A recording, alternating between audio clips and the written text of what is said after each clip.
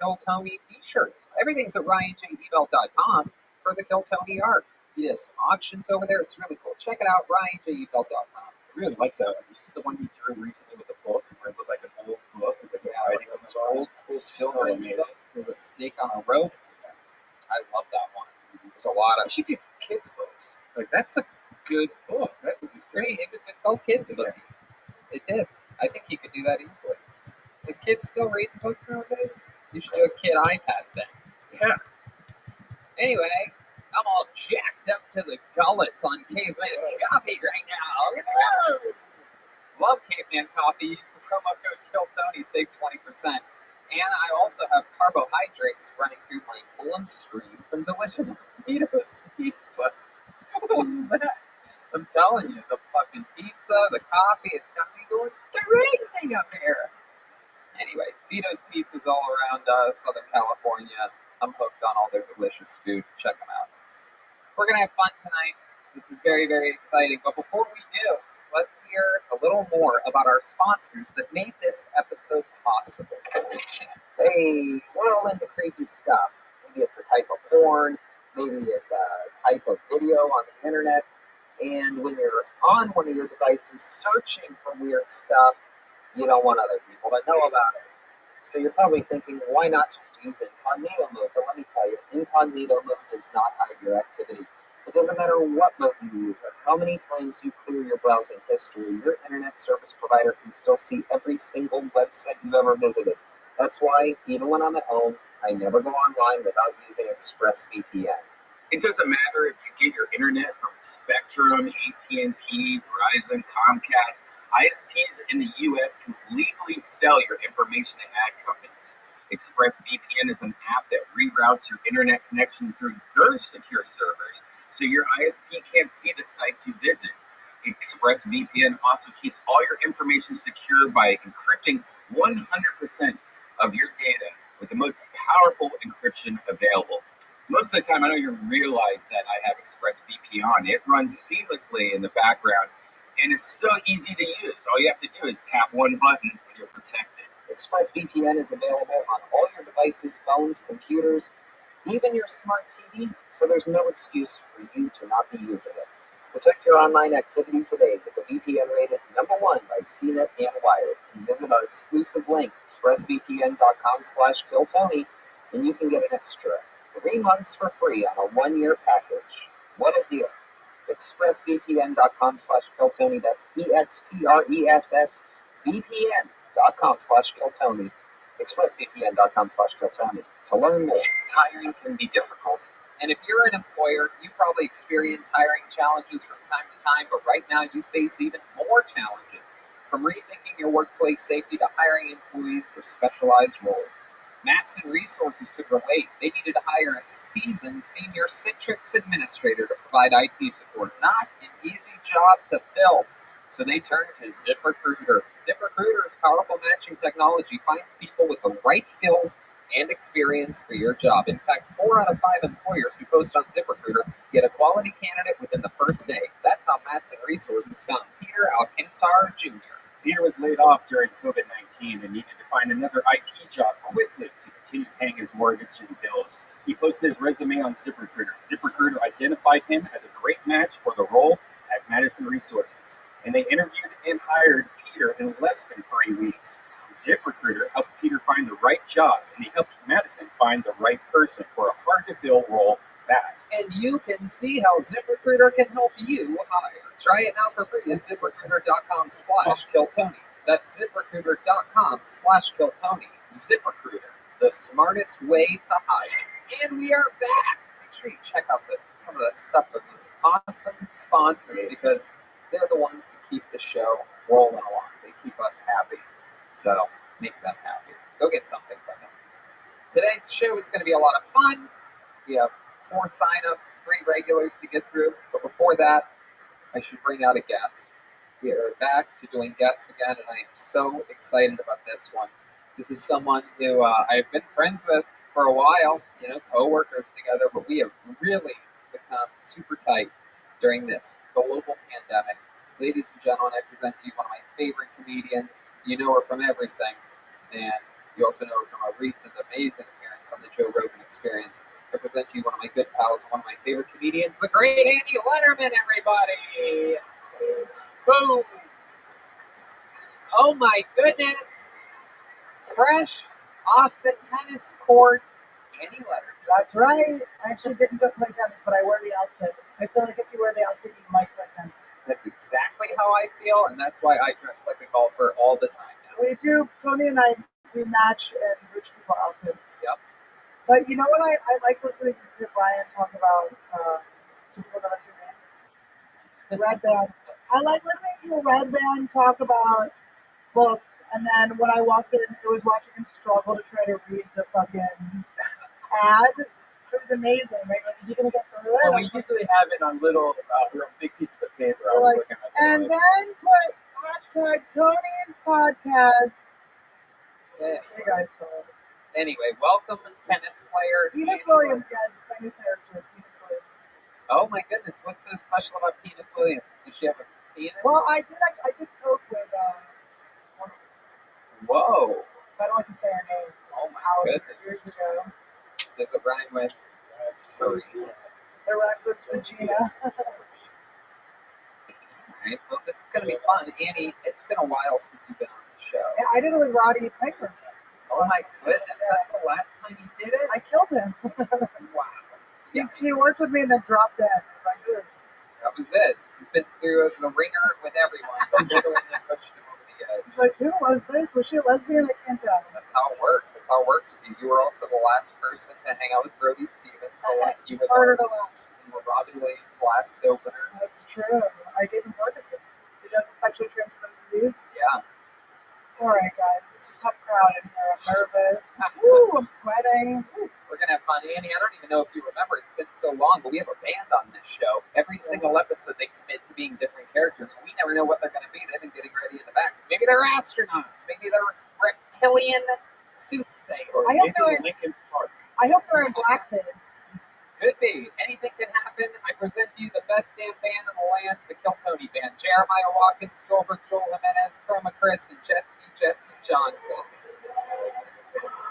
I'm in. That's pretty Wow. good. That's pretty good. Wow. The sweet, sweet sport. Oh my God. Wow. My goodness. Like real basketball players. You can hear the flatness of the Spalding that Jeremiah has. The first noise I heard was the classic sound of a flat basketball bouncing off the major stage. Not to be confused to when Red Band was reading that ad. But anyway. Neutral. Welcome, basketball players. What is your name? Yo, what up? It's a homie T-Switch. That's my boy Rim Job back there. That's right. I remember you guys. It's been a long time. You've been on this show before. T-Switch and Rim Job. However, T-Switch. Oh, T-Switch. Okay. That's important. Do you make a lot of shots? Because you look like we wouldn't be able to count on you for a free throw. I'm actually very good at basketball, bitch. Really? Well, we're going to have to see. Maybe we'll have a little shooting competition later. And then, what do we got back here? I've never seen you with these basketball players. What's up? I'm a W street baller, Oh my goodness. and I'm a slam drunk. I drink on the court, and I. Slam drunk? Wow. She's a wild ginger. I love that. Goodness. Like Stone Cold Stephanie Austin. Got a little Bud Light there. How exciting. Looked like if Kathy Griffin got stung by bees in the morning time. What's your name? Slam drunk. So that's your actual name. Okay. Wow. That'd be an odd trip to the DMV. These are my birthday, homie. Oh, they're just your basketball, your court names? Yeah. Wow. And who's this young whippersnapper back here? Looks like he only shoots threes. Ha ha ha ha. Yeah. Did you buy that Unity card? You know, you got Red Band up front, and you got Urban back here, dog. Oh my God. Is that your name? Hell yeah, Urban back here. Laying it up, dunking it, shooting threes from downtown. Shooting threes are banging threes. These guys all sound like they never even watched a basketball game before. You're shooting shots from downtown, Tony. Exciting. Actually, I have never watched a basketball. I grew up without a TV, Tony, so. Wow, you always wear that mask? Yeah, that's right. I'm rim job. I gotta keep my mouth clean so I can eat that ass later. Wow. My goodness. You have a steady girl whose ass you eat, or do you get around a lot? Shit. But what is it? Shit. Wow. Shit. That's what eating ass is. Rim job. T-switch, slam drunk. T-switch, like a switch, homie. Oh, that's right. He's That's confusing his personal life with switches. what? That's okay. Wow. Wow. One person gets Can we switch him out? What do you mean? Switch, No. slam. Oh, you're the only one that knows the gay term in the room. What does What it does that mean? like a switch, like a computer. Like a Nintendo Switch? That's what I thought you meant at Your first. microphone's starting to make more sense. I've never Tell heard us of more. that. I've learned so many sexual things on this show. Like, what's the one where you put the pencil in the dick hole? Oh. Sounding. That was a classic Sounding? one. What was another one? That's another weird one. It's switching, like switching positions. I think it's switching like Like you can top or bottom. Alright, I don't know. T-Swish, Rig Job, Slam Drunk, and Urban back here. The whole band is here. Andy Letterman. Let's start the show, shall we? This is Kill Time. Comedians get 60 seconds, then we interview them afterwards. Starting off the show, ladies and gentlemen, I mean truly an icon on the show. An absolute monster. I love him more than anything. Sometimes I give him some good old tough love. Try to squeeze the best out of him like you would with a delicious orange in the morning time. If you're into fresh juices. Here he is. Ladies and gentlemen, what else can I say? Longtime regular, great comedian. Here's William Montgomery. Oh boy, here he is. Don't you want There to he squeeze is. him? 1 minute uninterrupted from William Montgomery. I haven't seen Jack Nicholson on the sideline lately. That's my impression of a poser or a Lakers fan. For all the atheists that hate my material, as the late great Rick Moranis said, God bless the haters. Y'all ever notice how every commercial these days has a product?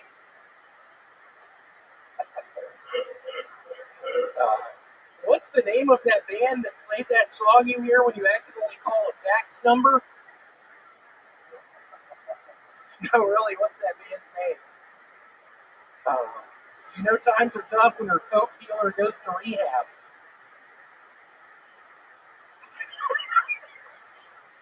No, seriously. Man. Friend in Memphis had to go to rehab. And Scarlett, I just want to say I loved your voice in the movie Her. Thank you. Okay, there's a minute. And there you go, William Montgomery.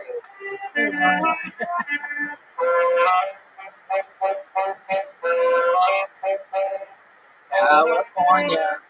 There you go, William Montgomery. Another very funny set. 45 seconds of thunder and lightning, and then you start just commenting on things. It's pretty awesome. I like that fax machine song. You do? I know. That's You're talking about Axel F. Yeah. Jack, What are you talking about? great references. Jack Nicholson, Rick Moranis. Rick Moranis is actually not dead, but he's a huge Christian. He's a recluse. He's a recluse. Have you ever been a recluse? I have been bitten by a brown recluse before. You at have? Memphis, yes. What happened? Very toxic bite. I almost had to get my lower leg amputated. Oh my goodness. Oh, there it is. Yeah, thanks for the snake sound. That's the sound of a spider. Closest thing I have. How'd you do a snake sound? What were you doing when you got bit by a spider? Were you outdoors? I was, I guess you could say, hollering at an African American girl on the south side of Memphis. We were on the waterbed. A waterbed? The waterbed. She had a waterbed? She had a waterbed. A black girl had a waterbed? Yeah, what do you mean? I love the Virginia on the waterbed. I grew up with one. Yeah. You grew up with a black girl or a Waterbed. African American? The problem with waterbeds is they weigh so much that you can't really have them on the floor. So The Were- black were girls they- or the waterbed? Were they ever? It's still the waterbed thing. Really, it's I don't think they were ever really comfortable, were they? Oh no, this one they had different models. Like mine almost felt like a real bed, but The black it's girl or great. the one? Yeah, right. It depends how big they are. That's what I was about to say. The cool thing is you can heat it up, so you just sat in and you're just like on this warm, fleshy feeling bubble. Well, I lost my Virginia when I was 14. Northeast Philadelphia. We're fucking bumping DMX. It was fucking sick, dude. I got sick. How was it?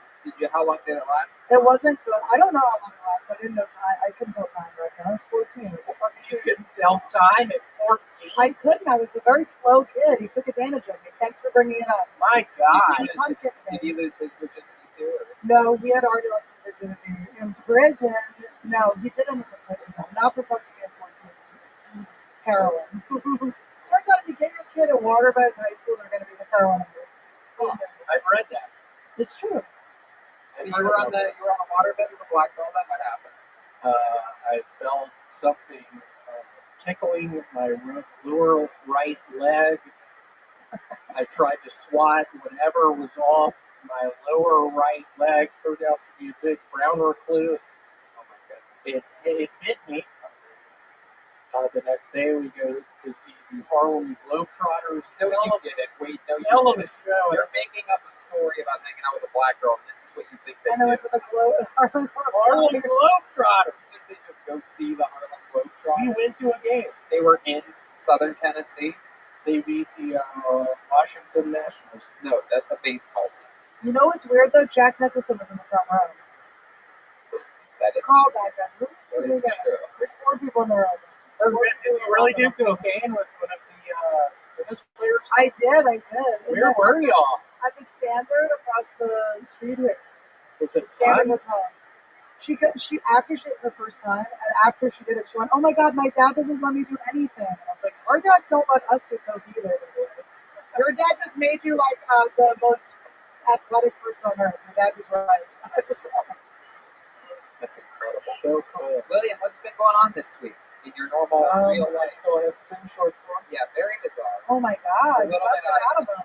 How often do you watch those? I've asked you this. It's not my dick, it's my tummy. No, we know that's your tummy. It's a food Right. line, heart, dick, heart, tummy. It's the same. David Lucas has this video on his phone of his first time meeting William 2 years ago, and he has the exact same shorts on. No way. Is that Swear to true? God. Were they broken? These are the only shorts I wear. I did not. I bought Birkenstocks. I'm wearing my new Birkenstocks. Oh my God, what's it? Super comfy. You usually Highly recommend. Call your dad real quick. Call your dad. Put him on speakerphone. We need to get you some new shorts. Tell me you stole a shirt. My previous plans of having people send you shorts did not work. What size do you wear again? Uh-oh, I think we know. I think it's a large. A large? Well, it looks You like think you're a wearing what? it looks like you're wearing It's a 36, 32. That's why it's broken. Call your dad on speakerphone real quick. My phone, I don't have my phone. Yes, you do. If you're listening To my backpack. send in shorts to William. Okay, grab Wait, William's get my backpack. phone in my backpack. You just grab his backpack. This is important. No, the phone's on top. Oh, it's on top. There we go. We're gonna call Mr. Thanks, man. We have to get. Can you FaceTime him? I want to This see is, him. this is the music from that game, the Harlem Globetrotters game that him and the black girl went through. Also, he said African American, which sounds like the N-word. Right? It's like he's trying. It's worse, right? It really Really? is. Since the bird watching fish. Uh-oh, here we go. Put him on speaker, turn the volume all the way up. Might be late over there, huh? It is Wake his ass up. It's good late time. now for 11. Volume up. Put it right. Put the microphone to the bottom of the phone. Hi, Mr. Montgomery. It's Tony Hinchcliffe. Can you hear me? Oh my gosh. Yeah, how you doing, Tony? I'm great, man. You know, I just wanted to hear your voice and say hello. You know, we're big fans of you over here. We're doing an episode live right now, and I want to talk with you about the shorts that William has been wearing for what appears to be pretty much 2 years continuously. Not a short time. Let's just say. Yeah, he says that it's the only pair of shorts that he wears. What can we do about this? I think he's been wearing those since he was a sophomore in high school. No loyalty to that. No loyalty. I love that. And he has, sometimes they've been too big for him, and sometimes they've been too small for him. Well, at the small part. God. Oh my goodness, we're definitely at the small part. The front is busted open. Is Louis carrying all of us right now? Yeah, he needs to invest in another pair of shorts. What do you think we should do? Should we start a fundraiser or something like that? Or maybe we should, Shorts Yeah, I cost think like those $20. I think those things set them back originally maybe about $12. We could probably find the exact manufacturer of those shorts and buy a new pair of those shorts. you know what, that's what we're going to do. We solved the problem, Mr. Montgomery. Thank you so much for talking with us. Thank you, Papa. I love you. Aww. Miss Oh, Buddy. We love you. We miss you. Come back, visit us soon. We will. We love y'all and miss y'all too. Awesome. Bye-bye. He's the best. Why did y'all fucking do that to me when Papa was on the phone? That was so What did we cute. do? What did we Y'all do? made me look like a fool. Your No, pants made you look like a fool. and your father made you look like a fool. He really upped the ante. He told us you had this since you were No one sophomore thought in I high was school. sophomore in high school. He said that they've been too big on you, they've been too small on you, that you fluctuated weights through your life. Like your little problem. blankie at this point. What? Is that like your little blankie? Are you scared to get rid of those shorts for a reason? Oh, it's so upsetting how small they are. Jeremiah, do you like when I see you lucky, girl? Is that a plastic bag coming out of your boxers? I see what you're working at least time. Thank you. William, All right. William, All right. you think that if we bought you a new pair of those shorts, would you wear them? Do you know the brand of those shorts? They're okay. Mountain Hardware. What are they? Mountain Hardware. Mount Hardware? Mountain Hardware. Mounted Hardware? Mountain Hardware. Size what? These are probably a 36. Well, what do you need? 38, obviously. 38. Oh, no, I got a 40 and they were way too big. 38. 38. Oh, you attempted and you overshot? I love No. that. I got And a I did 40. my- I got a size 40. It was sad. I looked like a fucking clown. They were down around your ankles They were, and I tried to put a belt on it. and then put it on your neck accidentally. Mounted Hardware, there it is. Pants and shorts are one of the first things that comes up. Oh my goodness. Oh, these are expensive. That's why they last so long. Yeah. Look at that. Yeah, really great shorts. How'd you get the original pair your sophomore year? Your parents or your grandma or someone? I was working in an outdoor store in Memphis, Tennessee, What was the outdoor store? called Outdoors Incorporated. Outdoors Is Incorporated. that when you just put your cups out and people put? Wow, guys, breaking news. They absolutely have the exact same Oh shorts. my god. They're I think $38. that's William too. The Holy model. So 38 happy bucks. for you. I remember around Christmas time when I was working there, Lawrence, the new manager, gave everybody a $100 bill for Christmas bonus, and he didn't give me one. Why? And I wanted to cry that night. I feel like I know Why, why. why did he give you a bonus? I don't know. I don't know. I What remember exactly did you do there? You agreed? I worked, and at that point in time, I worked in the, what is that place called? It's like a big enclosed building with where you have a bunch of products in it, the warehouse. I worked in the warehouse. Yeah. What'd you do at the warehouse? I got clothes. I stole a bunch of shit. What did you do? What did you do for work at the warehouse? People buy stuff on the internet. I would find their products that they're looking for. I would get them, and Lawrence didn't give me a $100 Christmas bonus. Do you think it's because you were stealing from them? You know. I mean, we have it all rung up here. It's on sale, in fact. Spoiler alert. It's immense J Tree short. It's on sale for $45. Is the pocket? They have 3 inseams, though 7, Oh, 9, and 11. What's your inseam? My guess is yours is a 911. It is a Because your balls are Seven is falling. what? The twins are falling. It smells like hundreds of innocent corpses. Okay, all right, that was too far. 9/11 jokes got lost before that. You say innocent corpses one time, everybody gets all mourning in here. Oh my God! Yeah. The pictures they have of these shorts. William, Like, what's turn your around. Can I see your butt? What your butt looks like in these shorts? There is a hole. Yeah, there's a hole in your. Like, Can we there's a get hole someone- right in his butthole. Can we get someone to measure William's Have- jeans? Have you ever pooped out of the hole? Yes. No, come on. There's a hole underneath it that goes right to Let the me butt. see. Check Let's the see butt. it. Sit down on that table behind you, William. Yeah, do the Sharon Zoom Stone. in on this. Do a Sharon Stone. Yeah. Just lean back. Oh my Get in god. there. What is that? Look at that. Oh, that's a big hole. Oh my It's God. a vaginal hole. Huge hole. That's a big Move your hole. hand. Just picture me with the black girl in Memphis, just on her water bed. William, move your hand. Yeah, don't hold it like you're holding your Wait, camera okay, holding no, a vagina. Hold it and then lean back. What a good song. Spread your legs out. Spread your legs. Lean back. Let the light get in there, William. It's very dark. Oh god. Oh Wow. no, I see red hair. Oh no, that's my view. Okay. Hey, All let me right. see You can the zoom out, Zach. Let me shoot the basketball now. I know I can make it. Uh-oh. What did you just say? Shoot that basketball right in that hole. Oh God. Slim Drunk is talking some smackery. Yeah, what happened there? All right, William. Well, so much fun. Great set, great interview, great talking to Pops. There he goes, the great William Montgomery. R.I.P. Jack Nicholson.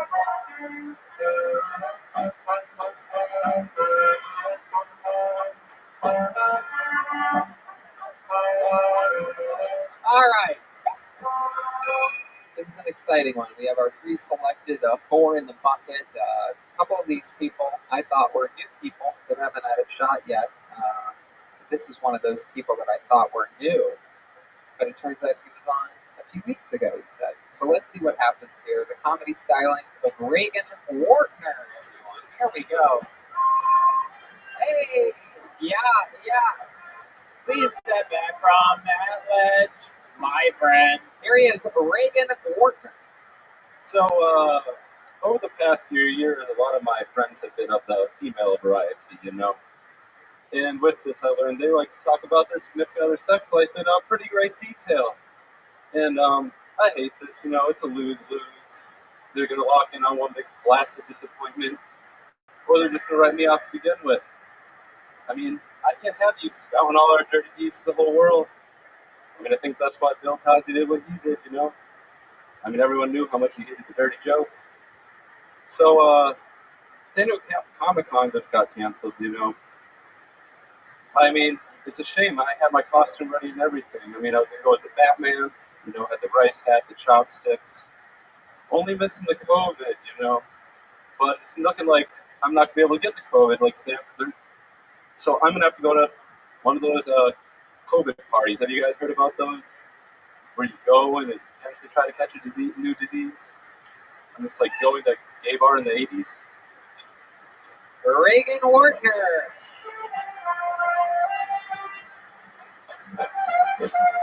So Reagan, let's talk about it. How long have you been doing stand-up? About a month. About a month. No better my month to God. start stand-up than this The month. craziest thing I've ever heard in my life. You have all the on-stage energy of a man that's been doing it 1 month in August of 2020 of all the months. That was way better than your last season. That they didn't remember. They forgot your So that's probably good. It was definitely good. It was a little bit frightening when you started talking about how women talk about sex. You don't want them to talk about your dirty deeds, and then you went straight into a hardcore Cosby joke, Yes. rationalizing that what again? That he was into raping because he liked clean jokes. Because he didn't want the women to make dirty jokes about I it. actually think that there's a good joke in there. It's just there's like a million words you don't need. But there is something funny about the reason he drugged them is because he didn't want them talking shit. It's good. It's a good. Your brain is going in the direction, but your eyes are not. You shouldn't be looking back here. I mean, Cosby is a great comedian. Don't sleep on him. Oh, you basketball players love Bill Cosby. Is that correct? Yeah, man, I never sleep on him. How about you, Slim Drunk? What are your thoughts about Cosby? You're a woman. Yeah, I've never heard anything bad about the guy. I don't get any of the jokes you guys have talked about. Did he do something? You don't know him, Joe? Nah, I don't have a TV, man. Wait, what year is this? You know, we're on the street Yeah, all what the time. year do you guys exist? Yo, 2020, that's why my ball was flat. Oh, shit. We don't have time for pop culture. We're on the court playing ball. Social distance, I hope. Of course. Man, they took out a lot of rims in the park, man. You gotta go to special parks to get in basketball. Reagan, Warner, Fix where those rims. are you originally from? Minnesota. Minnesota. How long have you been in Los Angeles, California? Moved here during the pandemic, so Oh my god. Wow, moved here during the pandemic. Did you wait? Can I These ask are the hardest laps of the night, by the way, that anybody's Yo, got. I've seen a lot of traveling on my day. That might be the worst. Now, did you move out here because you were watching Kill Tony and you're like, I want to come out and start doing stand up? sure, why not? Yeah. Oh, don't lie to us now. So when exactly did you move from Minnesota? What month are we talking about here? Pre or June. post George June. Floyd? Right after George Floyd. Oh, that's Right right. after George Floyd. Yeah. Were you close to that incident? I wasn't working in that area at the time, but I lived right by there. Is that your favorite cop? So you live. How far do you live from where he where he passed away? It's about 40 minutes. Oh, sure, murder for all of us. I swear. For all the people that have marched and whatnot. I guess I'll say the word He murder. gently passed into the night. I guess so. He did fall asleep first. I'm not gonna lie. He did fall asleep. He died in his sleep. He passed away from natural causes on that street. Jesus. I'm Kidding. kidding. Second Okay. episode. You know, maybe it's him. Maybe it's him. No, I'm about to call it technical on the show right now. So how far away did you live from there? It's about 40 minutes. Oh, 40 minutes isn't Yeah, close so- at all. I mean, yeah, not it's super close. Wow, you're trying to be close to the drama. That's weird. Yes, I mean, Seems if I'm like you're bringing up closer Bill to like Cosby jokes. Stephen Avery's junkyard than George Floyd. He's in Wisconsin. So what do you do for work? I'm a Postmates driver now. Did you inherit a bunch of money from a recently dead grandparent? No. Have you or has someone you love recently been diagnosed with mesothelioma? Did you save money on your car insurance by switching to Geico? What happened? Get bored after 480 episodes or something. Have you or someone, all right, tell us something interesting about you. So I found out I have a $515 claim against me yesterday. What kind of claim? So apparently I didn't cancel my gym membership, and so they're trying to put a claim against me. Get the fuck out of here. You had a gym membership? Look at those pies. Of course he does. Just kidding. I mean, it was mostly steroids. This was in Minnesota, Yes. and you didn't cancel? Well, I called them and canceled, but they needed it in writing. Couldn't go there during COVID. Well, then they lose and you win. I mean, I'm not gonna pay. Yeah. Fuck that. Oh, you did. You have to make sure that Yeah, don't fucking credit them. yeah, you have to make sure that you take care of it with them. You have to be very straightforward with them. And this is sponsored by. Or else it's going to I don't affect know. your debt. No, they already brought it to like that claim. How, If they never even told me about it. how much is your monthly gym membership? It was $50. Well, they did $25 every 2 weeks. Yeah, that is weird. So after like the first month of not paying, they just said, "Oh well, we'll just keep on charging them for it." Yeah, no, during COVID, they kept charging me, and like, so I tried to stop it because I'm like, you can't charge me during COVID. It's not COVID. So then That's the they reason blocked my credit card. That's why I won't go there. The gym. I only go to that pizza. That's Planet Fitness. They actually have pizza out there. Yeah. So you have a claim against you at the gym. What else is going on in life? So I just moved to a new apartment out of a co-living place, which is awesome. What's co-living? So Roommate?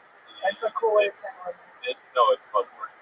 share It's bathroom. like 8 units in one room. Oh, shit. That's not Tell us Honestly. more. So- Explain it. 4 bunk beds? No, so they have like these holes in the wall, these pod hole webcams. They do have webcams all in the house. And Go ahead. it's Keep telling us. not in the back. I think you were on the show Big Brother. You didn't realize it. But so there's like about 8 pods in the room and then 1 bathroom. And yeah, it's really bad. Oh my god. How much is your rent? That rent was $800. What? We've had somebody on the show before Yeah, that no, I stayed on remember this watching podcast. a show that someone did that. $800 a month. So now, is that what you did before? Or is that where you're living now? I just moved out of there. I only stayed there for So a month. now where have you moved into? Now you have Well, what? apartment right by the shittier side of La Brea. Shittier side of La Brea. That's both sides. So I don't know. La Brea and Right in the middle of Hollywood area. in the Hollywood area. Willoughby. What's the number? Willoughby's a great street, tucked snugly between Santa Monica and Melrose, I do believe. Tony also is a village driver. Yes, I deliver food all the time. I will be at Willoughby in 8 minutes. Whoa! All right. So, what's the craziest thing that's happened to you while you've been delivering Postmates or whatever that you do? Postmates. Well, yesterday I had to leave, and I just left because there's this crazy meth that wouldn't get out of the way of my car. Did you say oot? Out. It wouldn't get out to the. They're close to Canada. Yeah. Minnesota. Yeah, they get weird like that. I didn't even know they did it. Very custom. Minnesota. Yeah, but so she just kept on like going all around my car and wouldn't let me leave for It was a girl. That actually happened to me recently. I had a crazy guy that was on meth, and he started. He went on the. I was at a meter, busy street. We'll say Beverly Boulevard, right? And I was at a meter, and I get back in my car. I'm on a phone call too at the time, and so I'm not really moving, but I prepaid the meter, so I'm like, just gonna chill here. And the guy has no shirt on, one of these ripped fucking Latino. I mean, totally messed up though. Totally like Breaking Bad, like fucking Tuco Latino guy. You know what I'm talking about back there. And he has his shirt in his hand, and he starts like detailing my tire. He's like, man, these tires are way too awesome. They have this kind of like dust on them, man, or something like that. And I'm like, hey, it's okay, pal. You don't have to do that. Oh, He's like, yeah, whatever. And he's like, no, I'm gonna do it, man. It's just from the heart, I'm like, no, seriously, if it's from the heart, it's gonna have to be. I don't have any cash on me. I cannot pay you for this. And he goes, I don't need your fucking cash. I'm a zillionaire. And I just rolled up the window because I was trying to complete this phone call. It already sounded like I was like in a bad neighborhood to the person that I was talking. It was like already bad and embarrassing. So anyway, Yeah, I tried to roll down the window and like I said, just give her $1 so she'd leave me alone. But then like I rolled it down, she just seemed like just screaming this nonsense that just like okay, never mind. Roll back up the window. all right, but yeah, there was one point where the light turned red at the intersection that the traffic was at. I swear to God, the guy's like, it's been like 3 minutes now, and at this point I'm annoyed because I can't drive away, and I can't get him away. I've already tried, like, now I've tried multiple times, like, please, man, please, I'm begging you don't have to do it. But like, this guy could snap it, and he has veins popping out of his neck and chest and shit. And at one point, the light turns red and traffic stops, and I swear to God, a cop car with 2 cops in the SUV stops like right next to me. But I don't want to be like, excuse me, officers, this guy is cleaning my tire, right? But instead, I gave them like this sort of like that, so I just wanted to be quiet. And the guy looks right at me, and I'm like, I point at that guy cleaning my tire, and I give him the old like, I don't know what the fuck this guy's doing. I got a switch in the corner. But I didn't say anything. And what? But the cop basically looked at me like, fuck you, buddy, because We've been he defunded. gives a Go shit. fuck Yeah, yourself. exactly. I live in that neighborhood, and it's just gone fully homeless. Tony's It's like, Black unbelievable. Corvettes matter, man. Come on, help me out over here, dog. It's unbelievable what has happened to Yeah. one of the loveliest neighborhoods in Los It was a Angeles treat since to live. since the big riot in June. It's absolutely incredible. It really changed the Yeah, dynamic. they burned a couple cop cars, and now Good thing we solved racism, though. Totally worth it. Great job, everybody. Anyway, Reagan, anything else? So my mom's getting divorced. Whoa! I know I was gonna say, and your dad isn't. What did you do? Yeah, they got divorced a long time ago. Why is your mom getting divorced? Because apparently like her husband is being weird. So he's like a narcotic officer. Oh, Jesus. And he's getting retired and he's just acting like super strange. Like it's super like mad all the time. Wow. Stupid stuff. Oh, he's dabbing in his own supply. Is he collecting minerals and stuff like Hank did in Breaking Bad when he wasn't able to work? It's like William Montgomery's drug dealer. So do you think your mom and dad will get back together? Hell, no, they hate each other. Then Do you have siblings? Yes. Yeah. You have a sister? Yep. Well, 2 stepsisters, 3 stepsisters. Whoa, No, real it's sisters. like my favorite one. But what I was wondering is, since my mom's getting divorced, I mean, It doesn't count. You're allowed to, you're allowed to go still for it. siblings. So yeah, does that mean we're open to income? Fair game, dude. You can Absolutely. do that anyways, let's be honest. Yeah, we know that you have. You ever jerk off to like your stepsister's like underwear or something? Have you ever done with your underwear on your dick? Where You ever do anything weird with your stepsisters? Tell the fucking truth, I dude. have never done anything weird. My stepsister. Come on, you think that clip's gonna get us a lot of hits? Come on, dude. My Tell Answer us, it tell us what you did to her. My younger stepsister's like a bush, so. Ooh, a challenge. It's good to Turn try. that lesbo. Turn that lesbo. It's good to try. Okay. Just go ahead. Just let it out. There you go. So not into the butch, huh? How about the more feminine stepsisters? You think you should call one right now and tell her that you've always wanted to fuck her? How many of you think that's a good idea? I'll do it. No, don't do it. Don't do it. You There you go. gotta do it. Number 3, Reagan Worker showing its room in his second time on Kill Tony. 1 month of experience. He's having quite a career already. Huh? He's having quite a career. Yeah, I once wanted a Corvette my whole life. Or not Corvette, but a convertible my whole life. Yeah. And I found out very quickly that you did not want a convertible at some red lights. You'll be sitting there, and there'll just be like crazy people like roofing over you. Like, okay, that's why I have a roof for it. Yeah, I have a convertible and I very rarely use it. It's actually quite shocking. Even on beautiful days and things like that, like the sun is fucking aggressive and it gets way too hot. Gross mouth. He's afraid of sun. I already have enough sun. I don't know if you could tell, but I look like a fucking homeless. Yeah, it's pretty crazy. Vitamin D. I pulled another name out of the bucket. Make some noise for your next comedian. He goes by the name of Kenneth Burnett.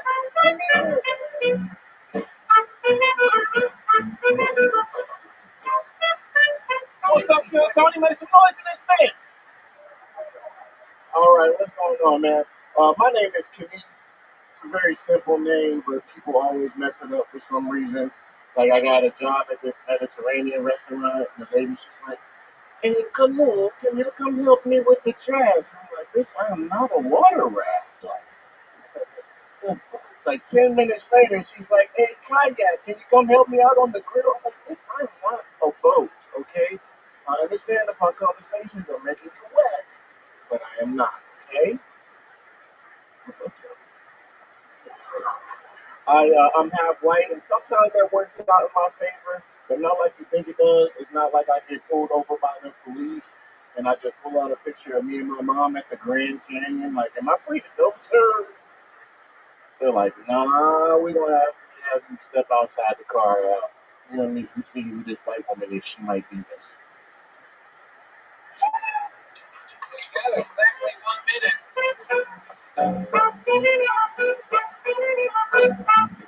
What's up, Tony? You got a white mom? Yes, I do. She had a black name. Gina. Oh, shit. Goodness. My brother once had a black girlfriend named Regina. He said it more black than it was Gina. But she says it like that's Gina. Ooh. Tries to be a My town. mom used to be a little biased. Parmigiano Regina. Lovely, lovely. Where's that at? Whereas Yep. my mom lives in North Carolina. I'm from North Carolina. Oh, nice. I moved to California like 8 years ago. Lovely, lovely. You go back to North Carolina and visit a lot? I actually drove from San Diego to fucking North Carolina in 3 days. Which car? Acura, 2006. And yeah, it was good. What were some highlights of that road trip? I feel like not I enough feel like people. the biggest highlight is I didn't get coronavirus, and we stopped in Texas, so that was good. I saw my dad. That's the best. That was like the one thing I did. I went to go see my dad on Father's Day. Did you find him? He was just walking down the Oh street. man, I know my dad. Don't do that, Tony. Okay, I'm sorry. I mean, You did picture like you found him. my dad had paid child support. He actually went down and signed up for it himself. Like, they didn't have to like chase him out of the crowd. Whoa. This guy's like the Jackie Robinson of child support. And then he'll come and get me once a month, take me to McDonald's, and just he said, what was it? McDonald's. McDonald's? Yeah, that's McDonald's. Yeah, McDonald's. And we would sit in front of the house, and this is where I learned how to call a woman a bitch, you know? Wait, is your dad David Lucas? No. Okay. I think I'm a little bit. Why do you think you call it McDonald's? I'm from North Carolina. North Carolina. Did they call their most popular sandwich a Big Mick? Is it like switch or is that? Last time you guys roasted me because I had a red shirt and you guys looked like I worked at McDonald's. Well, now you look like you have a Jay Leno collection shirt on. I actually old J.J. Leno collection. I broke into Guy Fieri's house and I stole his shirt. Sorry, Guy. That is awesome. I like your style, man. I do. You lived in LA for 8 years? No, I lived in San Diego for like 8 years. I was living in LA for like a year prior to coronavirus, so I've been out here like a year and a half. Okay. It's been good though. How's the coronavirus been treating you? What have you been doing during this quarantine? Well, I fucked stimulus money up. Like, yeah, what'd you spend it on? You know, like Nico said, you get the bag of tumbling. I fumbled. Right. I fumbled it. Tell us some of the fun stuff you Well, spent. I was doing dumb shit like buying $90 pre-rolls, you know? Oh, God. Like, I just did that. I literally just think I would have had Jordan before the coronavirus. Oh, man, this is wow. Wait, was that from one of my favorite shoe stores on Melrose? Did you get those in June? I gotta be serious. These are like the best shoes they had in North Carolina. Okay. I think they look good. Yeah. It's worth it. Did you think at all on that one wild night about looting at all? Did looting cross your mind? I wanted to, but like I was watching it live on the news. I'm like, I could get there in 10 minutes. Not only 10 minutes, that's fast, man. it is. I mean, Rick Kostic, my neighbor right there, and I actually weathered that storm together. We walked out to the intersection. Once you guys started the George Floyd Fairfax. No, the night at the big LA riot, though, Rick is my very close next door neighbor, and we're very like neighbors, but we're like keep far away next door neighbor. Jesus Christ. Okay, way to squeeze that one in there. Sure. YouTube comments back there. My God, yes. Yes. Anyway, and for example, like the Trader Joe's was wide open, and the paper stores, like these are behind, anyway, it's right around where we live. I've been arrested once. I don't want to be arrested again. I spent exactly 12 hours in jail, and that's enough. That was enough. Like, I learned my lesson. Did your butthole get it? Actually, you know what? Once you get past the fact that you can't leave jail, it's actually kind of relaxing. In 12 hours, you got there? Man, that's like being on the bench and just accepting your fate as a player.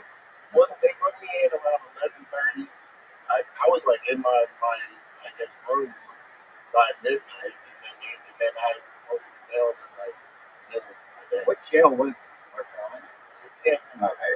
Is it maximum security? Home of the first citizens. What?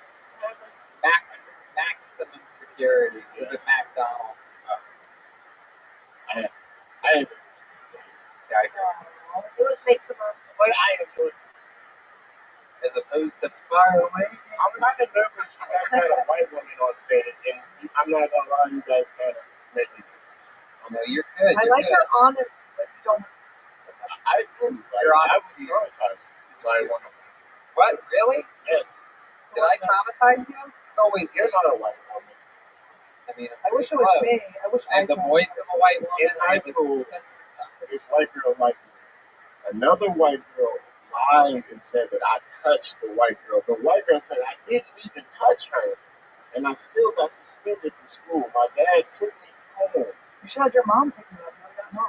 You didn't even get to touch her? Man, I didn't even touch her. You know what, Andy? You should let him get a free. I'm kidding. I'm just joking.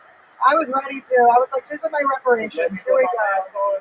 Have a grab. But no, so my dad didn't say shit to me on the way home. He got me home. He sat down, turned around, and he did slap the shit out of me. He was like, boy, don't you know you can go to jail for that type of shit? No McDonald's for 3 months. Yeah, no, I don't know. I never, like, I was in 10th grade. I never even talked to white girls, like, until I was like, so just like, I just spoke to you just now, you know? Well, welcome back. Are Not you? all So liars. you haven't talked to white girls? No, I'm joking.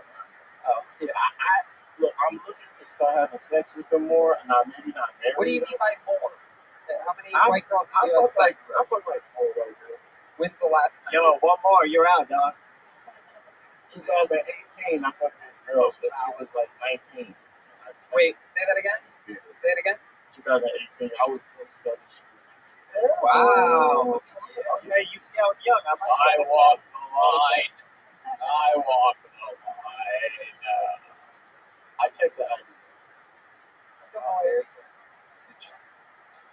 Well, that's fun. So it's been that long since a white girl? real question, because I always am curious when I hear you, like, when people like check IDs and stuff. Like, how long before you had sex did you check the ID? Was it a casual thing? Like, You do that while Well, you're you gotta do some Mac shit. like you're in the one eye. You gotta pull some Mac shit.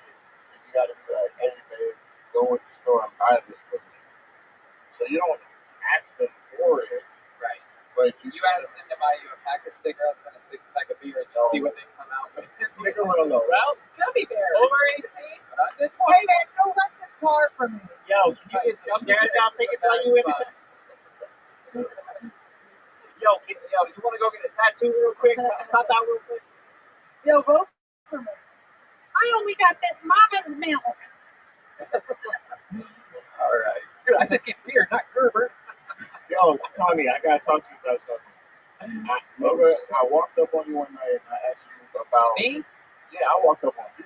I walk the line. That was like 5 minutes later. But he just said walks. Go ahead. And I told you I wanted to do a rap battle with your boy in Arizona, Right, Tristan. Tristan. Good guy. And you said, yeah, sure, set it up. Oh, Jesus, why do I have to sound like that? That's what you sound like. That's what you sound like. Everybody's goddamn impression of me. Whoa. And I hit him up, and he was down with the shit. And then coronavirus hit, and then I hit him up, but like after, like, yo, let's go to the store now. They're doing it, and I ain't mad at him, but I feel like He's in love right I know I He was is. in love Yes. too. now. He's in love. He's Yeah. making sweet love right now. Yeah, I ain't mad at him. But I'll tell you this, when things get up and running, I know I want to do that. that. I want to do that. You know, Tristan, with the pressure's on, big audiences, that's when he shines. So he's probably waiting until the energy's back. I a little want bit. to flow with him. So, Hey, man, I can't wait. I'm pretty sure I'm any not day gonna now. lose the rap battle to a white boy in the middle of civil rights movement. I'm just not gonna do it. Oh, what did you Now I do? want to see this. I just can't do that shit. We have got behind Unless I Tristan like want a to go Confederate viral. flag and like have it really do This is it. There's a Macklemore joke here somewhere. I'll look for it. Oh, I like that. Get it? Yeah. Matt? I think you just did it. And I can get myself a rim shot, you fucking idiots. Rim shot from rim shot. There you go. All right, Kenny. Well, so much fun. Great Appreciate it, fucking buddy. interview. Y'all have a good night. What a great guest. Great flow. Kenny Burnett. All right. It's one of those times right now where I get to bring up one of my favorite comedians, guys. This guy, for sure, knows something or other about being an African American. Am I right? I love this guy. We're good friends. Hang out all the time. Here's David Lucas, everybody.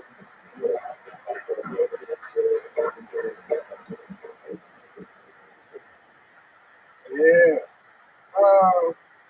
Girls swear it hurt us when they told us you'll never meet another woman like me. It was kind of like, bitch, that was what I was aiming for. Like, love is not hard to find. Women always make it seem like you'll never love a kid like you love me. Like, I convinced myself to love a dog, and all that nigga do is piss me. So it won't be too hard to love a bitch that fucks me and get on my nerves.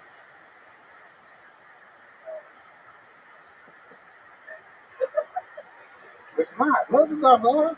Who the fuck won't fall in love with somebody that fucks up 3 or 4 times a week? Like, I'll be in love with a motherfucker. I think the perfect woman is a deaf mute. I think that's my perfect chick. She can't hear shit or say shit. Like Helen Keller would have been my perfect bitch. That'd be a 10 in my book. I won't be an old Helen Keller ass bitch. You can't see your hair? Oh, hell yeah. You won't stick your cheek on your ass. You won't hit me with this door for me. Awesome. You're gonna have to hear her talk. David Lucas. I gotta hear Let me just tell you my insight on a set like that is that I don't even think he would have gotten through 40 seconds of the stuff that you talked about, because I think if there was an audience and a pause after, you won't meet another woman like me after you tell a girl you don't want to be with her anymore. That's exactly what I was looking for. right. I mean, that would just be, that's absolutely one of those slow builders that starts sort of like boom, and then it just builds. I've seen it enough times to recognize that. And then the dog part, like, it's interesting how weird the translation of well-written jokes and the timing and everything is so off, but if you have an ear for it, right.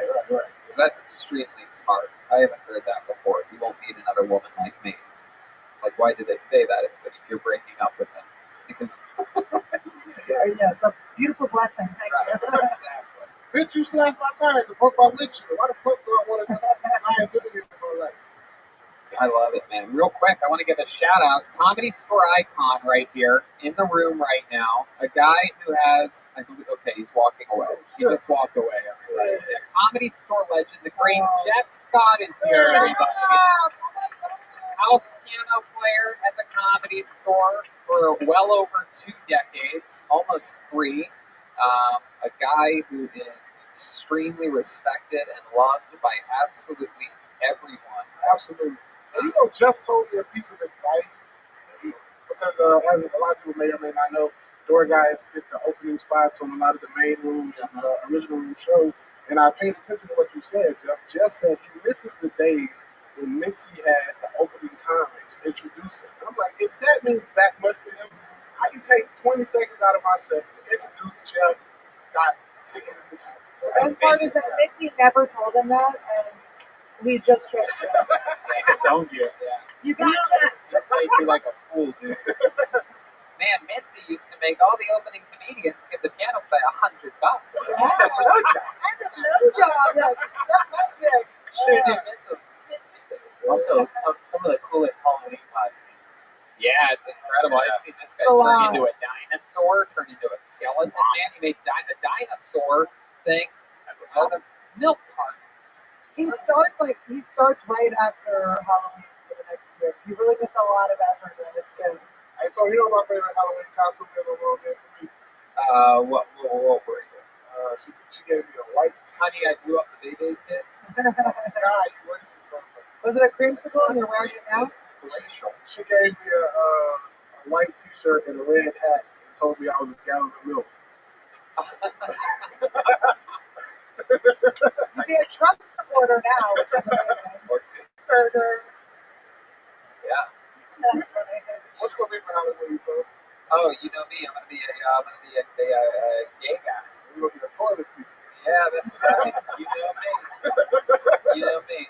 You want to sit on me, and then you can either take a number 1 or a number 2. Or just pee on me. Sure, absolutely. You pee on the toilet seat. All the What's time. wrong with it? On Yes, the he toilet. does. Oh, well, you know, actually, Makes Helen Keller clean it up. it depends on if the toilet got stains in it. Because if the toilet got stains, I pee on the stains. Oh, you try to get Try rid to of the clean it, stains. yeah. That makes sense. Yeah, that's I'm fun. upset. I like going to the bars that got the little soccer balls in their urinals. Oh, where are those at? I'm trying to think what the fuck those are. Maybe at the Denver airport. Oh my goodness, little soccer ball? Yeah. I think. Where they have little games so when you pee, you're like, oh, I'm playing a game Oh of my hockey. God, I don't have anything in the girls' room for Yeah, that. you guys just have to sit down and let it There's got flow. dildos in the toilet for us to sit on. It's unfair. Tony went up before you. What? She said there was dildos in the toilet. All they do is they put these dildos that go up and down in the toilet at Denver Airport. It's unfair. Stop stitching on that thing. Are those pilot wings on your shoulder? Yeah, you earned those. Microsoft's. Yeah. No Trump ways. I earned my wings. You let the pilots go. Yep, that's it. They call me the cockpit. what else is going on? They just saw your waist. We got hungry. Hey man, shut your broke, dirty, whiskey looking ass up. All right. Okay. What else have you been up to? I'm going to deep sea fishing tomorrow. Oh my goodness, really? Yeah. Are you gonna just jump in the water? Just sink? I don't think fish like dark. Oh my goodness. Where you going? Oh, yes. They always have Groupons for them. Where you go. Well, here's the story, dog.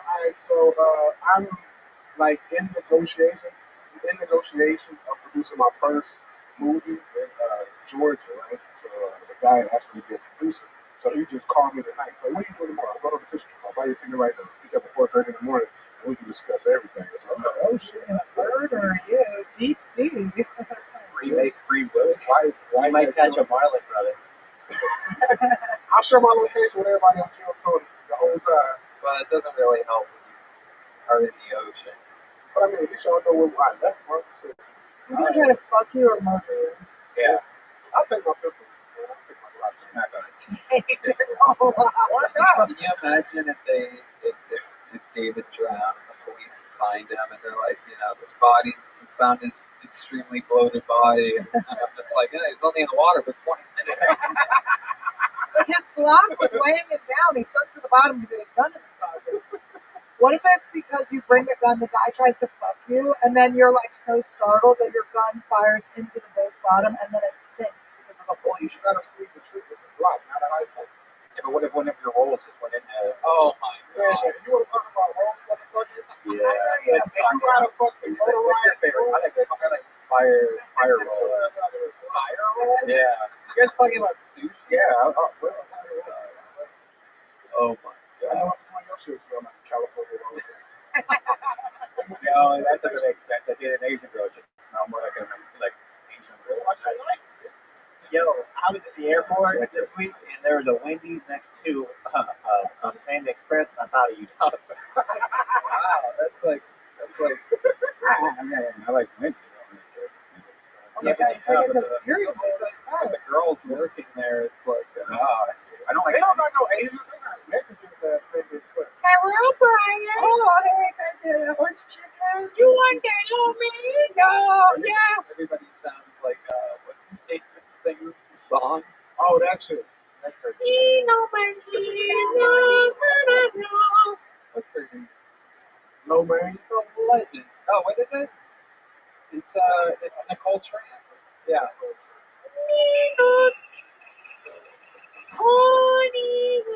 I missed it. Yeah. That's the shit. We gotta get Nicole back. Did we talk to her over the quarantine? I don't. I think we did. We had a pandemic talk with her, yeah. Yeah, man. So shit. That on deep sea fishing was started at the MMA gym last week. There you go. That's why I wasn't here because I fucking fucked my leg up. Really? Yeah. Day one. But that's my first time being on the mat in like 10 years. I used to wrestle in high school, so I ain't really like wrestled or grappled or anything in like 10 years. And then how long did you wrestle for? How long were you on the mat for? Yesterday, last week, we did 3-minute rounds, and that shit felt like I ran for 2 hours. Right. Yes, it's extremely hard. Hard to not vomit after Right. 3 rounds straight on. Yeah, and then one time he called me in the stomach with a knee, and I felt like I was really dying, bro. Like when you already like at point of so it made me like earn a new respect for like UFC fighters. I'm like, these guys are exhausted, getting choked out. Oh yeah, arm bars and not tapping. Right. That's a lot of fucking heart. It's crazy. They do usually tap with the arm bars, and two things you can't really get away from is a rear naked choke and an arm bar. Yeah. But Am I right? My jiu-jitsu specialist back here. Yeah, I can't watch MMA with people who don't like respect that because they're always like, "What if you just stand up and knock them out, dude? I would have just stood up." You ever play basketball? Because we need a big man. Yeah, I can shoot like a motherfucker. Really? Is that true? My goodness gracious. Who do you think shoots better, you or? I don't shoot anybody on stage. I put wood on it. Okay, let's grab a trash can. Oh, Or something. Yeah, somebody want to grab the trash can of the main room, green room? Yeah, let's do this. See what happens. It's gonna be our first. I'm right here. It's gonna be our first ever Kill Tony shoot off. Yes, It's sir. very exciting. Not a shootout, a shoot off. That's right. Who's shooting here? There you go. That's good. That'll work. We don't. Yep. Here we go. Okay. Now pretend the ball is your sperm and this is a fertile egg. Okay. Make it happen. Good luck. Let me get Go the brown stand ball. with David.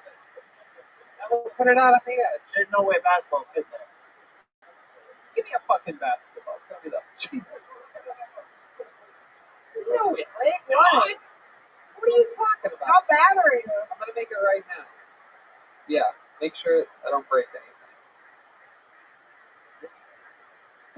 Oh, right off the front of the rim. So close. My rebounder actually somehow let the ball roll right in front. Hey, there it is.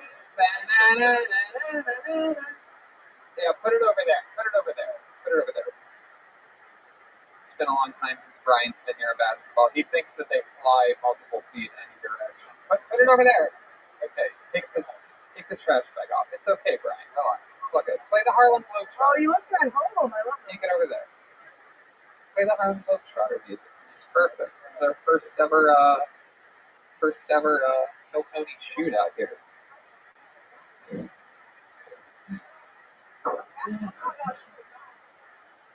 Oh! He did it Did cocky you get as that, shit, Zach? too. Can we get a light over there? Jesus Christ. Okay. Well, David, Jeremiah, I had a feeling Jeremiah wasn't going to like this very much. He didn't think we would call his bluff. Flat ass ball. He's gonna play it on the ball. Here we go. Jeremiah with a big shot. Oh! This is incredible. The lighting just simply could not be any worse for this, but we're trying our best. Can we get like all? Yeah. Sure. Here we go. Oh! Nobody has missed. For those of you keeping track, nobody has missed. The first ever Kill Tony basketball shootout. Oh, Jeremiah from way downtown. Oh, he gets rejected by the ceiling. That's it. For those of you paying attention, the game is over. The black man won the basketball game. Oh, there it is. All right. See, should have quit when you were ahead. Okay, that's it, everybody. There you go. Jeremiah not taking this loss easy at all. This is so fun. It's over. It's over, Jeremiah. It's over. All right, this is the last one. There you go. Good job. That's it. Jeremiah, get back on stage. There you go. You missed. That's the end of that segment, Jeremiah. Get back on stage. That was fun. No. David. No. Don't make us edit out a whole other chunk of this. Stop fucking playing. Jesus fucking Christ, bunch of goddamn animals in here. Oh my god. Tony tried to get Jeremiah to stop and he's like, good job, buddy. Okay, it's over now. And the round's over. Bouncing the ball off the ceiling. Great work, bud. He just fucking, Brad Williams, rest in peace, just got crushed by a basketball. He's gonna pop in. Oh my god. Anyway. It's gonna pop out of the trash can. We can do that though. Get out of my house. I guess the Brad Williams segment. In a world, man. David, so much fun. Good, man. I'll see you next week. There goes David Lucas, everybody. On to the next one we go. Holy shit, that's fun. Oh. Some great shooting. David and Jeremiah could not miss until they started missing. Yeah, I would like to actually see that Yeah. one-on-one. Yeah, we might have to. I love how clean you guys are being. Kill Tony Olympics could start any day now. Yeah, I'm better at not playing with trash cans.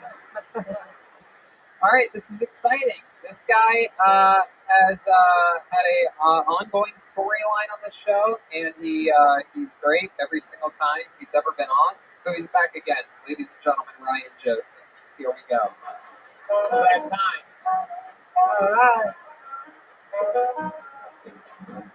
I installed security cameras during the day. I usually feel like paranoid women that are afraid to live alone, thinking about getting a job too. I just saw a dream that my stepmom died last night, and the whole family was crying, freaking out. And I just woke up drenched in my own semen. I have this brother, he's adopted from Africa, and recently came out of the closet to my parents, and we're all pretty upset because we really try to make that closet their home.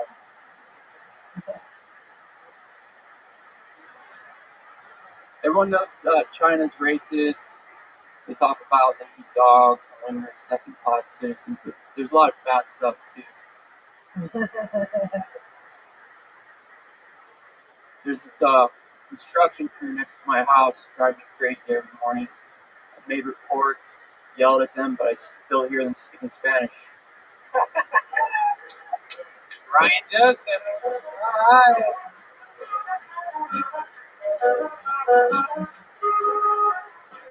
Ryan Joseph did it again. That was funny. I like that you did it in the "We Can Do It" strong girl hat. Yeah. Yeah, you look like Sean when he was a bad boy on Boy Meets World. Oh my god, that's so funny. This is what Chris. Ryder Strong. Oh, that's fun. This is what Chris Benoit looked like when he was murdering his family. Who's that? Chris Benoit. He's a wrestler. Huh? Who's he known for being Oh my short God, and chill. strong and effective? Oh, okay. Chris Benoit murdered his family. Very famous. Thank you. Yeah, you do look like you were just fucking ruined your family. Yeah, maybe I guess I do look like that. What did you look like before? So, keep us posted on how's the relationship been going. Pretty crazy. Catch Annie up a little bit. Give her the short end of what she's missed the last few weeks. Like a nutshell. Started dating this girl during the pandemic, and she basically she was dating another guy at the same time as me, and but once we went exclusive, she told me about it and said she's gonna cut him off and everything. Right. Took her on this nice trip to Arizona. We decided to go exclusive. We get back, and apparently she fucked him, and didn't know about it. And then and she also told me she'd never like talk to me again or whatever like that or whatever shit.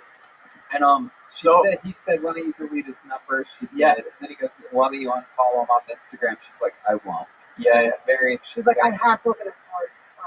Those pictures. Pretty much. Well, do you think it's because you thought you took her to a nice trip in Arizona? And she's like, this guy thinks a nice trip is in Arizona. I gotta get back with this guy I'm still following on Instagram. I was running away from the riots. I was freaking out, and I didn't even know that. Are you scared of black people? Yes. You kind of have a Trump. It's like a Trump bandana. Yeah. No, like I really everything red to Trump now. I do. My goodness, the even Native American. Trump lips. I love these peppermints are white and Trump. Yeah, I got a Trump spot on my panties. What's a lot? He's a good marketer. He's a good marketer. You know how pink is for breast cancer, red is for Trump. Wow, it's good marketing. It's like probably like at least the third or fourth most popular color in the world. He took it for fire engines. It's no longer for fire. Wow. You mean Trump engines? Trump engines. Trump engine. So, I wonder what Donald Trump would say about. I wonder what Donald Trump would say about being recognized for the color red. But I guess we're not going to find out because we don't have a soundboard or anything. How hard would I have to set this up exactly? Let's see if we can get him on the line. He's a big fan of the show. Donald Trump, Annie has a... Oh, boy. Annie. Big lip. Okay. Big lip. All right. Mr.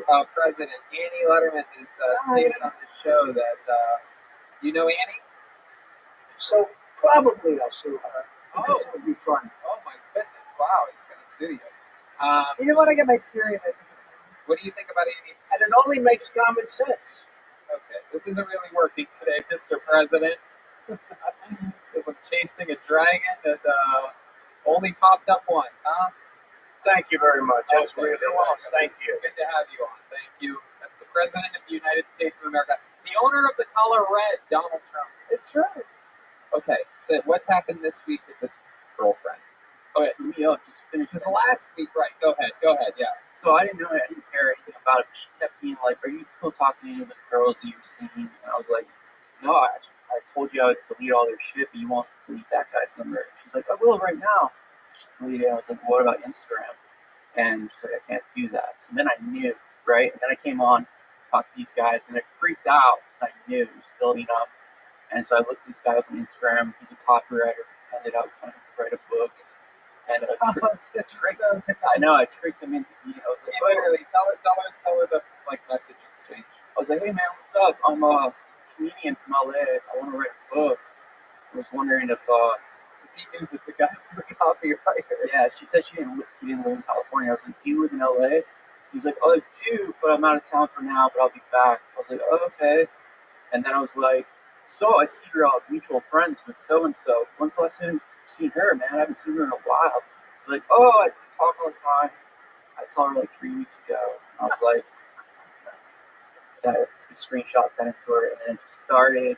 You didn't even wait, huh? You didn't even. Have you thought about it since then? How you would have handled it differently with all the information that you gathered? You got excited. Well, yeah. You blew your load. Then he like sent me a picture of a You're still on the phone with the guy. You're already Dude, sending her screenshots. I've been like haunted by images, man, of killing this guy, but I would never do that. Never do that. So. Never. But seriously, like, hey, y'all, I'm gonna need a timeout real quick. I would never do it. But like, it's there. It's not his fault. Anyways, so he like sent me a picture of a knife. I was like, what the fuck? He's like, keep fucking around, buddy. And you'll see what's going on. But did he send you like a emoji of a knife? No, like this knife. It was like this weird, like the most threatening teenager ever. Yeah. He's like, you know, and that's what makes it worse. He's like this fucking loser in a cabinet in Washington State. He's such a violent copywriter. I would not want to start shit with a guy that lives in a cabin, though. I feel like I could take anybody in an apartment or a house, but a cabin, that's where shit gets scary. Dude, those guys, they have to go get wood for their, Do you really think you could take anyone in a obviously I can't do that. I don't know, maybe Anyone you're that a lives tough... in an apartment or a house. I'm pretty sure Brock Lesnar doesn't live in a fucking cabin. Anyway. Do I really think that? I'm just curious. I don't know. I'm learning you. So anything new this week? I'm learning you too. I'm learning you, bro. I'm So, learning you. Yeah. So here we go. This week's update. Yeah, I just keep going back to her and we fight. And then what do? You make love? Yeah, it's like really hot, like jealous, hate sex. Yeah. Which is nice. But then like, you know, we'll try to like get it together and then I'll be like just have images of him like fucking her lines. So what You like it. I'm telling you, you're into this whole thing. This That's is how the I'm vibe. actually going to play. You want a girl that's also wanted by other people. You're You're not used to that. In your past, you're with a lot of overweight girls with like frumpy eyes and things like that. Am I right? Am I right? When their eyes get I fat? was only with like one They would wake up really swollen. They had swollen mornings. No, one semi-fat chick. She came to my window and asked me to have sex with her. She came through your window. You thought it was a drive-through window? Hey, what do you got? Jesus, it's a sliding door? Yeah. Dude, it's when I used to like do drugs, right? What'd you say, Reggie? She thought it was a drive-through window. Pretty butt. It was Fred, man. from Florida, and it's when I used to do drugs. I was doing like Adderall and Coke the whole night. Wow. She shows up. She's like, my boyfriend just broke up with me. You can do whatever you want to me. And what'd Like, you do? put you on a diet? I was like, Get you to the gym. Let's go jogging.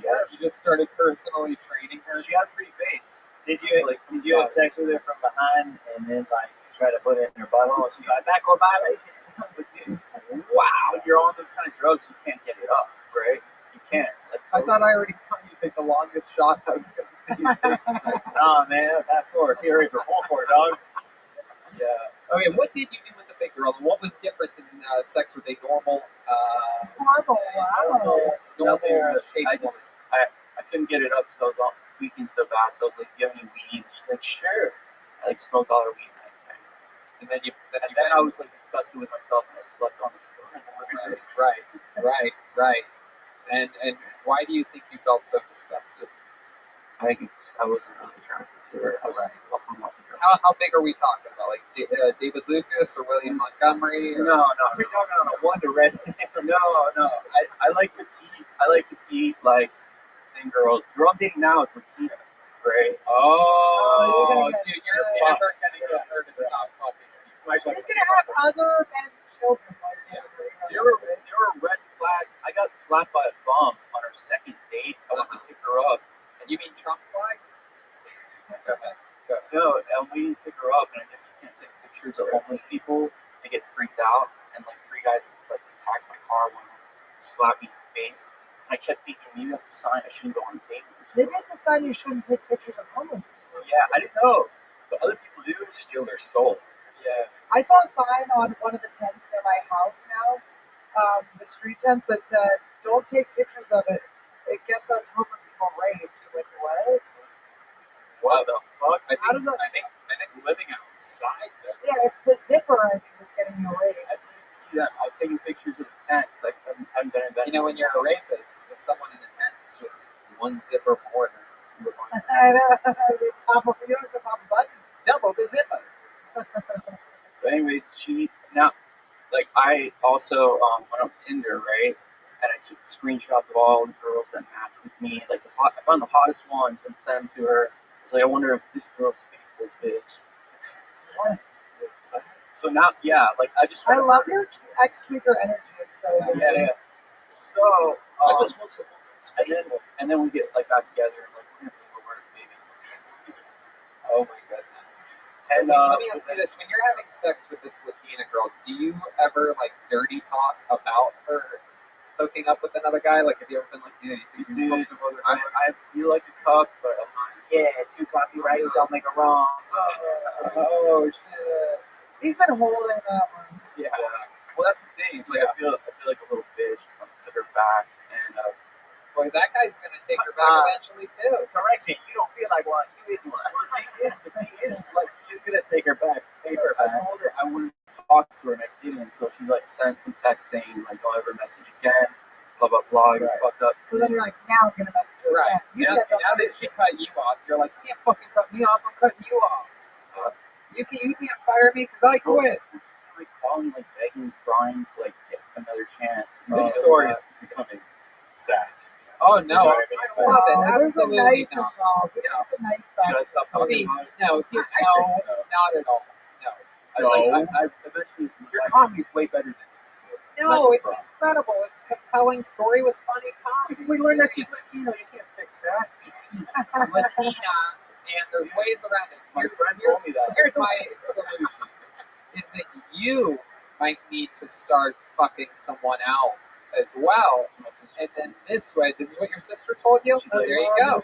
This is what I give. Everybody always says, "To the first life is the most sisterly advice." Well, she wants find a healthy relationship, baby.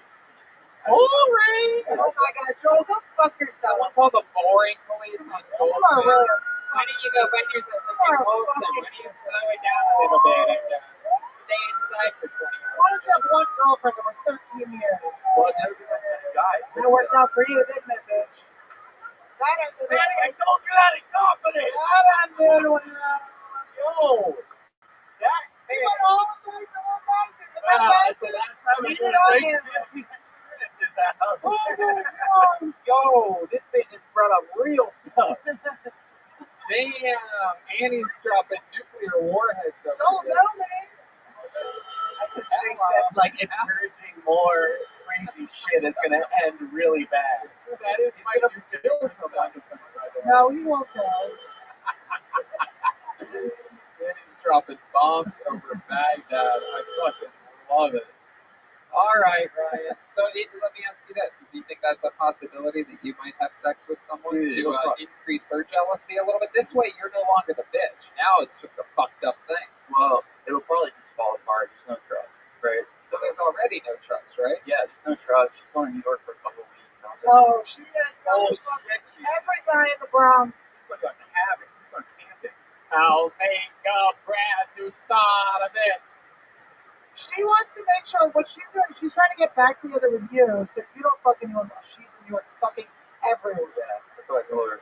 Pretty much. All she does is like, are you going to, I'm afraid you're going to be with other people. Oh, you guys. Yeah. I know, I'm embarrassed talking So about when it. she goes to New York, what are we going to do? Let's come up with a battle plan. When is she going to New York? Dude, I'm just going to point where I don't care. I assume she's fucking. I care for you. You care. You're just a liar. No, you get to the point where you're just like, once you're like, I don't know, you just get to the point where you don't care. I just hope comedy in the fucking world opens up again. So I have nothing to do. You're doing a good job at having You have something to do. You have a whole dramatic thing you're doing. Yeah, It's fun. You're having a great quarantine, like having drama. She had a book called Ethical Slut. Did he do the Who had a book called Ethical? That was the other red flag. Janie did.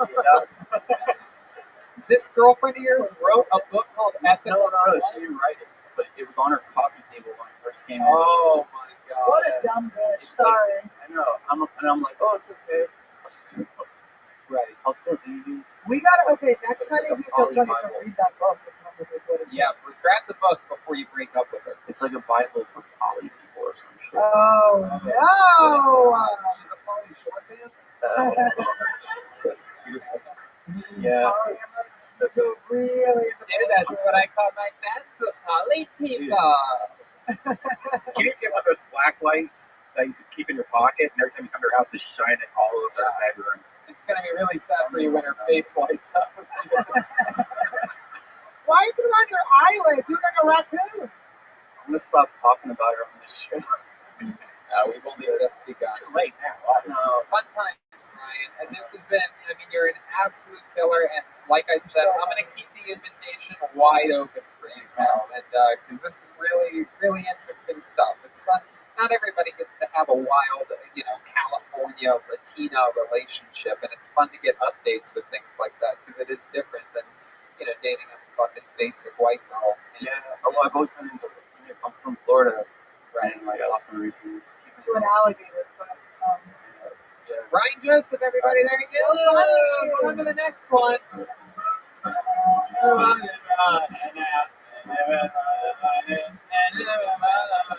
Step back from that ledge, my friend. there was only one more in there. This is it.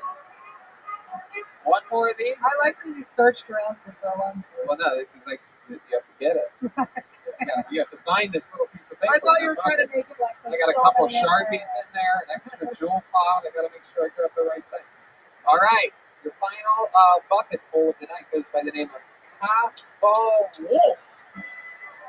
Castle Wolf. And this I know for sure. Hey. There you go, Castle Wolf. I've been on a plant-based diet for the last 4 years now, and this shit has really opened my mind. I'm at a point now where I'm not opposed to the idea of sleeping with a transgender woman. I figured I've been eating Beyond Meat all these years. What's the harm in trying Beyond Pussy? I am a little surprised to see that the celebrity pedophile sandwich spokesperson, Jared Fogle, was not on the Epstein flight logs. Come to find out, he was forced to take the subway. I found out that Tinder does not have a sense of humor. I was very drunk when I decided to change my bio to Islam on the streets, jihad in the sheets, and I was banned post-haste next morning. That's my time. Thank you. There you go. That's a minute.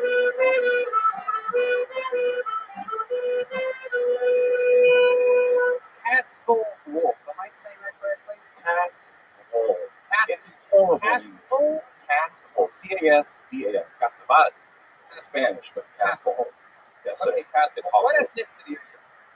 I'm Cuban. Oh, wait. Oh, did you fuck that guy? I did.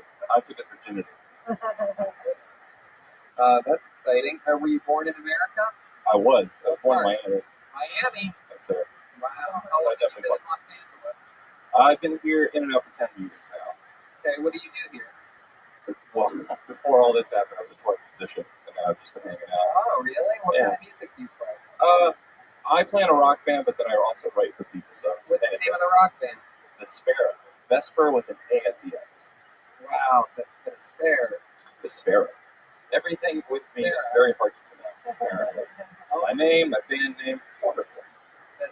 So it's V-E-S-P-A. P-E-R-A. Vespera. E-R-A. Oh, Vespera. Okay. Very exciting. What do you do in the band? I sing. Really? Give us some. Yeah, can you give us a little diddly? Maybe something from the official YouTube video Sleepless? Oh, you don't want to play that shit? That'd be as hell. No, I'm not going to scream on a microphone right now, but...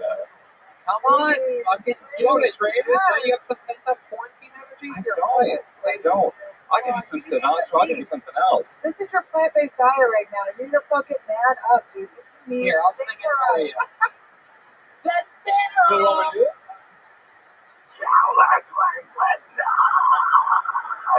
Wait, are you lip syncing? No. He's whispering as I want to blow our ears out.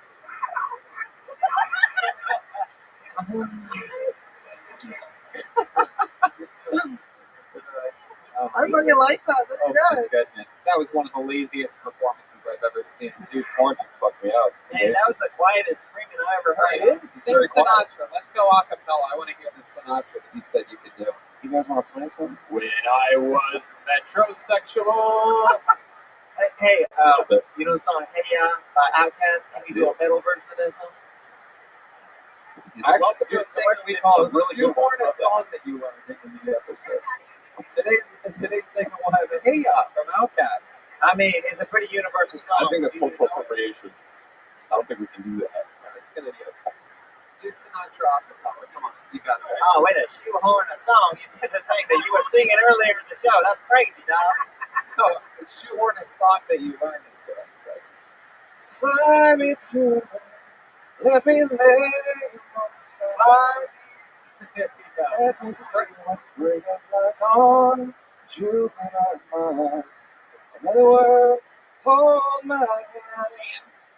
In other words, baby, kiss me. Look at that. Beautiful. I have a girl for you. I actually have a girl for you. That It's was all- Ryan's girlfriend. That was a lot better. That was a lot better than I thought it was going to be. That's what Jeremiah thinks he's singing sounds like. Yo, Amy just double dribbled with her panties. Oh, Yeah, dude. Yeah, and I'm hard as a rock. You have everybody excited. I want to hear Jeremiah try to sing. Yeah. Since he's going up against us. Jeremiah's like, I gotta redeem myself. Ryan, it's your turn. I don't know the lyrics really of that song, but Fly me to the moon. Frank Sinatra, I just know Fun to the Moon in other words. You know, part of that. sing that part. Really Here, try. How about some Justin Timberlake? So sorry.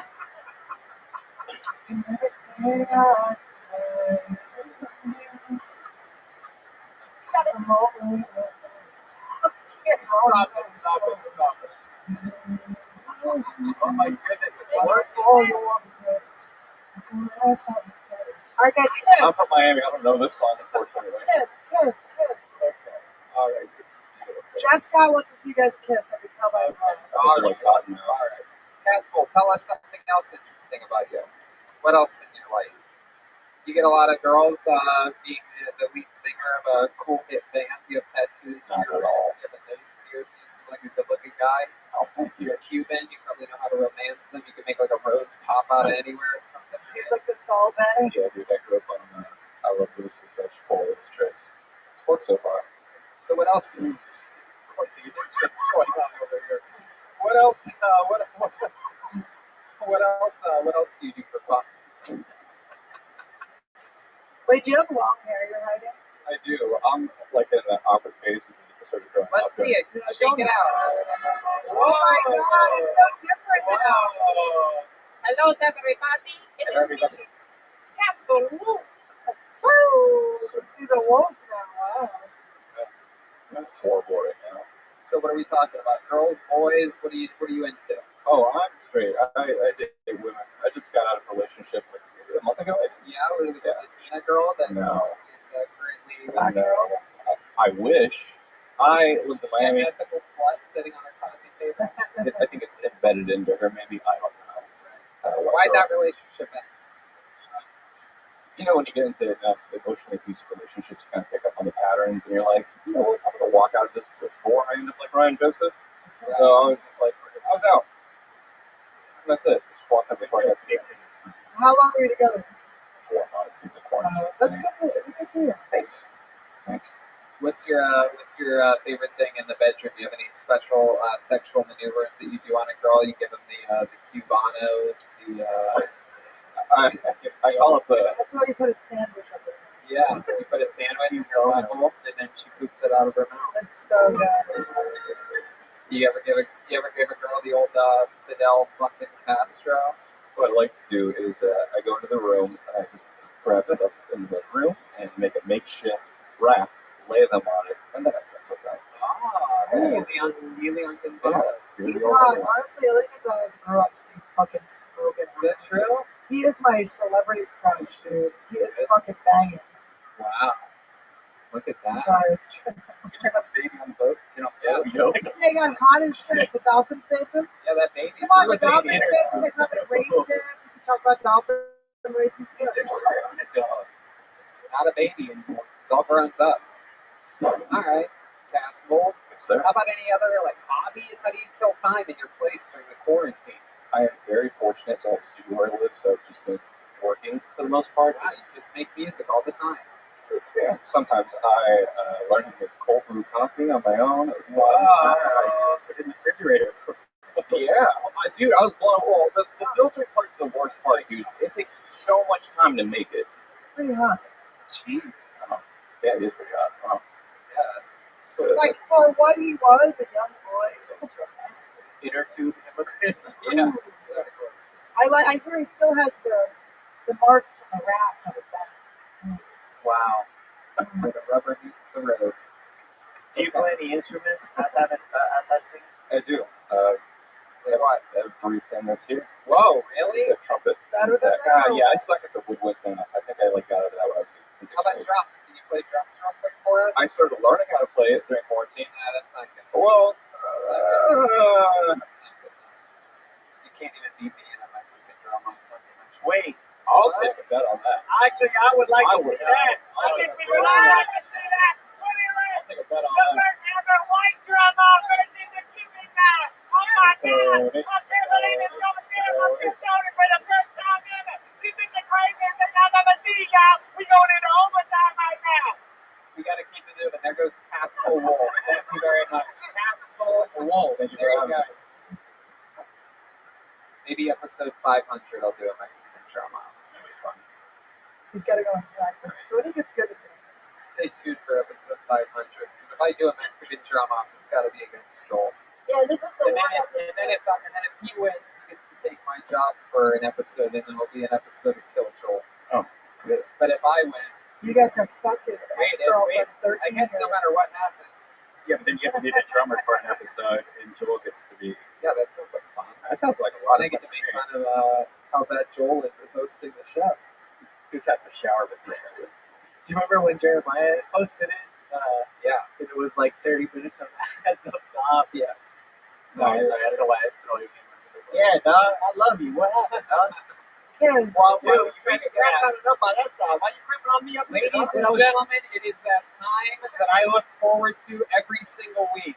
An absolute genius is amongst us. A guy, I don't know if you've ever seen Moneyball, but this guy bats 1,000. He slugs 1,000. He gets on base every goddamn week. Ladies and gentlemen, I present to you one of my favorite comedians on the goddamn planet, a creative genius. This is the creative force of Michael Blair. love the shoe. Here he is, live in the flesh, a joint in his mouth. He is rolling around. He is getting in his zone. We've seen this before. He's away from the microphone. He's approaching the microphone. This is Michael Blair, originally from New York, through Chicago, and now here. Okay, here he is. Before I start the minute I'm not gonna do, I'd like to say I'm the house cripple for most of the house I'm listening. And this has been an amazing episode. And Annie, you're a big part of that. Like, you brought a great energy today. And these fucking basketball players. And one white chocolate over there. I feel you, boy. Annie, those rainbow earrings. Yeah. I took them actually out of a black girl's ears.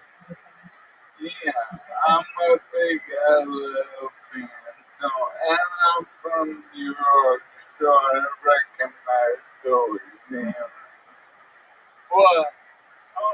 Shut the fuck up.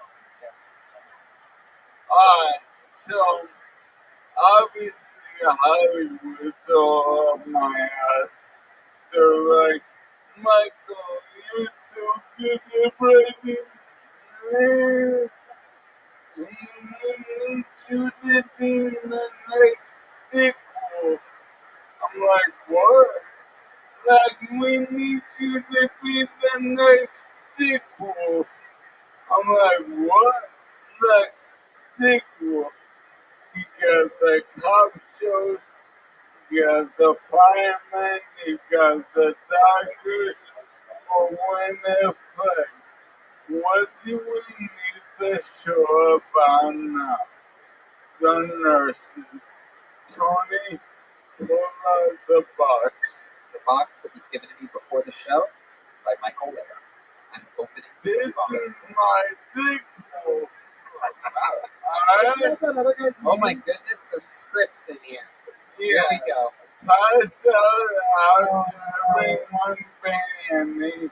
Thank you. Because no one tells me anything, so I know I'd be. What do I do with all these?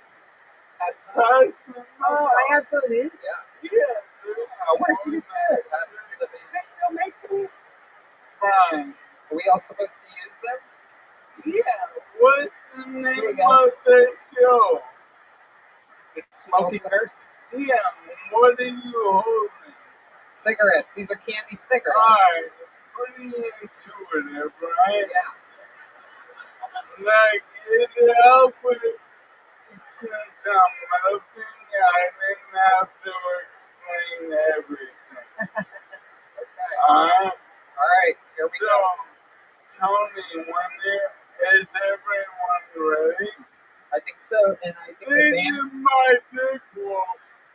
Everyone in Hollywood is like, Michael Lair, write the next Dick Wolf. And I'm like, okay. So, Tony, help me out. Here we go. And remember, band. Let's do this as if though your characters are doing impressions of your actual Yeah. people, not in character, but Pardon me. Thank you, Tony. you're welcome. This is The Smoking Nurses from a guy who watched Law and Order, Michael Lair, Nurse Tony, and here we go. Theme song in 3, 2, 1. Frontline, overtime. They smoke, they nurse. They are the smoking nurses. The Smoking Nurses is filmed entirely behind the hospital where the nurses go to smoke cigarettes. I am so burnt out. Frontline better turn into fun time ASAP because Nurse Red Band needs to get FUCK fucked. At least you have fucks to look forward to. Nurse Redman, I lost 7 patients to corona this morning. I courageously offered each of them one last chance to bust a nut. Nurse Jeremiah, that's a violation of your nursing. To heck with those. This is the rapture, honey. These men deserve a final nut blast. One of the men who died was only 40 years old. No one's safe from Corona. Well, he also had gout and gangrene from abusing crocodile. Corona! Man, I hope this plague never ends. Nurse Jessie! Fuck y'all. I love living in isolation. Away from my rotten kids and son of a bitch husband. Watching reruns of The Sopranos and ripping farts. With no commentary from my rotten kids or son of a bitch husband. Time to ourselves is important. Some of these patients were the last people they'll ever talk to. And holy moly, will they not shut the fuck up. It's like they see the light and want to get everything off their chest. I must have heard a dozen murder confessions. Speaking of confessions, why does everyone have a new Disneyland lantern except me? Because we all went to Disneyland in the middle of a pandemic and didn't invite you. You nurses are a bunch of Rudy Tuesdays. We didn't invite you because you wear scrubs on your days off. It's embarrassing.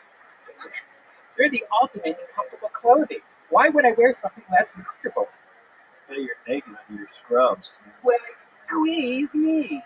It is a health code violation to not wear underwear with scrubs. Probably fair. Yeah, you better not wear scrubs to the chief of staff's wedding. Canceled. Half of her bridesmaids killed themselves from exhaustion. She thought the ceremony would be in 4 days. Suicide. The ultimate party foul. Next week on The Smoking Nurses. I thought you quit. Smoking? No, nursing. You wish. I do wish. When you're gone, I'll be the charge nurse. That's the nurse in charge. I know what a charge nurse is. I am the charge nurse. I just say, you leave, I'm the charge nurse. The nurse in charge. We all know that the charge nurse is in charge. The week after that, on the Smoking Nurses, we all got the GD Corona. How? We wore the most protective clothes. It's getting in through our shoes. The average pair of Crocs have 40 diamond-sized holes. Damn you, Crocs. The end. There you go, the smoking nurses. I ate all my cigarettes.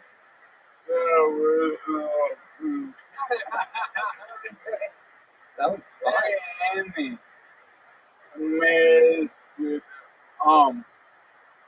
I met you on my first day when Tony called my name at the bucket.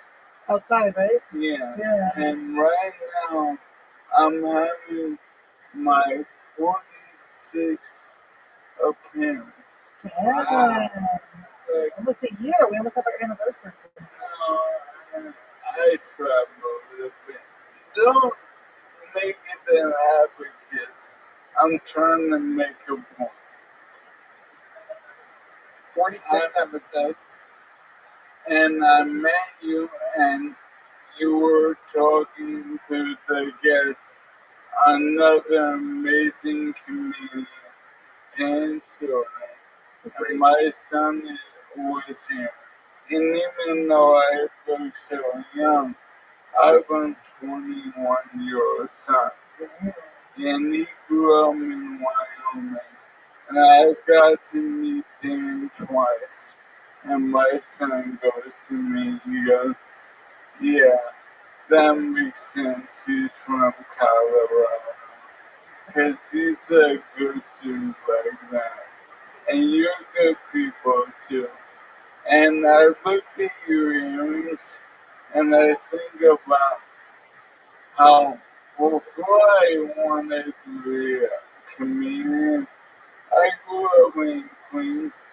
I always wanted to be a rapper. I was like Mike. I was the minority in my, it says, and let me spit one Ella verse at you and see how it goes. You're going to spit a verse at Annie? Yeah. Oh my goodness. Wow, what a great way to... With respect. Absolutely, he's going to spit a verse at her. Here we go. Michael Lair spitting a verse from a guy who watched Law and Order. This is a verse. I love a girl with extensions in her hair. Bamboo earrings, at least 2 pair. A Fendi back in the bad attitude. That's all many that get me in a good mood. She will walk with the switch and talk with street things. I love when a woman is scared to do and think. Tend to never bust up, singing on the light of power. When she gets popping, that's hard to make it hard. She loves to dance to the right jam. So sweet as fine sugar with the candy yams. Come complexion. Cutest little thing. Let's hear from the girls from around the way. Wow, look at that. Not only did he spit a verse, I think that was 2 or 3 verses, and he also did it all in Latin. I love that. Thank you. Tony, you're testing me. See what happens. What are you going to do? I'm gonna wrestle you on the floor. Oh, okay, you want to do some fucking floor wrestling? I can't walk, but my muscles are right as rain on my. See, that's a challenge I can't turn down. Floor There's so many challenges. Your lips. Jesus Christ, Red. Ruin the moment, Red Man. Someone weird. We need to get Red Band a CAT scan. Your brain CAT is scan. What'd I do this time? It turns out, we looked at your friend's brain. It turns out There's an actual packet. baloney. It turns out his brain is just a dolphin with 8 buttholes. I wish. All right. Michael, anything else before we end this puppy pod? Two things. Okay, 2 things. One, with Red Band, I never met a man who obviously likes pussy so much, but is really homo. Yeah, that's true. I've noticed that too. Yeah. He's always the one who brings up all the kids. He knows a lot of things about you. Yeah, he's like, oh, you don't know that. I think that's what it means. That's Like, called you a were very crossover. confident. It makes me laugh. Go ahead, Michael. Tony, Yes. I used you and Brian's platform to make a channel. Absolutely. Give a shout out. You see my show? Yes. It says Shauna versus everybody. Shauna Now, Shauna Halpern is the Nancy Shore improv, and for 40 years, she fucking invested her life in comedy in ways you never fucking know. And the bug maybe ended this, but I love you, Shauna, and thank you for making my dreams come true like these kick-ass right. That's right. Thank you, Charna, for giving us the great Michael Laird. MichaelLairdComedy.com for everything Michael Laird. Tons of merch, tons of awesome content, tons of awesome everything. Michael Laird is the man. And we'll see you next week, Michael. Here comes a drawing from Ryan J. Email. Let's see what we got tonight. Ooh, la la, we're all playing basketball, it seems. Extra John Watersy type of vibe, sort of a scary movie. It's unbelievable what you're able to accomplish Jimmy has to her up in this amount of time. I love it. Ryan J. still showing explosive advances every week. Unbelievable. You got everybody in that thing in an hour and whatever this was, 50 minutes or so. Well, we did it. A lot of fun stuff happening, so guys. fun. Annie Letterman, thank you so much for being Thank you here. for having me. It was so fun. What's Thank going you. on? What are you plugging? You have podcasts? Plug on my podcast. The Inspiration comes out on Thursdays. You can see it on YouTube/Annie Letterman and other stuff. I have a Patreon also /Annie Letterman. ANNIELED. LEDERMN. 1 D. No T's, 1 D. And one N in the end. Yes, 1 D. Letterman. LEDERMAN. And follow my Instagram. At Annie Letterman. Yeah. Awesome. Absolutely great. Jeremiah Watkins was the leader of the band. There you go. Venmo at Jeremiah-Watkins. What else, Jeremiah? Tell us about the work that you've been doing. Man, I got a new breakfast show called Eating Breakfast with Jeremiah. I tried to request in the other day. I was eating a sausage, egg, and cheese biscuit driving to go play golf. Eating a sausage while driving, and- not since I was in middle school. I requested in, and you wouldn't even take me. I was watching you talk to normal people. I didn't see it then. All right. You know, the problem is, somebody trolled me as Tony Hinchcliffe spelled differently, and I accepted him, and then it was a bad impression of you. Oh, shit. So I thought he kept requesting me. I didn't know that was the real you after that. That's so funny. But yeah, I got a lot of Jeremiah Wonders out with like Dr. Phil, Mr. Fumnar. The band was on recently, doing a lot of cool things, Jeremiah Wonders. And then I want to give a shout out to Kenny Brown, who's a local comic in the OC area. He passed away recently. And I want to shout out to his friends and family. Everybody. That's right. He's been on the show. He passed Episode away. He's no 322. longer with us. Yeah. We don't know what happened. But I was hanging out with him right before it happened. So. really? Is that true? Oh, it's a callback. That's right. That's right. The great jet ski Jessie Johnson was here. Absolutely killing it as always. She has brand new ornaments for sale, and you can get those. They're like Christmas ornaments, but I like to call them anytime occasion ornaments. Anytime, any religion, She hand makes them Every single thing is handmade by her. I've seen them. I actually bought one off of her. I have it hanging. It's the first thing you see when you walk into my place. It's just dangling by a So string. your name is more Etsy than Jetsy. Whoa. I'm learning from Tony. Yeah, that's what I do. That's my style.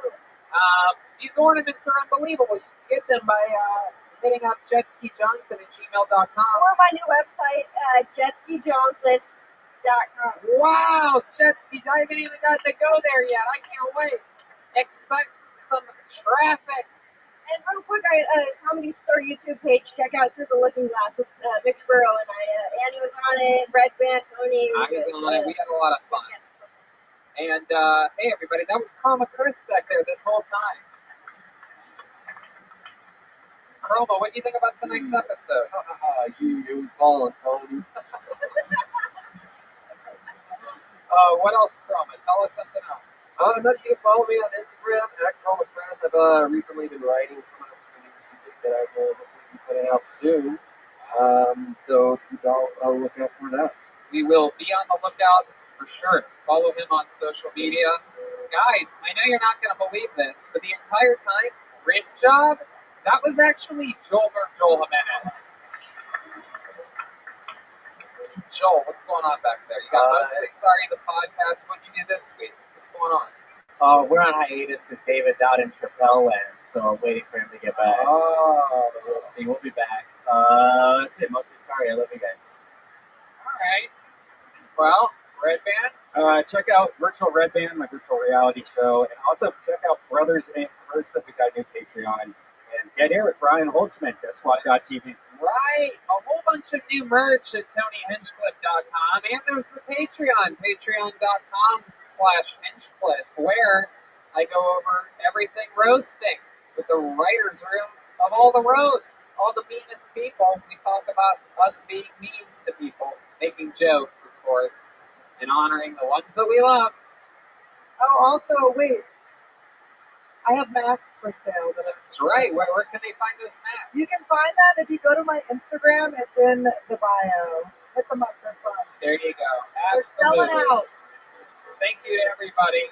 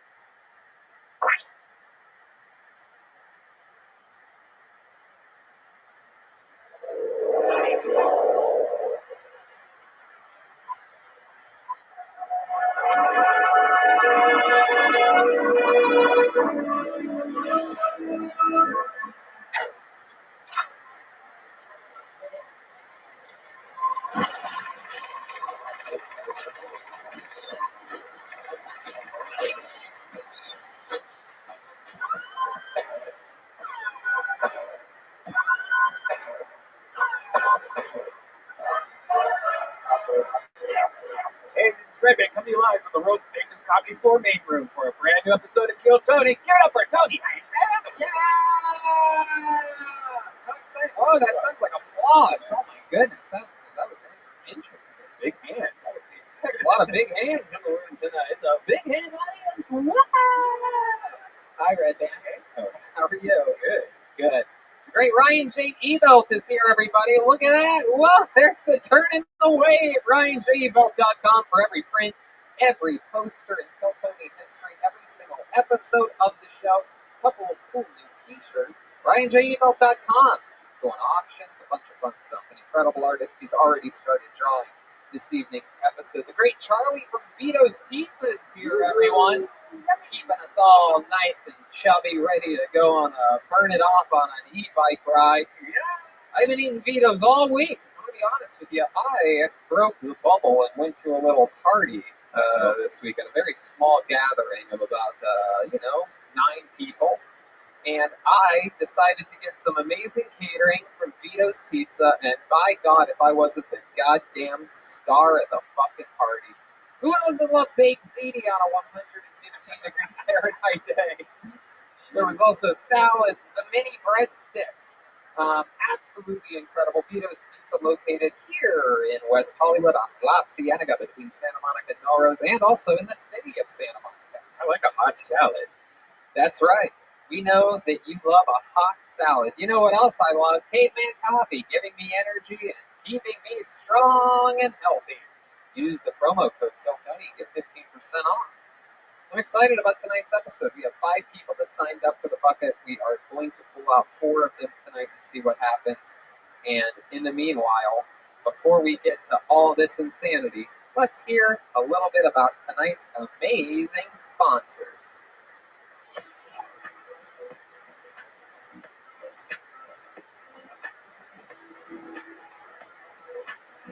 And we're back! How exciting!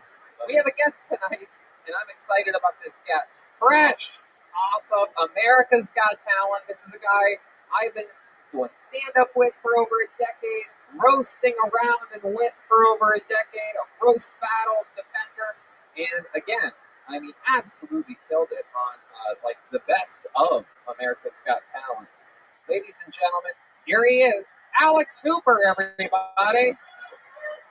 Yeah, it's Alex Hooper. Alex Hooper is back in the saddle again, fresh off of America's Got Talent. I watched this most recent performance. It is incredible how you handle that big giant stage, sitting in a throne, greeting everybody, roasting nursery rhymes. You lit these people up. It was so great. Love the Simon Cowell e-bike jokes. We have a lot of run-in e-bike jokes here. You made fun of someone that I've actually roasted before who handles it so well, the great Terry Crews. Yeah. One of my favorite humans. And you were just ruthless. I mean, some of it was truly real incinerator roast jokes. You were going for some of the oohs and the ahs. I was surprised that they let me get away with some of that. And some of the things that they turned down, that they said were too harsh, I was like, do you understand how much worse what I'm about to say is? Yeah. And they're like, nope, the executives say, don't say Columbia has a cocaine problem, just make fun of Sophia's face. Right. I was like, what? How is that better? It was incredible. The executives have no idea what's going on in the world. They are completely out of touch. And that's exactly the vibe that I got. I'm like, oh, they probably told them not to do other jokes, and that's why this seems more evil than it even should. Yeah, 100%. So, exciting stuff. Perhaps one of the greatest roast performances in America's Got Talent history. And what, you've been on that, 2, 3, 4? That was my third performance. Wow. On the show. Yeah, I got kicked off in 2018 with a pretty, I got buzzed the entire way through. 3,000 people screamed at me for 7 straight minutes. Came back this season for Redemption and made it all the way to the live shows.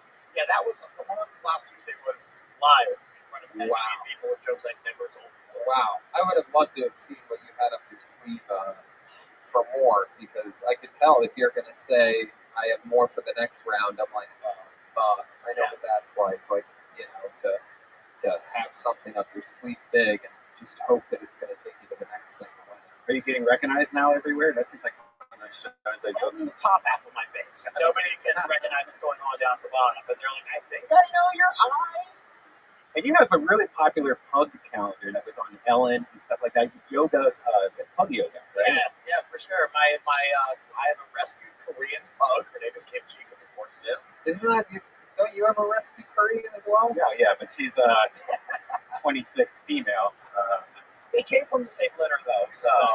Well, I'll tell you this, speaking of calendars, I know who some of the worst calendar salesmen on the planet are. They are also the band here on Kiltony. They chose 2020 to debut their paper calendar of all the years, 2020. I believe there are still hundreds available.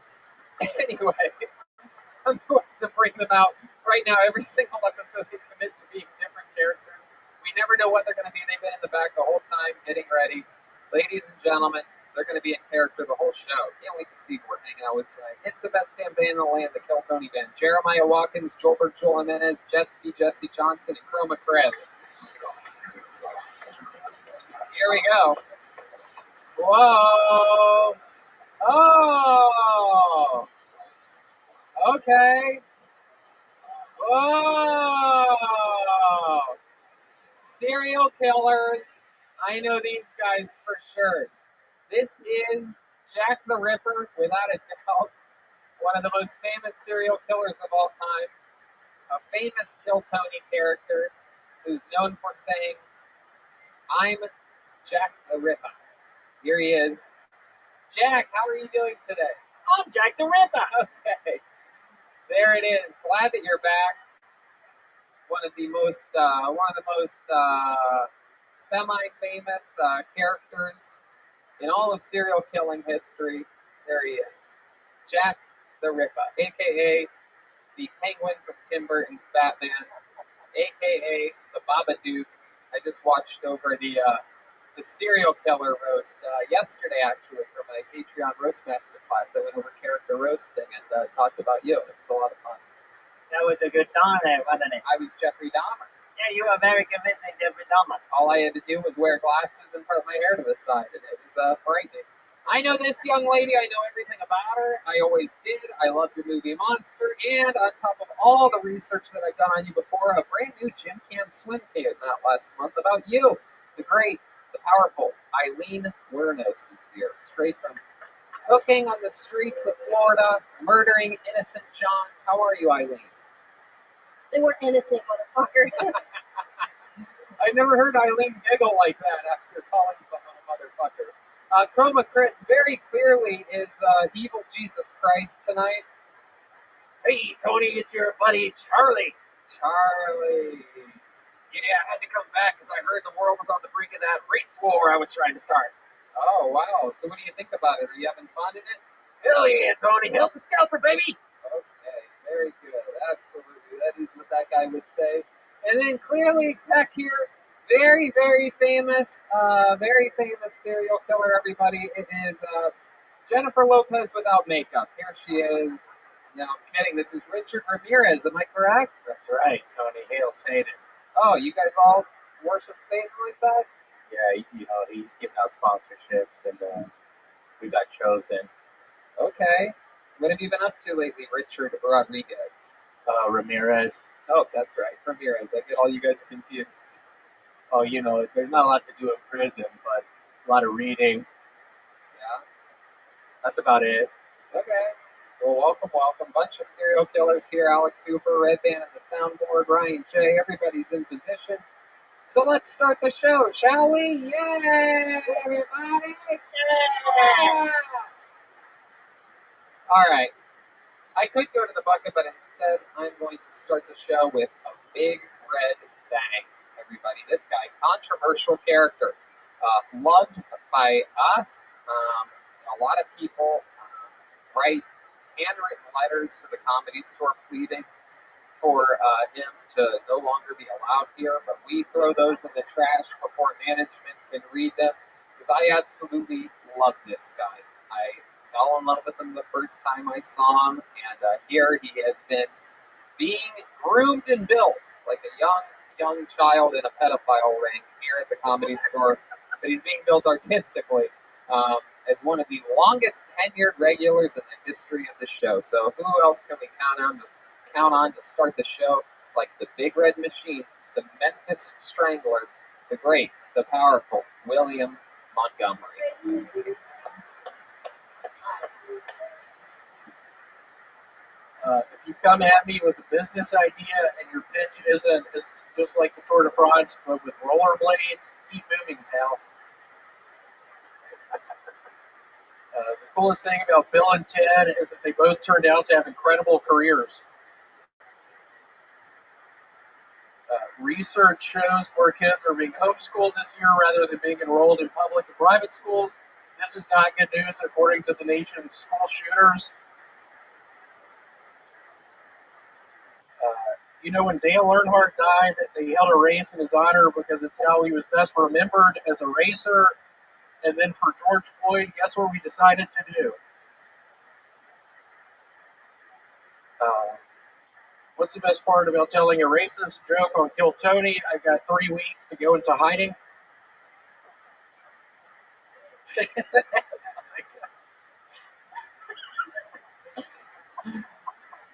There you go. Ooh. That's a minute right there.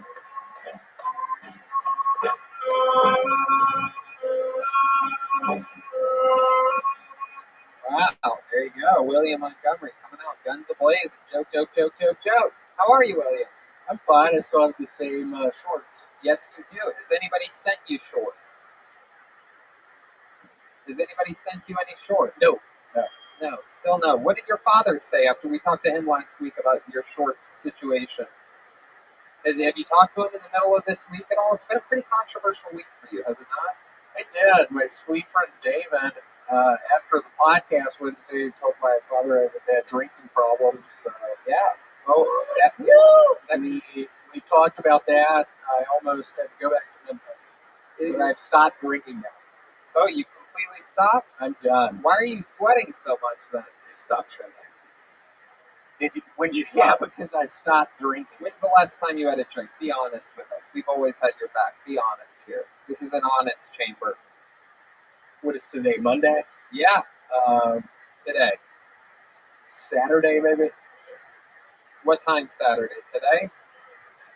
Saturday, so like late Friday night or into Saturday. Early into Saturday morning? Early into Saturday morning. And then when you stop drinking? Probably 4 a.m. Saturday. 4 a.m. Saturday morning. And then what time did you wake up Saturday afternoon? 7 o'clock p.m.? p.m. You slept to the evening time. I did. It was hot as shit. And then what did you do when you woke up at 7 p.m. on Saturday? It seems like there's only one thing to do. My mom sent me a crock pot. I actually ate leftovers from the crock pot. Wow. Those are meat sweats. They're chicken meat sweats. He's lying to us. He made moonshine in that crock pot. Liquored up right now. I once cooked an Asian woman's head in a crock pot. Is that true, Richard Ramirez? Because I'm pretty sure you just killed your parents. No, that's the Menendez brothers. Oh, that's right. Well, you know so much about the white murderers on this show. You think you can? Richard Ramirez was sort of overrated, though, right? Didn't he only kill, He was cool. I liked him. 14 people. A serial killer with a gun is And I tortured a bunch of them. Shut the fuck up. how many people did he kill? Only 14? Oh, wow. No, I'm the overrated one, Tony. I killed nobody. yeah. You had a bunch of young people do the dirty work for you, didn't you? You're like a Bernie Sanders type. Yeah, just fill them up with acid. Hell yeah. Why'd you put that mask on the microphone, bitch, before you spoke into it? William, be nice to Rick. I know. Well, we got into a fight yesterday. You did? I sort of lost some respect for him. Did your dad really almost make you move back to Memphis? Yeah, and Sounds like a Bruce Springsteen song. moving back to Memphis. And all this stuff in Birmingham, Alabama. And David hasn't talked to me. David, you need to talk to me. What's going on? Did your dad watch the episode? I talked to my father the other day. He said, "You're moving to Memphis. Come my way." Fun fact, I hate Bruce Springsteen. I love music and I despise Bruce Springsteen. Is that a Bruce Springsteen song? On a run. Oh, God. Yeah, That's the it. one. Yeah, you play it just as horribly as he would. Yeah, Bruce and Rick Springfield, like the two, like they were like almost clones. Hey, Rick Springfield has Buffalo Soldiers. Buffalo Soldier. I loved the Rick Springfield. He was a Buffalo Soldier coming to America. Hey, here we go. Let's wait for Jeremiah to find that note again. Hey, there you go. All right. There you go. We got it. All right. Did your dad listen to that episode though? I don't think he did. Wow, isn't it? Maybe he did. I don't know.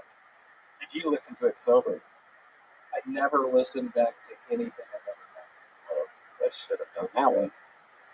That's good. That's Huh? You should have listened to that one. Why? Because then you would know why everyone's upset with you. What do you think you did wrong, William? Just to give people the Cliff's notes here. I threw up one of Redbeard's microphones. I kicked over one of his tripods. I messed up one of his cameras. What did you do to Eric? I kissed Janice. You kissed Janice? Yep, we made out in the bathroom. Oh my goodness. You didn't know that one, did you, Redbeard? I did because she was screaming because you were forced on top of her. Oh, Oh, I wouldn't say that. okay. This is getting creepy. I wouldn't say that. William, where do you write most of these jokes at? Where do you find yourself? In a bathtub? Are you driving somewhere? Are you at the storage facility? Where do you tend to do most of your writing? It's mainly in a backyard setting. Backyard settings. So you're sitting at a patio. Correct. Do you Sitting at a normally- metal table. Do you normally write while drinking alcohol? Because that could be an interesting Sometimes. storyline. By sometimes, you mean You've heard his jokes, right? yeah. You mean Come a on, lot? Alex. Oh, you gave us the frowny face. We know what that sound means. All right, William. That's how you write in the back with Beck playing. I do love some Beck. I actually got word this week that Beck's a big fan of you. Did you? He actually emailed me. Yeah. So that's cool that you heard as well. What did he tell you in the email?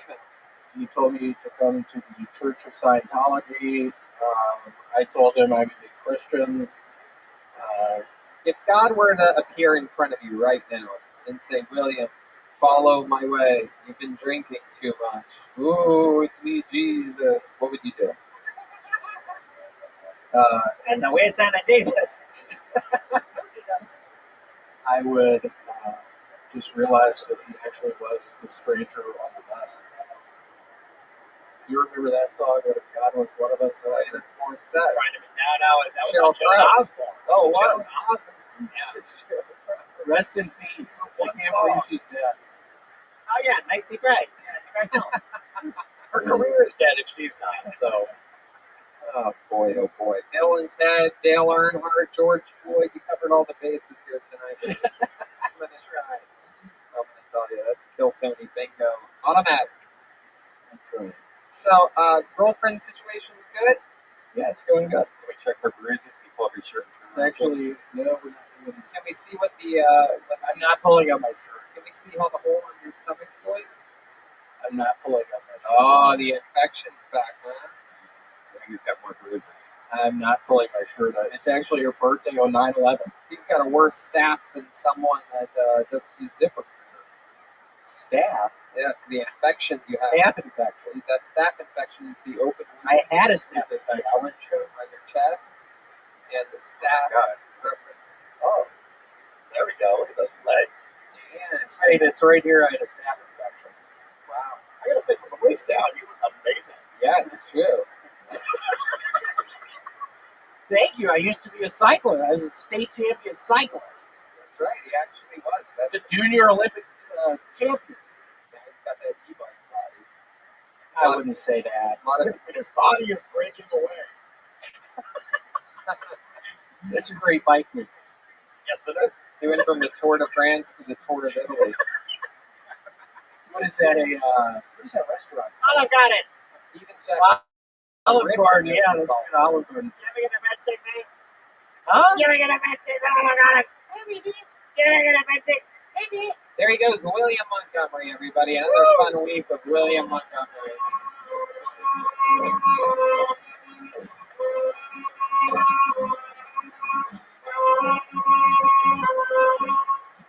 Switching of the microphone. I pulled a piece of paper. Do you believe him that he didn't drink on Saturday? Sort of. I sort of believe it. I think he may have snuck. I think he may have had like one beer to help him fall asleep last night or something weird. That's the vibe I'm getting. I know very well he's laughing very hard at that too. Like I may have just nailed it. Did you have a little beer before sleep last night? Still vodka and Coca-Cola? He knows that his dad listens to this podcast. He knows Papa's listening. Look at him laughing. That means he's fucking caught red-handed. Look at him holding the hole in his chest, keeping his intestines from plopping out. Your first comedian being pulled out of the bucket with a fresh, clean microphone goes by the name of Sean Aaron, everyone. Here we go. Yeah. Gonna step back from that ledge, my friend. Here he is, Sean Aaron, everybody. I miss life before COVID. I really miss my job. I used to work at the retard center. Yeah, that's what I said on my paycheck. That's old school. But I learned a lot, from my clients. I'm no like philosopher, but I learned a lot about like love. I get to these different levels, to love. I think the top level is like a mother's love, but like right under that is disabled love. That's like that raw love. That's like built for tough love. You know what I mean? A couple of days before COVID hit, I walked into two of my clients. They were making out, and I was like, dude, just don't make out with me. Wait till you're at the mall. Wait till you're at you're at your girl's house. And he locked eyes with me. He was like, I kiss her in her mouth. I like it. She likes it. But you don't like it. You don't like it. I'm like, damn, now that you say it like that, you want the lights on or off? That's my thought. All right, Sean Aaron. So let me understand this story a little bit better. Two mentally challenged people are making out. Down syndrome. Down syndrome. Damn. Two negatives do make a positive. My goodness gracious! And you worked at the center in which a lot of these people were held. Yeah, I was like the staff, but I was like the middleman. I was like the diplomat between disabled and right. I can see why that would be. You seem like you're somewhere right in between those two worlds. With a size of sweatpants, one size too large, perhaps. The thing with sweatpants is you can see where a man's dick is. You see where his dick is right there, everybody? Look directly at it, Red Band. You see that? I see it. It's very clear. You can see your penis. The thing about sweatpants is they seem like the kind of pants that would hide your dick, but they're the worst at it. I'm just glad he's not wearing Williams shorts. The interesting thing is since I mentioned being able to see his dick, it's gotten slightly firmer. It moved a little. Yeah. That's what happens. If you call out someone's dick, they get excited, the blood goes there, it's a natural... Let's see if we can get it fully hard. Yeah, That's what we're absolutely. talking about. What type of curls are you into? He's now just sweating. He's gotten completely wet since I started talking about this. What kind of women are you into? Big breasts with a big ass and squirt all over you? Come on, let's get that. Squeezing the tits right now, This is looking the at first time we tried to get someone to have an erection in the history of the show. It's been 7.5 years and we're grasping at straws. I find that hard to believe, to be honest with you. Well, that's not the only thing that's getting hard to believe in this room, because that thing is pointing to the east. Which way to Vine Street, my friend? It's trying to get manifest destiny. Go all the way. Oh my god, it literally is Really getting harder. Can it's you like zoom in? Zach, get over there and zoom in on this. 50% harder right now. Zoom in. Lift up your jacket a little bit. We're going to completely expose you right now. Zoom in on his dick, Zach. Zach, it's whoa! We are making history today. Welcome to another episode of Kill Bounties. This episode brought to you by DickWithReddit.com. My God, we got to get you a pair of sheets, my friend. You gotta bury that thing under a couple more layers. My God, what are you free balling under those sweatpants? Oh my God, that thing's raised up like a fucking thermometer in Van Nuys. That thing's higher than fucking William Montgomery on a Saturday night. Yeah, I could just put porn on while we interview him. So Oh, that's a great idea. What's your favorite ethnicity of porn star? I'll say something I can relate to next. I like next. Okay, let's play. Alive or dead? What is that? That's a cam. That's a cam girl. We are now pointing a black, what appears to be a slightly, I would say, I wouldn't call this light skinned. I would call it I would call it. No, she's pretty light. We might need to find someone mentally challenged for him to really get off. Oh of. yeah. We go into the challenge part. She's an interesting shade of black. You'd have to buy the like 175 Crayola box to find the exact color that girl is. Burnt sienna. Yes, that's actually her name. Sienna. So, how do you feel right now, being the first ever person on Kiltony to go through the Kildoni? You know, I'm going. You know what? It's gonna keep on getting better. Now that you see there we go. That's good. You're definitely going to be famous from this. Do you feel at all like you're being Me Too or anything like that? This is great. This is fun, right? This is You're part of a comedy show. Oh yeah. You do not accuse Death Squad, Golden Pony Productions, or the Comedy Store LLC at all for anything that's happening to you No, right now. this You're is, having fun. Charles Manson approves of everything you're saying to this guy right now. Where's the weirdest place you ever gotten a boner, other than right now, right here? Oh man, the weirdest place I'd say probably In my the pants. mall. Probably. The mall? Yeah. What mall? Roosevelt Field. I used to work there. Wow, what did you do there? I used to work there. I used to be I used to work in the back. I used to tell people I was a model for Hollister, but I just worked at the back. Wow. Well, it looks like you have a Wetzel's pretzel in your pants right now. You know what I'm saying? Everybody, You can't work in the front like that, you know. heck yeah. No way you're working at guest services. It's fucking sweatpants and that goddamn fucking, little smoky you got there. You have sex with a lot of girls? You sexually active? No, not for a while. Really? Not since I was 19. Oh my goodness. How old are you now? 31. Wow. You haven't had sex since you were 19? Yeah. Purpose. It's been 12. No wonder you have a fucking boner there, Tony. My God, you have 12 years of semen rasping in your nuts right now. My God, this is incredible. What do you think's going to happen the first time you have sex with a girl after 12 years of not having sex with a girl? You think I'm gonna go in. Really, I'm just gonna go in. I don't think you're going to make it. I think you're going to come taking off your underwear, Sean. Wow, that's incredible. Why do you think you haven't had sex with a girl in 12 years? Yeah, I think I'm waiting for it to be more serious for that. Yeah. Really? Yeah. Are you celibate by other? Let me see. What is he saying? Eileen celibate. Oh my goodness gracious. Redman, that's got a penis. Oh. Redman, that girl's got a wiener. I'm seeing if I could get there faster. There's innocent females back there.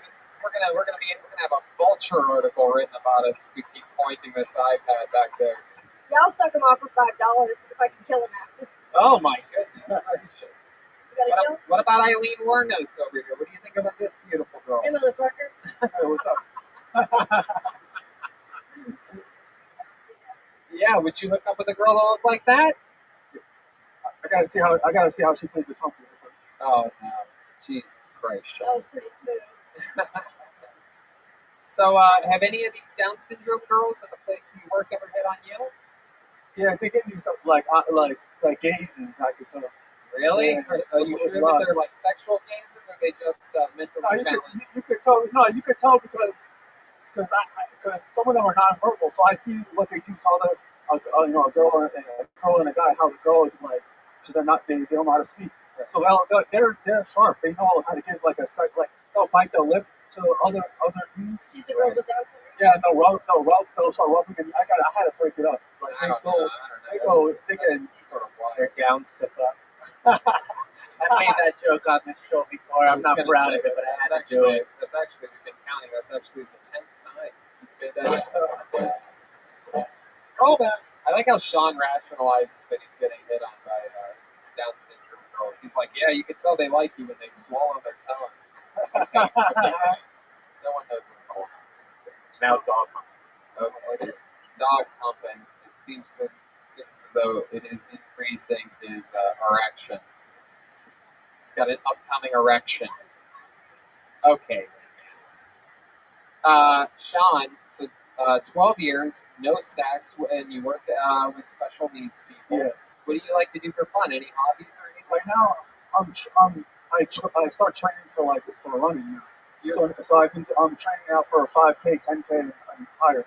So I've been running so I had been wearing short shorts actually for the run. Oh my goodness, maybe that's what's going on. Maybe so much blood is flowing to his fucking dick trees. Well, it's definitely not going to his head, I can tell you that much. So you're training for a 10K? Oh yeah. It's because of COVID, things are shut down, but I'm still trying to build up my stamina. That's not an excuse. I'm still putting in work, so I'll be ready to go. What else? What else do you do for fun? That's pretty much it. I've been doing that comedy all the time. I got a podcast up. I've been focusing on that, and I've just been writing a lot too. So I've just been doing that. And I'm looking for a job, but I don't want to do. It's kind of hard looking for a job because I don't want like a full-time job where I get comfortable. I don't want to do that. So I want to find still a part-time job.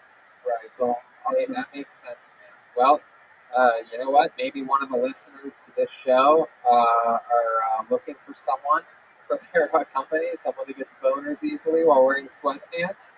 That's on a lot of people's hiring list. I mean, Redman, who's going to get hard watching this? It's a dog with a dodgeball stuck on his head. Back here, baby. Oh, shit. That dog's about to Big fuck dog. it. Are you into dogs with dodgeballs stuck on their Yeah, head? it's like a bonus thing. Oh, here's some chickens fucking if you need some chicken. That guy's already got enough fighting going on in his face. Okay. Sean, you are one of the first people to have a semi-boner in the history of Kill Tony. We appreciate you coming on. Fun stuff, man. Talked about pre-COVID. There you go, Sean Perrin, everybody.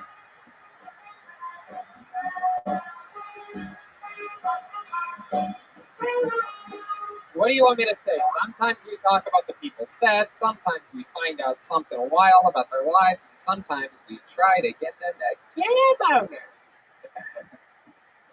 Oh wow, this is the return of someone very interesting we met a few weeks ago. He made a long drive from the middle of the upper northern cornfields, the top of the GTA map to be here. He's back again. Here he is, Trey Peacock, everybody.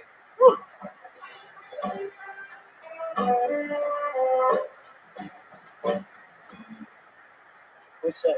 So I wrote a poem for you guys tonight from the bottom of my heart. It goes like this. I grow hair on my dick, but please don't laugh, because it's hard to shave a shriveled shaft. And I don't really fuck with that hot wax, so my peacock I jack to tits and ass is fat. To get me hard, to escape I laugh, but still no cheeks around the clap. Porn is addictive, just like some crack. Any category or fetish, there is no lack. Fart sniffing junkie knows deep in butt crack. Just stay off Pornhub, hit the streets for cat. I call that poem butt crack head. You know, you can get your face wet from face sweat and your pit sweat from pit sweat, but right now I'm kind of nervous so my butt sweat from butt sweat. And with all these face masks and face sweat, I've been thinking of shaving my mustache off, but I got to keep the beard around, otherwise everyone will know I'm gay.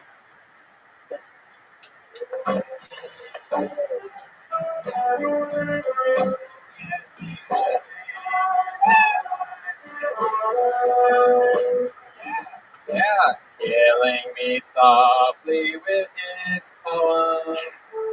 Me softly with his poem. There you go. That's enough. That's enough right there. Trey Peacock, how are you? What made you write a poem tonight? I wrote that on the drive back a month ago or whatever. I wrote that on the way, and I was like, I don't know if this will work or not, but How do you feel like it went?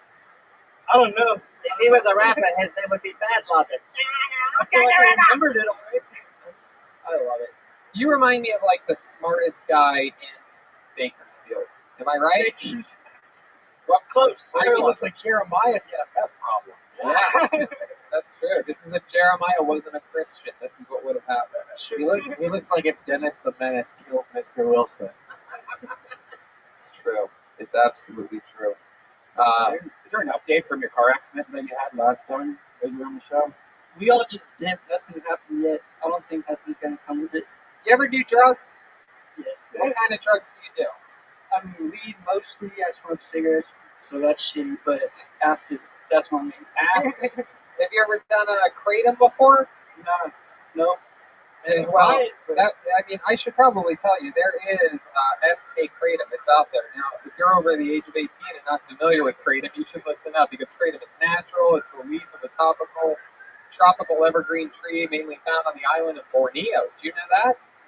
I bet you didn't. I bet there's a lot you don't know. For hundreds of years, it was used by the people of Indonesia, workers in the rice fields. They would chew the leaves to help with energy and stamina through the day, similarly to how Americans drink coffee or energy drinks. Most kratom consumers use kratom as an alternative to dangerous and addictive pharmaceuticals. Kratom has scientifically been proven to be safe. Yeah, man. SK Kratom is the best in the business. They taught kratom supplier for over 6 years and traveled to even Indonesia numerous times to see how and where their suppliers operate. So they were able to weed out the bad product and suppliers. SK put in the effort, so you are getting the best possible product. SK operates as a legitimate herbal supplement business with rigorous standards to ensure the customer has the highest quality, safest product, including testing by a third-party FDA consultants to prove the quality of SK Kratom. It's really true. So you could, if you wanted to, you could go right now to soapcorner.com. That's SOAPKORNER.com and use the promo code KILLTONY30 for 30% off your first order of $35 or more. That's soapcorner.com. Use the code KILLTONY30 for 30% off. SoapCorner.com. These statements not invalid by food drug administration's product is not intended to diagnose, treat, cure, or prevent any disease. Product is not for use or sale to persons under the age of 18. This product should not be used. It should not be used directly as directed on the label. It should not be used to correct nursing, insult the physician, or use to give serious medical condition. The documentation should be stopped before using this any supplemental dietary product. Nailed it. Wow, that is incredible. What other drugs have you used? That's it. Just weed acid. Really? You ever use CBD? Yeah, I did actually. Did it work out well for you? I didn't really feel that. Did you? What did you use it for? Just to try it. The CBD that you used, was it by any chance Infinite CBD? It definitely was not. That's why I should tell you that right now, Infinite CBD is the best. They actually work. A lot of the places are con artists, but Infinite CBD has the cleanest, purest CBD available. If you've never heard of CBD, it's derived from hemp plants and packs all the benefits of marijuana without getting high. And Infinite CBD has a ton of different products that we've used, and they're great, right, Brian? Oh, I love it. I love the CBD gummies, you can tell. With B12, you have to pick these up as a part of your morning routine. The B12 gummies have the benefits of 25 milligrams of CBD combined with 1,000 micrograms of B12 per gummy. This is energizing. Like I love it. It makes me start my morning off with a pow. If you haven't tried CBD, look it up. There's a lot of research and users reporting benefits like reduce anxiety, reduce inflammation, and more. So you can go to infinitecbd.com to see which of their products fits your needs. That's infinitecbd.com, and if you use the promo code KILLTONY, you will get 20% off. Once more, that's infinitecbd.com and promo code KILLTONY for 20% off. Have you ever thought about that? I have. Oh, I'll think deeper next week. there you go. Well, now you know exactly what to do. Do you ever do cocaine? Nope. It's funny you should mention that because right now the cocaine.com is a very special deal. So what have you been doing lately to pass the time? Wash your teeth. Where exactly in California do you live? Turlock. That's right. And it's north of Modesto or south of Modesto? Just south of Modesto. So that's Timbuktu, people. That is a scary desert, barren wasteland up there. Do you live in a house? Yeah, I do. Is it one story? 2 stories. Whoa, 2 stories. I live on a box. You have stairs or a ladder? Stairs. Oh my goodness, I can't believe you have stairs. They welded the house and the floors together, right? I'm sure he just lives on top of 2 books. That's True story. Those like black shacks you see on the side of the highway. Oh my goodness gracious. What do your parents do for work? Welders. Yeah, well, my dad's a welder. My mom works in the church. What does she do at the church exactly? And she helps run the youth program. Oh, I bet she does. Yeah. Can you tell her to pray harder for you, please? She tries so hard. I don't know. My goodness. So Trey, the temperatures have been scorching lately. I can't imagine what it's like just south of Modesto. What have you been doing to stay cool? Nothing to stay cool. I just been working a lot. Drinking a lot of Surge? Oh, sure. What have you been doing? I got a story from when I was working the other day. I was working in a hospital in Modesto. What were you doing in a hospital? I was doing electrical work, like pulling wire and stuff. Yeah, we were putting a sensor into a big salt tank, cleans out water or whatever. I didn't realize Were you building a meth lab? Scrapping. Worse, I was working in the morgue and I didn't even know. But there was a part there. It was a morgue? Right, yeah, or not a morgue. Where the dead bodies are. Yeah, the dead bodies. Can you review how you didn't know you were working in a morgue? What? How did you not know you were working in a morgue? Well, because nobody told me. My coworker said, "Hey, I need your help." I headed out and nobody told me, but I found Hey, out. could you get something for me out of the frozen aisle? Yeah, I found out because I saw a guy. He pulled up with the van and got out a stretcher at Granny and was putting blankets and pillows on it and everything. I was like, all right, they're gonna wheel someone out. And then they brought out somebody in a body bag. I was like, what the fuck? Okay. And then I'm like, well, why do you take all the time to put the pillow and blanket in? While he was in a body bag, I just said on me. So Did you ask them why they put a pillow there? I didn't. I was just getting the fuck away from That's what they wanted the person to rest in peace. I guess, sure. Okay. So what did you end up? Is that it? That's the morgue story. That's the more story. I like I saw it. I like it. What's your love life like? What did we find out about this little peacock? I just got dumped a few months ago. Oh, really? Yup. How'd that go down? Why'd she dump you? She started fucking your brother? Nope. No. She just said she couldn't see herself marrying me, which I'm like, what the fuck, like that? She was the one telling me the whole time. She's like, oh, we're gonna get married. And then I started to get serious, and she's like, nope, cut me off. So How old are you? 21. Oh my god. How old is she? 17. Oh my god. That's like 47 in Modesto. Yeah, that's Modesto for you. I know you're 21 and I'm 19, but I can't see myself marrying you, Trey. And I'm getting rid of the baby too. I've been seeing someone and it ain't the dentist. Nope, something like that. My goodness gracious. Do you think she's already hooking up with somebody else? Oh, I know she is. Did it break your heart? A little bit, but I was like, no. How many Newports did you smoke that night? Probably like 3 times. Oh my goodness gracious. I stopped smoking cigarettes. Oh really? Yeah. Did you end up stopping by going to Lucy.co and using Lucy nicotine gum? No. No. Well, in that case, jeez. You can get a stick Pick up the cue, Trey. Yeah, a lot of people have been doing that lately, and you can absolutely do it too. It's super duper easy. You just go to Lucy.co and use the promo code that everybody knows, including myself, and that promo code is Killtone. The smartest way to hire. What's another interesting fun fact about you that we should know before we let you go? I forgot to tell you guys last week. I'm part of the 3 nipple gang. I got 3 nips. Whoa!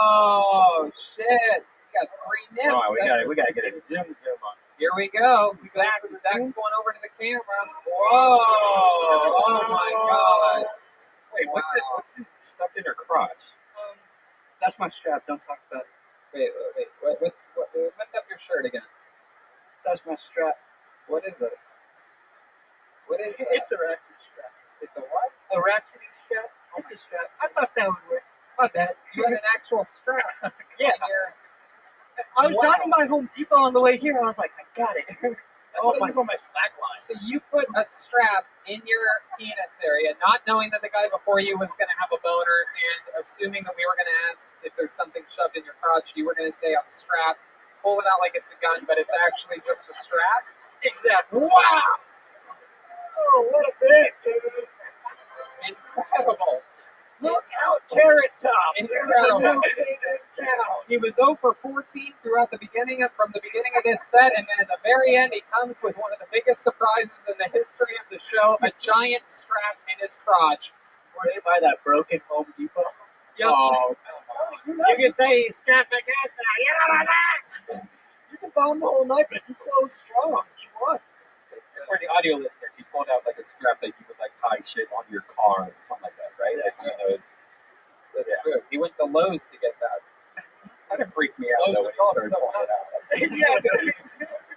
Income that his family needs. Trey, so fun to have you on. Good times, man. How many times have you done stand-up now? This is my second time. Your second time. Congratulations, man. Go ahead and open mic. Keep working it out. Go on I will. Modesto. Perform in front of a fucking a cigarette stand or something. Trey Peacock, everybody. There he goes.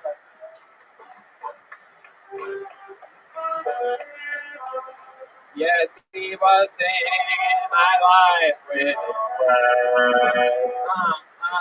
Killing it all. Tony, when he's not killing me, Tony. All right, your next comedian is super regular on the show, one of my favorite human beings on the planet. Great comedian, great roaster. Here he is, the great David Lucas. Live in the flesh from the main room of the Comedy Store. It's David Lucas. I think we can go ahead and open up the world if it's safe enough for 80-year-old Nancy Pelosi to go get her hair done. But the crazy thing about Nancy Pelosi getting her hair done, when she left the salon, nobody knew she got her fucking hair done. That bitch left the salon looking like a salamander. What the fuck is going on? This bitch is ugly and 80 with a lot of money. A lot of people are mad because they just released that gyms have been open in government buildings during the whole quarantine. And the crazy thing is, I haven't seen one gym open in the projects. So I'm trying to figure out what government buildings had gym openings.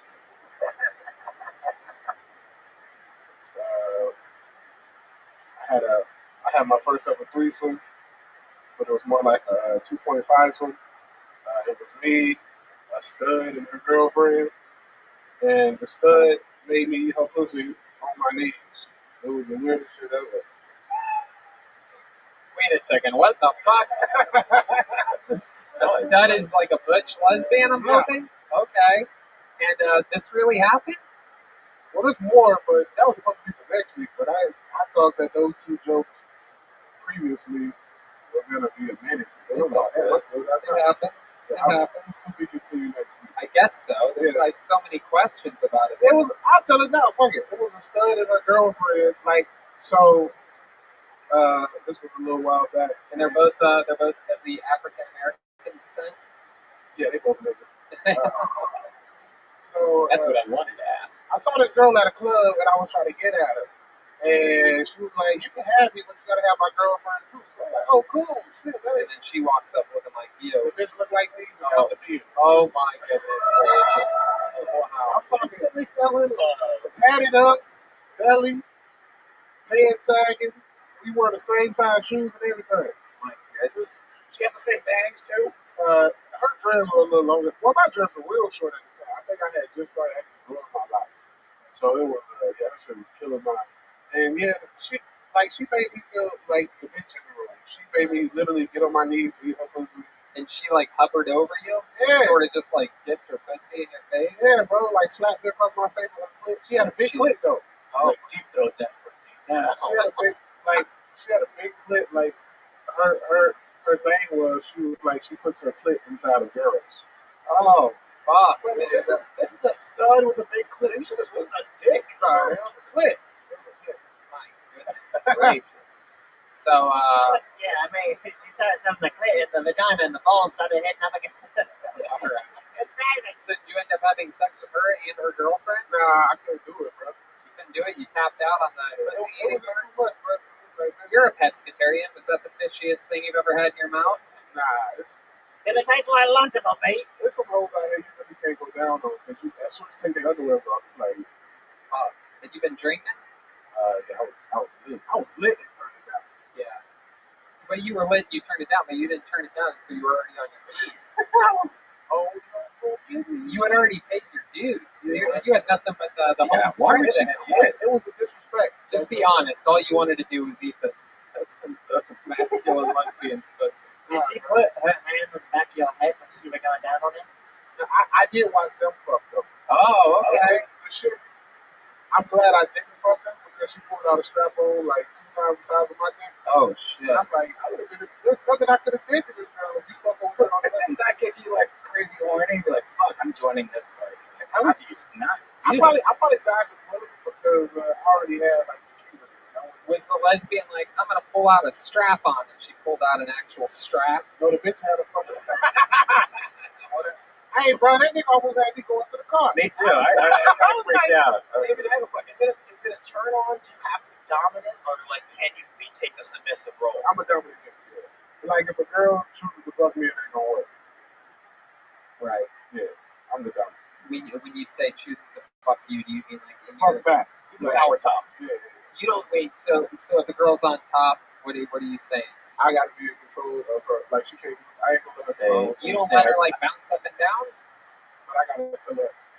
Bro, come on, you know comedy, you gotta let her grind, man. Nah. So wait, so when you say you I have don't, to, I you don't, have to I don't hold on. Hold that thought. Yeah. So when you say you have to regulate the speed, you mean like you hold on to their waist? Yeah. And sort of just control it Yeah. that way? 'Cause I don't You're not wanna- like faster, slower, Nah, faster. exactly. Because I don't want a girl controlling my neck. That's too much power. Right. That's what the dom and dominoes. What? That was funny. Thank you. I put the dom and dominoes. I don't want a girl With like controlling no dominoes. Ain't no chick gonna control like when I finish. It's gonna be me that chooses. Right. That's weird. So you go nice and slow then in order to be able to last long. Yeah. Right. What's the fastest that you've ever finished? Immediately? Have you ever just put it in once? Hi, I'm Data. I probably say like, Yeah, because that's what everybody starts. When you're a comedian, everyone knows you start sex like you start a set. Hi, I'm Jada. like 3 to 5 minutes. Wow, 3 to 5 minutes. It's like a pop That was like set. shit when I was like a freshman in college. Right. That's like a good time for me. Really? If I make it 5 whole minutes, I'm like, good. Yeah, 5 minutes. 5 minutes can be, depending on the emotion in the ocean, could be a good fuck session. Depending on the girl too. Like I've faked a lot of orgasms. You faked orgasms? What do? You just have a little Why? helmet, Spit on their mayonnaise, you have a little mayonnaise packet that you keep in your pocket? Spit on their back. Little helmets, just bite the corner off. You spit on the back and said, why'd you just spit on my back? They don't know. So you're saying you gotta do it like you gotta do it then just take it off. Like drip on it. You can't like That's when you were eating the butch girl's vagina. Or you like, nah, I'm good, ladies. I already came from eating that sweet, sweet pussy. she was just too aggressive. Way too aggressive. Right. It was like, bitch, I did it. You not. Right. My goodness. Well, I really hope that they secretly took video of this and send it to us here at KillTony. Girls, when I first got popular on ADD, girls tried to like, and I'm like, nah, but turn that shit off, put your camera up, put it in my bag, actually. Okay. Can I ask you a question? What did they say when you were like on your knees and you just went, nah? Like this I was on my knees, but then, like, halfway through, I was like, I can't be out here like this. But what did they? How did they read? They didn't care. They were like, all right, then sit in that chair and watch. The stud didn't care. I don't think the film cared either. It was just more so about, I don't know. So how did that make you feel when you were down there? How long do you think you were down there for? Drunk, like regular time, probably like 20 minutes. Drunk time, like 5 minutes. My goodness, 25 minutes? I said, on regular time, probably 20 minutes. Oh. But drunk time, it felt like, drunk time is a lot faster than it actually is. Right. Did it like affect you, you think, being down on both knees like that? Do you think you're going to be able to perform? It's a bit of my man.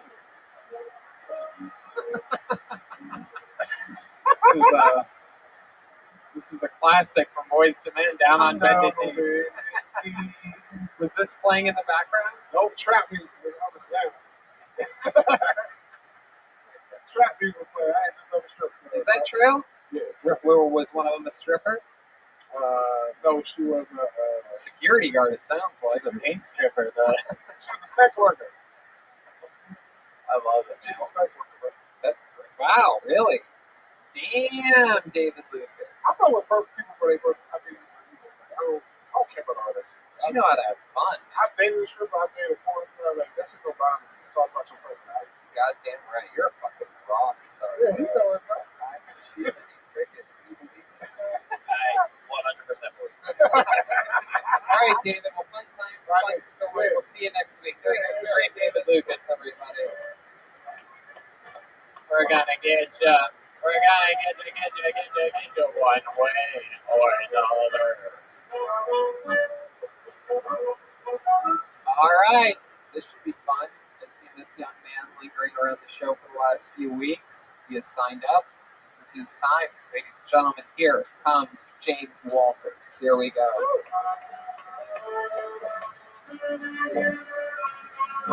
Yeah! Here he is, James Walters.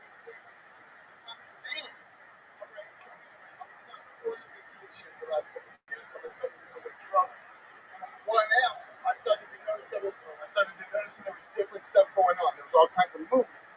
And I saw a movement from BLM. I started getting pissed off. I was like, what the fuck's going on? He was out here killing motherfucking Smurfs, man. I was out there for like 3 goddamn weeks looking for garden mill. I was ready to fuck somebody up against Smurf Bay.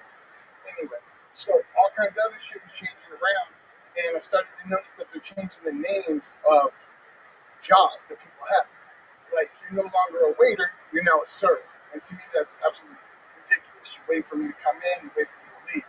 And then the stewardess shit is just pissing me off too. Like, you're a flight attendant. Bitch, you steward me out of the plane, you steward me off the plane. We're all attending the motherfucking flight. And so the whole time, you know, we're just sitting there, I'm just chipping in. I'm like, I need to do something different for my life. So I decided to become a fucking rapper. And what do I do to become a rapper? Is I just decide that, fuck it, I need to come up with some misogynistic. Go ahead. I want to hear the rest of this. Go ahead. So I come up with a song, and I'll ask if it's misogynistic as hell. So I'm thinking 1, 2, 3, 4. I jump my balls on your face, bitch. What? I jump my balls on your face. Okay, stop. James Walters, everybody. That was James Walters. Hi, James. You've been on the show once before, correct? Yeah. Really? This is your first time. I feel like you've been on before. I never. As a matter of fact, when I came here 2 weeks ago, I had no offense to you. You didn't even know what was going on here. You were just walking by on a Monday. I was driving. I had a tough day at work, and I was talking about. I seen a crowd, and I was like, "Shit, there's people out here doing something." What were you driving? Hold on, Monday. Where do you work at? I'm a bill collector. I work for law. You're a bill collector. Yes, So sir. you're like Dog the Bounty Hunter? No, I used to be a prostitute, but I ended up going to prison and came out. And There you go. Fresh out of prison energies was my next thing that I was going to here. I took that note down. What'd you go to prison for? robbery, accessory robbery, Oh my goodness, what did you rob? a Walmart, and went to jail. Oh my God, this is so exciting. You robbed me in a minute. There you go. What did you steal from the Walmart? I gotta know because everything at Walmart's like $2.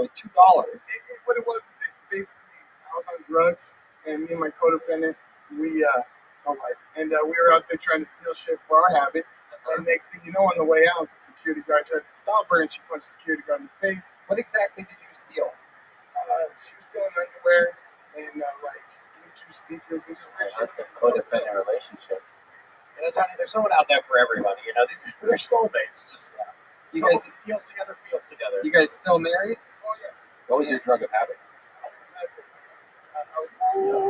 Wow, you loved it. How long were you doing it for? You see, that's the thing. I only did it for a couple of years. Like I was a regular dad with the kids and all that kind of bullshit for like 16, 17 years. Oh, wow, 16, 17 years. Is that how old the kids were when you started your meth habit? 16 and 17. Are you? No. They were 15, 10, 16, and 17. 10, 15, 16, 17. My goodness gracious. Do you communicate with them now at all? Oh, yeah, for sure. Oh, everything's everything's good. How long have you been sober for? I've been sober for a month for about 4 years. Awesome. Congratulations. It's not an easy drug to give up. I don't know if you know this, but a lot of people are getting off meth by using SK Kratom. They go to Actually true. They go to soapcorner.com, spelled with a K, and they use the promo code KILLTONY30 for 30% off. Anyway, Kratom? Really? Oh, okay. No, it's okay. It's okay. So incredible. What did help you get off of that? Prison did it. Tell us some prison stories. How long were you in prison for? I was in prison for about 2.5 years. Ended up going to fire camp, fighting fires, and all that shit. Right. My goodness. Interesting. I mean, yeah, prisons. I don't know what kind of story you want to I saw someone get a hole in them. Yeah, tell us about that. That's what we would consider a compelling story. Well, I was in fire camp training, and there's a bunch of factions in your prison. There's the Southside Gangsters, the Hispanic gang, the Fresno Bulldogs. There's the white people. Then there's the different black sects, and the Bulldogs and Southside Mexicans got a big old fight, and they started barking and fighting each other. Next thing you know, somebody broke a broomstick off, hit another guy in the ribs with it, and then the tear gas came and shot the dude right there, and it blew up. The helicopters came and put people out of prison. Oh my goodness. Wow. And did the guy die? No, Like he ended up going to like Who won, the Mexicans or the whites? they were all Mexican. Oh, they were all Well, Mexican. no, I mean some people. The Mexicans won, I guess. I The mean, Mexicans it won, was crazy and for me, the 'cause I just saw Mexicans. Mexicans fighting Mexicans. My goodness gracious! What do you think about all these Latinos in the prison system? Oh man, you don't want to get me started about all that stuff. I mean, that's the prison system. I can talk about those. Right. And what are you? You fell into the group of the whites, right? Because you seem like you could sort of play the fence on either side. Oh, I mean, prison is weird. Like, it's a forced kind of racism when you go in there. Like, you immediately have to. Did you ever have to do something for the white people to earn your stripes or anything? Were they ever like, hey man, go up to the Mexican and fucking call him a Mexican? Yeah, did the white people go like Mexicans to prison? Yes. Hey, Like, some of them do. Like, it's weird. Like, you'll go in there and you'll see, like, white dudes that are from, like, Torrance. You know what I'm saying? And as soon as they get into county jail, the Mexicans will rush them and be like, what are you on? And then they're just like, okay, yeah, whatever. And next thing you know, the Mexican, no, yo no soy blanco, señor. No, So now what do you do for fun? What are some things that you fill all your extra time with? Other than coming here? No, I mean, Some hobbies of yours, like you play frisbee golf, or you professionally ride. rap. You really do? Like, I'm telling you, like, I'm not like that. Okay, give us a real rap song that's a little more complex than I put my balls on your face. Okay, see, because there we go. The rap name's broke for me. Okay. All right, like, I independent female oppositions. I got fast lane sluts to play any oppositions. If you don't do shit, you still make a decision. So you know all bullshit some time. Catch me if you grant me three dishes. Suck a dick. Just think you go and do my dishes. Bad bitches, bad bitches, bad bitches. They be the ones that go and get snitching. Bad bitches, bad bitches, bad bitches. They be the ones that go and get my riches. Fuck it. I'm broke. I get my flow. I got weed, money, and all these hoes that on the phone. Yo, I got weed, money, and Wow. Damn. My goodness. Fuck yeah. Wow. I didn't know fucking Google Lumas could rap like that. That's incredible. I didn't know we were listening to New Kids on the Sidewalk. Hey! I didn't know what kind of I saw Alice Cooper and then, Gallagher Hills and Cash. 100%. What do your kids do now? How old are they now? About. Well, I have a son. That was going to be my other joke. Like, when I came out, I didn't know, like, I've never done this shit before, so you were like, do a minute. And I was like, oh, all right, jokes. I was going to This is your first time ever trying stand up? Like, I did it like 20 years ago. Like, I went for a talent show. Right. Like, 20 years ago, and I did okay. And I ended up hosting for like a week. Wow. It was dumb as shit because I did the dumb rap song. Yeah. But I actually, like, hosted for, I do that. Ari Shafir. Like, You hosted for him? 2002. Wow, that's so cool. What did you host for him? No, that's what I'm saying. Like, I came up, did a couple of dumb jokes for the week. Right, it was like an open mic. He was hosting. No. I was hosting. He came to Seattle. I lived in Seattle for a long time. It was called Okay. Coach House. Yeah. I went for an open. It was called open mic, but I thought it was open mic for like comedy. It was open mic for like everybody. There was Right. like chicks up there singing about getting raped and Sure. all cancer poems. It was crazy. People getting boners. Right. It was a carnival. But I did jokes, and the guy came in and was like, "Oh, if you do it nice, you want to come back next Tuesday?" I was like, "Sure." I had no idea what I was getting into. And so him and some other dude that came up with him, that came up just to do the show, they got paid. I got like part of the tips. Wow, You know what I'm that's saying? great. Yeah. And then you hung it up. Well, I mean, You're like, fuck this. I'm yeah, gonna go but to bed. I wasn't doing drugs at the time. You know what I'm saying? I just had kids, and I was like, I needed a real job and pay real bills and shit. Right. You know what I'm saying? Like right now, the kids are older, and I'm like, fuck it. Like they came down here like. I'm surprised Ari Shafir let you leave with any money that day. That's very impressive. Those tips should also. No, you did ask. Right. That's fun. Well, James, congratulations on your 20-year return to stand-up comedy. Fun times here. We talked about, what did you mean by the Smurfs thing, by the way, for the Black Okay, Lives like Matter? no, I didn't say black. I said blue lives matter. So, Oh, like, wow. so what I'm saying, like when blue lives matter, I was like, who's out there killing the fucking Smurfs? Gotcha. Like, Gotcha. I thought that was Blue Lives Matter. I heard you say BLM. And Welcome to comedy, James. yeah. I thought that was gonna kill. It's our favorite thing to say. There he goes, James Walters. Fun times, James. Thank you very much. There he goes. Come back again, James.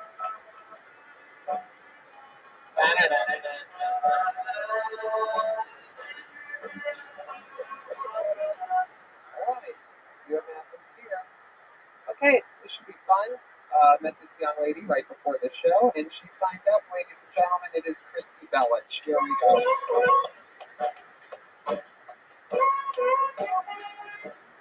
There she is, the one, the only Christy Belich. Yeah, I moved out to the desert, the middle of the desert, after all this went down. And unlike Jesus who got enlightened, I just got extremely fat, you know. Like, I'm going through what I call a Walmart pregnancy. Like, a Walmart pregnancy consists of microwave pizza, canned wine, and just clogged septic tanks. That's what it is, you know.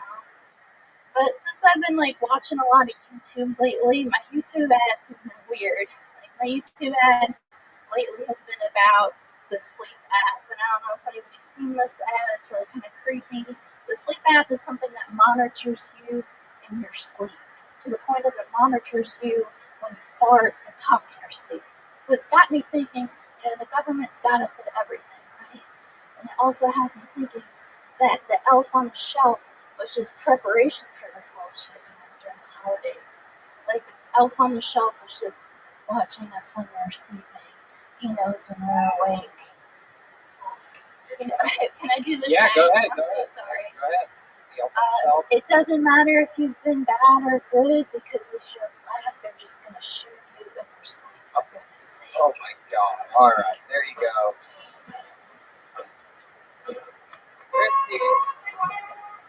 Christy Belich, welcome to the show. How are you, Christy? It's okay. You couldn't even tell. How long have you been doing stand-up? 6 years. My goodness. Where have you been doing it 6 years at? Well, I was on the East Coast. I was doing the road. Where on the East Coast?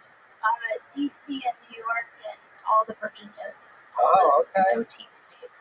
Okay. Very good. Very good. And then when did you move to California? I was here before, and then I moved on a Greyhound bus from Baltimore, Maryland to Los Angeles. Baltimore. January More like a 9th. Blackhound bus. Am I right? Baltimore. That's a rough trip. Did you end up eating a Stud's pussy? No, I'm kidding. That's just a joke. It came out for no reason. If I need an OnlyFans, maybe. I love it. Christy, so welcome. You talked about a lot. You moved to the desert. What desert did you move to? I live in 29 Palms. Oh my goodness. What made you move out there? I know all about 29 Palms. Poverty. Really? Yeah, being a comic, and I moved out for this place. I moved out for the comedy store. Right. When did you move there exactly? April the 1st. Up to 2020? Yeah. Oh my goodness. What a little cagoose. It is what it is. That's like moving to Alabama to go to Disney World. Yeah. That is 2.5 hours away, due east, for those of you who don't know. 29 Palms is the young sister of a young boy named Joshua Tree. Pretty much everyone's on mushroom and shit up there, right? Yeah, I did that too. Yeah. No, that makes sense. And you moved there April, and is it true you've been eating microwave pizzas? Well, that's why I look like I'm pregnant right now. I got 2 pregnant over. Canned wine. I thought that was I mean, amongst people on this show, I do believe you're actually the most fit comedian we've had on It's a lie. That's why I work all like day. You have the highest rated physical that's out really of everybody. sad. William has open wounds. David, I didn't even get to talk to David Lucas about him jumping in a pool. Did you see that video of him jumping in a pool? Oh yeah, well, who jumps in the pool with their shoes on? Shoes and socks, and somehow there was barely any splash. I've never seen anything like it. I was like, was there any water left in it? No, it was the opposite. Somehow he went like no splash whatsoever. He had practiced already jumping off at the jetty and the little boy reaching out. What do you think would happen if you jumped into a pool, Christy? I'd probably look like David Lucas, but the opposite. Was it David Lucas and William in the same film? What do you do how do you stay cool out there in 29 Palms? It's very hot out there. Pray. Really? Who do you pray to? I pray to Jesus and Kali. Good goodness. What was that second one? Kali? Kali? Kali? Kali Mom? Calamari. Kali Ma Day? Temple of Doom? Indiana Jones reference? Am I correct? Wow, look at that. And you want to know the most disturbing thing in Indiana Jones movies that I can't stop thinking about my whole life? Wow. It's when the girl is riding the elephant and She sprays perfume on that gross elk. Yeah, you can't do that. That's animal testing. That's bad. What's the most profound revelation you've had while tripping? I think for me, it's just that we all have to get through this shit no matter what, and we're accounting for the sins of the people before us. Absolutely. I love that 100%. I agree 100%. The mushrooms are good out there in 29 Palms. Accounting for the sins. We pay the price. So, you do a lot of mushrooms you in love out there? Did you find any love in 29 Palms? Any Trey Peacock-like characters coming over and doing the wiring in your place? I am unfortunately single. Really? Did you see Trey Peacock? I mean, he's very, very cute. That's the guy. Yeah. Very cute. Oh, Trey, what do you think about this? She thinks you're cute. Strap in, buddy. I just feel like the guys here all look like they could be bottoms. I'm not gonna lie. Is that how you feel about Trey? Tell the truth. I feel most of the guys, even the guy that was in jail, all of them look like they're just sloppy. Wow, even the guy that was in jail? Damn, what kind of dude do you need? It just makes me sad because David Lucas is like, I'm a power top, and you're just like, dude, like, shut up, like, hit him down. You know? Hello. I don't think there's everybody on this stage. It's so funny, except the gorgeous lady in the back. It's just like, you're all little sloppy bottoms. Maybe you don't need a man, baby. Yeah, Eileen Wernos. Eileen Wernos can show you the way. Eileen Wernos actually had some pretty cute girlfriends for a while. Oh, she got excited. She thought you said Eileen DeJonas over there. My goodness gracious. So when's the last time you were with a man? We had some people on earlier that haven't had sex in 12 years. I mean, and nobody's been under the sun in a very long time. Really, under the hood. We gotta find you a mechanic, girl. You're a Klansman? The most that's happened is that rats ate the wiring under my Hyundai. So I was like, oh, well, at least my car's getting some action. Goodness, look at that. The rats got down on their knees and ate the wiring from the Hyundai. I also own a Hyundai. So really, is that true? I do. Any Elantra? Yeah, it is 2010. You better keep that thing away from William Montgomery. He flips Elantras. You know that? I did not know that. That's one of the reasons why we originally fell in love with him. The first time that he was on the show, he talked about how he goes around flipping Elantras over. It's one of his favorite things to do. He turns them over on their side. William, when's the last time you flipped an Elantra? 2 weeks ago. Buddy, I live 2 blocks away. We're going to my place after this. You ever flip a 2010? He's got a 2010. Where'd you park? Oh, I walk here. Oh, you walked here. Yeah. You're very lucky. I was. Silver. He loves silver 2009. You're lucky you have a 2010. He would have probably already flipped it. Have you ever had to do anything using your strength? You seem like a strong woman. Have you ever saved a child from an accident or anything like that? I used to work with primates that I had to lift up and give them ketamine. What? What kind of primates? What do you mean? I worked with a couple different species of primates. That was my job. What were the species exactly? What were the primates exactly? I am a primate and I require ketamine. Rhesus macaques.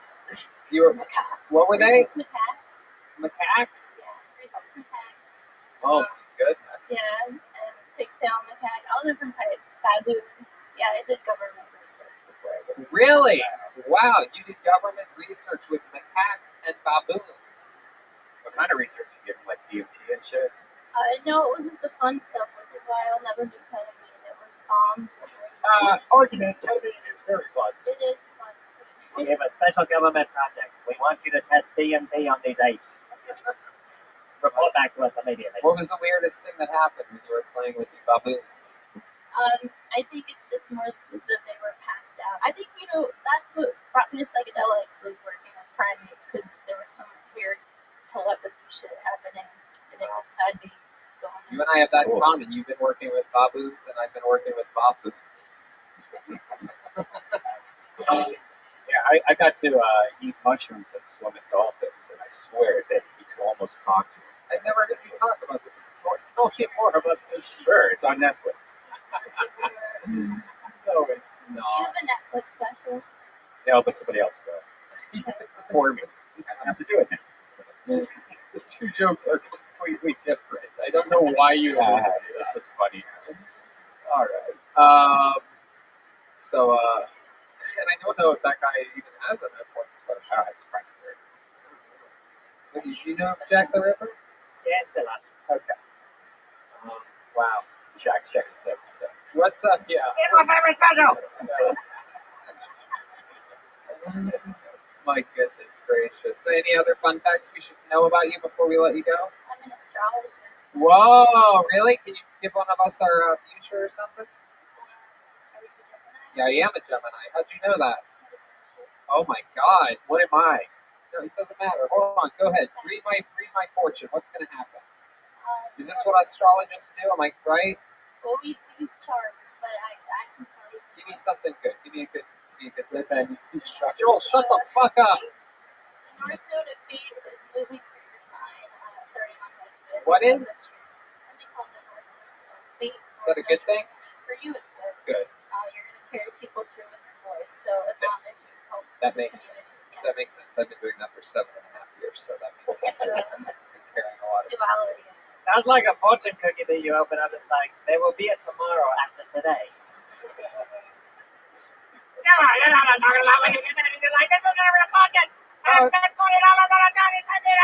How do you know about fortune cookies, Jack? Christy Bellich, so much fun. Come back, sign up again, get on again. Let's hear more. Christy Bellich, everybody. There you go. All right. We had 5 people sign up. I said we were going to get through 4, but we're going to get this 5th one up here real quick for a real quick one and a real quick interview. Here comes Nick Reese, everybody. Woo! Nick Reese. You got one more mic, right, Zach? Hey. Here he is. Nick Reese. So I feel like 2020 is going to be pretty rough for everybody. Had a lot of plans kind of rescheduled. I know I'm being selfish. I'm not the only one. I mean, Kyle Rittenhouse had a whole shooting plan for that school, and to get thwarted by Zoom meetings at the last minute, I can't imagine the devastation that guy was going through. Just terrible. But 2020, this whole quarantine's been pretty crazy. I've been watching just a lot of just Netflix random stuff. My lady's been making me watch a bunch of anime for the first time, and I've come to realize anime is just basically Mexican soap operas in cartoon form. And I kind of think 2020 is going to be for time travelers, kind of like what the 13th floor of like a hotel is for like architects. It's just going to like the no-fly zone. It's going to be interesting just to kind of look back on it all. But that's my bad.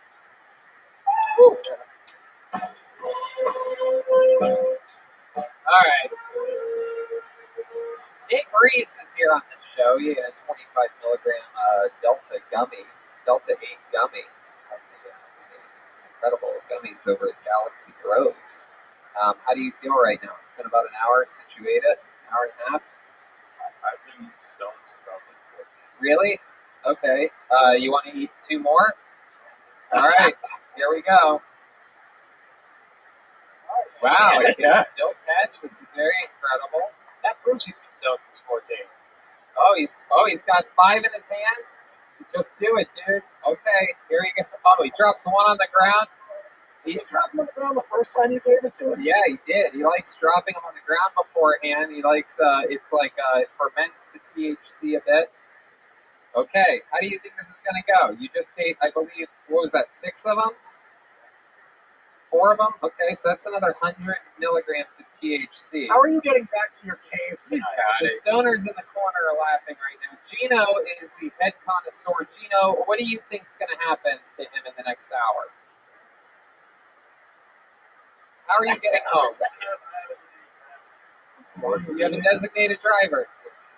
He has a Dungeons and Dragons tattoo. He has a dirty dick, this guy. He's talking to Scapta. Weird Al is killing me. Nick, so what's been going on in your life? What's been happening since the last time you were on?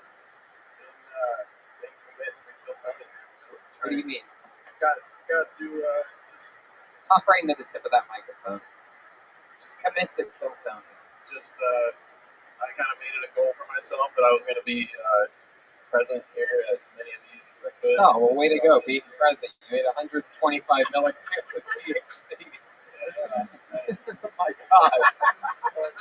The only person to ever say, I want to be present here at Kiltony. So is the only person we've ever, for some reason, purposefully inebriated. This is fun. Looking fresh again. You always have the nice clothes. You were just on the last episode you were on. You were also on with our friend Gates' cousin. Right? Yeah. Trey Peacock and you guys eclipsing over another episode. This is some form of destiny. Do you live anywhere near the Modesto area? Oh, that's pretty close. Oh, San Diego. You live south. Those are three completely different places that you just named. Yeah. Temecula, San Diego, right? I live. Inland Empire is not near either of those. You know, I live like in the Temecula, North Carolina area. I live in San Jacinto. Like it's San Jacinto. yeah. Don't really know where that's at. So I did a Scientology film out there once. Did you? Yep. What was it called? I mean, they didn't tell me, but Scientologists. You were really in it? Yeah, I was a background extra in the Scientology film in San Jacinto. I literally forgot the name of the city until you just said it right there, right there. What year was this? 2011. Wow. Gotta find this. Did they pay you? Yep. It's the year. And I had to leave early to come into the comedy store because it was a Monday night and the show was running late. And I said, I got to go. And they said, you shouldn't go. And I said, I need to go. Oh, the Scientologists are not happy when you leave early. Yeah. And they made homemade pizzas, food that was all prepared in the kitchen there. And they didn't have anything from outside of the facility. And there were guards with guns that drove me to the set and out. Guns? Wow. The guards with the guns thing is real. I had an uncle that worked in there, and he said that there was guards with UVs patrolling the fucking grounds. They have it's a huge compound facility, and they've got guards on every single it's right out of a What movie. did you do for the video? I was like somebody who was in the 50s that was listening to their leader give a speech. Wow. So they put a bouffant on my hair. They wanted to cut my hair. I said, this is when I had longer hair. They told me, you're long with this, and they put it to a song. You know what I mean? You were weird about them cutting your hair back in the day. That was like your treasure. Absolutely. You said, no way. Have you seen the movie Samson from the Bible? No. I mean, they cut his hair. They lost all that strength. All right. Then he had to roll back, and then he had the two pillars. That's good enough. You got it, Jack. There you go. Out of control he is. All right. An applause break. So, okay. So, Nick, what else has been happening in your life other than committing to Kiltony? Tell us something about your personal life down in San Jacinto. Your air conditioner broke recently. Am I correct? It really did? When did that happen? And you're a Capricorn. Am I correct? Oh, okay. It goes all. And you're one of the apes she gave ketamine to. Correct. You consider yourself more of a baboon or a macaque? What? That first guy that went up, he was macaque. So, how about your sex life? What's going on over there? You seem like the kind of guy that masturbates into your own belly button to start the day. You seem engaged. Wait, what? He seems engaged. I've engaged, just kind of going through it right now. She's mad at me right now because I've been coming here every Monday, and I told her I'm not sorry. I want you to be with me on Mondays. Yeah, why is she what else do you do? I mean, How dare you leave the sweet, sweet confines of San Jacinto? We have a shitload of animals and stuff.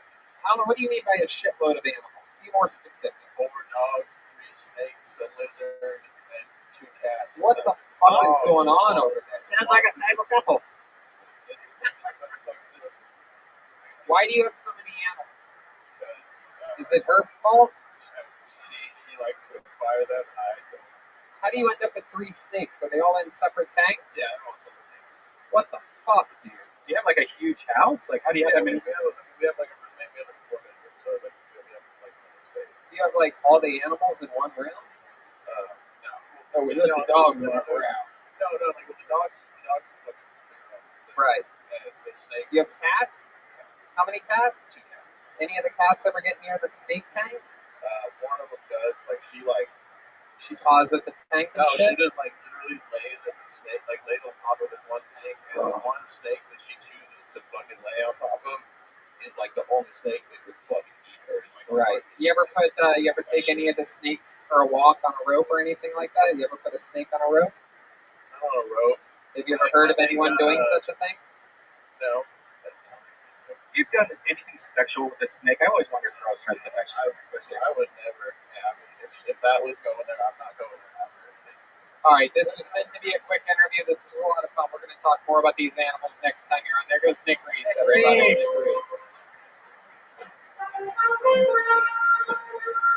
Yeah. Yeah, hey, get crazy. I do. Yeah. All right, the microphone is switched. He's been lowered to half staff. That can only mean one thing, everybody. This show is about to go to a whole nother level as I bring up the golden boy, the icon, the Chicago rattlesnake, the Illinois boy toy, the Wyoming ding the electric goat. Ladies and gentlemen, I present to you one of my favorite human beings on the planet, master comedian and improviser, the great Michael Lehrer.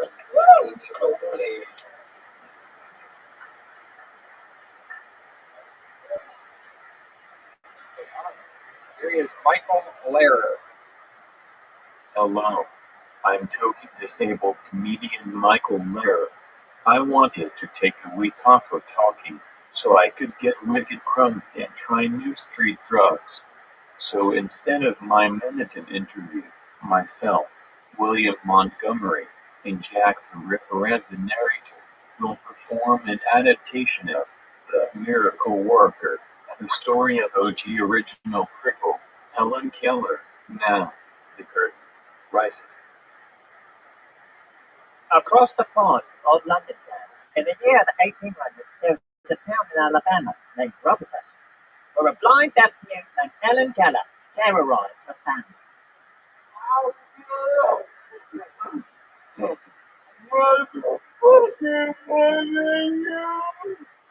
Helpless, Keller's family called for child crisis manager, Annie Sullivan. Hi, I'm Annie Sullivan, and I'm here to make Helen Keller chill the fuck out. Fuck you. What did you say to me, you little bitch? Annie continued to terrorize her family, blowing blunt smoke in baby faces, putting empty Sunny D containers back in the fridge. Annie wasn't about to get punked by a little blind kid, so she had an idea. The Keller family spoils Helen Keller.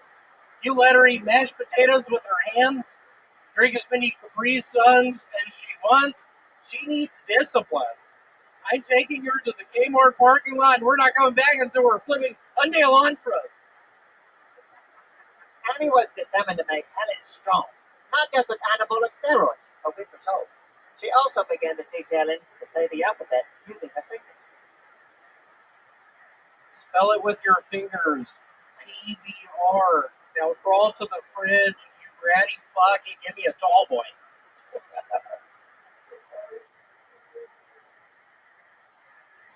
What'd you just fucking say? Hit me again.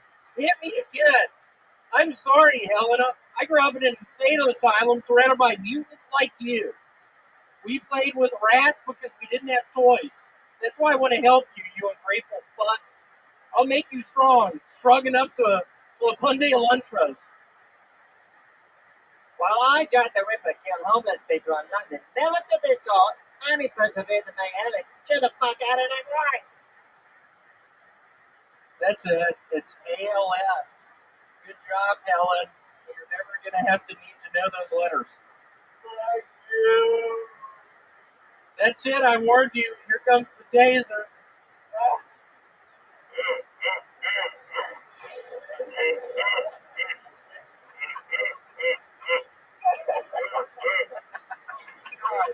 There's a mouse in there. While Interpol blindly chased me through the canals of London town, in Robertson, Alabama, Annie Sullivan taught Helen to recognize objects by touch. Feel that, Michael. Feel it. It's TITS, tits. But Helen learned far more than to recognize tits. Where's your water bottle? William, you're blocking the light on Helen. This is called water.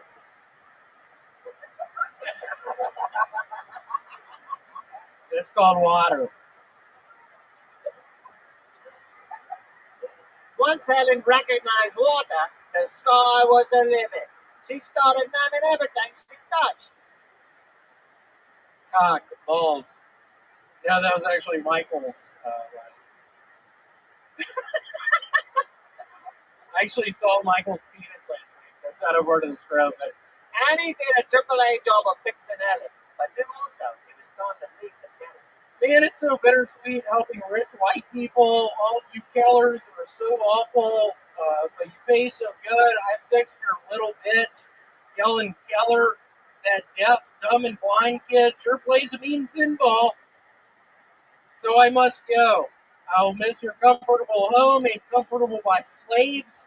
But that is no matter until 2020 I fix that little bitch Helen Keller, so she shouldn't be an asshole anymore. Annie Sullivan then left the Kellers. So where? Who knows? Annie, half blind. I think we all learned a valuable lesson. The miracle worker is sadistic as fuck. Annie Sullivan will be in jail today. Also, the Kellers will both be slave owners. Old ass plays suck in so many ways, but the miracle worker, you truly are the worst. But don't take it from me. I've killed an unknown amount of people 150 years ago and was never caught. Thank you for supporting live theater. I'm Jack the Ripper! Wow. Very impressive. Very impressive. I love your earrings. There you go. Get the microphone back to Helen Keller there. You can tell it's Helen Keller because she's wearing a face shield with the words Helen Keller above it. Can we, there we go. Here comes a nice, fresh, uninfected microphone. That's just his regular face shield, too, that he rolls down the street with. That is incredible, Michael. Another That was so fun. Wow, look at that hair. Another stellar performance. Zach, can you zoom in on this champion of champions, the great Michael Laird? Very fun. And what a wonderful afternoon. For real, so much fun. So many laughs. That was, since Corona, the most laughs from. I mean, there's like 6 people here. Yeah. And it felt like a big room. So bravo, you motherfucker. I absolutely agree, and no better way to end a great episode than with the chairman of the board himself, the great Michael Laird. MichaelLairdComedy.com. Michael Laird Comedy on all social media sites. Anything else you're promoting this week, Michael? I New merch? fell, and yeah. Oh, I know what you're doing. It's the big promo for the fall collection of merch. My right hand doesn't work as anymore. Okay, it's real sad, real quick. So pray for me. Oh, yes. Prayers are going to work. Everyone knows it's the one cure against ALS. Prayers, everybody. Thank you to the great Michael Laird. Again, MichaelLairdComedy.com. Here comes the drawing from Ryan J. Ebelt right about here. That's what he did. Look at that. Everybody's in it. Jack the Ripper, Eileen Wernos, Richard Ramirez. Dead people. A bunch of dead people. David Lucas and William Montgomery. Michael Laird, I do all believe, are murdered. I'm in the middle holding it down. You got Red Band and Alex Hooper. Alex Hooper was with us tonight. Thanks, everybody. Thanks for having me, guys. Alex Hooper is on social media and Hooper Hair Puff. What else, Alex? You're always doing a bunch of shows. What do you got coming up? Go to hoopercomedy.com, everybody. I'll be back on the road very soon, and lots of stuff happening right now on my website, so go get it. Go to his website. Check out what he did on AGT. The guy has real balls. Went out there and was absolutely ruthless to those network normies over there hosting AGT. Gave them some pure evil. Fun times. Always a pleasure to hang out with you. The great Alex Hooper. Again, that's Hooper Hair Puff on social media. Believe it or not, people, Jack the Ripper was actually Jeremiah Watkins. Jeremiah, tell us about your podcast. My podcast, Jeremiah Wonders, recent episodes got some great Dr. Phil episodes with Adam Ray on there, Jonas Poppers from History Highness, Sam Roberts from the Jim and Sam show, and my Venmo's at Jeremiah-Watkins. And if you like breakfast shows, eating breakfast with Jeremiah is on the YouTube. And a new merch store, JeremiahWatkins.com, and a t-shirt that says, I'm Jack the River. There you go. Jessie Jetski Johnson, I do believe, was Eileen Wernos tonight. She's everywhere, Jetski Johnson, including jetskijohnson.com, where you can get one of the brand new Anytime ornaments. If you're into Christmas, it would work perfectly as a Christmas ornament. I saw them. They're adorable. They are amazing. I already made a reservation for 3 of them. I'm going to hang them in different rooms all around my place. And I'm really excited. They are adorable. She hand makes everything. You have your choice of strong plastic or glass, and she makes special jet ski Anytime ornaments. Am I right? Yeah, that was like, can I report that? What else, jet ski? Mitch Burrow and I have been on the show a lot. We have a podcast that records here at the store. Tony's been on it. Red Band was on it. It's Through the Looking Glass on the Comedy Store YouTube page. That's right. The great Chroma Chris right there. Chroma, what do you think about tonight's episode? Oh, it was a bloody good one, Tony. Hey, you can follow me at Chroma Chris, or you can follow my cult. That's Ron right. Rich. I love it. And absolutely positively right here, Joel Jimenez, everybody. Come on, it is Joelberg. Joel's got a podcast, Mostly Sorry, which is also what he is on social media, at Mostly Sorry. What else is going on, Joel? Hail Satan. All right. I have a Patreon. It's patreon.com/henchclip. We go over everything roasting that I and a lot of the people in roast history have ever done. I got to have you on that sometime, Alex. A lot of fun interviews coming up, including the man that's written for every single televised roast that's ever happened, the legend Mike Ferrucci. Fun things happening. A bunch of new merch up, TonyHenchcliffe.com. The remaining of this summer's Kill Tony shirts are available at DeathSquad.tv. Yeah, there's only a few left, and so get those before the new one comes out. Also, we just launched the Brothers and Chris of Patreon. You go to patreon.com, Brothers Podcast, and check that out. We were doing like little mini shows inside of it, so if you like the show, you're going to love these little mini shows. So. That's great. Remember to support our sponsors, and that supports us, all of us, and we appreciate you guys. Thank you so much.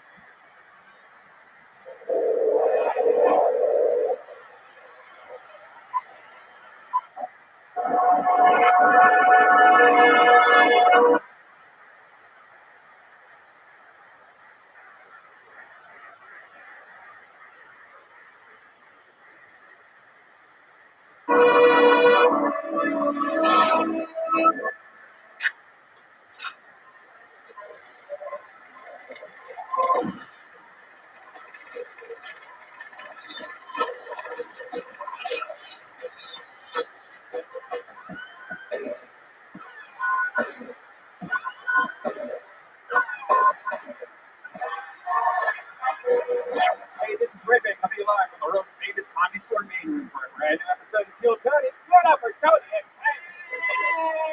wow, how exciting is this? I'm here with the great Brian Rabbi. How are you, my friend? Good, exciting to be here. Good to be back home. Went on the road this weekend for the first time in forever and headline shows for the first time in 4 months. 4 1-hour-long sets in beautiful Salt Lake City, Utah. Was it outside or was it It's inside, socially distanced, nobody getting sick, everybody's healthy out there. You know, a lot of these places where they're sort of more, perceived to be anti-mask, very free people. They don't have as many cases. It's wild out there, and because they're all healthy, they don't wear masks, and so they just stay healthy because there's nothing to catch. Also, less people spread out more. Well, yeah, of course, yes. They're not. It's not Los Angeles or New York City. That is absolutely correct. You are right there. Compared to us, would be absolutely criminal. But I'm excited to be home. I flew in on Sunday. You want to know the first thing I did when I flew back home? I texted the great Ryan J. Ebel. Oh, Ryan J. Ebel's here. There he is. Yeah. Ryan J. Ebel. Here comes. Wait, let's do that one more time. It's Ryan J. Ebel. Whoa. There he is, everyone that didn't believe he was here. And I came out. I texted Ryan. I said, we're going to have fun on Monday. And then, you know, the next thing I did? I called Vito's Pizza, and I ordered a platter, a giant party platter, baked ziti. And I went, and I played cornhole with some friends, and we ate baked ziti, and we laughed all day long. I'm telling you, you get the party platter of baked ziti from Vito's, and you blow people's minds. It comes with salad, garlic knots. You like garlic knots? Definitely, especially when you're playing cornhole. Exactly. Nothing more fun than garlic knots and cornhole. Some people might be wondering, why baked ziti in 100-degree weather? And I'm telling you, there's no better time. I almost can't wait for it to get cold outside so that I can eat more ziti and be able to rationalize it. Nice. Vito's Pizza is the best. They keep us filled up every single Monday here. It's incredible. In fact, tonight joining us, if I can give a little shout out, you know, the great Charlie's always here, but tonight Grace is here, everybody. One of the sweetest souls, always there to greet you. The beautiful Vito's Pizza on La Cienega. I love it. Caveman Coffee's a thing. Use the promo code KILLTONY and get 15% off delicious Caveman Coffee. I like the hibiscus tea. I just got a new pack from them the other day. Heck yeah. And life is good. But before we start tonight's extra special show, here's a little bit more from our sponsors. Now more than ever, you really shouldn't put off seeing a doctor when you're not feeling well. And I know that with everything going on, it can be difficult to put your health first. It's really tough to see a doctor nowadays. You don't want to go in there, you don't want to get sick, you may be putting off seeing a doctor because you're too busy with work, kids, life in general. That's why I use PlushCare. They make seeing a doctor so easy. I do it right from home. PlushCare provides virtual doctor appointments through your smartphone or computer. I just pick a time that works for me and book an appointment right online. I don't have to sit on hold forever to make an appointment or leave the house and sit in a crowded waiting room and be exposed to who knows what. You know about this, Red Band. I think it's great. With PlushCare, I can be diagnosed, treated, and even have a prescription sent to my pharmacy of choice if needed. PlushCare accepts most major insurance carriers and is available in all 50 states. And the doctor's care. They're here to help by discussing treatment options, providing prescriptions as needed. And they're available anytime if I have questions. If you need a regular checkup or have questions about mental health, PlushCare doctors are also available to help for that. Schedule any appointment today to discuss your treatment options. You know, it's real great. This is one of those things that's super easy and it makes sense. You just go on your phone or your laptop, answer a few questions, and talk to a real doctor. I loved how easy it was. With PlushCare, I don't put off seeing a doctor, and neither should you. No more excuses. Make your appointment today. Go to plushcare.com/Tony.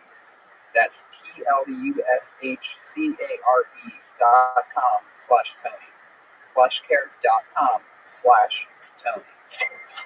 Hey y'all, today's episode is brought to you by Sheath Underwear. Sheath uses moisture-wicking technology to create underwear that keeps everything breathable and incredibly comfortable for you downstairs. Sheath's smart underwear come in a number of different styles, including a brief with a dual pouch that make your balls feel like they're floating on clouds while you work out or play golf or just walking around somewhere hot. It's like an inverted kangaroo pouch for your jelly that keeps your junk from sticking to your legs. You know about this, Brian. I love them. I can't go back to normal underwear after having these. Sheath underwear was invented by a soldier while serving in Iraq, where you can imagine balls tend to get very hot. He developed a prototype in Iraq and raised money on Kickstarter to launch Sheath. And now they're right here supporting our show. And we're wearing them right Yeah, now. they're supporting my balls. Kiss your balls goodbye. Please support our sponsors because our sponsors keep this show going. Support Sheath and they'll support you where it counts downstairs. Bottom line, Sheath creates amazing underwear, and if you don't love it, they have a 100% money-back guarantee off your first pair. Plus, they have an amazing line of underwear for women, too. I'm telling you, I wear my sheets all the time, wearing them right now. There's proof. You see that logo? That's the Sheath logo. I see red bands, too. We all wear Sheath. I think they gave us a tester pack of these, and I went to their website, and I bought a bunch myself. Now I only wear Sheath underwear. Sometimes when it's hot, I'll just slide the balls and dick hole right through there. I'll slide my stuff right into the pouches just to let it cool down, and then I'll pull it back. You don't have to leave it in there. There's no prison sentence for your balls, but you can indeed, like I like to say, kiss your balls goodbye. So go get your new favorite pair of underwear by going to sheathunderwear.com. Use the code Tony for 20% off your order. They ship anywhere in the world. Once more, that's sheathunderwear.com. Use the code Tony for 20% off.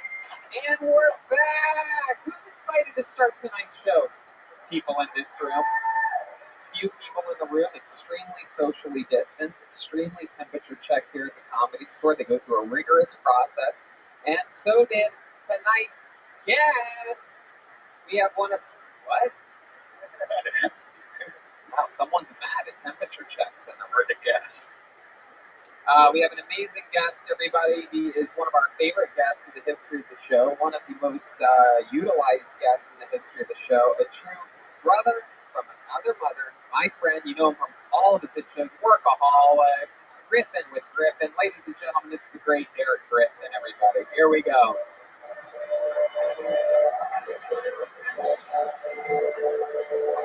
Welcome, Eric Griffin. Welcome back, sir. I'm excited to play with you tonight. Yeah, how you been? I'm great. Like 7 months. I know, it's been a long time. Crazy, right? That's it. The only time I text you is when I want you to come do the show. I know. Never hello. How you doing? Right, I know You you're want to go good. to lunch? I know you're good. I know you're good. Even if you got the Rona, you have like 40 pounds that you could lose. You know what I mean? I play football. I'm down 25 pounds. Yeah. Really? Did you get it already? No, I just... You got the Rona? I'm just doing good. I love it, man. I'm happy for you. I'm excited. Oh, shit, immediately when I sit down. Nothing more fun than getting to see you and fist bump those hairy knuckles of yours. These things are. Well, I miss your Adams Cantaloupe. Hey, that's it. I'm excited that you're here, Eric. You've been on the show many a time. We've had so much fun, and we're going to have fun again. I'm sure that you're... What's going on in your life? Anything crazy going on? I love that you've been cooking on Instagram. Yeah, I'm cooking. Doing Griffin with Griffin. I'm engaged. Whoa! I didn't get her a ring, but I got her a promise car. A promise car? Oh, my goodness. I got a ring she wasn't like, it's not practical at this particular time. Right. I need a car, let's do that. You know? What kind of car? Is it a used car? No, it's a nice car. Nothing says I do more than a Buick LeSabre. Hey, it's an Encore GX. Whoa! That's the car she wanted. I don't forget it. I love it. I love it. That's what every guy wants in this world, is a woman that will just settle for a Buick. You know? Amen, brother. I got a good one. You know what I mean? Well, I'm sure that you remember from your numerous appearances on this show that there is a band here on this show, on Kill Tony. Every single episode, they commit to being different characters. Jeremiah is out on this episode, but we have the best damn band in the land. Let's see who they are tonight. I'm excited about this one. Something in my gut's telling me this is going to be an extra special one. Ladies and gentlemen, here they are, the Kill Tony band. Jet Ski, Jesse Johnson, Joel Jimenez, and Chroma Chris. Here we go. Uh-oh. Whoa! Oh, my God. Oh, my God. Oh, my God. This is what coronavirus looks like in real life. Unbelievable. I heard that song. I thought this makes sense. Firemen this week. And then they come out and they are actual fire. Wow, that is exciting. There's smoke.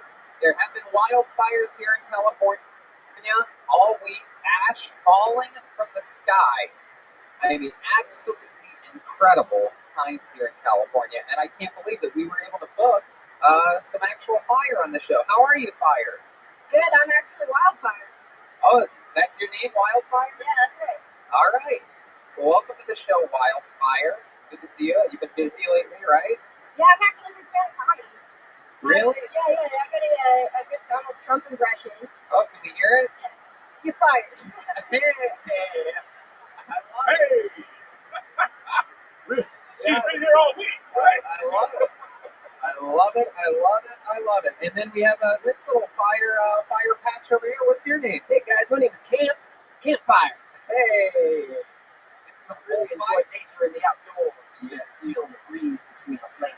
You do. It's a whole fire family here tonight. Very excited about it. Here, one of my favorite Street Fighter characters of all time. Yeah, I reused the wig. What's your name? My name's Forrest. Forrest. Last name Fire, I'm guessing. Yeah, aka Diego Fuego. Wow.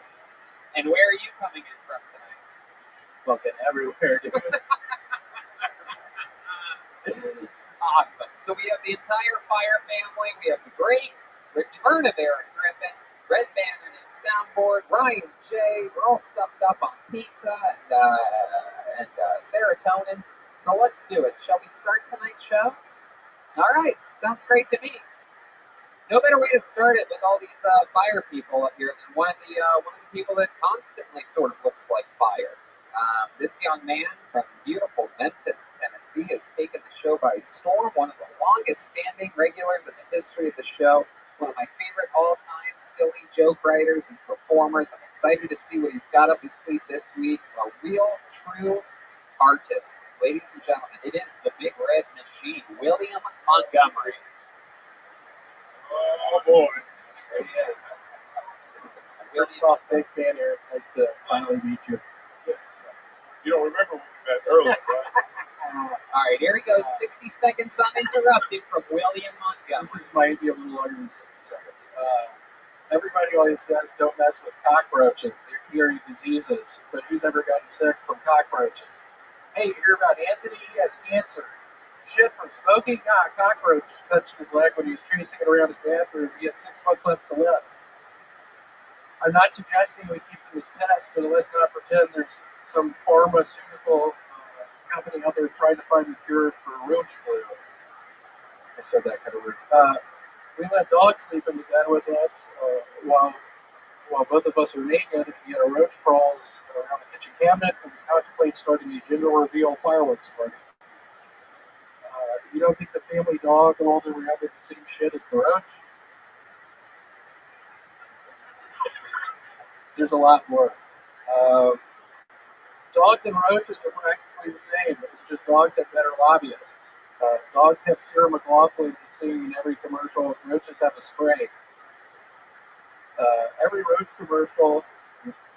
Should I finish it? Keep going, absolutely. I'll listen to an hour on roaches. Go ahead. Every roach commercial starts out the same. A fat cigar-smoking roach plotting with his other fat roach friends about how they can ruin the value of your home. Then some white man in a cape shows up with the most toxic chemical known to man and just ices the hell out of those degenerate moochers. Meanwhile, roaches are supposed to be the oldest insects known to man or some bullshit.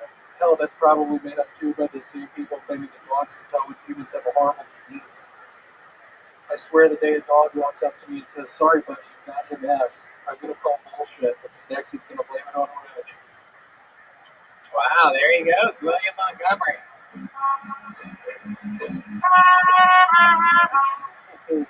Wow, look at that. Outside of the wheelhouse a bit, sticking to one subject the entire time, coming in with a guns a-blazing bit that can really kill at a cockroach fundraiser or something like that. So let me start off with this question. Are you currently dealing with an infiltration of cockroaches? I am. Yes, I had a feeling. Yep.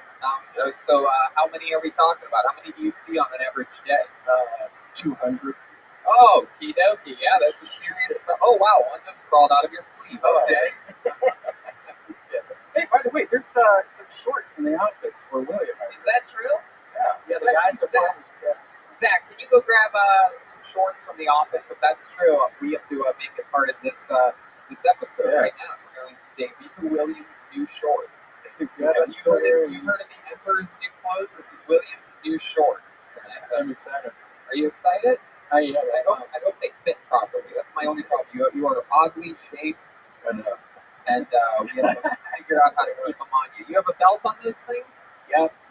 That's the only way to stay. Yeah, you can't even see your belt because your belly blocks the light. Lift up your shirt again.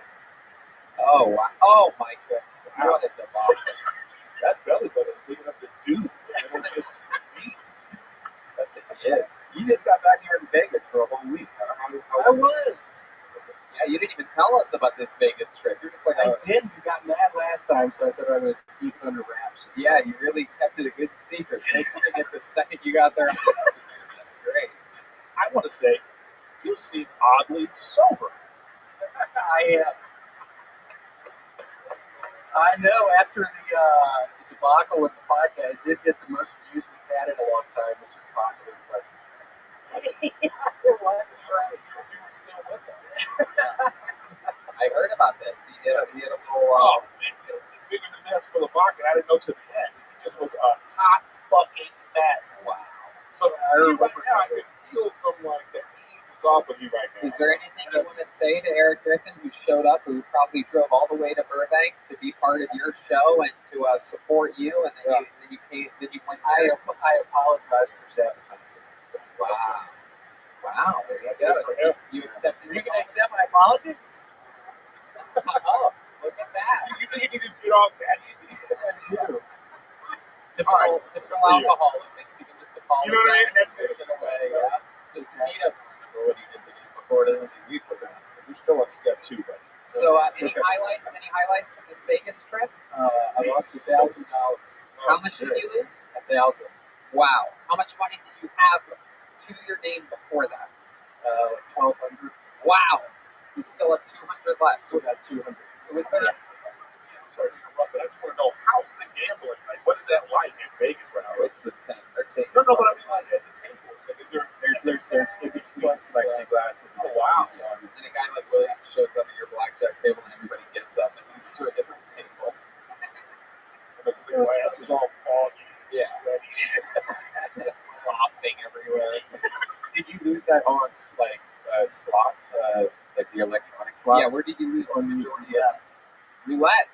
Yes. What are your numbers of roulette? What do you like to bet on? I would do red every time. Wow, that is the exact opposite of what I did. Oh my God, we got a lot of shirts. Is this real? Bring it in. Yeah, Bring it this is on. real. Come on, this is Zach Bogus. Bring it up here, Zach. Oh my God. Up here, Zach. Up here. Are those really all short? No way. You're fucking with us, Is this right? uncontaminated? Wow. This is We need to ask for $100 from everybody. Oh, well, Yeah, the guy front that. I'll put in a good word for you. Let's is this real? Let's start opening them up. Oh my God, it says William Montgomery. This is hilarious. Yeah, are the swim trunks or are those? Oh my goodness. Let's open up another one. That's the one he's fighting for the Keep world opening them up. championship. Exactly. Look at those. My goodness. This is very exciting, William. This guy, for those of you that don't know, maybe this is your first episode watching. Oh, look at this. Look at that. Uh-oh. Did someone just escape from a French prison? Yeah. Oh, those Beetlejuice. are Beetlejuice. Uh-oh. Look at this. Oh, Miami metrosexual. Love it. Oh, my goodness. This is very exciting. I feel his balls. Red Band's so excited. He's pushing the table back. He can't believe he gets to open. Whoa! I feel like Ryan bought those for William. Keep leveraging the table. No, you got it. Just don't use your foot to push off on the table. Okay, here we go. Oh my goodness. More shorts for William. This is, ooh, black and gray camouflage. It's from the David Lucas collection right there. Brothers in cursive. They have the same. Oh, look at that. Those are David's good shorts. Look at that. Those are a pair of extra large Tony Hinchcliffe golf shorts right there. Very exciting. Oh, here we go. Whoa, look at those. You know, these will be the only pair that he wears for 6 months for some reason. Uh-oh, look at that. Yeah. Grandpa with coronavirus shorts there. Whoa, these are classy. Oh my goodness, what are you going to do? Oh my God, whichever listener did this, you are an absolute fucking legend. Hey, look at this. You can wash your shorts. Wash your shorts. Wash your shorts. This is very exciting, ladies and gentlemen. An entire container of Taik. It has happened. Dreams have come true. William Montgomery's been wearing the same pair of shorts for, what has it been, years? 8 years, probably. 8 years, and now he has many pairs. This is, wow, this is a short And tie. It's like you just got out of rehab. Look at that. Charcoal black right there. Look at that. Black shorts matter. Oh, look at these ones. Those might be a little bit big on you. I'm warning you about that pair. Those look a little thick. You might have to give those to your brother in person. Whoa! I like that. Those William are fun. Montgomery. Oh my God! Somebody sent 25 pairs of shorts to the comedy store. This is exactly what I thought was going to happen. Hey, can we burn his old shorts? Oh! No. Short. No. Oh, short. Oh my God, William. What do you Zach, can you zoom in on this one? That's how that gender reveal fire started. From the waist to the head there. That looks great.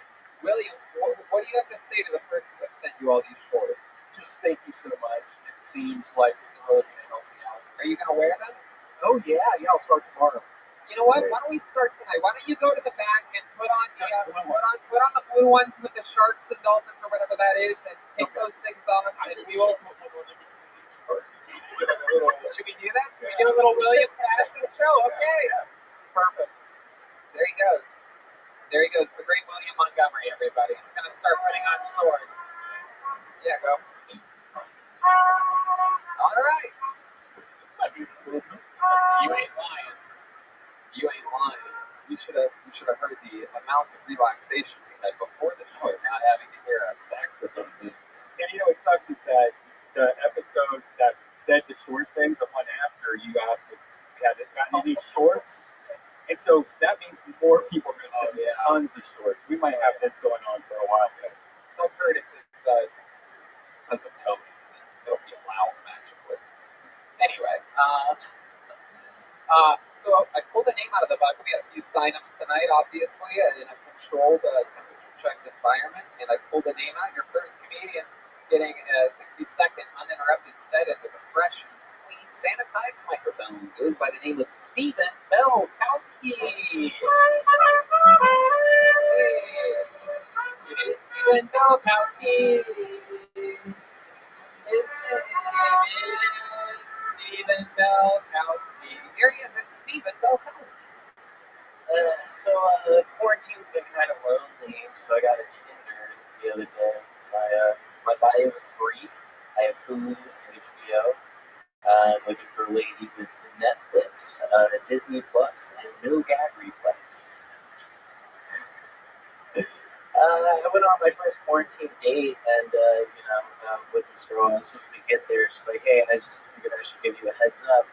I'm a pescatarian." It's like, "That's cool. I don't really believe in God, but I definitely don't judge." Dating even before quarantine is tough, though. I feel like all women my age are just looking for like a potential father figure. Like someone to raise their kids, and I can't have any kids. It's just when you're a parent, you got to be able to answer questions on the fly, like yes, no, like your kid ever comes up to you and is like, "Daddy, have you ever freebased cocaine?" You can't giggle and ask why. Do you have any? I wonder if horses enjoy ketamine as much as I do. All right, Stephen Belkowski. All right, why would horses enjoy ketamine? I don't get that one. You just gotta figure it. It's a lot of people say it's a horse tranquilizer. It's not. They use it on cats. They use it in EMTs use it in ambulances. It's a dissociative anesthetic, right? So I like to tell people it's an animal tranquilizer. concert, you know. So Do you use it a lot? not a lot, you know, but I try not to. Hold on. Hold the fuck on. Not a lot. It sounds like I do it like recreationally. There's a lot of people doing ketamine nowadays. Low amounts of ketamine. I know some people that have been doing it. Great. Oh, you've been using it too? I haven't used it lately, but it was fun. How long ago was that? I guess. Oh my goodness. Wow. But no, it only lasts like 10, 15 minutes or something like that. Maybe it's something like depression therapy. So Right? Yeah, absolutely. Have you ever suffered from depression? you know, I don't know. I feel like a lot of, especially like in my age group, I had a decent childhood, you know, like nothing traumatic ever really happened to me. But I constantly, growing up, was like, I feel like it would be a lot easier to just jump out the window than do my homework and stuff, you know. So I guess that's kind of what got me on like the drugs and comedy route a little bit. I was like, I don't want other kids that age to have to, you know, experience those thoughts or feelings. You know? So you had a what you consider a non-traumatizing childhood. Your parents would stay together the whole time. Yeah, Everything. They're still married. Was never molested or beat. Yeah, they're still married. What does your dad do for work? So my parents are both retired Air Force colonels. Air Force colonels. They made you. Right? Wow. so you are a disappointment. I'm the psychedelic sheep of my family, but I'm also the youngest of 6, so it's they cashed out 3 times over before they were like, How about your brothers and sisters? What fields did they get into? So the 2 oldest brothers both went Air Force. Wow.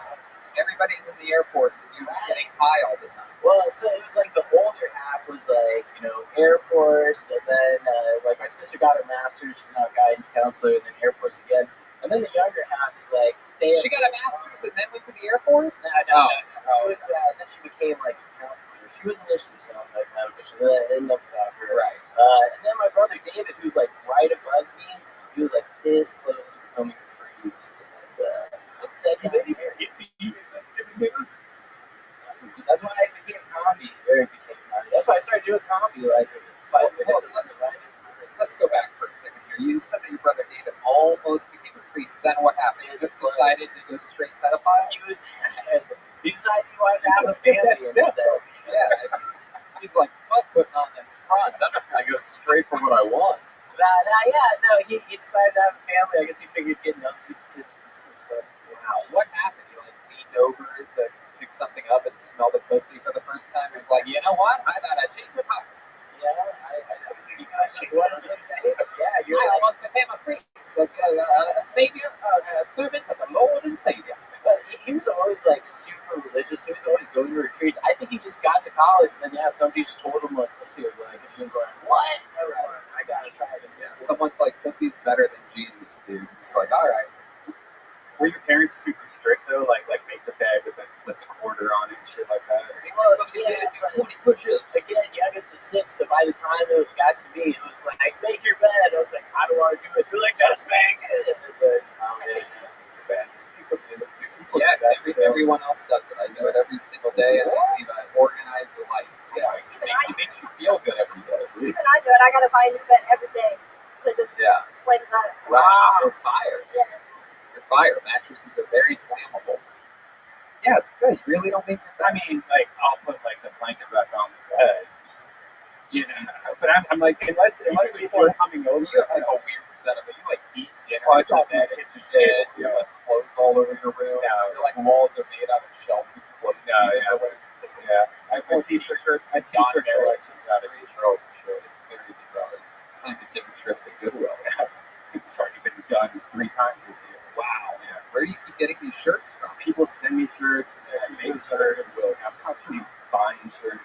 You have the same problem with shirts that William Montgomery has with shorts right now. Should we check in, get a walkthrough by William? William, come on out. Come on out. Here he comes. William Montgomery. Wow. Come on up here. Come on. Get him with that one. There you go. Let's get a nice little shot. Zoom on in there. Oh, yes. Unbelievably beautiful. Here, move up on the camera a little bit. Keep facing that. Oh, wow. That's sexy, man. That's beautiful. Absolutely stunning. All right, there he goes. William Montgomery, everybody. Keep playing, man. Keep playing. Yeah.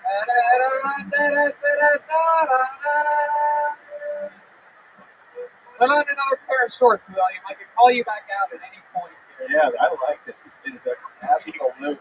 Please keep sending shorts to William Montgomery at care of the Comedy Store, 8433 West Sunset Boulevard, West Hollywood, California. Let's wait till next week. All right. Okay, so Stephen, what is something traumatizing that happened in your life? It wasn't during your childhood, was it? It was years after high school. Let's talk about it. DMT, dude. What happened? Well, the first time that I hit it was after a comedy show, and I figured it was going to be super fun, and by that point, I'd done a lot of different. Actually, no, if I can replace this one with another one. First time I did acid was the day Robin Williams killed himself. That shook. Wow. Yeah. What happened first? Did he kill himself and then you did acid, or you did acid and then he killed himself? So I took acid that morning, and then everything was going cool. We're hanging out at this river. Yeah, absolutely. Even though it's still daylight out, But anyway, so we're hanging out at the river, and then these storm clouds move in, and everybody's like, all right, we got to get away from the river. I'm an hour away from my house at this point, and my ex-girlfriend, who we were dating at the time, she'd done acid 3 times. She was the one that got it for us, And at that point, I didn't realize she hadn't done so yet, but she was like, let's just drive home, And I was like, all right, whatever, I trust you. We get in the car, and we're 40 minutes down the strip. She's like, I feel like the car isn't even moving right now. And I start freaking out because we're going 80 miles an hour down the freeway. And I was like, oh my God, we're going to fucking die. We haven't been playing any music the entire time. We finally get off the interstate, about to get back to my house. I was like, let's just turn on some radio and chill the fuck out. I turn on the radio. No music plays at all. I just hear the DJ's voice saying, ladies and gentlemen, I'm very sorry to announce we just received word actor comedian Robin Williams has been found dead due to an apparent suicide with such and such home. And then I just get hit with this whole oh my fucking God, why would he kill himself? I just started comedy 5 months prior, and I was like, is this something that happens to all comics? He had been killing it. That's what I want to do and all this shit.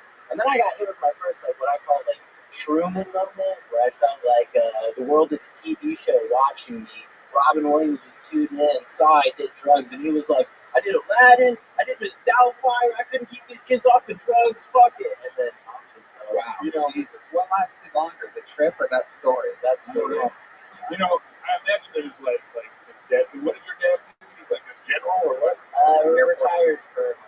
See, he was going to be a general or whatever, but then there's a board meeting, and then they said they showed a video like this.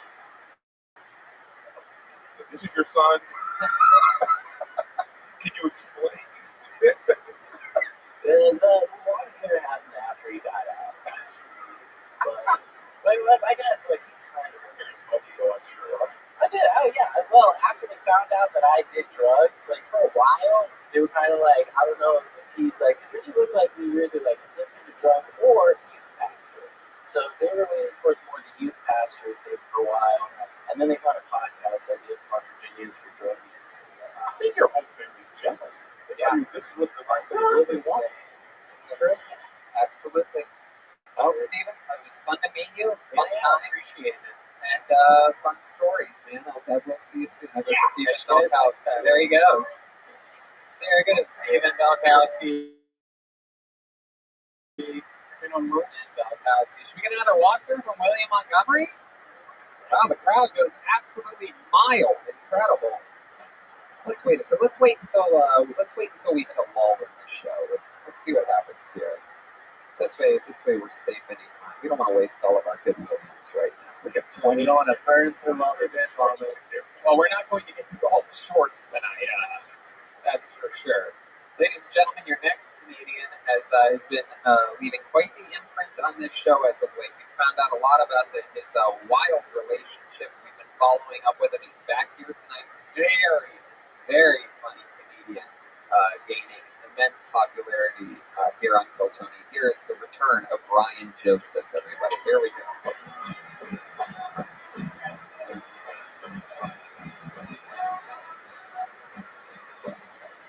I just ran into this girl I used to mess around with a couple years ago. I can't believe how much she had AIDS.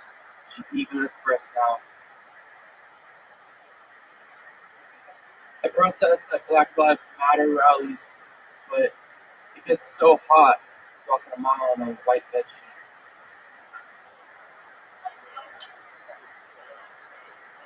COVID has changed the way I think about diseases and viruses. Like, my best friend's got AIDS, and now I don't even think it's funny.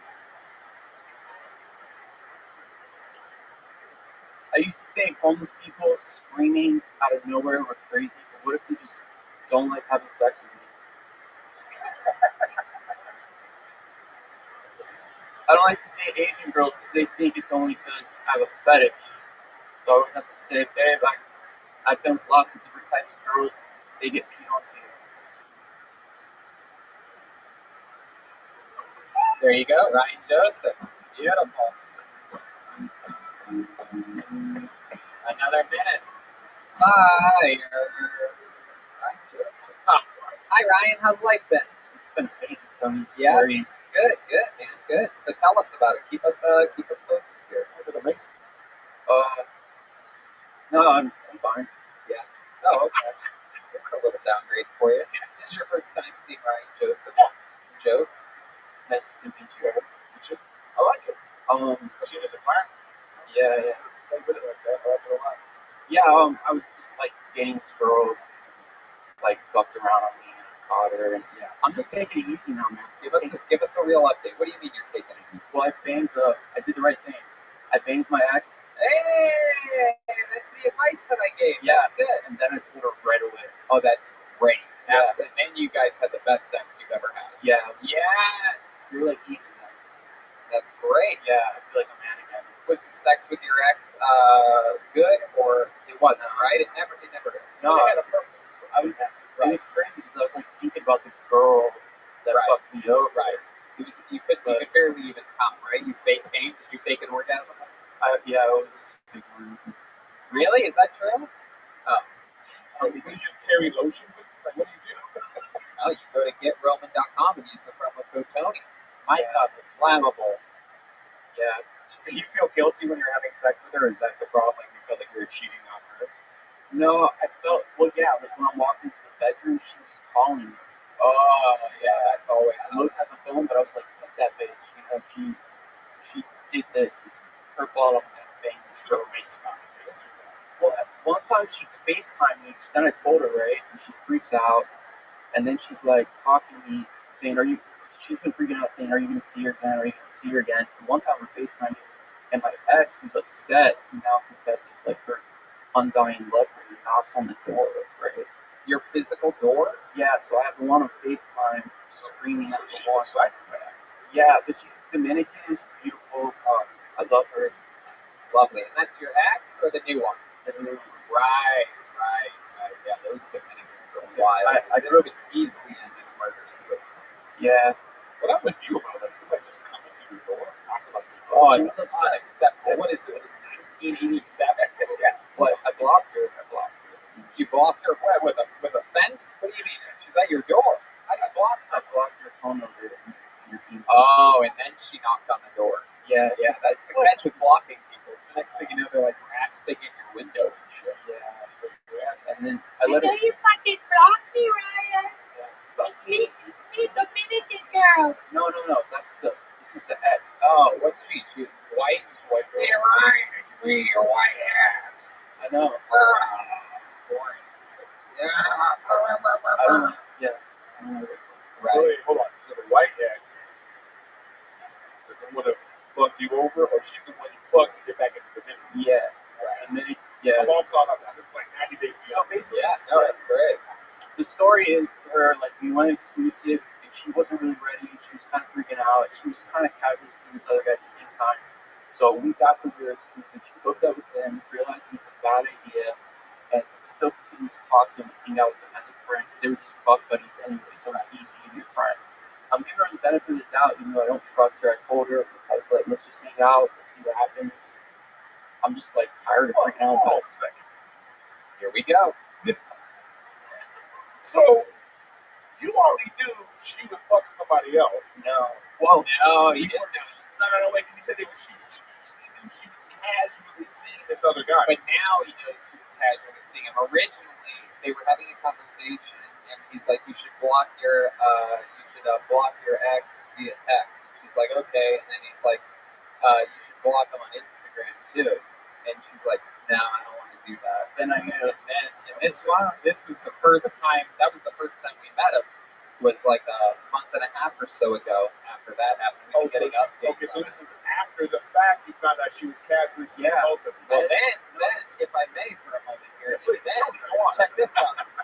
So check this shit out. This fucking guy goes goddamn undercover brother over here, and pretends he finds out. He finds out that this guy is a copywriter, and he creates a fake account or something like that. Or no, his own account, and he says, "Hey, you know, I'm a guy. I wrote a book. I'm looking to get a copyright." This guy lives in Oregon or something like that. He goes, "Hey, I'm just some guy that wrote a book. I'm looking to get a copyright. Do you think you can do something like that for me?" And the guy's like, "Yeah, sure. I'll copyright your shit." Of course, a copywriter during a pandemic. He's like, "How am I getting this work out of nowhere?" Exactly. And then Ryan here, after they start conversing, goes, "Oh, by the way, I saw that we're mutual friends with the same girl." And the guy's like, "Yeah," he falls right into the trap. "I'm gonna get you copyright this guy. This is fucking amazing."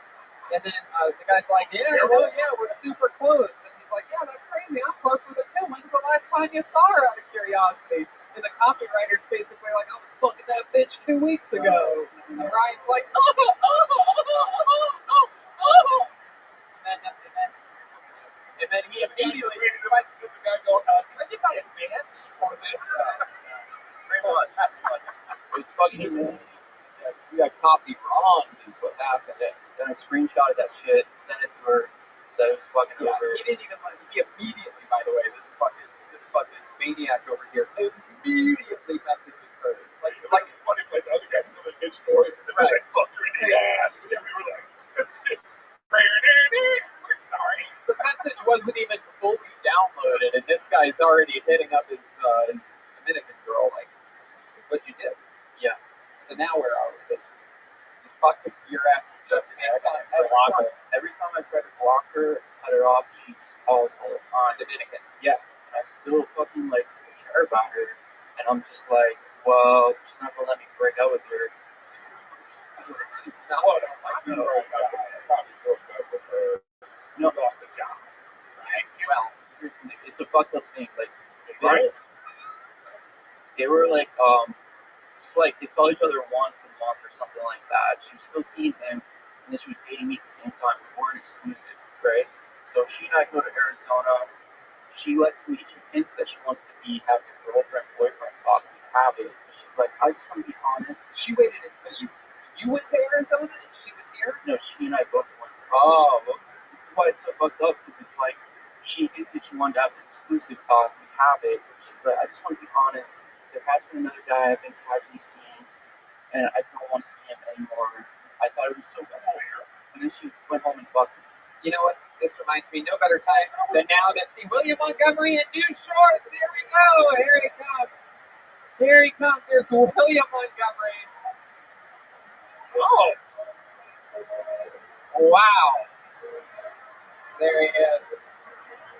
Notice how the shorts. Look at this, everybody. This is absolutely incredible. A beautiful pair of shorts. It's compliment your belly. I like these. It really is good. It camouflages in everything. It's incredible. Yes, Joel.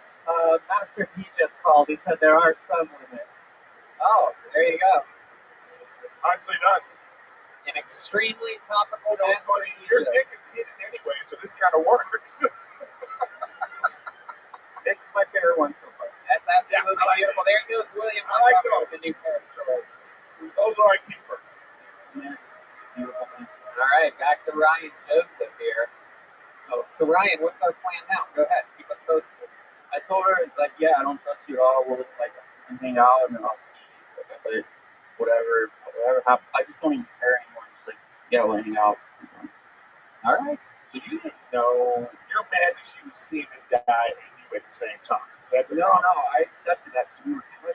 You know? Why be mad if you knew she was seeing another guy? No, that's not what I'm mad that she wants to fuck him one last time. Well, that's what she said. It was like, she actually told me this shit. It was a goodbye fuck. Get over it. Okay. And then she kept talking. And then I said, fuck you, get out of my house. And I went to bang my ex. And then told her right away. Now, cut to the divinity calling his ex. What did your ex do? Right, she's a copywriter. Let me ask you this: do you think your ex is going to be attached at all now? Well, Then I have her come in crying, saying she realized that, I'm the one for her and she loved me.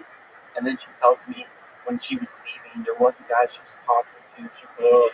I was like, is this the theme every girl has to take it, man? And they realize they love Ryan. Yeah, but here's the crazy part, though. Your ex finally wants to be with you, and when you were having sex with her, you weren't even really present. That's why she asked me. Yeah, that's something to think about. Well, looking forward to more updates in the future. Another fun 60 seconds from Ryan Joseph. There he goes, Ryan Joseph. Hey, your show is on fire. And with that, it's time for another regular. As the mic is sanitized here at the beautiful Comedy Store on the Sunset Strip, where the parking lot is open and filled with happy audience goers watching a stream outside. And on to the next one we go. This young man, one of the great joke writers in the world, one of the great roasters. Ladies and gentlemen, here he is, super regular, awesome comedian, David Lucas. Yeah. Men don't give a fuck about lingerie. We don't. As long as you end up naked, that's all we care about. Like, lingerie to a man is like wrapping paper for a toy to a kid. Like, hurry up and take this shit off so I can play with this toy. You could have wrapped this shit in newspaper. The same result would have happened, bitch. Like, okay, but what you put on your naked body? Come to bed in a t-shirt. I'm still fucking. White people say they germaphobes, and the whole time the cat be chilling on the counter while they cooking. Like, bitch, this nigga just helped me open the refrigerator. I'm not eating that food. I just saw that nigga crack an egg. Why do you think I want to eat your casserole? Like, get the fuck out of here. White people really can't have no spicy food. That's how I get my feedback from my white friends. For all that racist shit y'all did, I just burn y'all up with spices. You might come to my house and I make a fucking spicy birthday cake. Like, y'all can get your ass one way or the other. There you go, David Lucas. David Lucas. I love it. I absolutely love it. I love this week's set so much. I cannot. This is one of those. This is one of those moments where you hear a comedian tell a joke, and this is usually this happens if I'm ever in the back of the room about to go on after like a Bill Burr or a Chappelle or like one of the greats, where you hear a bit where you're like, wow, I think that all the time, and I haven't heard anyone really talk about it. That lingerie thing is just. And not only do I agree with you on that, but I would venture to easily say that a t-shirt or fucking like men's shorts or like almost anything is sexier than lingerie, because lingerie gives off the feeling that they're trying hard, and you're supposed to be like, oh God, you're so beautiful in that lingerie. Almost want to leave it on like it's so beautiful, but it's like, well, what the fuck? And on the contrary, again, just a plain t-shirt with like a butt cheek hanging out, that's the hottest shit in the world. Bitch, put on one of my tank tops. Lingerie keeps everything all tight, like any bra or anything. That's done. That's like showing up. That's like knocking on a person's door. And how about when I want you to pick it out? Like, oh God. How about clear? Is clear the color? Okay. Even lingerie. I got something. When I was, hey, thank you, Eric. That's all I say. When I was in high school, I thought that's what women wanted, was like sexy lingerie. So when I was a junior in high school, I went to Victoria's Secret. I got the most huge, like the straps, the garter belt, and everything. And I didn't know she was going to open it up in front of her parents. I was like pulling it out. It's got like crotchless panties and everything. Like, that's hilarious. Redman thought lingerie was a pasta dish. Lingerie Alfredo. It's kind of like how women think of shoes. Also, like we don't give a fuck about shoes. Most guys don't give a fuck. Redman, that story is so white men don't give a fuck about shoes. Black men give a fuck about shoes. I ain't fucking no bitch with no dirty shoes. Oh yeah, dirty shoes is unacceptable. Like Redman like girls that don't wear shoes. Redman likes girls whose last name is Shoe. Yeah. Absolutely. Yeah. That's my comedic dad next to you, David Lucas has a lot of respect for the great Eric. Yeah, he don't take me to he took me out of the country, dog. That's my dad. They're right. You took him to what? Hamilton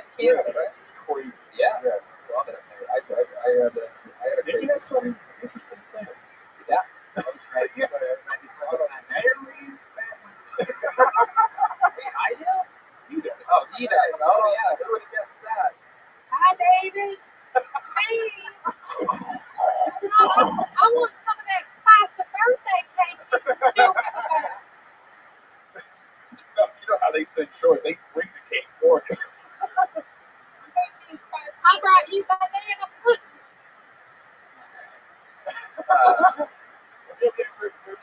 Yeah, it's Atlanta. Yeah, a lot of my friends came by Atlanta, so they. Yep, that's my mom. Yep, that's my mom.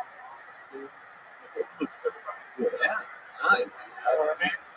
Eric Griffin and Tony Hinchcliffe are probably the two best people you can be on the road with that will actually get you real. Like I've been on the road with, like the people you see that might be a little more famous, and they don't actually help these guys. They don't want you to get better. A lot of these fucking people. A lot of them are scared to death that you're going to take their goddamn job. Hope these guys tell you to tear it up. The best, I'm not talking about myself, but I will talk about Eric and of course, Joe Rogan. The best comedians want you to fucking get better and have no fear. It fills you with confidence and makes you love the art form more, which in turn makes you work harder and write harder and perform more. And it gives back. But speaking of writing jokes and always getting better, why don't we check in with your co-host, Brothers in Cursive? Here's William Montgomery, everybody. Some new shorts. Here he comes. There's some more shorts with William Montgomery. Whoa! These are a winner. Viva la France! Oh my goodness! Here he is. Wow! There he is, the fattest man in Auschwitz. Everybody, William Montgomery.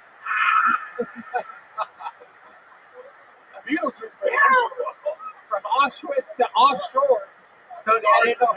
Why is he so good? Tony, I didn't know Foot Locker had a swimsuit. There he is. You look like Beetle. I haven't drank juice in years. Oh my goodness gracious. This is just when they get a swimming pool in the prison yard, everybody. You look like you need a Z bra. Oh my goodness gracious. Look, there's some work back there, huh? Wow, the swim shank redemption over here. Right. Those swimming shorts came with handcuffs. Are those swimming shorts or are those actually shorts that just look like swimming shorts? What? Are they swim shorts? Can you confirm by the feeling? Put your hands in the pockets. Face the camera and put your hands in the pockets. That camera over there, William. Yeah, over there. Is it mesh? Oh, Brothers in Cursive, where art thou? Say that again, Chroma, just in case people missed it. Oh, Brothers in Cursive, where art thou? There you go. All right, there he goes, William Montgomery, everybody. I'm all for the camouflage. I'm a camouflage guy. But no, those are the official shorts, Brothers in Cursive, half black, half white. Yeah, hey, true shit. And red inside, and checkered pants. What kind of shirt is that, Tom? This is a golf shirt. I got it at Booty Holes R Us. No, it looks like back in the day when the TV used to go off.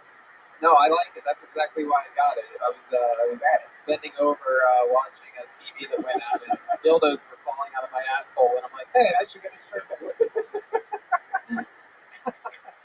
All right. David, so much fun. Again, brilliant material this week. I think you already got a tag there, and some other. Absolutely. There he goes, David Lucas, everybody. There goes David Lucas. Back to the bucket we go. You've been playing some video games, right? Yeah, he's killing it. Gaming. Check it out. Great. You ever play Madden? Nah, not even. It's in the headshots. Ooh. All right. This is a new name, new sign up. Ladies and gentlemen, Kevin Houston is next on Kill Tony.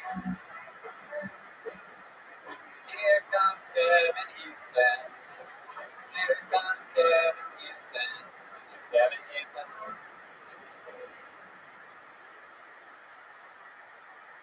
So, just shy of a score this past 9/11. Wow. I didn't do much because, I forgot. That first one, though, was just plain crazy. But I heard the new Patriots thing, Ridley's going to be fired next year. So, quick disclaimer, I officially have enough for a pinky finger, Just a public notice that all of my past previous pinky promises are going to be here null and void, okay? Now, despite my many setbacks, I'm a goal-oriented guy. I mean, just this morning, I typed in Pornhub from the home row. Listen, that website alone is undoubtedly maybe a better speller. But with dyslexia, try to imagine staying hard while sounding out futunarius, you get it. That's what phonics did for me. See how quickly you can retain amateur, penetration, Calibragian. Get hooked on Pornhub, where spelling comes fast. Available now with the name is Speed. Visit not intended for help with Pornhub. Pornhub, please help 88 call Rabbi. Wow. Yeah. My goodness. Feels like it's been forever in which somebody's been absolutely horrible on this show. Really? That's not bad. Oh, yeah. Although congratulations on just learning how to read. That was, Thank you. I brought you a gift. the woman said to the man, hello. Yeah, you couldn't remember a minute? No, I didn't. I had it, but I just got Are you a comic or an actor? No, I just work in film, but I just, I didn't want to, blow it for everybody, so. Why? You blew it anyway. I know. You had it on paper. It helped you blow it. It felt like you literally had ad-read energies during your... It was kind of half-ad, so I guess that's what I was kind of going for, but yeah, I guess I did. Yeah, you feel like you're like talking about something. It really felt like it was a read. A read. I heard it. My goodness gracious. First time doing stand-up comedy ever. And no, but here, yes. Okay, where have you done stand-up? A couple places in Chicago, not any open mics, but nothing too crazy. That's where I'm from. Yeah, it's tough, dude. There's no open mics. It's been like, dude, it's been so long, man. Even still, I practiced it a year and my dog, Even still, you got to make an effort to instead of doing an impression of a stand-up comedian, you know what I mean? That's for everybody. Don't do an impression of a stand-up comedian. Attempt to actually do it. So it's fine to have the notes because you haven't been able to do it, but you would fucking read the notes like you were reading the. You really felt like you were. Yeah. There was a part where you said, "You guys get it," and we're like, "No, we have no idea what you're talking about." Like you have that paper one. You're like, oh, okay. Interior Comedy Store 2020. A dark night comes upon you. Interior, Maynard, evening. A smoke-filled room. Okay. A large fat man with weird shorts comes out. Okay. So Kevin, Houston. Yes. We have a problem. Of course. Tell us something. That's actually you. About you, Kevin. So you're originally from Chicago. When did you move to Los Angeles? 3 months ago. 3 months ago. No better time to move to LA than right now. How's that been for you? It's good. I came in here and worked for Kevin Smith, and then switched on to my own stuff out here. But You want to pick up that name you just dropped? Yeah. You moved on from Kevin Smith already during the pandemic. You're like enough. Well, he went to New Jersey. I wasn't going to New Jersey. Oh, okay. That's cool. He moved there. No, he's doing a pop-up called Movies. I did the one in Las Vegas. Awesome. Kevin's great. He was on the show in January. We had a bunch of fun. What have you been doing for fun in these 3 months? Tell us about you. What are you? You're 34 years old. 31. 34. How old are you? It doesn't matter how old I thought we were about the same age, though. No, we're not. I'm 36, and I'm really? younger than you. Just to remind you, I look younger. But go ahead. Tell us what you've been doing for fun. No, I just moved here. I wanted to. I work in film back in Chicago and stuff like that. I come here to say, I like the weather out here better than Chicago and Chicago. Really? You like the weather here better than Chicago? Really? You mean 50-mile-an-hour, cold, gusty, hateful, negative winds blasting you in the face compared to absolute daily sunshine? Well, now it's zero humidity. It's great. Well, yes, of course, the state is currently on fire, but even that, the state can only be on fire for 2 weeks max. Well, That's what you're saying. It only takes 2 weeks to burn a state down, is what we're learning. In fact, my neighbor and I were admiring the sun earlier. We couldn't believe it. We could see the sun. Thank you. Wow, it was popping through. Thank you. You guys did a great job. I remember when my ancestors burned down Chicago as well. Woo, hey, that's right, the Great Chicago Fire. I actually, I just came here. I wanted to give you this. It's okay, you can just sit here. It's a manifesto. Nope. Here, let me burn it. You gotta trust my instincts on this one. We're not opening that right now. Wow. All right. Well, I'm a drummer, really, so I just really came to challenge for the next one. Is that what that says? What does that say? That's kind of the same thing. Yeah. Really? I wouldn't open that. You should open it. You're gonna like Fucking it. anthrax. Jesus. Yeah, see? It's a nothing burger. It doesn't make any sense. Don't even show it. Don't even give it any credit. Anybody who reads a 60-second set like that, of course his gift is gonna suck too. So how long have you been playing drums for? Like 10 years? 10 years? Wow, interesting. And you play in any bands or anything like that? I had a few bands back in Chicago, but nothing here. Oh yeah? What's the name of your favorite band in Chicago? My favorite band? Is it Chicago? No. Okay. The Deep Dixons. Is that a band? You say Zatarans? I'm hungry. No. Are you better at drums than Yes. everything else Yes. that you do? Really? Yeah. I mean, I just wanted to try stand-up. I've been doing home, I do comedy and stuff back at home, and it's like a big platform, so. It is. Yeah. It is. He's like, I have my sheet music right here. Ready to go.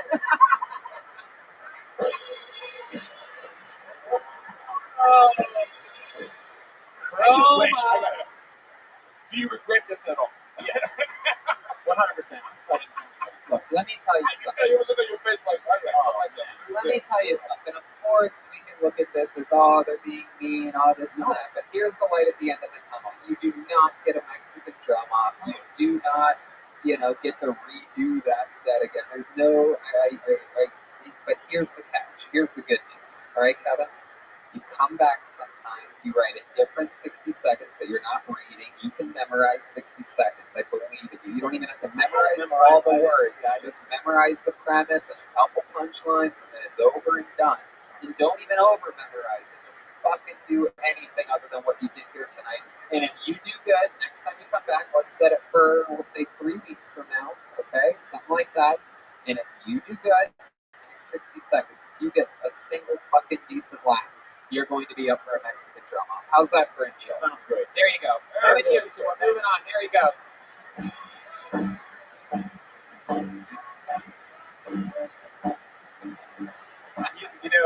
And another thing, like when you first start off in comedy, I think a lot of people like write out what their act is, and they try to memorize it, like as if it's a story instead of actually make you feel the jokes and stuff. Which is furious. No. I like it. I like it. I like doing it during an interview. I like it. It makes more sense that way. Let's get another comedian up here. We have a new sanitized mic. I'm excited about this one. This is a new name. Ladies and gentlemen, here she comes. It's Merritt Landsteiner, everyone. Here we go. Here is 60 seconds from Merritt Landsteiner. I grew up in Minnesota, and my parents met in a pretty unique way. They met at a wedding where my mom's older sister married my dad's older brother. Kind of weird. Only thing that pisses me off about it is when people are like, yeah, my family's really close. I'm like, yeah, but does your family I'm single, and my dog sleeps in my bed sometimes. So I do tend to masturbate from time to time in front of my dog. But I want to make it very clear that I do not fuck my dog. Do not fuck my dog. However, when she yawns, I do say, girl, what that mouth do? She stopped eating the crotch of my underwear, and I'm worried we've lost our spark. I grew up Catholic, and everybody growing up said, heaven's going to be so great, heaven's going to be so great, but I've also heard that about several okay parties. Feels like I'm going to get to heaven, and they're going to be like, don't worry, more people are coming. Okay, that's it, thanks. There you go. Yes, you got me with that one. I love it. What a refreshing. That's like a piece of delicious ginger after you down some nasty sushi. Merritt Landsteiner coming in and cleaning up. Kind of reminds me of Kim, her attitude. Fun energies. And I'll tell you this too. You projected well into the microphone. A real night and day difference from the last comedian reading off a piece of paper. You came up, you performed, you enjoyed yourself. It looked like you were having fun. You spoke well into the microphone. First time doing stand-up since March, actually. Wow. Because everything got shut down. So thank you. Well, actually, I did one set on acid, so that doesn't count. Look at that. How did that go? It was fun, but it was very chaotic. I was just riffing the whole time, like screaming at the audience. Sounds like fun. How long have you been doing stand-up comedy? Like, I guess over 5 years. Wow, where at? Chicago. Wow, what a difference. My goodness, that's like Yeah. no. This And is like then- trying out Chicago pizzas. The first Canadian was thin crust, and that was deep dish. Right? Yeah. It's like, oh, this is what they're good at. All right. Yeah, and then I just hit a year in LA, so I did it in LA for a little bit, but then the pandemic happened, so Wow. I'm still new to LA.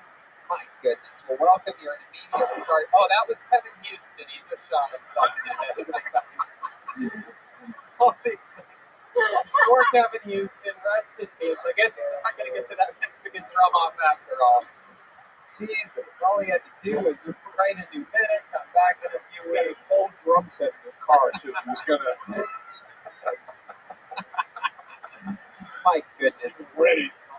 So, Merritt, when did you move to LA? I just hit a year. Okay, well, you just had to stay a year again, and everything would have been fine. Now I don't like you anymore. Oh, well, you can't handle a tiny bit of attitude, the king of attitude. I'm kidding. Relax. It's okay. It's all good. So it's all right, everybody. Moving forward, everybody. Yes, His Majesty. yes, me. The old king of attitude. Tony Hamlet. That's what they call him. Yeah. The crown duke of Chicago. Oh my God. Oh Jesus. All right. So Merritt Landsteiner, what do you do for a living? How do you make money? I work in sales at a precious metals brokerage. Have you ever sold a pair of shorts before? No. Well, you know what? You might want to after you see what I'm about to bring up here right now. This is Yeah, another example. This is another William Montgomery in new shorts. Here he comes. Whoa! Ow! These are the ones we've been waiting for. For those of you that want to take a little trip to the beach and vomit in your own mouth while you're there, look at this young stud bucket. Fresh off of building a sandcastle made out of old burger wrappers. It's William Montgomery. My goodness, look at this guy. This is what he would have looked like if he lost the extra $200 in Vegas. Nothing. I'm really surprised why you have no hair. I was just gonna say. I mean, you literally have this. It is unbelievable. Somebody hit you in the ass with a book bag. It is incredible how flat your ass is. I mean, if you lay down on your back, you would look like the New York City coronavirus curve. If he lays on his stomach, does it push his ass out? Maybe it does. Can we try it? You want to lay on your stomach for a second here? Let's see what happens. Oh my God. Push him. Oh, he's got a little bit of jump in his mouth there. My goodness, it is. It goes that snap right into. Oh, hey, look at that. Oh, he's fucking the stage, everybody. Up in the stage. He's not laughing. He is fucking the stage. And it's basically have a neck bag flaps over too. It is incredible that I have a bigger ass than the fat man wearing shorts on this show. Your knees are bigger than your ass. It is true. It is true. He has bigger knees than butt cheeks. He's sweating bullets from laying on the floor. That's all it takes, sir. Definitely has an enlarged heart. I like it, William. There he goes. We're gonna get back to more. That's my new favorite. I like those. We're gonna get back to more shorts. Let's get back to the merit of this conversation. That ass is flatter than Kevin Houston's jokes. I'm gonna allow it. It's funny annoying. Sorry. No, it's okay. Yeah. Merritt, what do you like to do for fun? I go hiking with my dog a lot. What kind of dog is it? Rescue, I was told half Chihuahua, half Border Collie. Very odd mix. Yeah. Half Chihuahua, half Border. That sounds like Joel's whole family. I was going to say, we know a lot about that. Yeah. Okay. And I like to do drugs. What kind of drugs? I love like psychedelics. How do you feel about birth control? No, just kidding. I'm kidding. I snorted. Psychedelics have Weed, I love edibles. What's the most extreme psychedelic you've done? I haven't done anything that extreme. I stare at my God. Acid, just hallucinating on acid. Wow. Are you? Have you been single, John? Watching this. Have you been single for a while? Have you been single like the whole time you've been out here? No. And I'm like kind of seeing someone, but not, and whatever. No, You know you're how it seeing goes. someone. It's a good segue during stand-up, but that makes sense. You met during the pandemic? We met before the Oh, okay. Did you move out here for him? No. But he lives out here. Yeah, he grew up out here. The old Jerry Watkins there. Oh my God, I still. Yeah, it's not that cute of a story. We're not exclusive, so. Oh, you're Why? not? My choice. Oh, you're like what's his face? You're like Ryan's girlfriend. Yeah.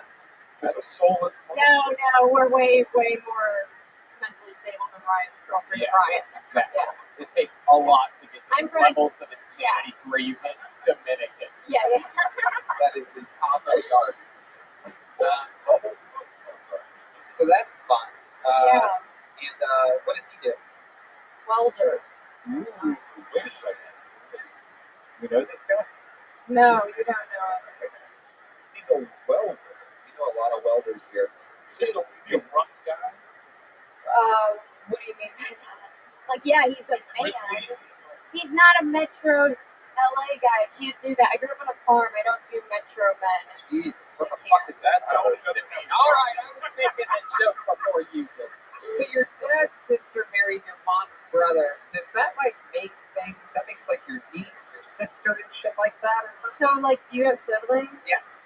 Do you have a brother? Yes. So if you and your brother went to a bar and fell in love with a set of sisters and married them, it's kind of like that. It's really weird, and I just make it into an incest joke, even though it isn't. But yeah, my cousins are like kind of like siblings to me. We grew up right by each other. But it would make my brother that would make my brother my what? No, it wouldn't. It would make him my brother-in-law? Brother. Right? Yeah, it's really weird. I don't know what to tell you, but yeah, I don't know. I grew up in a small, tiny town. I actually grew up in South Central Minnesota, between a town of like 1,700 people and 600 people. Yeah. Yeah. Are you Italian? No. I love The Sopranos, though. What ethnicity are you? I'm always a letdown when people ask me that I'm white. Just a bunch of different white. That is pleasant. I know. Should I start lying, Tony? At least white people, sometimes they're more specific. Like, oh, I'm Scottish. Oh, yeah, that's... He gives a fuck. I'd say Puerto Rican. It's not Puerto Rican. No matter how hard your imagination wants it to be wrong. This seems feisty. That's why I am very blunt and assertive. You know attitude on this one. Okay. I should use the welder. Very fun set, incredible. Like I said, great stage presence. Thank even though you. you're technically not on the stage. Yeah. Great projecting, great jokes. Thanks. All hits home. I appreciate it. Awesome stuff. Thanks for coming by. Thanks. There she goes, Merritt Landsteiner, everybody. Thank you, Merritt.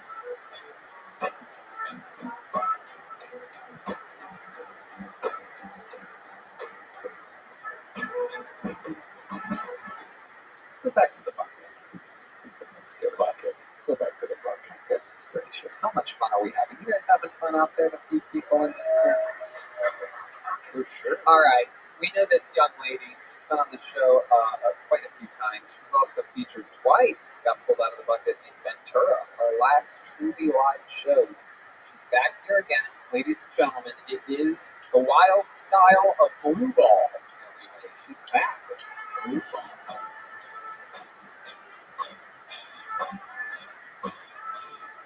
Blue ball. It's blue ball. Here she is. It's blue ball.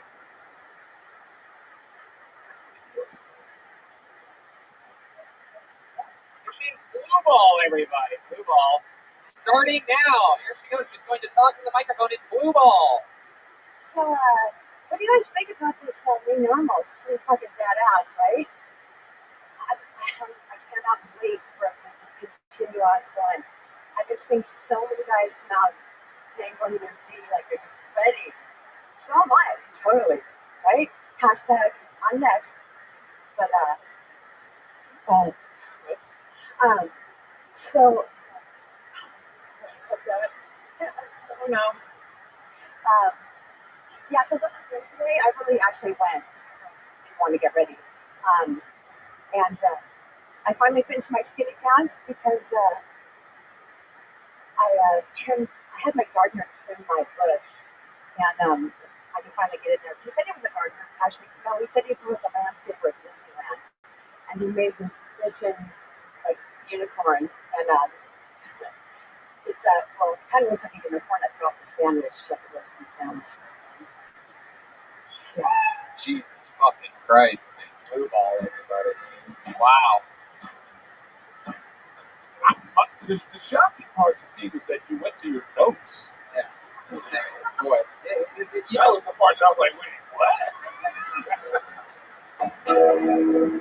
My goodness gracious. Blue ball, blue ball, blue ball. I want Kevin back. That was so I'm telling you, I find it intriguing people of different, shapes and sizes and styles. And there's very few, grown-ass women that sign up for the show and try to come on the show. And just to give you guys, you listeners of the show, a little insight to how the current system's working. Basically, as of late, people have been able to sign up for being present outside, before or after the shows. Basically, it's like, if I see the same person a few weeks in a row, I'll say hi. And after you say hi, sometimes they'll be like, hey, I'd love to get on the show sometime, blah, blah, blah, blah, blah. And it's, it's sort of a different process right now than just what it used to be, which would be 100 people signing up for the shot, and maybe you get super lucky. Now, we know who's in the bucket. And the reason why Blue Ball gets into the bucket is because she's so consistently, shut the fuck up, it's because she's always here. She's always present, and I'll walk out after a show, and she's, waving and saying hi, and this and that. I mean, week after week after week after week after week after week. And then eventually I'm like, you know what, Blue Ball, why don't we do next week, all right? She goes, yeah. So there's, like, literally, that's what's wild. It's like 8 weeks of preparation at least. You've been waiting to go up, and then that's what you were waiting to do. There's so many people here. There's not so many people here. Literally. There's so many people here. What? Wait, Ed, you watch every person that's gone on stage, and you know how it works. You grab the microphone when the music stops. Tony says your name, and he's right here like, you literally said, is this the microphone that you've been sitting behind that microphone? You know what? For over an hour, you've been sitting there watching me say your name, the person comes up and you start talking. I'm telling you, like, I'm really good with knowing the number. I do really well by myself. Maybe that's great, because that's where you're going to be performing for the rest of history. I really, I always. No, well, you're right. You're gonna break big any day now. She reminds me of my cousin Dumpster.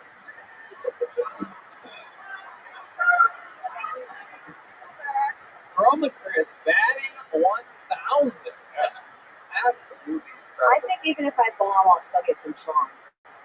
What are you talking? Like, what are you talking? I'm just saying, like, you know what? It's a different. What's happening? Are you going full Requiem for a Dream right now? Did you start skiing during this pandemic? You started on diet? I got my bush trim. Like, I'm feeling great. Okay, enough about this fucking bush trim.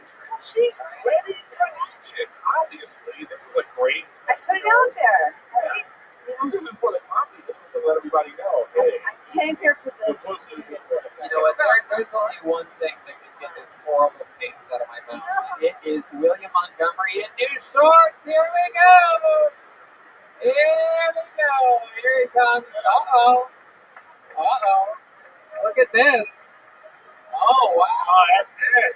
Look at this. For all of you ladies in the room that have been wanting an abusive stepfather in your lives. William, let me introduce you to a freshly shaven. Yeah. I'll tell you, he makes up for all the pubes you lost. Those look actually comfortable.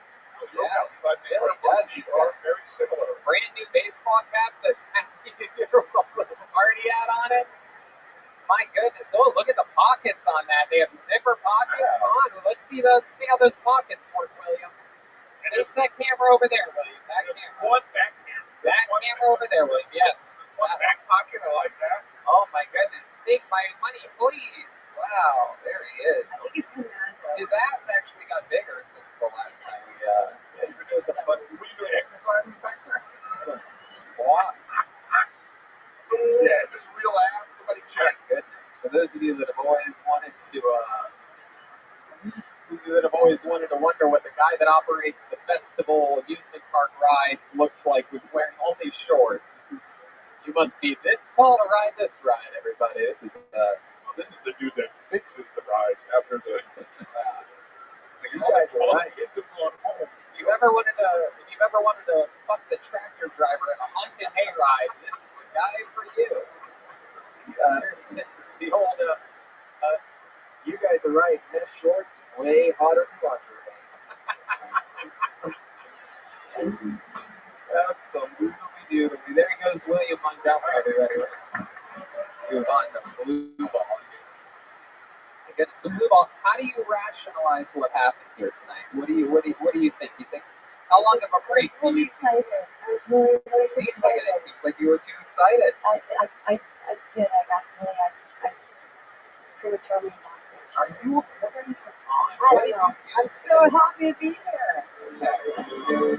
But seriously, are you on any drugs or anything of any No, kind? I actually had one top shelf Long Island, and I didn't even want to finish it. You had what? I can't even understand. Top shelf Long Island. Top shelf Long Island. Where? Columbia. Did you have the top shelf chicken wings too? Did you? I did not. They call them that. Get the fuck out of here. Like, seriously, I feel this would have been my best set ever. What? It would have been.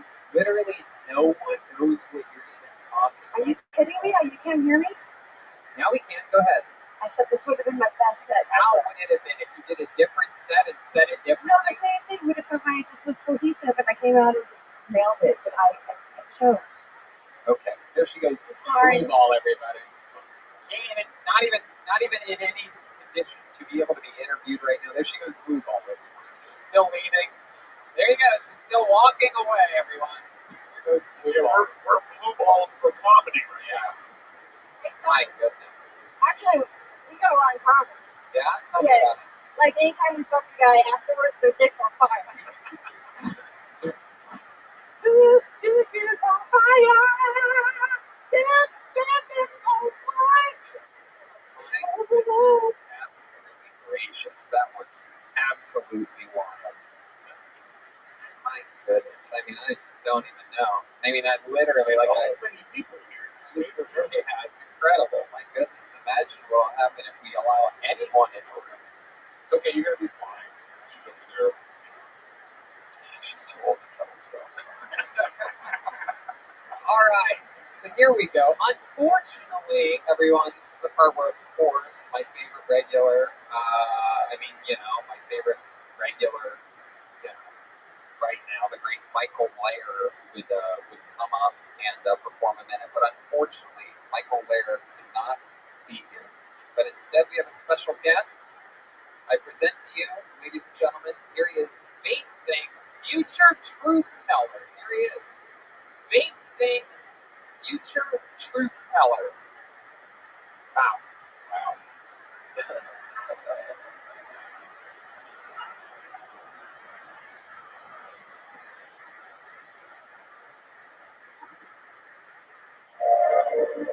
Vape thing. Future truth teller. Vape thing. Future truth teller. Vape thing. Future truth teller. Trump demolishes Biden at debate. Only 200 polls after Trump sharts on stage. Shit hard. Trump sharts on stage. Vape thing. Future truth teller. Vape thing. Future truth teller. Webster Dictionary adds so many words for a gay that the dictionary factory catches fire. Vape thing. Future truth teller. Kanye West is kicked out of Wyoming for traumatizing too many misses.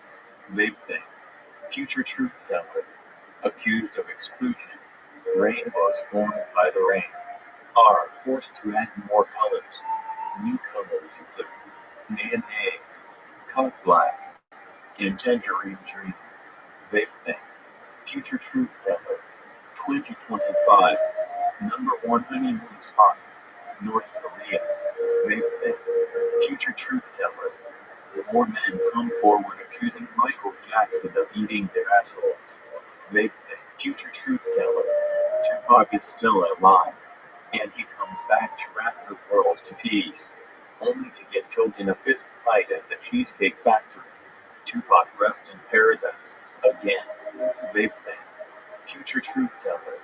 After psychedelic mushrooms are legalized, scores of industrialists grow their brains out, forming in the earth. They think future truth teller.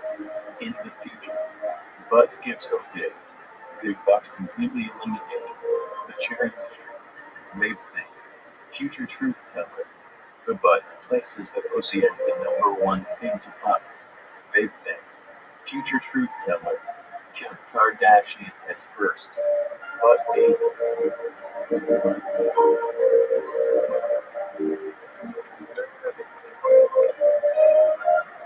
Wow, that was incredible. So much information. That was Babe Thing, future truth teller. My mind is blown it all. Whoa, look at that mustache. He really is a truth teller. Whoa, there it goes. Oh, so he just took, he just ripped off his mustache. That must have hurt. Did that hurt? You just get out of character so fast. It's not in a character. He's a big. You what fucking mustache? Welcome to the show, Big Thing, future truth teller. No, oh my God! I didn't even notice. Yeah. Michael Lair, everyone. I'm not too good. Let's talk about. Oh, he shuts off the lights to the Big Thing, future truth teller mask. We're gonna about to talk some serious shit. The Tony ambassador.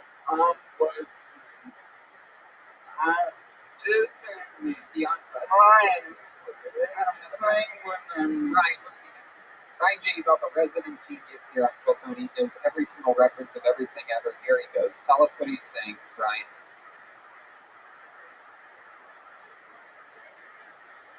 Okay. Anyway, oh, he's the editorial page of the newspaper. Tony showing may I? Yes, absolutely. Ryan Joseph reminded me of my favorite Holy Note song. The sex with X is the best thing in life. There you go. That's definitely my ninth favorite Hall & Oates song. I love all of it. There you go. Didn't make it to the greatest hits album, but it's Michael's favorite. This is my first. Hey. But you're all wrong about Andre. Like, I do not like Andre. It's like makeup for the pussy. And Andre, no. I like to fuck a girl with the line on. I like some Andre that got holes where the fucking goes. Yeah, that makes sense. A lot of guys are into it, and a lot of guys are into, that look where women are wearing a lot of makeup, and they look like the girls from that we grew up on in the Hawaiian Tropic catalogs, but I'm not really into that either. The chick that's only hot with makeup, it's like, it scares me. It's actually the opposite. No, I'm wearing makeup. You don't see makeup in the job, but you feel it. Well, I mean, so you would rather feel the fabric of laundry than just a pure nipple? It's the fabric of my life. Oh, wow. My goodness. There are a lot of people in here after all. Tony. Yeah. Should we talk about what happened this week? The old boom boom? No, I have other things. Okay, let's talk about it.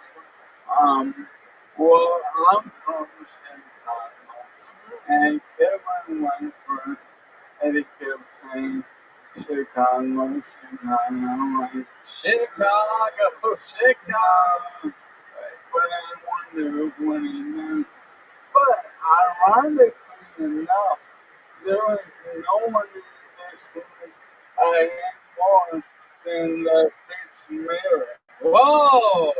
true? Do you know Merritt from Chicago? Yeah, no, I know her from another experience in LA, and I've been waiting for this moment, and it happened completely by accident. Wow, well, here we go. Let us in on the dirt. So, well, I don't know about this, but, fuck her, okay. Wow, geez. But I'll get to why. So I moved to LA to be a comic, and this is week before Tony, and I'm scouting the open mics.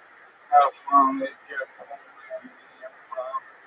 and I do my first thing, and it was my first ever like hell yes.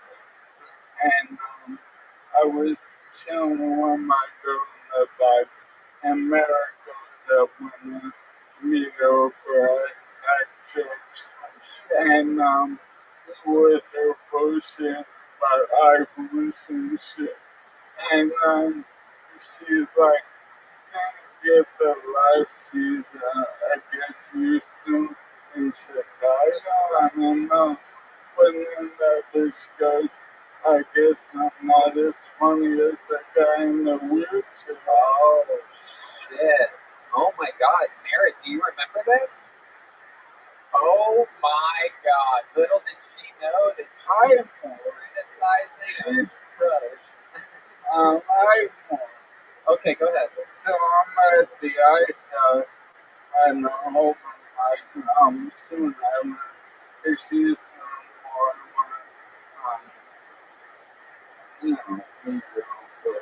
yeah.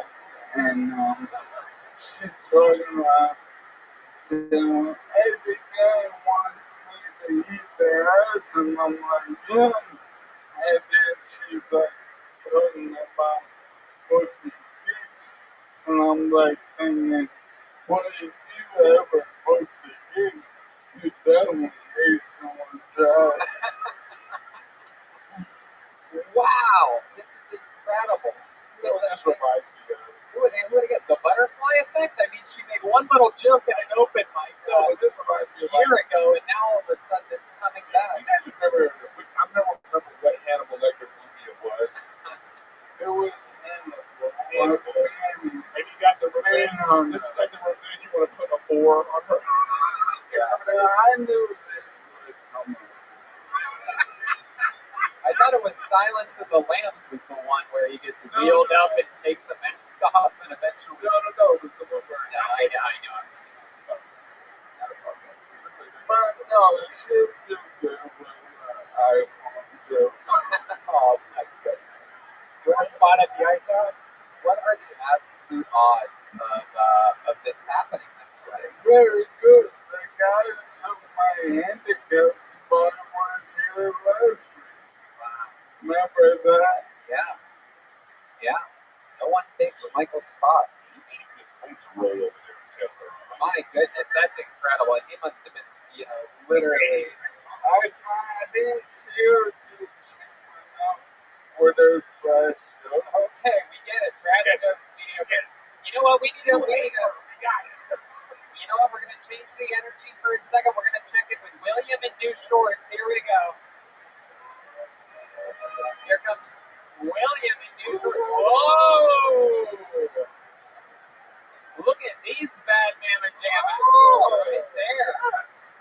My goodness gracious. For those of you that are fans of the new Tampa Bay Buccaneers, these are fresh out, size 38 waist with a built-in belt, so you can't even lose it this time. Multiple pockets for you to keep your $200 that you have left to your name. Snacks. Yes, many snacks, perhaps a bag of Doritos, and if you spill the nacho Doritos on yourself, it'll blend right in with the orange camouflage. Absolutely incredible. You can spill anything on yourself. Dirt, charcoal, cum stains, whiteout. Anything will work with these delectable camouflage pants. Some of the oddest camo ever. You cannot hide in the woods. Now it seems as if your ass is eating these shorts. Yes. But your ass is so. Your ass is trying to gain weight so badly that it is eating from the back side. You're trying to blend in with a forest fire. These are the perfect camo pants for you. Absolutely incredible. My goodness, for those of you ladies that are into a young grandfather, this is the look that you're going for.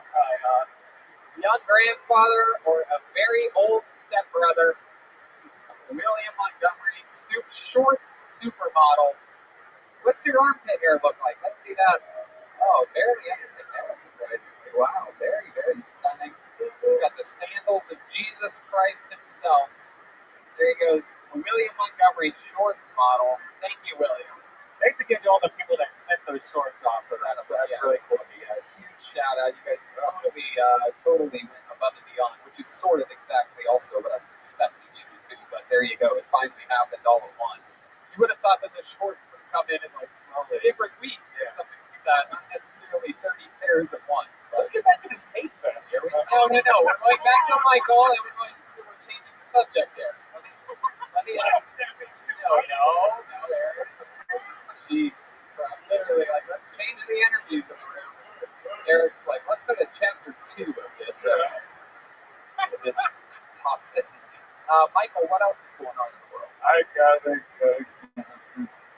You got a cunt cousin? Yeah. A cunt cousin? Yeah, a cunt cousin. She won't fight anymore. No, I got a concussion. You got a concussion. You want concussion? Yes. Tell us. I literally thought you said cunt cousin. Yeah, that's the concussion. She won't let me, my little boy. She won't let me spin my nurse over. All right. We did get a concussion. You had a little fall this past week. Not a little fall, a fucking concussion. Right. Okay, so you had a big fall. Yeah, I've been working so hard on my physical therapy. And I went to open the door, and I opened it like Superman, and I flipped over my wheelchair head first into the concrete, and it was 5 a.m., and I just had a beer. No, 5 a.m. Who would have guessed that? Hey, Tony, we'll play golf with Sydney and see if you enjoy a tour once in a while. Okay, I understand. Well, my question, people are taking shots at the throne tonight. God. His Majesty. Jesus Christ. You got a little bit? God, I was just saying because it was 5 a.m. You had a beer and you fell out of your chair. Did you knock out? Like, how do you know you? What? How does anyone know? Like, you got a concussion. You know. Yeah, I went skateboarding the other day and I hit my head really hard. Wait, what? I was playing Tony Hawk. Wait, hold on. They make e-boards? Wait. No, I was playing By Tony skateboard, you were playing Tesla? Hold on. I was playing Tony Hawk really hard and I hit my head on the back of my head. Stop. So this Tony Hawk has an actual board? No, I was playing a video game. I hit my head. The character on the video game? Yeah. Oh, okay. But I don't know if I have a concussion. Like, it really hurts. I didn't knock out. Like, I don't know if I should go to the doctor. Okay, there you go. Well, 5 a.m.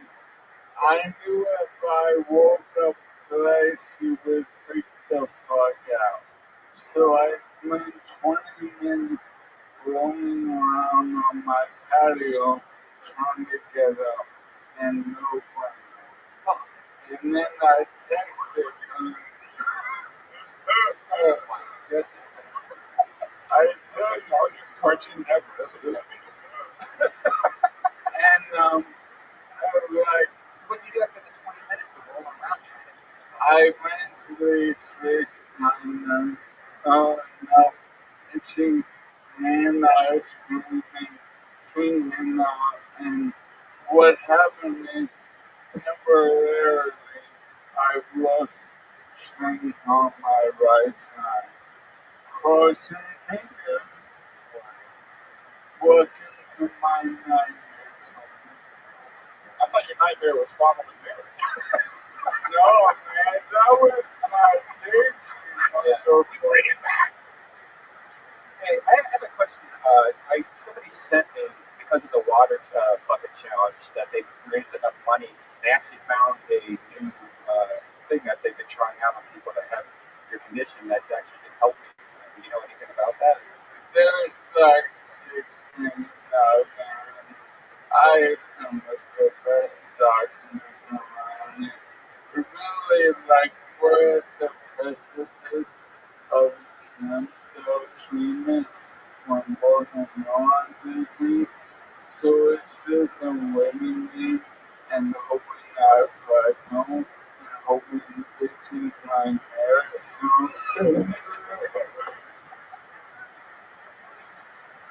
Michael Lair, ladies and gentlemen. You did it again, my friend. An absolute goddamn star. MichaelLairComedy.com for everything Michael Lair, Michael Lair Comedy on all social media. That's my best laugh in all my time with Total. That right there. That's what he does to people. He's the best. Great. Michael Lair is a comedian and a god. He's an absolute fucking star. Let's check out tonight's drawing from Ryan J. Ebelt. There it is. Woo! Look at the detail on that bad mamma jamma. We got the great Eric Griffin. We got me. Oh, I'm a colonel in this of some kind, right? A general? Oh, a forest ranger in the forest fires all around. The king. And you are also there, and there's a cat, and smoky things, and a little bear, and wow, look at that incredible detail. RyanJebelt.com, and all the prints of every single show, every tour poster. He's doing auctions over there. Everything's happening over at RyanJebelt.com. But I've got a big hand for tonight's guest. I'm so happy he was with us. The great Eric Griffin, everybody. The return of Eric Griffin. We're getting back to booking some of our favorite guests on the show, and I'm so glad you were able to make it. And I'm glad you're still doing this, by the way, through this crazy time. You found a way to do it. Kill Tony cannot be stopped, and here it is, still doing it. So I appreciate all you guys that came out. Everybody was, learned a lot tonight. Indeed. Riffin with Griffin is available everywhere. You can also is playing video games for those of you that are into Twitch, right? They're going to Twitch, Eric Griffin Gaming. And that's Eric, E-R-I-A. And my 100th episode of Riffin with Griffin will be next week. That's right. I actually knew that. Forgot to say it. That was my one big note that I wanted to say, episode 100. I've been on an episode with you before. We had some fun talks. Yeah, that's a great episode. Very cool. One of my favorites. Yeah. Hey, how about the leader of the band tonight, the great jet ski Jesse Johnson? Felt great in here tonight. How do you feel, jet ski? I feel great. I want to lay the record for lingerie. I don't like either. We've been naked this whole time on stage. Wow. Fire naked up there. Jet ski makes handmade ornaments. For those of you that are into Christmas, you can use them as Christmas ornaments, but we call them anytime ornaments. They are handmade by her. They come with a certificate of authenticity. They're flying off the shelf. She just started making them. It's her first ever merch, and she makes each one by hand. She ships them out to you. She puts a lot of effort and elbow grease into it, which grease is scary when you're made out of fire. What else, jet ski? That's all. Thank you so much, Rabbi. There she is, the jet ski. Follow her at Jet Ski Johnson. This young man cranked grand slams tonight. How about a big hand for Chroma Chris, everyone? Very funny. Very funny. She reminds me of my sister Dumpster Fire. Grand Slam. What else, Chroma? What did you think about tonight's episode? Tony, tonight's episode was lit. Yeah, I'm only on Instagram, Chroma Chris. At Chroma Chris on Instagram. And this young man back here, is that our Street Fighter? No, it's Joel Jimenez the entire time. He's got Mostly Sorry on iTunes and everywhere podcasts are available. He's also Mostly Sorry on social media. What else, Joel? Nothing. I love you guys. It was fun. There he is. There he is. The great Joel Jimenez. A lot of fun stuff happening over at patreon.com/Hinchcliffe, where Roast University School is in session. A lot of my upcoming guest interviews are some of the longest term writers in the history of roast writing. We're talking about guys that have helped Riffles and George Jessel, absolute monsters of being mean with like 5 decades of experience now we're getting into. It's very exciting over there for those of you that like insulting humor. It's all happening over at patreon.com/Hinchcliffe because it turns out I really am the grand duke of shit talking. The king of attitude. The king of attitude.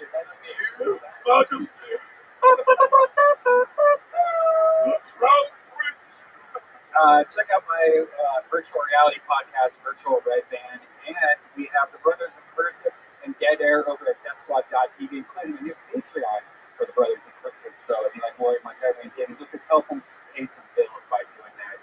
Thanks a lot, guys. And one more thing, while I have a second to chat about it real quick, is that when I was in Salt Lake City this weekend, I absolutely was reminded and had a moment of clarity in which I realized how possible it is in safe venues that do it right to do stand-up comedy, and how amazing it is to run along set at places. And while Kill Tony, obviously, a lot of people sign up, and it's in a bucket, and you'd have to switch microphones, and it takes a lot of groundwork, and there's too many people on stage already as it is. While, of course, we're waiting for a vaccine or whatever for Kill Tony to get back, I told my people that I want to go back on the road more. So look out for TonyHinchcliffe.com for new stand-up tour dates coming in November and December. Good night, everybody!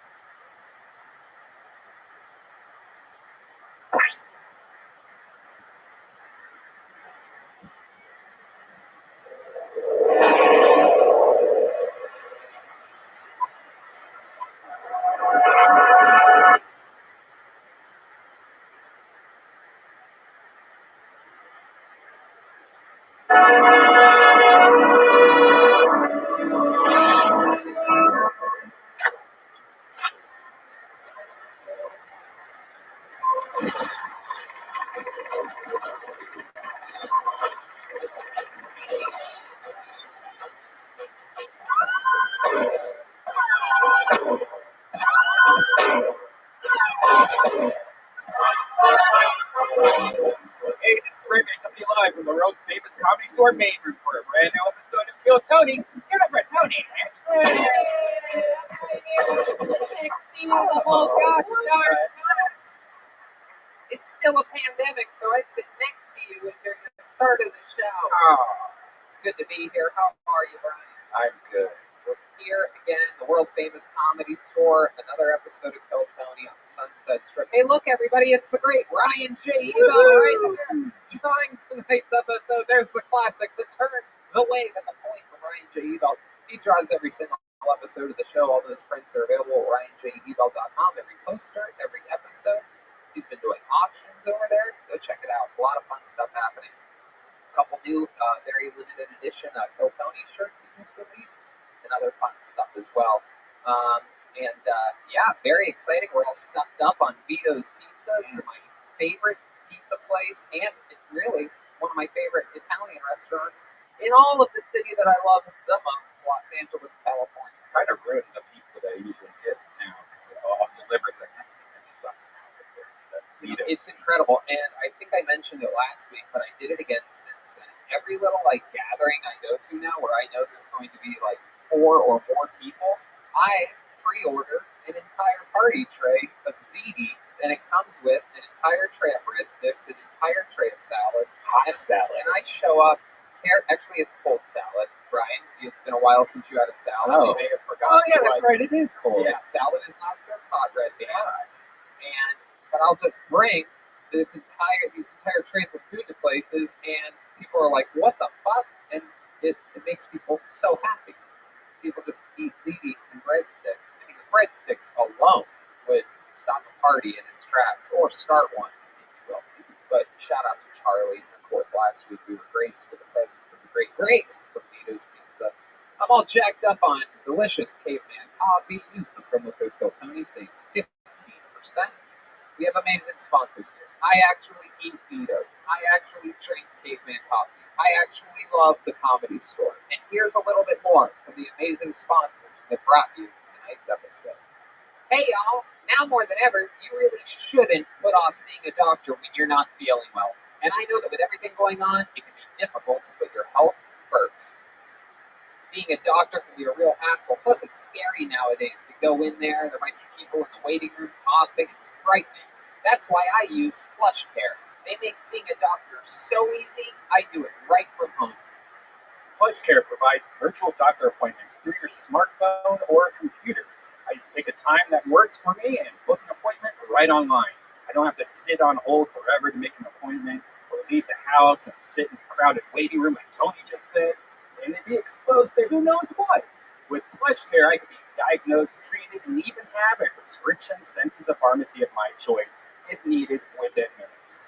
PlushCare accepts most major insurance carriers and is available in all 50 states in the doctor's care. They're here to help by discussing treatment options and providing prescriptions as needed. And they're available anytime I have questions. And if you need a regular checkup or have questions about mental health, PlushCare doctors are available to help. Schedule an appointment today to discuss your treatment options. You know, I did this, Brian, and it was super easy. It turns out I had a little case of food poisoning after eating some diabolical sushi, but I was worried, and I took care of all of it over PlushCare. With PlushCare, I don't put off seeing a doctor, and neither should you. No more excuses.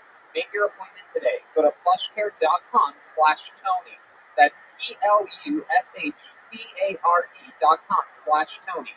plushcare.com/Tony. When you use the bathroom, you always close the door behind you, right? You don't want random passers-by looking in on you. So why would you let people look in on you when you go online?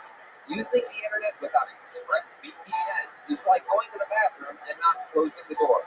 Did you know that your internet service provider, say Comcast or Verizon, knows every single website you visit? And what's worse is they can sell this information to ad companies and tech giants who will use your data to target you. Yeah, it's completely illegal that they do that. Also, it's scary. ExpressVPN puts a stop to this. It creates a secure, encrypted tunnel between the device and the internet so that your online activity can't be seen by anyone. I use ExpressVPN on all my devices. It works on everything, phones, laptops, even routers. So everyone who shares your Wi-Fi can still be protected even if they don't have ExpressVPN. The best part, if you're using ExpressVPN, it's as easy as closing the bathroom door. Just fire up the app, click one button, and you are protected. ExpressVPN is the world's #1 rated VPN by CNET, Wired, The Verge, and countless others. So if you're like me and believe your online activity is your business, secure yourself by visiting expressvpn.com/KillTony today. Use our exclusive link, expressvpn.com/KillTony, and you can get an extra 3 months free. That's expressvpn.com/KillTony. Hiring can be challenging, but ZipRecruiter makes it fast and easy. One CEO, Ali, needed to hire for a multifaceted role at his wallpaper company, Walls Need Love. He was looking for someone who was the right fit for his team and culture, but his search was slow going. So he turned to ZipRecruiter. ZipRecruiter's powerful matching technology identifies the right people for your job and actively invites them to apply, which is why you should try ZipRecruiter for free at ZipRecruiter.com/KillTony. That's how Ali found Savannah Ray. Ali said Savannah's skills and experience were a great match for the role. Plus, she applied within a few days after he posted the job. Through ZipRecruiter, Ali has hired everyone from head of marketing to sales director to lead graphic designer. But Ali's not the only employer who loves ZipRecruiter. That's right. A lot of them do. 4 out of 5 employers who post on ZipRecruiter get a quality candidate within the first day. See for yourself how ZipRecruiter makes hiring faster and easier. Try it for free. That's right, free at ZipRecruiter.com/KillTony. That's ZipRecruiter.com/KILLTONY. ZipRecruiter.com/ Hilton. And we're back. What an exciting time to be here. We have the great Rick Cossack is here, everybody. Make some noise for Rick. You guys can clap your hands. Rick takes pictures of this show sometimes. He's my neighbor. A little fun fact for you. And he filmed all the Jackass movies, all the Wild Boys, he's a skateboard legend, right? Photographer, yes, skateboard photography legend. Yes, I forgot that part. He's a great photographer, filmographer, cinematographer, filmologist, camera guy. Okay. Look, the great Gino's here. This is a real who's who of the Kill Tony family. Very exciting. The CEO of Speedway, and never forget, he played a crucial role in Kill Tony's continuation over at Better Box Studios during some of the craziest times in the history of the world. And we are forever grateful for that. How about a hand for Gino, everybody? And you wouldn't believe it. You wouldn't believe it, but tonight is such a Kill Tony wild family night that for the first time ever in the history of the show, ladies and gentlemen, a graphic artist who I have been working with, seems like forever, but I guess it's only been over a year. The great McVader is here for the first time ever, everyone. How exciting. All the way from beautiful Tennessee. We're happy to have you here. Welcome to the Comedy Store. An unbelievably amazing artist. All internet graphics. Incredible. Anyway, so let's start the show, shall we? We have a guest tonight. This is one of my really good friends.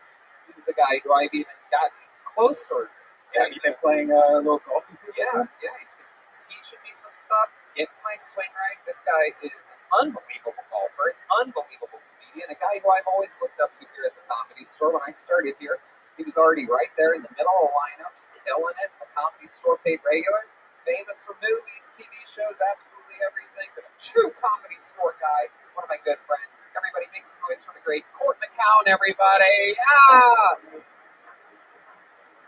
Not his first Kill Tony rodeo at all. He's been here a few times. I've done roast battles with this guy. It's good to be here, though. Well, there we go. Yeah, it is good to be here. Yo, buddy. Good to see you. It's good to be here. And we've been having fun. And since I became a golf addict during this pandemic, we've run into each other over at the range, and you straightened out my swing. I'm helping your swing a little bit. How is he? He's actually not too bad. You know, I mean, it's like, Jesus, what a ringing endorsement. I gotta tell you, it's the hardest sport in the world, and everybody thinks that they can get 2-3 months in and they're going to be great, and it's just fucking, it takes years. Yeah, it takes years. But I did notice you got the Trump sweatshirt on today. Well, the fans at home could not notice that where the camera's up, but thank you for exposing that, and our listenership just went down 50. Oh, thank you, Mr. President.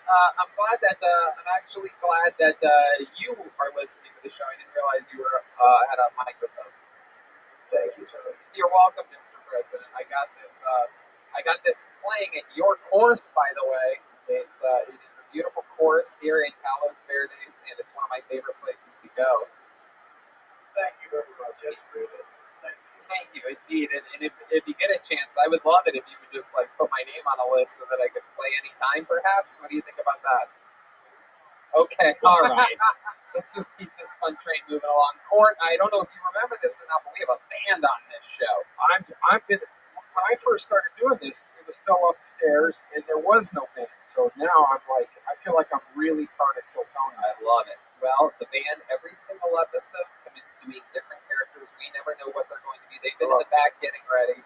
It took a long time tonight. Let's see what they are. I hope it's worth it. They're the best stand band in the land. They are the Kill Tony Band. Jeremiah Watkins, Joel Jimenez, Jet Ski Jesse Johnson, and Chroma Chris. Oh. Oh my God. What in the world is happening? Wow. Oh my God. Wow. Oh my God. Look at this. Wow. My goodness gracious. They made Jet Ski a frickin' Christmas tree over here. Poor Jesse Johnson. What an interesting position you're in tonight. Ladies and gentlemen, the great Santa Claus is here, everybody. Clearly pregnant with septuplets, a very strange type of fat. Hello, how are you, Santa? Have you been a good boy this year, Tony? You know me. I knew you haven't. Why? What have I done? Have you been watching me? Lots of coal, Tony. Lots of coal coming your way. Luckily, luckily, I'm a big fan of the coal industry, so I'll be able to resell that. Okay, not Mr. President, Mr. Santa Claus. Well, Mr. President is here. You're a big fan of the coal industry as well, right, Mr. President? Right? That's not what I asked you at all. We love coal, don't we? That's not again. This is like Trump doing his Biden impression. Okay. Okay. Thank you, Mr. President. Jesse Johnson's here. She's a Christmas tree. How are you, Christmas tree? Great to be here, standing tall. Oh, wow, you have the official Jesse Johnson ornaments on your tree. I love that. Oh, you saw those? Yeah, handmade by Jesse Johnson, available at jetskijohnson.com. I bought 2. Last week you bought 3. Oh, that's right. I bought 2 more, I meant to say. That brings me to 5 total. That's another lump of coal. Mrs. Claus, behave. Hello, Mrs. Claus. Looking actually just like all of Joel's female characters, looking extremely beautiful for some reason. I'm hot as fuck. Wow, Mrs. Claus, what have you been? Wow, are you pulling out your breasts? I might if you act nice. Oh, is that why? Wait, do you have a lisp? She sucked on too many candy canes. That's right. Sometimes your tongue just gets stuck like this. How do you think we made this marriage work for so long? And it appears as though we. Appears as though we have one of the most frightening elves of all time here, everybody. Chroma Chris. Hey, everybody, nice to meet you. Hi, what's your name, Elf? Name's Alfonso. Ha-ha! Well, since Santa turned the North Pole into a meth lab. Look at this. This is wild, man. This is a fucking party. Jet skis, a Christmas tree. We got the real Santa Claus. This is your first time on the show. Am I right, Santa Claus? It's true. It's so wild. Nothing better than a late September, early October appearance by Santa Claus. Well, it's about to be my busy season, so I made some room in my schedule. Okay, that makes sense. You look great. You ready? So we have a special Christmas episode. Christmas with Court McCallum. Everything's here. Everybody's here. So let's start the show, shall we? This is another episode of Kill Tanny. We're still inside with a very, very extremely basically no audience. Just the close-up production team here at Kill Tony. But with a few predetermined sign-ups, trying to squeeze some new people in here that have been waiting a couple weeks or so to get in, and they're finally in the bucket. So let's start the show. You guys ready for this? Oh, yeah. Oh boy, that reminds me of back when we used to have 500 people in the room. You know what? Let's not start the show with the bucket. Let's start the show with something special.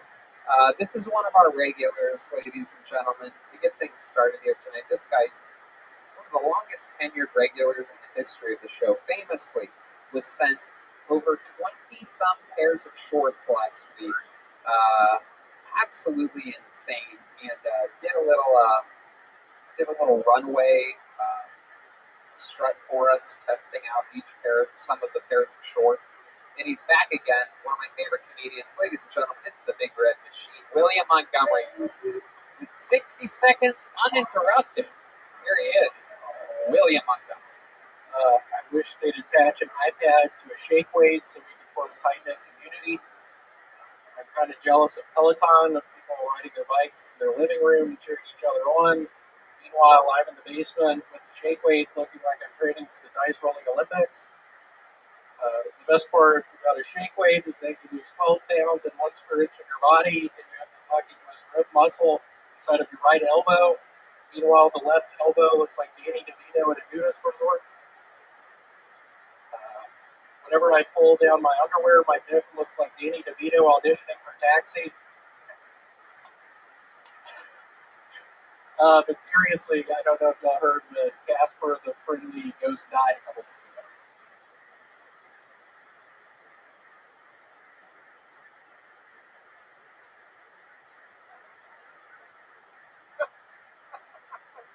Alright. Just hit the button. Why don't you just say thank you? That's my time. Thank you, that's my time. There you go.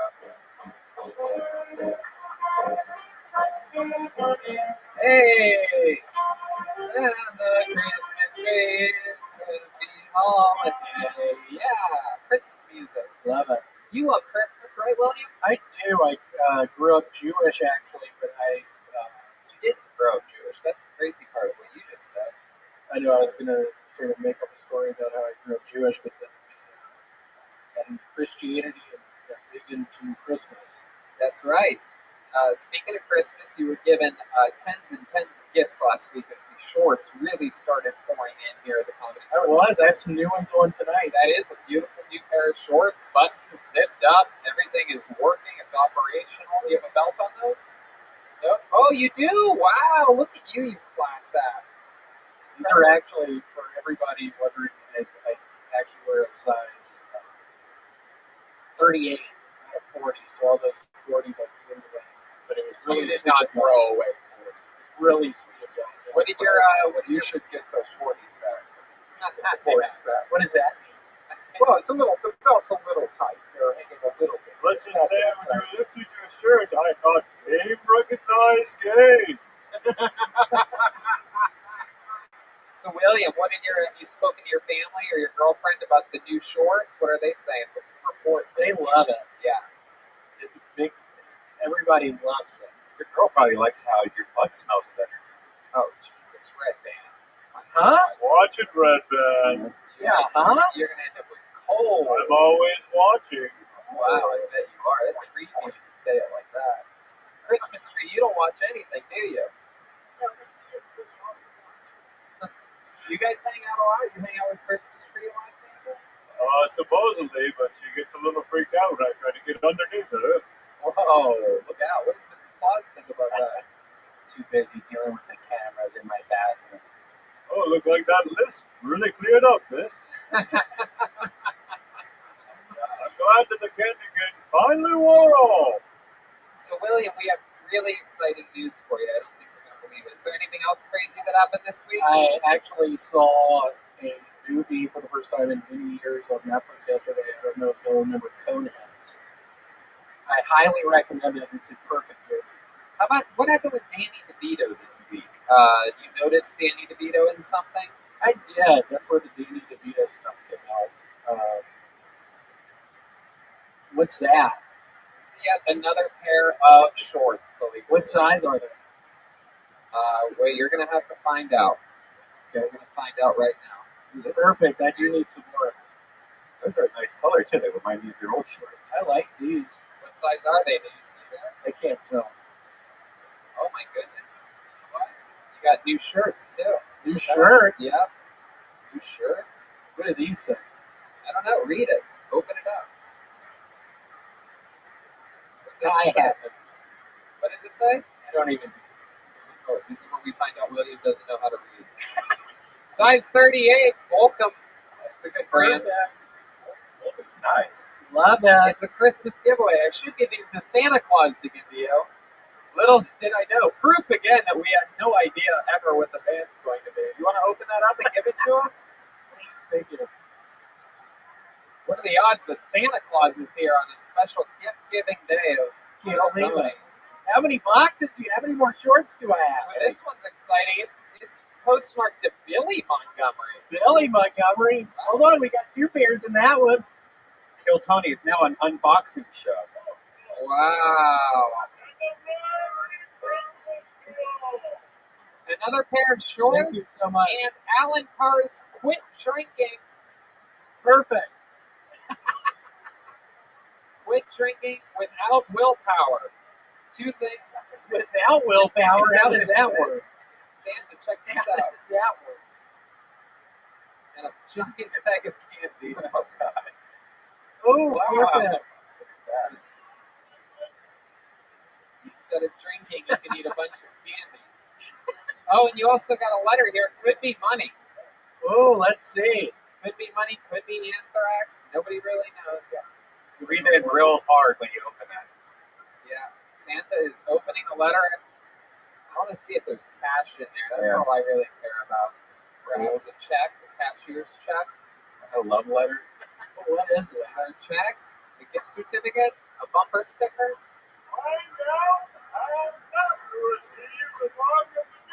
Wow. Oh, religious. Mark of the beast. It is a letter from a crazy person.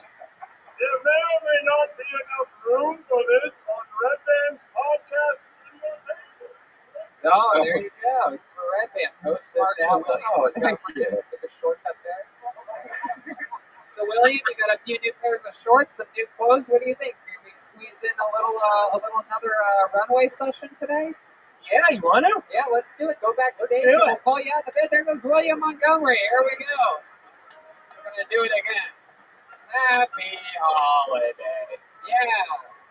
Rocking around the Christmas tree. It's another episode of Kill Tony. Okay. This should be fun. This guy made his debut on the show just a couple months ago, was back a month ago, and now he's back again. He started on this show. I believe he's only done this show. He lives up near Modesto, so he's real white trash. Always has a real interesting story for us. Last time he told us that he was strapped, and he pulled a strap out of his pants. Let's see what happens this week. Ladies and gentlemen, it is Trey Peacock. Here he is.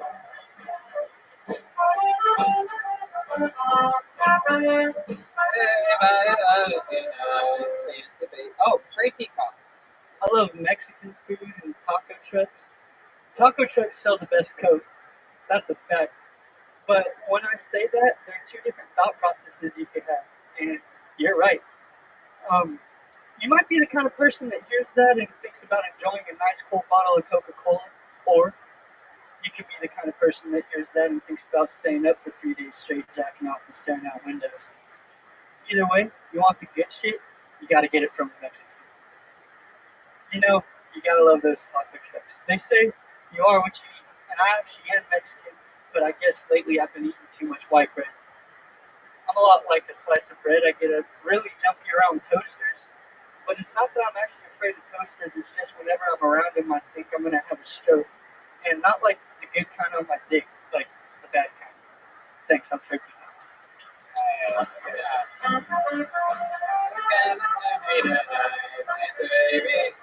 Santa baby, it is Santa baby. Hurry down the chimney. There you go. Hi Trey, how are you? Good, how are you? Good. I have a lot of questions about that set. Look, let me tell you something that I learned. 36 years on this planet, never trying cocaine once, is that people that do cocaine don't ever invite me to anything. I don't ever see them doing it. I don't even know they do it. My other friends are always like, oh, you didn't know that your buddy's like a real big cokehead. I'm like, what? I just thought he had a great sense of humor like me until 5 or 6 a.m. I thought people were just wired that way. But, so I don't know anything about cocaine is my point. My question is this. Is that true that taco trucks sell the best Coke? Well, the joke was Coca-Cola, but yeah, that's the premise. Oh. Well, being someone that's done a lot of cocaine, I will say that Mexicans sell the worst cocaine. Oh, that's true. Take that, Mexicans! What race has the best cocaine? I'm going to guess white people. White people. I just never got any good Coke from Mexico. That's just all I It's got real taste sugar in it. Gasoline smell. You know what I'm talking about, Trey. Oh, yeah. Fertilizers. The fertilizer. Now, Trey, you do a lot of cocaine, correct? Yes, sir. Hell yeah, you do. When's the last time you did some cocaine? About 20 minutes ago. Are you serious? Wow. You are the laziest looking cokehead I've ever seen. You look like you just did a bomb, really. It's so interesting that you did it 20 minutes ago. It's wild to me. Does it even affect you anymore? Do you have to do cocaine just to get up to base level, would you say? Yeah, my parents gave me Adderall when I was a kid. So, yep. Like that. How much do you do it like typical day? Like, are you going through just like a bump or two, or are you going through like a whole bag? The 8 ball lasts like maybe a week. How much is an 8 ball? Pussy. Not a lot. 8 balls. I do an 8 ball in a night. Yeah, 8 ball 8 hours, right? It's called portion control. Heard of it, Red Band? It's Like you've ever done that. It's what other drugs do you do regularly? A little bit of meth, right? Just a touch. Just a little bit. So what are we talking about with meth? How often do you do that? That's when I'm working. What? I use that to stay up when I'm working. Okay. How often do you work? Every day I'm not out here. Okay. So then what do you do to come down? Weed. Wow. Have you ever tried heroin? Nope, not yet. Well, be a good boy, baby. You have friends that do heroin? I know some people, not really friends, but Enemies. Do you ever do any pain pills of any kind? nah. That's probably a good thing. You have a highly addictive personality? Yes, sir. Do you smoke cigarettes? Yes, I How do. many cigarettes do you smoke a day? So that's 20 cigarettes a day. That's fun. I respect that. Thank you. I'm a heavy smoker myself. Now I just use this vape pen, and I also go to Lucy.co and use their amazing nicotine gum. Absolutely incredible. That wasn't a joke. I don't know why you did a rim shot there. It was like a stinger for the promo. Oh, thank you. So what else? What else have you tried? Have you ever done anything like any like unorthodox drugs, like huff paint or anything like that? Eat something weird? Keyboard cleaner. No, sometimes when I'm working, I use acetone. So sometimes, like, I'll be using acetone all day and breathing that in. That'll fuck you up. Yeah, it gives you cancer. Oh wow! What does that make you feel like? Just lightheaded. Do you think you have any signs of cancer setting on? Do you have any do you have like a lumpy back or something? Like my back cracks when I breathe in sometimes. Okie dokie. Wow. Well, hope it's not going to be your biggest problem we can see. Yeah. Welcome to another episode of Things I Only Think of in My Nightmares. Your back cracks when you breathe in. Dr. Koo, has Dr. Koo visited you recently, Tony? No, but I have gotten a lot of feedback since that episode aired from people that analyze dreams and whatnot, and it seems to, it appears the people have told me that they're saying that I believe the doctors aren't saying all that they know, perhaps, it's wrapped around the current coronavirus or things like that, that my beliefs are that the doctors aren't saying everything, that their jaws are wired shut and it's pouring out of them, like we are only getting pieces of the information. That's a little thing that I read the other day from someone that sent me something, but interesting stuff. Trey, what else have you been up to since the last time we saw you? Something funny happened to me today when I was working.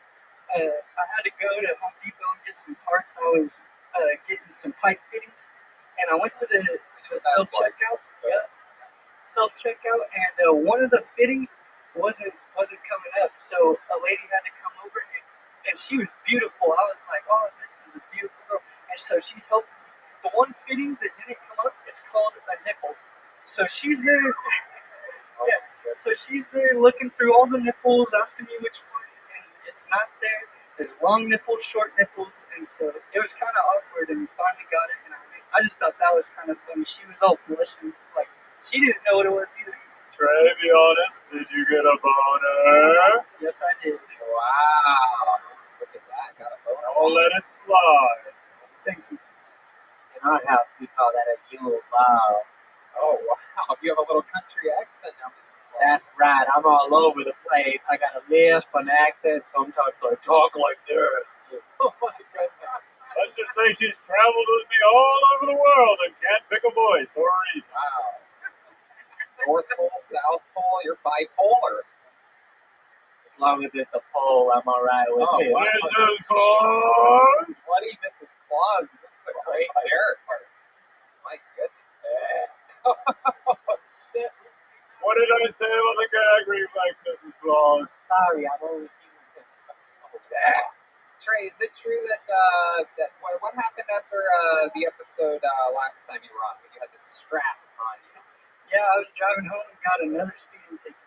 What? And the wild part of that you told me is what? That you had Well, I didn't have the strap, or I did still have the strap on, but I didn't get caught. I had tree. They took my tree, and Wait, what? You got the tree? Christmas tree? Yep. Yep. What do you think about that Christmas tree? This guy drives with trees in his car. Yep. So you had marijuana in your car? Yes, I did. And the cop never found out, right? No, he did. He was like, "You got weed in here." Like after he was already writing me up for speeding, he came back and he was like, "All right, you got tree." And I was like, "Yeah." So he's like, "All right, well, give it to me." So I got it, gave it to him. I was like, "It's under an ounce though, so I'm good. I know that." So he goes back and weighs it and comes back and he gave it back to me. So I'm like, "Sweet." Did you have any cocaine in your car at the time as No, well? I didn't. No, where was that? In your asshole? Something like that. You have a big hat. Thank you. Your ears are underneath your I hat. have a small head. It's really You look like a Hey Arnold character. Thank you. How small is your head? Really small. Let's see it. Can we see how small your head is? Whoa, look at that tiny head. Look at that. That is a really... does everyone in your family have tiny heads? No, it's just me. I was a preemie, that's why. Oh, it was. Your mom probably has some wild habits, right? You're a premature ejaculator that doesn't know. Yeah, so tell us about the things that your mom's into. Well, my mom's actually pretty straight edge. She's a Christian, but she was an alcoholic for a long time. But she was pregnant with you? Probably, I don't know. Oh, okay. Now that small head thing makes sense. Yep. All right, Trey. Well, it's always fun. Well, you're from Modesto? Yes, sir. You ever been up to Modesto, Court? I have been to Modesto. Scary place. Very, very scary place. He looks like he's from Modesto. Whoa, Santa just dropped a bomb on you, dude. You look like you've been molested, bro. That's not the one with the casino that has a mic up there that Sam Tripoli used to run. The double tree? Modesto's where the whole thing came down in 2000, where the whole crash started. The land, all the fucking real estate crash started. Modesto, Fresno. It's real high end property up there, right, sir? Oh yeah. If you could be if you were the head of tourism for Modesto, look directly at the General Bogus. Can you get behind that camera for a second? And I want you to zoom in on his tiny head a little bit, and I want you to give a pitch straight to camera on why these people should visit beautiful Modesto, California. Straight to that camera. You're the new head of tourism. Introduce yourself. Say, I'm Trey Peacock, head of tourism, and here's why you should visit Modesto, and then ramble about it. Go, now, go. I'm head tourist Trey Peacock, and we're here to talk about Modesto. Y'all should go see 9th Street. That's where all the crack hookers are. But stay off 8th because that's where the cops run down. And stay off of 12th because that's where all the gangs run. No, you told them where to avoid. Look at camera and tell them all the great things about Modesto. Go ahead. There's a movie theater. There's taco trucks. There's a lot of coke. You could get weed from any of the clubs out there. You could get it on the street. That's 9th Street too. Come visit Modesto anytime you want. You're welcome here. What was that final line? Come visit Modesto and we tell you how you welcome here. What was that? I don't know what I said. I was rambling. Beautiful. That was beautiful. And that is perfect. That is everything great about Modesto. So if you're into any of those things, stay off of 9th Street, avoid 8th Street. The cops are running on 12th Street. You got great coke, great taco trucks. You come here, we know you welcome. Yep. All right, Trey. Well, fun times. Thank you. Congratulations. This is your third time ever doing stand-up? Yes, it is. There you go. It's Trey Peacock. Appreciate it. There you go. Trey Peacock, chasing his dreams. Taking a break from the cocaine and the meth to grace us with his presence here on Kill Tony. A young Trey, how old are you? 21 years old, already addicted to meth and cocaine. How about another hand for Trey, everybody? These are just some of the wild characters here. Have you ever been offered coke? Have you been around it before? I mean, yeah, I've been sort of around it. I've definitely been offered it. And people are always really surprised that I don't do it. It seems like you would. Skinny and I'm always up late night. And you're a writer. The writers take it. Yeah. You'd probably like it too much. Yeah, probably. I enjoy it. And another thing is people are always like, no, it's great for when you get drunk. It brings you back. And I'm like, but that's what I get drunk for. I get drunk to get drunk. Like that's the feeling that feels good. So I want to stay there. But you've done a lot, right, Court? That's like part of your like legacy back in the day. You were like, you know, I experienced quite a bit of cocaine. yeah. Yeah. You were a movie star in the 80s. Yeah, But yeah, I was very. But I started doing it in the 70s. Oh wow! So I was like, I was hipster over here. Yeah. It was, but it was really expensive back then. Like it was extremely expensive, but it was really good. Now it's like Modesto. It's like cut with shit. It's not as good. Don't get him started on the Mexicans. When Mrs. Claus was younger, she stole cocaine from a friend and then helped them look for it. Yeah. They lost it in the snow. All right. I pulled another name out of the bucket. This is this young lady's first time on the show. Met her a week or two ago.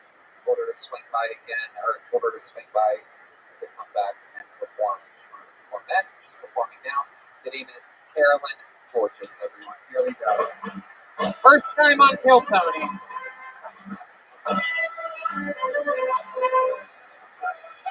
we go. Town, Caroline Georges. I'm a stripper. No, it's great being a stripper, but I do have to live with the stigma. I get slut shamed for being a stripper, which is wrong because sluts don't get paid. I'm a whore, so I got it right. You know, we don't shame me for anything. I'm just kidding. I'm not really a whore. I don't really like labels. So anyways, people do ask, a lot of friends will ask me, like, you know, do you do anything in the VIP, or do you do extra in the VIP? And I always just tell them, like, no, I don't do extra in the VIP. I'm a Christian, you know.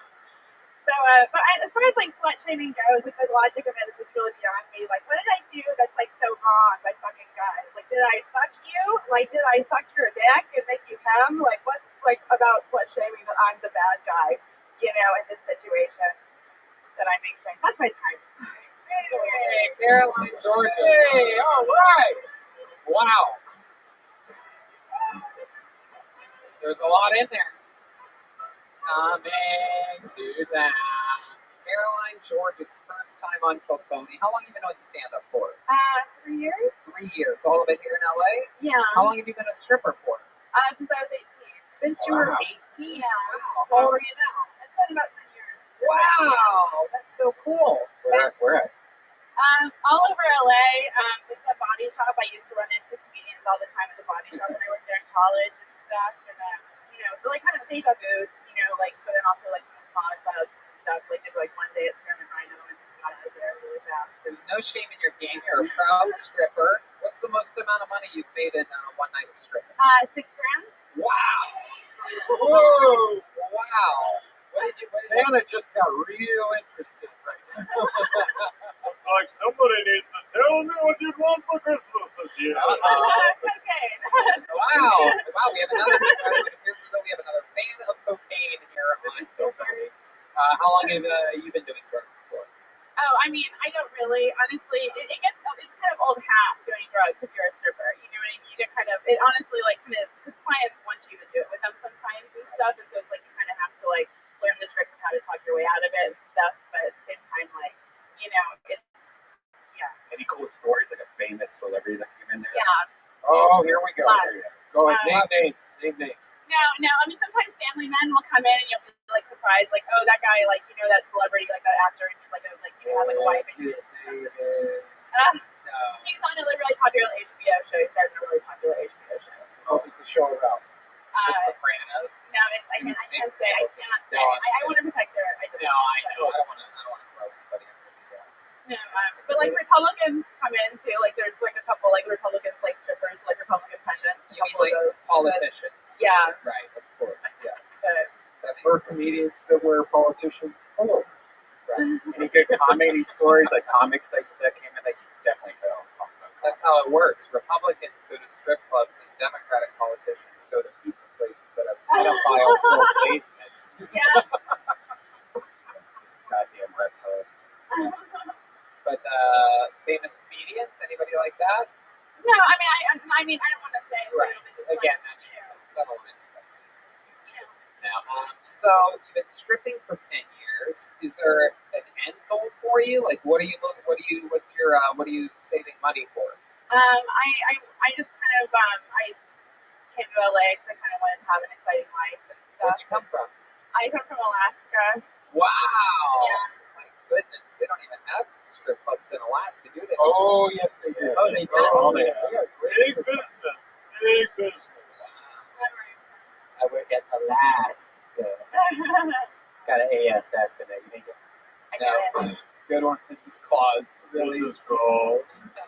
Okay, so when you say they don't have them where you came from in Alaska, what do you mean exactly? I'm from like a really small town, like it's 30,000 people, really tiny. Wow. Were you born in an igloo? No. Igloo is alien. Okay, it's one of those moments where Mrs. Claus needs to take a breath.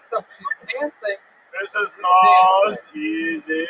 We've seen drinking this too much before. milk It's been again. a few weeks since we've seen that character get a little overamped up. What did you do before the show, Mrs. Claus? Anything different than usual? Maybe Just suck a lot of dick and have a bunch of eggnog, baby. Mrs. Claus, I tried to tell you. That was an eggnog. All right. So, Carolyn, do your parents know that you're a stripper? Yeah. What do they think about that? My dad does my taxes. Oh, sweet. Yeah, like it's. I'm more kind surprised that if strippers do their taxes. Yeah, we do. We're Americans. You know, we do everything that everybody else does. You know. That is the most American thing I've ever heard in my life. A stripper going, "We are American." Well, you know, we're not. It's beautiful. Thank you. So your dad does your taxes. What did your mom think about it? You know, what happened was that I had a falling out with a girlfriend, so she told my parents. Rick's so excited that there's a stripper on the show. He just jewel pen just flew up out of his hands in the air. He tried to catch it. It fell. Don't make that noise ever again. Oh, I'm gonna vomit. Okay. So, what did your mom say? A friend of mine actually like lashed out at me and told my mom kind of, you know, what she didn't know. Oh, so, shit. Yeah, and so, but my mom just sort of like told me, like, she was like, you know what, it makes sense. And then she sort of said, like, it's kind of a compliment, like I have the personality for it. So it's like she's very passive aggressive about it. Like she's never gonna. What does she do for work? She's a housewife. Oh, so nothing at all. She couldn't even muster up being a stripper. You hear that, Mrs. Claus? Yeah, Mrs. Claus, how do you earn your keep? Well, first of all, I got a serious question, if I may ask. Go ahead. When a stripper dives, do you dance half man? Okay, there you go. Great question. What else do you have to say, Mrs. Claus? Okay, what is the elf? I'm seeing the elf on the microphone. I want to see what elf has to say. I think we could definitely use someone like her on our North Pole. Okay. There we go. Oh my God. Oh, that's the shit you like. Yeah. Alfonso. Yeah, jokes and references, Mrs. I Claus. said I had a serious question. Yeah. The word Alaska having the word sound ass in it doesn't really. I'll ask her for another joke. So, Mrs. Claus, the language is getting a bit much. So COVID has to be really hard on you because there's no strip clubs. What have you been doing to like make cash? I got unemployment, and and then I'm working part-time at a dispensary. So I have to ask you, but do you have a boyfriend? no. Have you had boyfriends while you were stripping? Yeah, lots. What's that like? Are they get jealous easily? Are they? My guess is this. My guess is the first date, the first couple weeks, they're like, no, it's fucking cool. You do you, I do me. I'm real independent. And then 2-3 weeks into it, they start hitting you up like, hey, you said you were going to be done. Or Start coming to the club and just sitting at the bar staring at you. I know that. Dropping their jewel pen and making noises like, right? Welcome back to the live reading of the autobiography of Brian Redman. So it's carefree in the beginning, and then they start to get jealous real quick. I I used to lie and say I was a nanny or say like, I did other things. So I actually had like, I used to lie about it. I used to be really ashamed of it. And so I used to lie about it. And so I have like full on relationships, like 6 months, 7 months long relationships. They have no idea. Wow. And then when they find out, what did they do? Only one found out. Yeah. Because he did my taxes. Oh my God. That's why you gotta let daddy do the taxes. So what happened when he found out? Can you give us a real breakdown of what that was like? What are all these receipts for $1? There you go. Thank you. All right, after a question, can you tell us what that was like when he found out?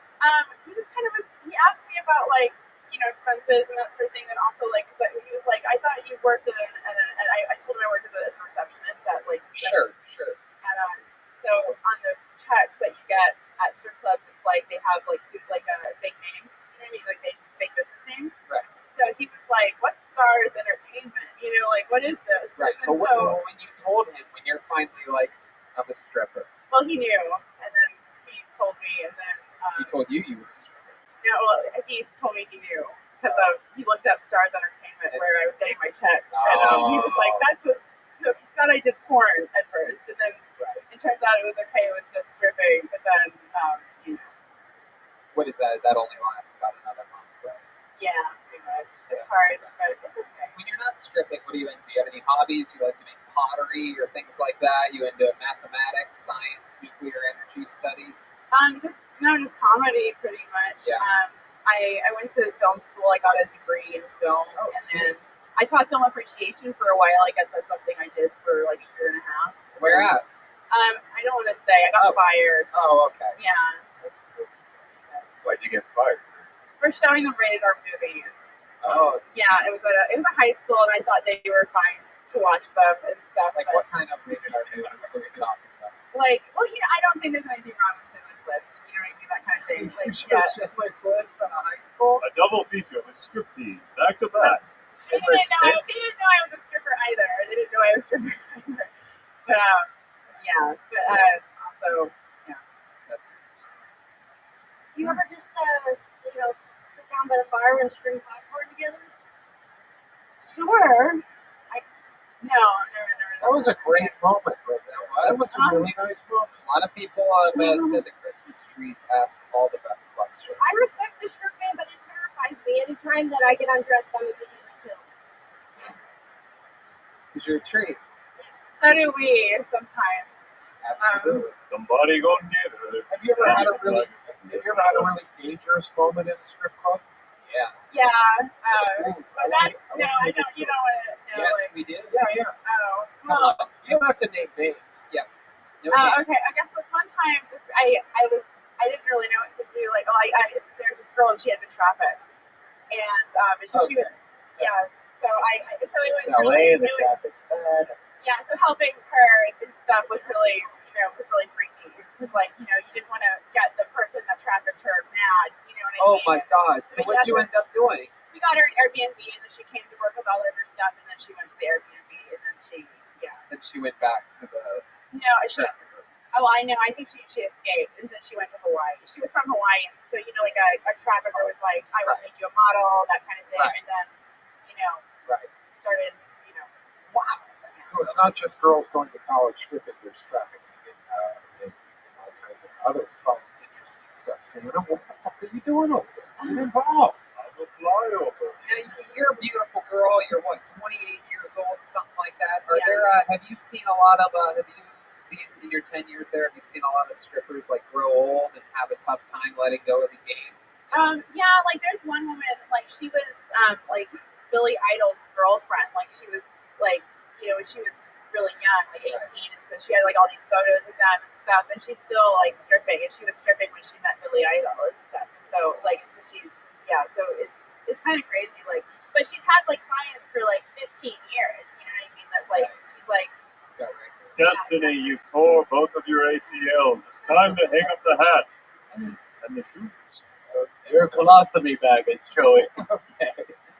That's not a panty liner. It's a colostomy bag line. Do you know Malice? Malice? Yeah. Uh-oh, this is the part where Red Band starts dropping stripper names. Oh my god. She's great. I think I do know Malice. Yes. How do you Oh my forget god. a Malice? No, you don't forget a Everyone knows Malice. No, she has the whip, She's right? famous. Yeah, Yeah. with the mohawk. She's like a Hollywood legend. Oh, I think even I know her. Just from like hanging out. She's like tattoos on her. Yeah, she's great. Yeah. All right. Fun times, Caroline. Thank you so much for coming on and teaching us so much about the art of stripping. This is so fun. Thank you so much. Awesome. There she goes, Caroline Georges, everyone. Everyone's coming to town. Santa Claus is coming to town. Man, I can't wait till the ice house opens up. You ain't lying. You ain't lying, my friend. That one would be an instant book.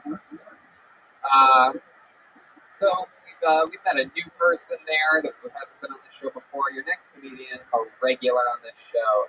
This guy is the anchor of this show, holds it down every single week. Absolutely love this guy with all my heart. One of my really good friends. Ladies and gentlemen, it's the great David Lucas. There he is.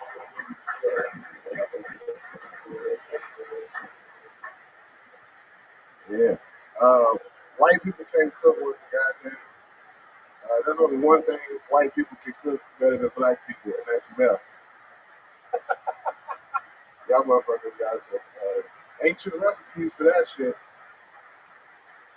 I like to put my stomach on girls' back when I hit the doggy style, kind of like a paperweight. Don't let her ass go nowhere. Where the fuck you think you going?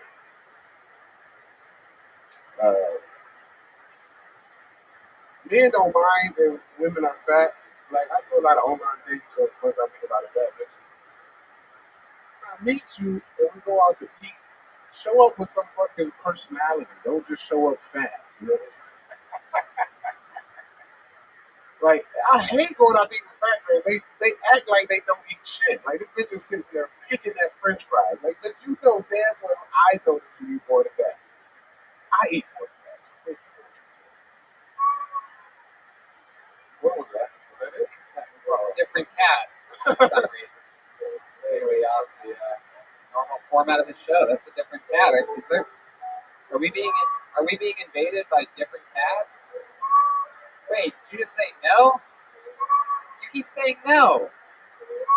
Yeah, huh? Wait, what? What is happening?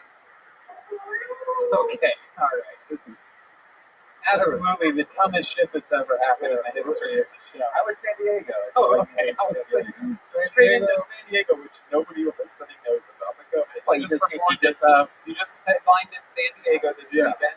How was it? Oh, okay, good. Well, there you go. And the owner, he messaged me because he thought I was talking shit about the club, but I wasn't talking shit. And he actually paid me extra. Dude, the owner of the club? Yeah. Okay. He messaged me because he heard that I wasn't happy.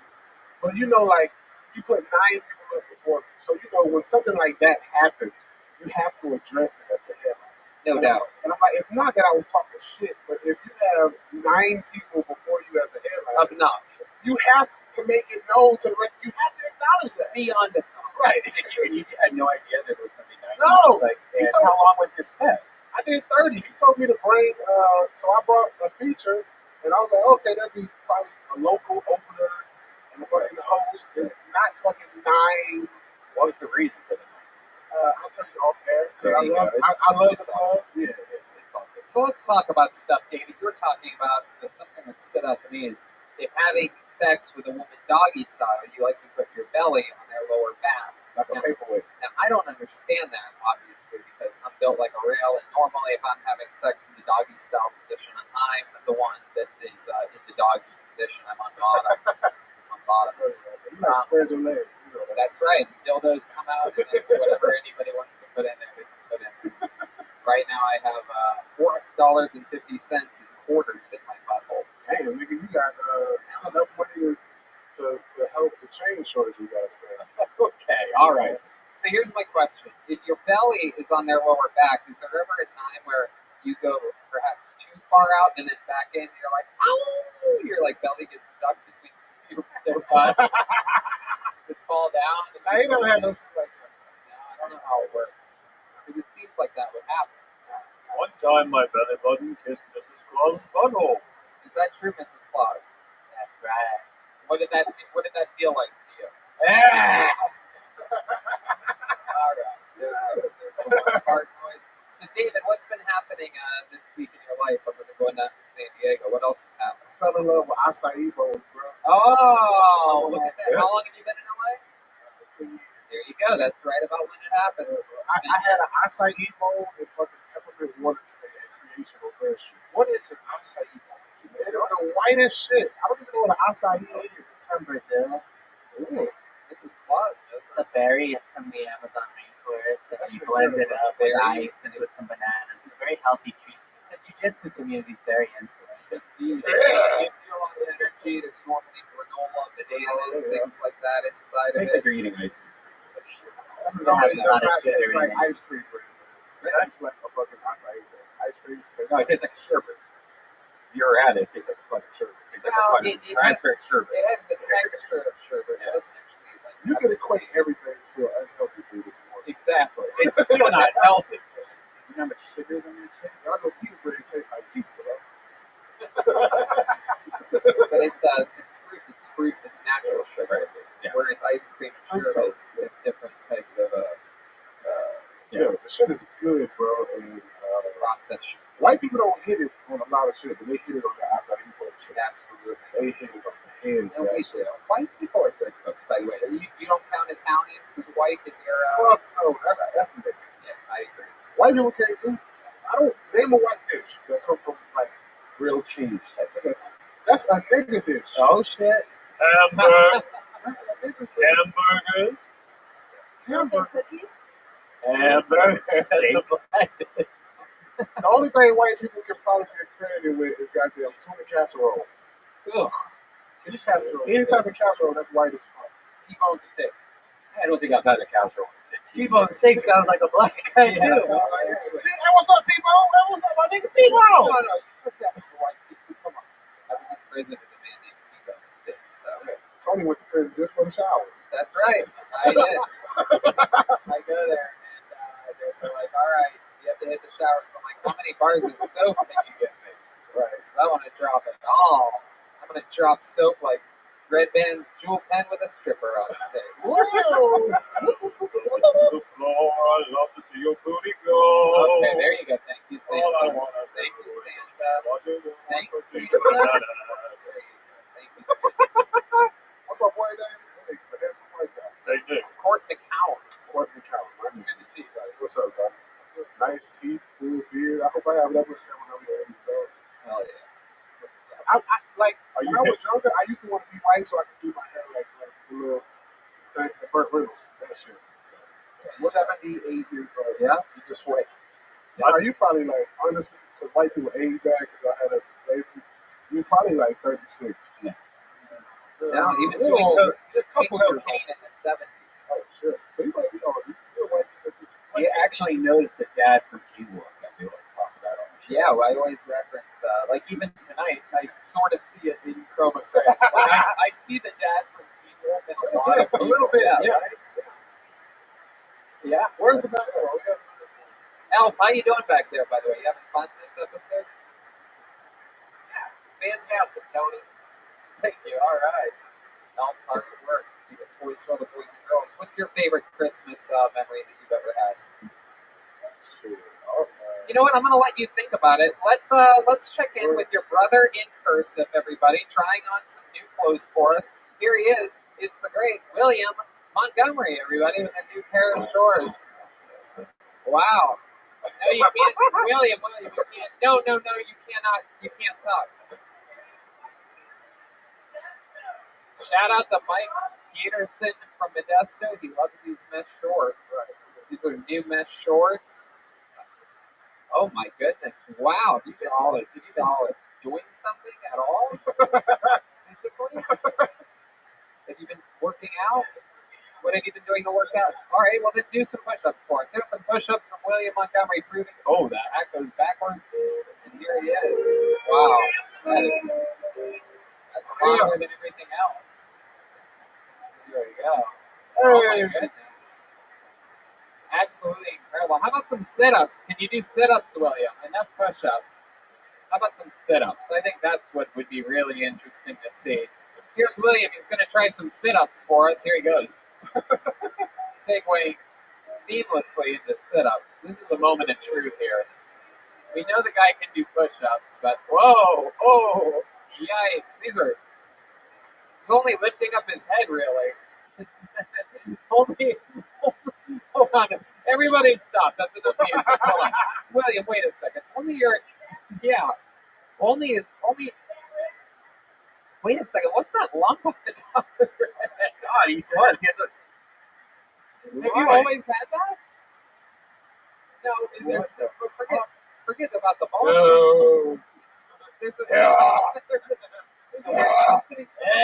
Where his bald spot is, there's actually like a bubble. Yeah, like William, has that always been there? That's not That's a snow globe. How long has that been there, William? Really? Well, he never takes his hat off, so he might be great. All right, there he goes, William Montgomery, everybody, with a little showing of the shorts. Go throw on another pair of shorts. I'll bring you back in a second. I thought about it, bro. Yeah. So it was like 2002. Favorite Christmas. It was like 2002. I was like in the 6th grade and shit. And my mom had bought me a computer. And this is when I found out Santa Claus was real. Because it was my favorite Christmas because I got a lot of shit. But it was also like heartbreaking. Because she couldn't figure out how to hook my computer up, so she had to call my mom. So Christmas for me didn't start till like 1 p.m. I was sad as shit. And then later on that day, she told me Santa Claus was real, that she bought all this shit. How old were you? I was in 6th grade, so like, what, 11? I have a story just like that. I asked for a computer. I think I told this on here before, but I asked for a computer. All my friends had more money than me. They all had computers at their house. And like, you go and you visit, you barely do anything on computers. But everybody else had one. I was the last kid to get one. And I asked for a real computer. Sure enough, this giant presents underneath the tree that morning, and I'm like, no fucking way. I think we did it. And I opened it up, and it was a monitor and a keyboard, and I noticed there was like a printer attached to the keyboard part, like the back of the keyboard was a printer, and it was a word processor, and you couldn't do a fucking thing with it. You could upload, download, there was no games on it. It was literally just type, and you could see what you were typing on the screen, and you had the choice to either print or not print, and that was it. It was a fucking whamboozle. I'd rather would have had nothing at all than this stupid fucking word. I got the same thing. I got the Texas Instruments. It was like a teen computer that had nothing to do with internet. My first computer was a gateway. 20 years ago. I used to work there. Wow, I got Blue Lake Power Ranger toys. You guys' childhood sounds great. Oh, great. They're from the swap meet. They were like Mexican Power Ranger toys. You guys are bitching about a word processor. Mrs. Claus, why would you get bootleg Power Rangers toys? I thought you were hundreds and hundreds of years old. I want the bootleg Power Rangers.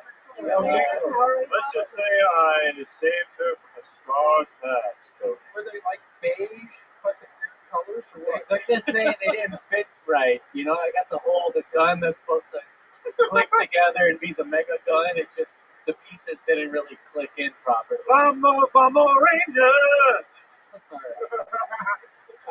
That Ranger. Another fun appearance. I'll be on, I got an episode soon. I got an episode of Concrete Podcast coming on soon. I'm sure that episode will probably be out in like a month. Sweet. Or 2 weeks. So yeah, Awesome. doing that shit.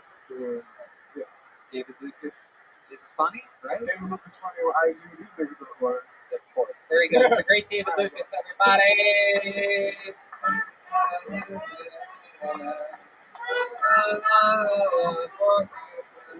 You guys got word processors, and I got an 8-track player when I was in 8-track. You know, honest to God, I rather would have had the 8-track player, even in fucking 1990 or whenever it was that I got that thing, because it was all it forced me to do was my homework, which I hated more than anything. It didn't do a fucking thing. You know what? In retrospect, and almost immediately, actually, I felt bad for my mom You know, it was one of those things where it's like, fuck, where you really realize, like, oh, you're poor, and you know, your mom like might not be that smart. Did she see? Could she see the disappointment in your face? Dude, I mean, I Is it like one of those things where you open it up and then you're like, oh yeah, fuck. immediately, I would complain about it relentlessly. I mean, I was such an asshole. I got a used typewriter last year, so word processor, not so bad. I mean, I'm also fucking a legal resident of the United States. You're right. The North Pole just got incorporated. So I think it's different, right? Americans are supposed to get better Christmas presents than illegal immigrants with their rip-off Power Ranger toys. Easy, Tony. Oh, wait, when you lift up your mustache like that. We had some green to Santa Claus. He's Mexican all of a sudden. Green and an eagle. Okay, I'm excited about this one. I got a message from this guy, and it was very, very compelling and interesting. I do believe that this is his first time on the show ever. Ladies and gentlemen, make some noise for Jeff Reyes, everyone. Here's Jeff.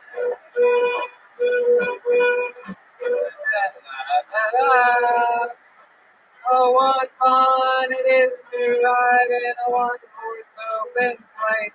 Hey, here he is, Jeff Reyes. I just got separated from my wife. It's been about a month. Living together, still pretty weird. I feel like I look like I got sick. You guys sound like it, I don't know. But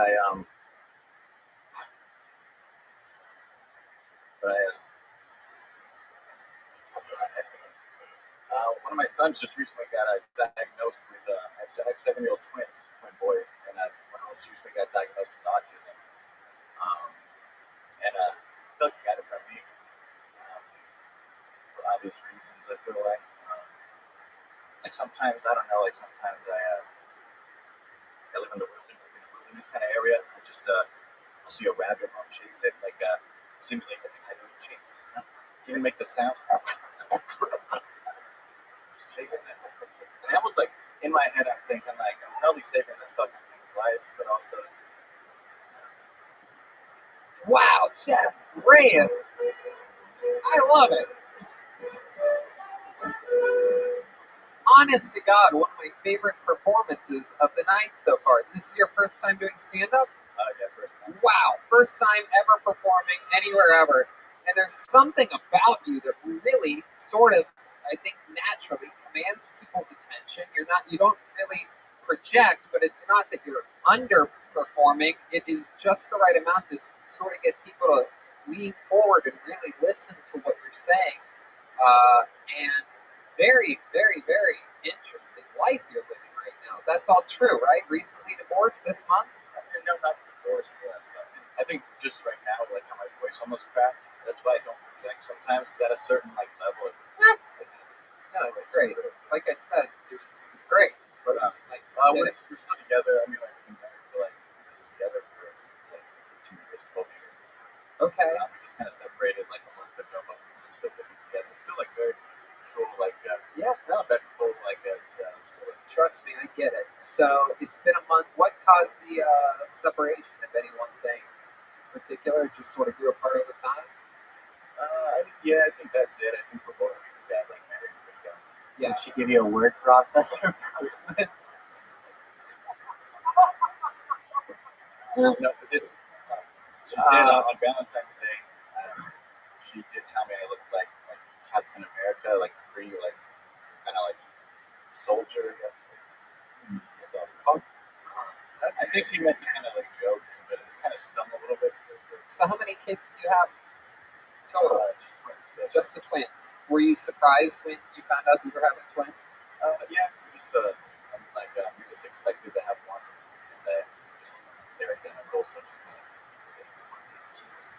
well, that's probably pretty stressful in a relationship having twins, and now you said one's autistic, so that's And only one's autistic? Are we sure about this? I think we don't know, but one of them like kind of has like a lot of signs of it, and they're identical. They say like 80% of identical twins, but one has a diagnosis. So the other one's just not showing symptoms yet? I mean, like some, but it's like Right. What's the one that is autistic? What's he doing that is autistic? I mean, he's gotten like a lot better, but he just kind of takes things like very literal. Like, for sure, like whenever you like laugh, like he doesn't understand like the context. Like if he doesn't make you like or says something kind of funny, right? You laugh at it and like swing it. She's gotten a little better. Like, Oh, okie dokie. So yeah, that's that. but he's also like just like I mean, like he can like play with Legos and just like talk to himself for like 3 hours. It's like Wow, easily entertaining kind of kid that you could give a bunk ass Power Ranger to, and he'd be able to have fun with it for a while. That's fun. And yeah, anything like that. Ooh, Christmas tree has a question. Yeah, right side of the separation, 2 Christmases. So yeah. That's great. That's great. Double the tree. Could have twin trees. So you guys sleeping in 2 separate bedrooms or something like that? yeah, kind of like that. Like where we live, there's like a separate office. So it kind of works because as long as we're not like killing each other, we can like. I think that maybe like why it hasn't worked or didn't work because I think we're so kid centered too. Right. We kind of have to be. We're both like special ed teachers. Oh, wow. What are the odds of that? 2 special ed teachers. That's good. And you have autistic twins. Look at that. That's like hitting the special lottery. It's bringing your work home. Do you have any? Give it up for Mrs. Claus for that, Joe. What did she say? Yes. Bringing it Oh yes, exactly. Christmas tree. Go ahead. Do you have any special ed moves in the bedroom? Yeah, special bed.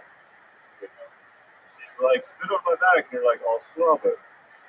Oh my goodness. Why would she ask him to spit on her back? Kink. E. Frightening. You say you live in the wilderness. Do you like? Is that true? Do you live in like a forest? It's more just kind of like the foothills, but then you'll get like it's really right up against the kind of wilderness with like rattlesnakes, coyotes. So special ed, you got the kids, you're separated. What do you like to do for fun? How do you escape from it all? I mean, I'm a big like Cooper basketball player. Oh shit! I mean, I was playing like typically at the gym, but just like You said you're a hooper, so I really believe you. You don't have a basketball in your car, do you? I thought about bringing one, but that was like That would have been so awesome. I mean, I'm not a great dribbler. Man, I wish you had a basketball. Anybody have a basketball on? Yeah, I mean, yeah, like I like to draw one. Oh, that's cool. That's fun. But basketball, my guess here, I'm looking at you. I know a little bit about sports. My guess is that you're a real hustler out there on the court. Am I correct? You're a point guard. Of course, but I mean, my guess is that you're extremely good and you surprise people on the court. Yeah, I think like when I play against like that one with no shoes. Right. Last pick. Then next thing you know, you're doing a layup right in fucking T-Bone Jackson's face. Okie dokie. That's fun. What was your childhood like? It's like a mess. Kind of just divorced. Kind of like parents. Parents were married. Like divorced 2 times. Did you get any off-brand toys for Christmas? No, it's all like new brand. Ah! That's right, I got you. Where were you during my fucking Christmas? What is it? So now you're recently separated. You think your wife's banged anybody yet? No, like we haven't like really like kind of like talked about that. My therapist, like I've been like in therapy recently, like she. What are we talking about here? Could she be? You ever think about having sex with your therapist? You ever get the taste of the Tony Sopranos? Not like that. It's not like that. No. But I mean, I asked her, she was like, no, like I had like, she was like, well, never cheated. I was like, it's like, which is true. I have never done that. It's like, Well, you might want to cheat when you see the incredible styles of William Montgomery in new shorts. Here we go. Here he comes.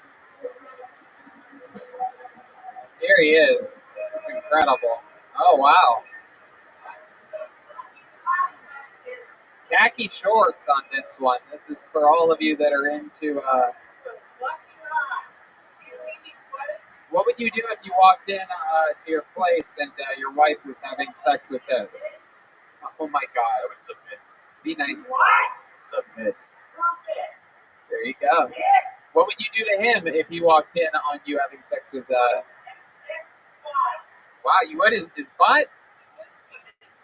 Oh my goodness! If you were William, I have a question for you. Let's say you had sex. Let's say you were having sex with his butt, and you felt the urge to have an orgasm. Where would you finish? Where would you finish?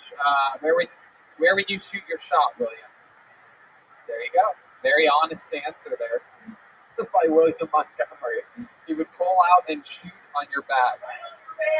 Oh my goodness. William's got a lot of energy right now. Those are very aggressive shorts he has on right now. It's a very good. Well, I think that the gym shorts with the elastic made you a little bit less, a little calmer. I think the button is riled him up. All right, there he goes. William Montgomery with another new pair of shorts. He's going to be back out again soon, any moment.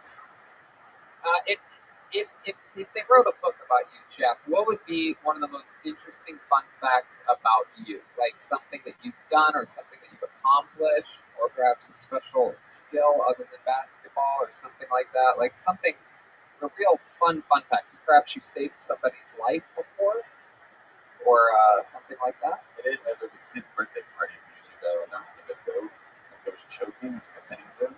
Somehow we had the goat was choking? The goat was choking. He had a collar on. Oh, shit. Yeah? PTSD. It was so he was like choking, and then this girl, like, they put like some like 15-year-old girl in charge, and she came inside the house like in tears. The goat. We went out there, the thing was like foaming out of the mouth, its like eyeballs were kind of like holes out of its head. Oh my God. I had like a knife, but it was just so tight, and I was like, holy shit. And then I realized it was just a goat, so the goat was fine. It was kind of like, it was just, and they just hung out for like 10 minutes. Wait, what was the clip? It was like a little push clip that. Oh, so the collar was too tight? Yeah, he just twisted it around. Oh my God. It was pretty scary, but I was pretty proud of myself.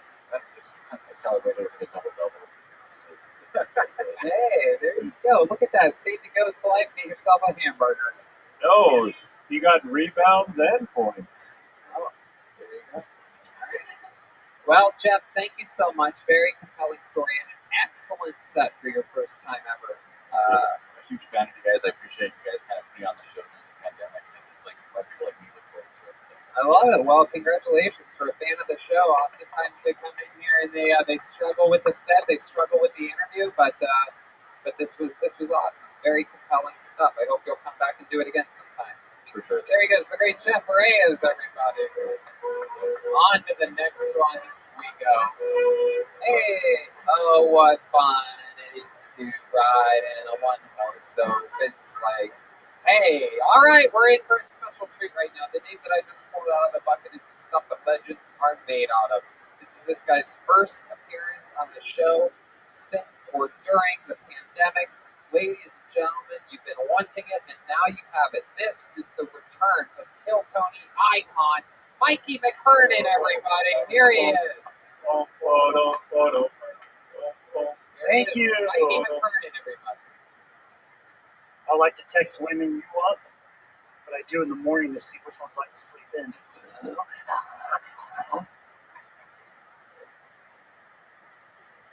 I don't like to travel because you always have to meet an arrival. There every time. They say it doesn't cost anything to be narcissistic, but I'm pretty sure you have to take a few selfies. Then I go goodbye. I was hanging out with my folks during quarantine. Dad told me about how they met. My dad had a mattress store next to my mom's meat market. They hugged, opened a sandwich shop. True story. They got married right in front of the chip stand. They had to exchange onion rings.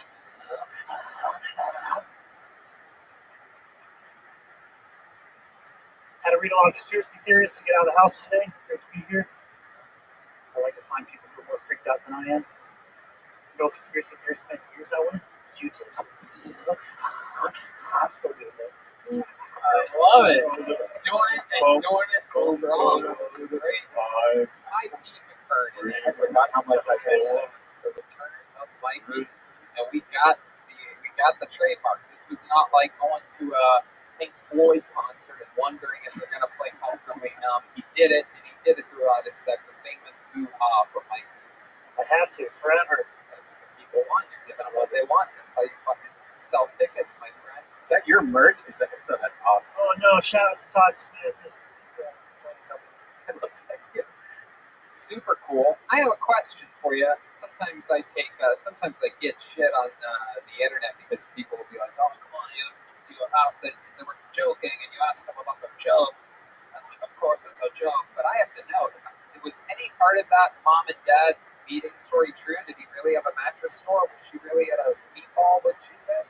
Meat market store. That's a true story. Wow! Did they really start a sandwich shop? They sure did. Wow! Did they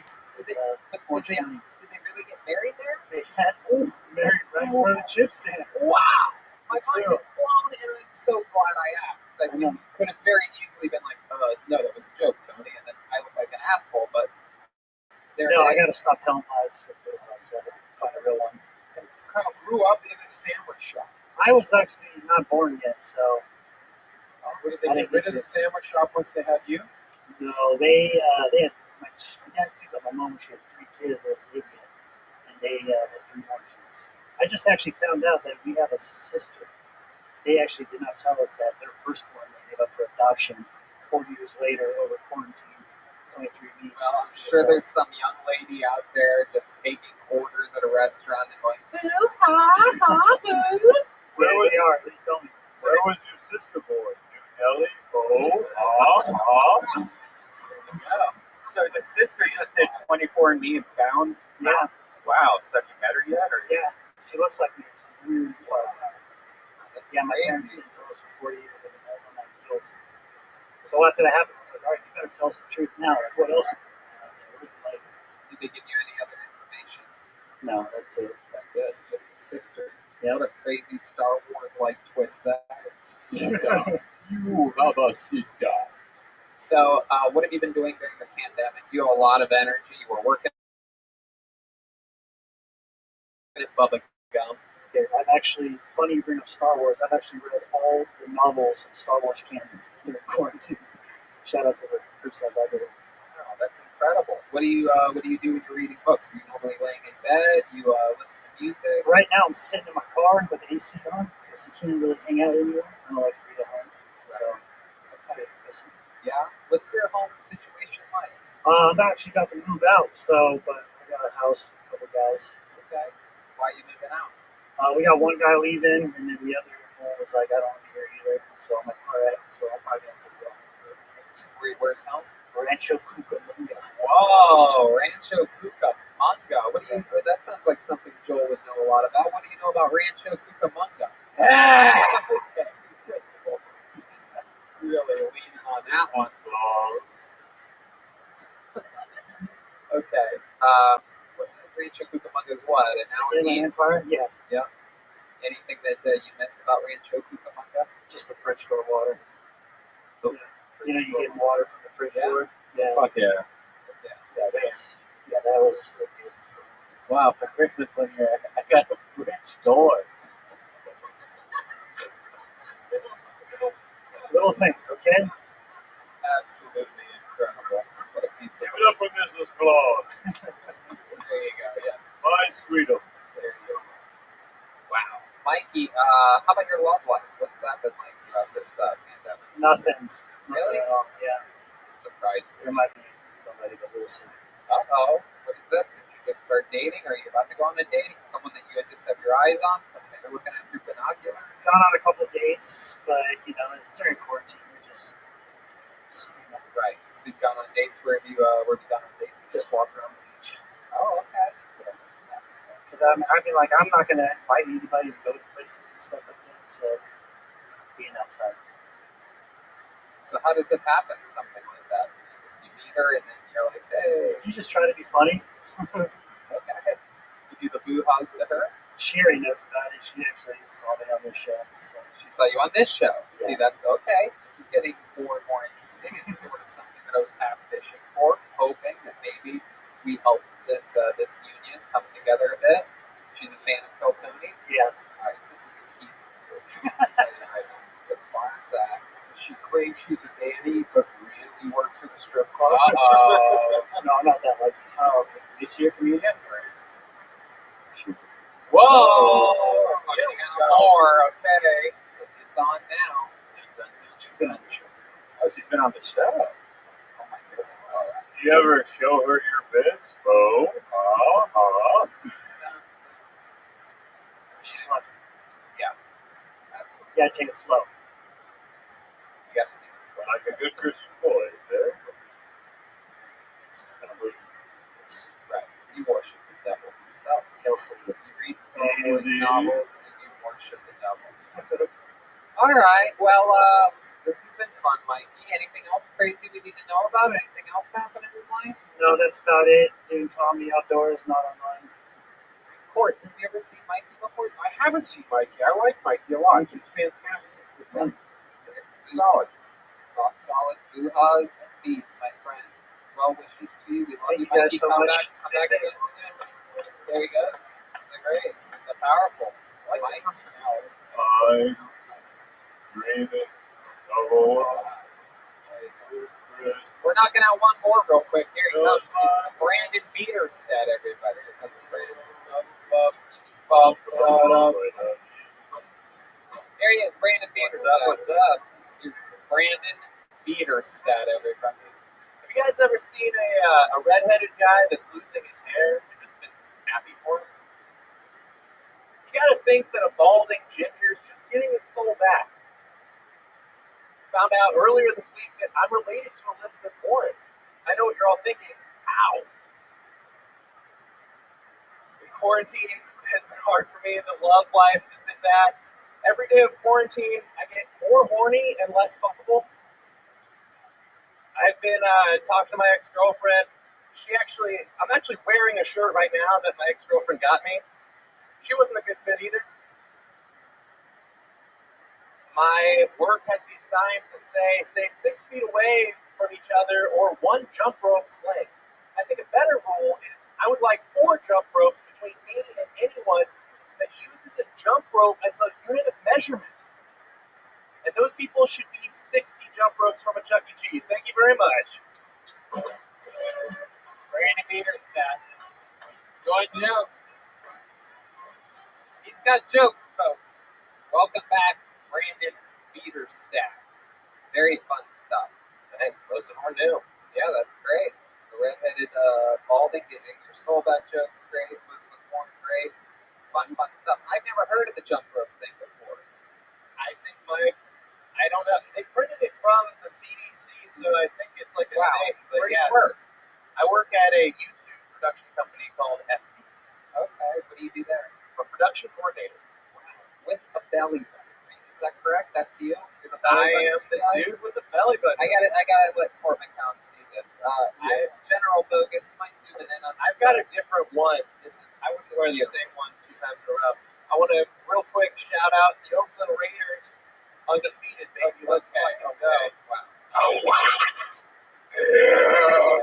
Real belly button. This is the Oakland Raiders dangling. Oh my God! It's an Oakland Raiders belly button ring. Yes. Oh my God! It was stuck in this.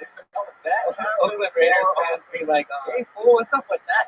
Can we zoom in any farther? That is good. Okay, that's as close as we can get, but that is a real Oakland Raiders. Dude, they're the It is so fucking gross to look at.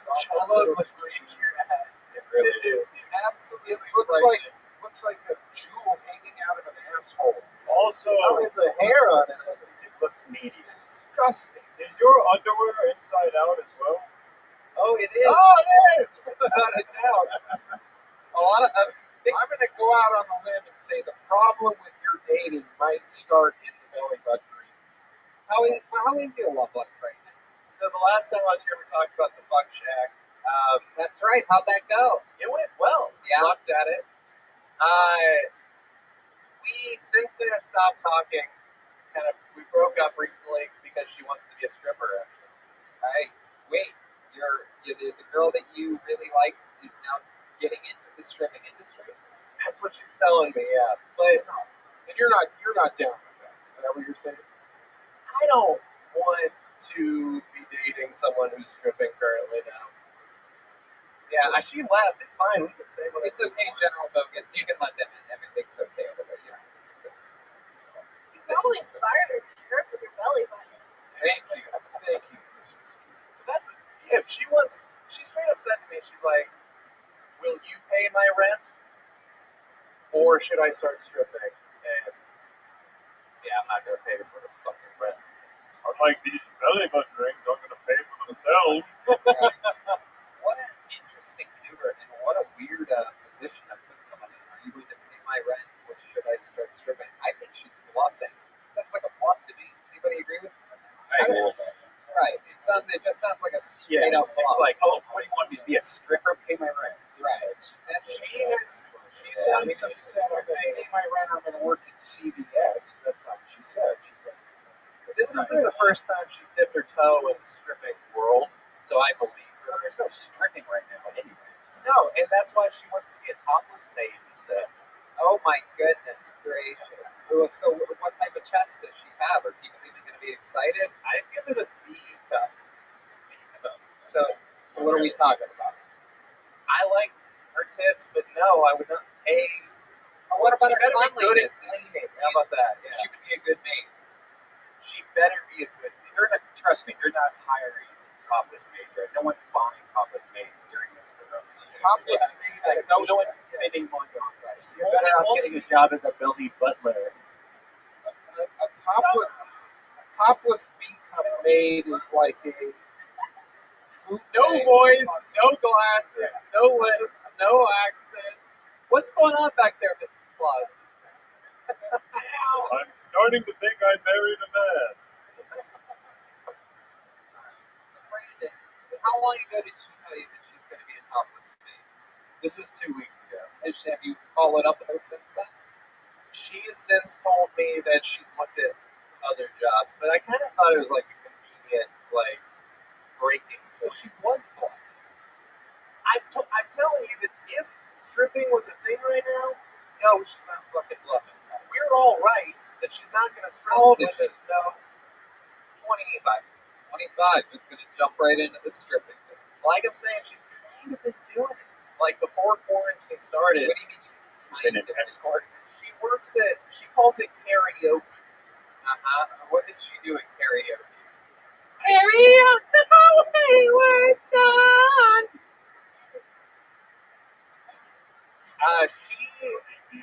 Thank you, Santa Claus. Yeah, what's karaoke? I'm under the impression that she's wearing provocative outfits and semi-lap dancing. But, like, it's a different setup where you and your buddies, like, sit in a private karaoke room. Oh, she's a stripper. No. What do they That's what call I'm it? saying. They call it a, they have a name for that. Taxi? I came here just to talk to you Asian about clubs this. where they Yeah, have, it's like a taxi dance, like call my taxi dance. She lip syncs with what the We call that Carry on my way with the sun. the meter stat. What was the sex like with this girl? It's pretty good. She got one of those copper IUDs, and it has led to, like, the smelliest sex. Oh, all right. I got one of those for Christmas one year. Give it up for Mrs. Claus. Oh my God. I don't blame her. Like I'm saying, before the copper IUD, Like, what exactly does it smell like? Just like bad vagina? Or yeah, have you heard of vagiosis? It's a Yes. doctor's fucking term for horrible smelling. Right. Are you sure she's just doesn't have some cum left in there from some other guy? Okay, there you She was very honest that That's how it works, right? No, seriously, I know like a girl that she was just a fucking slut, and she always had the stinkiest pussy because she had, fucked another guy previous that day, and get some old cum in there. It's like salmon, like a piece of salmon's been left in the Well, box. these are the girls that you're hooking up with. girl. Scientifically, if another man comes inside another woman and there's leftover remnants, then it will be smelling like the salmon of a southern Redhead strikes again, famously. Oh my God! How many times do you think you had sex with this girl after she had sex with other guys?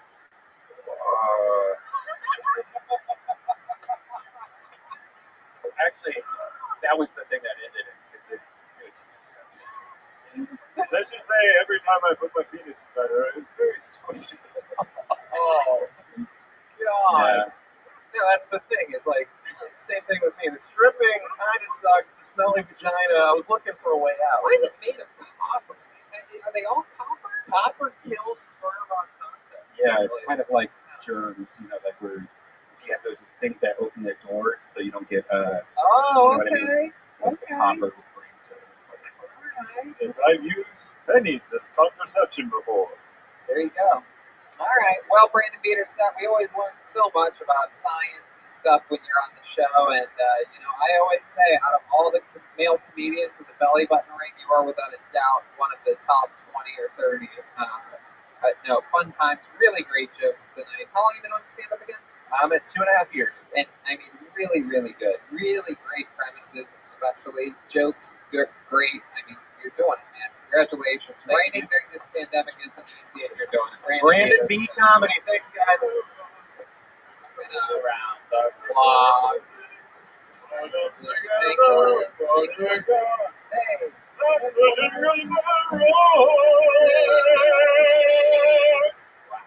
All right. Excitingly, that is the end of the music portion of the show.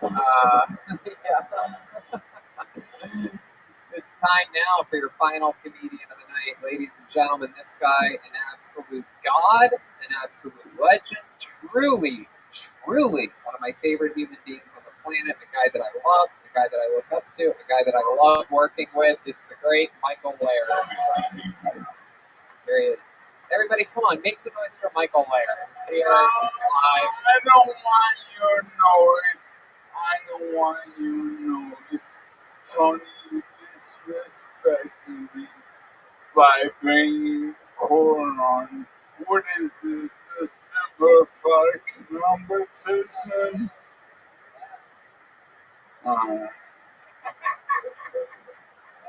Alright, so it's been said that maybe I've an anger problem, and I wanted to look into it. And I looked into it, and it's not because of my disease, and it's not because of my personal or professional life. I discovered by looking inside myself that my anger comes from one source: bad customer service. And so, to deal with that, I decided I will no longer get mad. I will get even and take in change. Man, you ready? Here we go. You guys ready to rock this the fuck?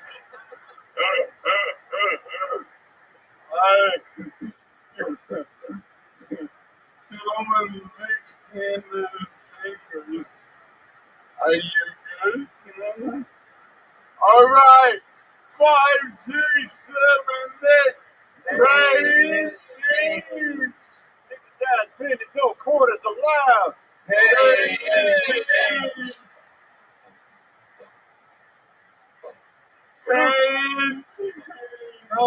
Rude to me, rude to you. Rude to me, rude to you. I hope you brought your calculator. Hey.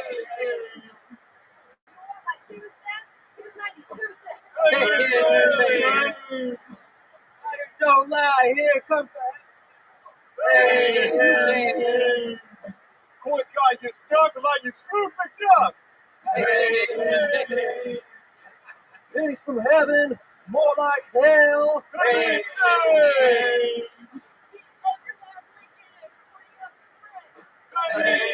James. Drop dime on your ass. Drop nickels on you too. Hey, James. 3 coins in front of you. Hey, James. I hope you miss your bus because you're counting my change.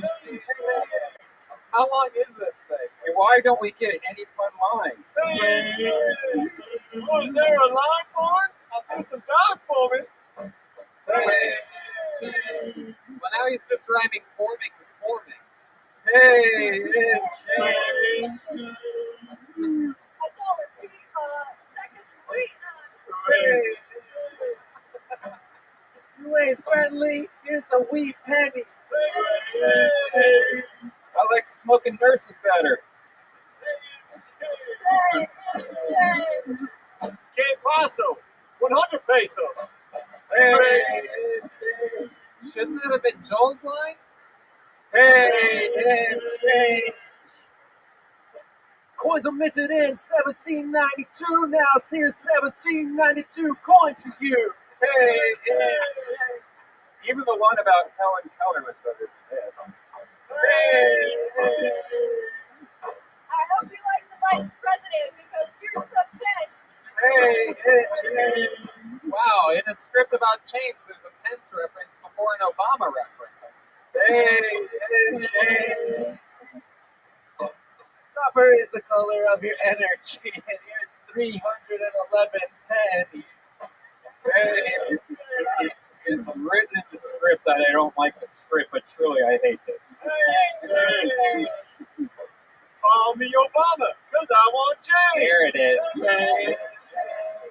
Seriously, this is about 3 pages too long, Michael. Are you a cop because you got a piggy bank? Okay. All right. For a 9/11 conspiracy documentary, loose change. Everyone puts their fists in the air. No, I think that's a stage direction. Well, I'm not doing it. Hey!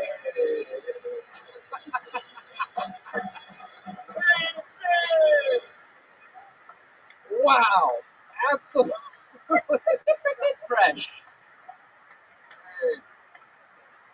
Half of that was the Christmas tree. She wrote it. Wow, incredible writing. Clearly a lot of work put into it. That was a lot of pages. This is the thickest script we've ever been. Yeah, I know that I was supposed to act like I didn't like it. Yeah.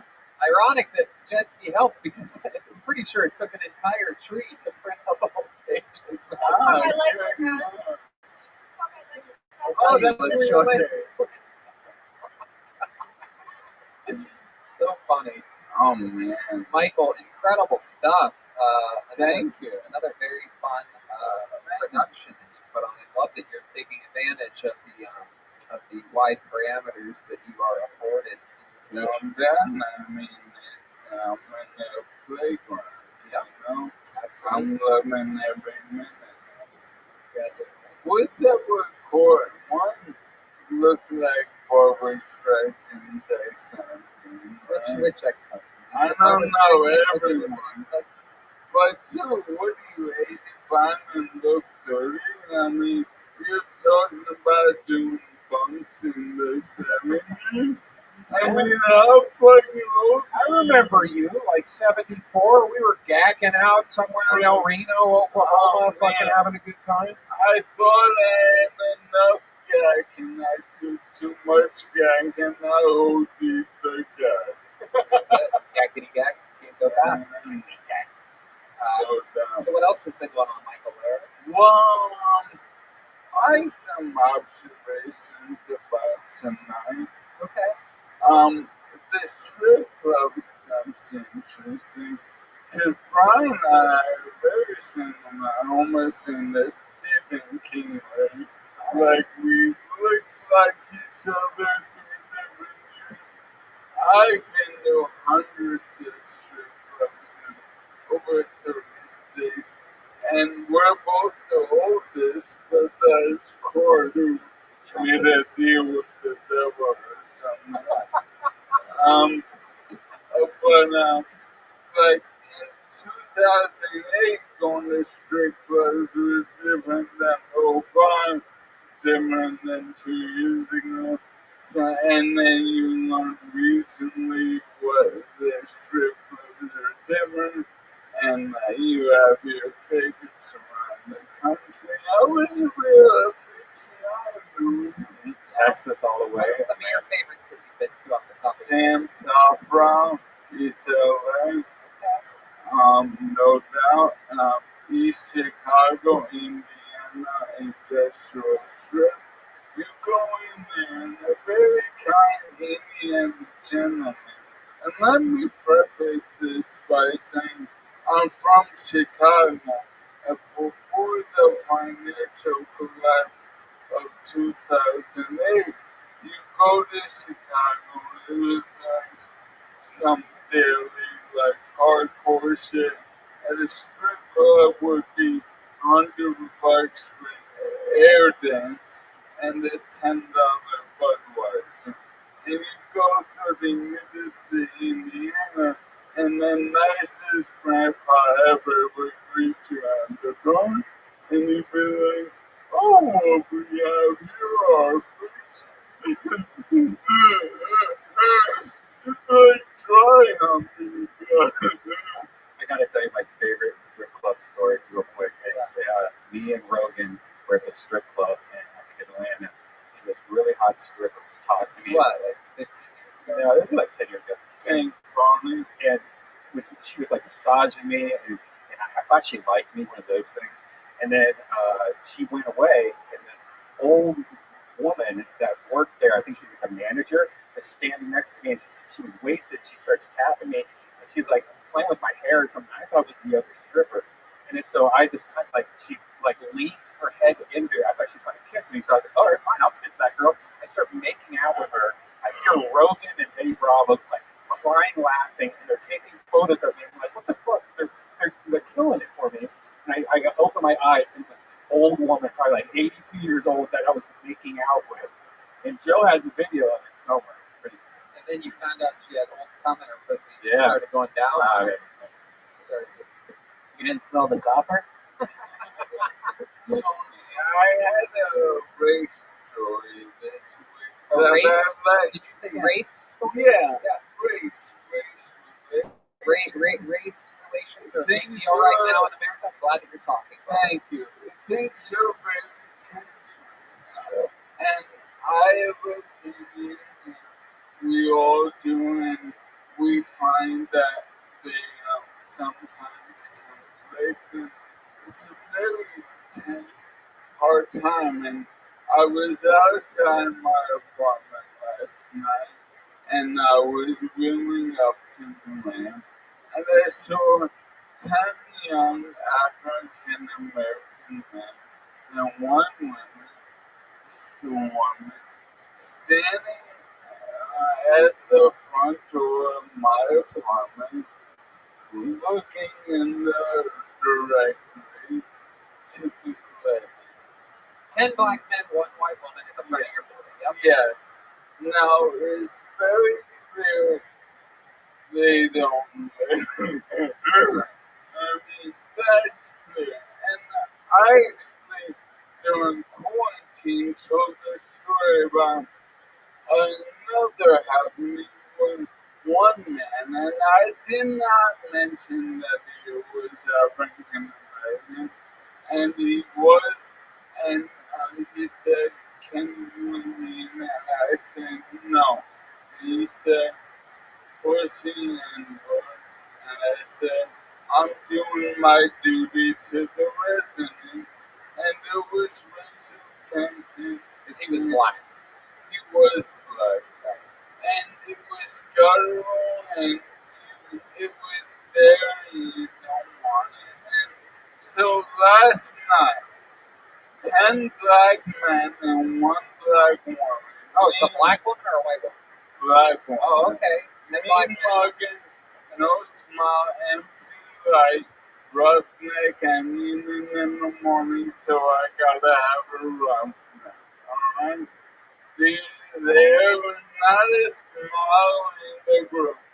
And I'm hanging back because I don't know how to deal with this situation right now. Because they're obviously trying to get let in.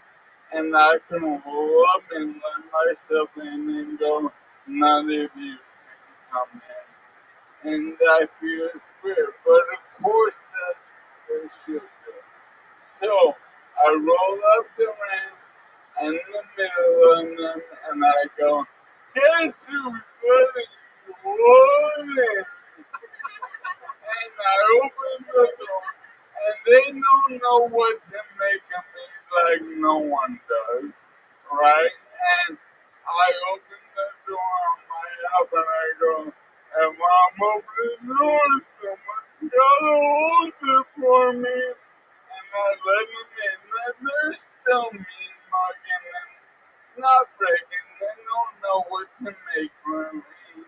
They definitely don't live there. They're splitting up. And then I zoom away and I hear one of them telling me go. I am go. Do you know where the elevator is? And I turn back around and I go, you know I ain't going to the stairs. And they all started laughing. And MC Light, when it mean mug, she smiled and I saw the princess she was. Still, none of those people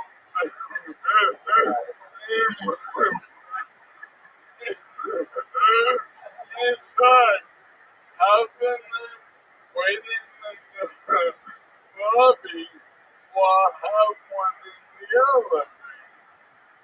But I know I made a difference. Hopefully, no one got robbed or worse. But I don't think so. I think it was a fake house party. And you know what? When they see a guy like me again, maybe they won't be so tight. Maybe I'll sit the fuck out and maybe we can figure out this ugly shit. Cause it ain't gonna happen anyway but being fucking human. That's beautiful. Right on, brother. And it turns out, you know what? I actually know how this story ends. It turns out they were there to help a white family. They were helping them move. I saw them leaving. I was actually in front of your place. I saw that group of 10 black guys walking out with television sets and things like that, and stereo equipment. Yeah. I think they were just helping a white family move. A lot of disability equipment, wheelchairs and whatnot. Michael Lair, I love you more than I love life itself. You are the best. So MichaelLairComedy.com. Michael Lair Comedy on everything. He's doing things. Looking good. Young buck, Michael Lair. Let's check out the drawing from Ryan J. Ebelt tonight. That's another episode of Kill Tony with zero audience here. Look at that. What an incredible fucking drawing. Unbelievable artist. Everybody's there. I'm there. Special Christmas edition. I'm a Jack in the Box on this one. The great Court McCown, looking studly as always, a very accurate portrayal of him.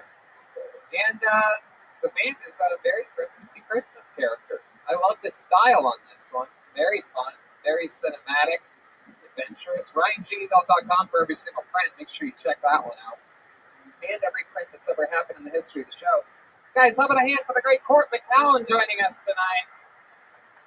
Court's on social media at Court McCown. That's CORTMCCOWN. Correct. Yeah. All right. Yeah, there you go. And what else is going on, Court? Tell us more. Anything else? Not a whole lot going on right now. COVID's still keeping me indoors, so we'll see. We'll get it off to do Oh my God, this fucking guy drives the ball. What did you say your farthest drive was, even with the wind behind you that one time? We did 367. 367. Wow. I hit 260 today. I was very excited about it. I hit 1 260. How about a hand for the leader of the band, the great Jeremiah Watkins, everybody? Yes, there's the Venmo. Venmo at Jeremiah Watkins. He's been a very good boy. Why don't you tell these people about the creative stuff that you've been doing, the work that you've been doing instead of the Venmo? Jeremiah Wonders, doing a lot of fun episodes on there. Did an episode with Josh Adam Myers, Eric Griffin called The Store Sessions, and then there's an episode of Dan Soder of Jeremiah Wonders, and some other great ones coming your way. And Eating Breakfast with Jeremiah, your favorite new show on YouTube, Tony. It is. I just can't get enough of it. I just watch it and eat breakfast right alongside it. William Montgomery, recent guest on the show, maybe Tony, who knows? Yeah, no. Jet Ski Johnson, everybody, was here. She's making unbelievable ornaments using her creativity and work ethic to make things for you with her hands, the fans. I bought 5 of them total already. JetSkiJohnson.com. She makes them all summer glass, summer plastic. You get to decide. She's an absolute stone cold assassin. I love her to death. What else, Jet Ski? Yeah, check out my website, JetSkiJohnson.com. Like, I mean, by the way, if like we were all video game characters, you know, like some people have this, some people are agile or strong or this and that. Like, if we were video game characters on this show, my prediction would be that Jet Ski would have the highest level, perhaps, of likability. Right? That would be an extremely strong suit. But you, as a Christmas tree with green paint on your face, it's incredible. It's like the most likable thing I've ever seen in my life. It's incredible. JetSkiJohnson.com. How about another hit for Jet Ski, everybody? I know you're not going to believe this. I found it to be shocking myself. I just got this report. I just read it. But the entire time, I thought it was Mrs. Claus. It was actually Joel Jimenez. What an acting job. I mean, incredible acting chops. That's Joel. What's going on, Joel? Happy to be here. We just did some recording with Jeremiah, so that'll come out soon. That was really fun. I'm happy to see Mikey McKernan. I've known him for like 8 years now. It's great to see him. He's mostly sorry. What else, Joel? That's right. Don't buy your kids a fucking word processor for Christmas. Here he That's it. I love you. The Mostly Sorry podcast available everywhere. The great Chroma Chris, master musician, batted 1,000 tonight. Chroma, what do you think about tonight's episode? We really slayed it tonight, Tony. Oh, you son of a bitch. You did it again. You with a walk-off slated joke. Red Man, what else is going on? Check out DeathSquad.tv. Become a Patreon member for the Brothers Inclusive, David Lucas and William Montgomery's podcast. And check out Dead Air with Brian Holtzman. DeathSquad.tv. That's right. And I have a Patreon, too. Roast Masterclass. And boy, are we knocking out episodes like crazy. I just did one with a writing guru, Connor McSpadden. This guy is from the future. You might not even know about him yet, but you are going to. This kid can make fun of a fucking brick and destroy. He is unbelievably talented. And excited about what's going on over there. That's patreon.com/hingeclip. And we have a lot of exciting stuff. I think you're going to look back at this moment a week after this episode comes out and be very surprised at what happens with the state of Kiltony from here. So we will talk to you soon. Good night, everybody.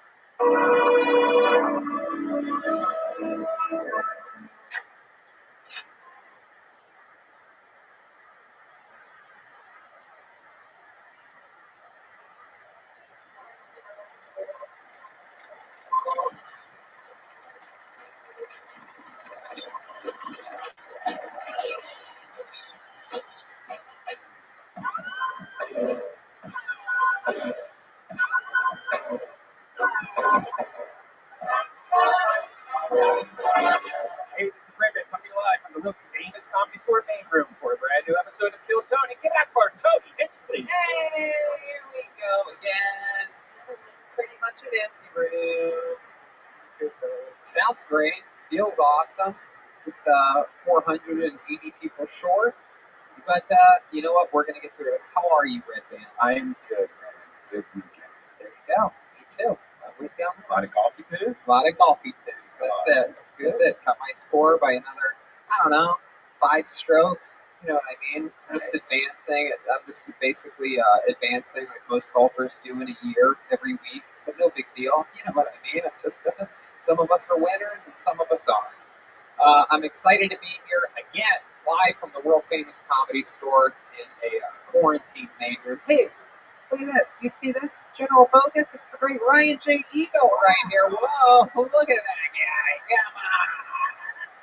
He draws every single episode. Every print of every episode of the show is available at RyanJEbelt.com, including all the tour posters, everything, all the amazing art. And look at that new Hinchcliff's Notes shirt that I am obsessed with. That's lean towards that, cheek towards that camera. Show them your little, whoa, look at that. Boing, boing, boing. That's great. I have a boner for that shirt. Pilot episode, Kill Tony. That's right. Sure, the Die Hard. And there's some other cool Kill Tony things available at RyanJEbelt.com. Make sure you check them out. Vito's Pizza is what we ate before this episode, as with all episodes. You want to hear a crazy confession? You know, I've been talking about the ziti, I've been talking about the calzones, I've been taking it to parties.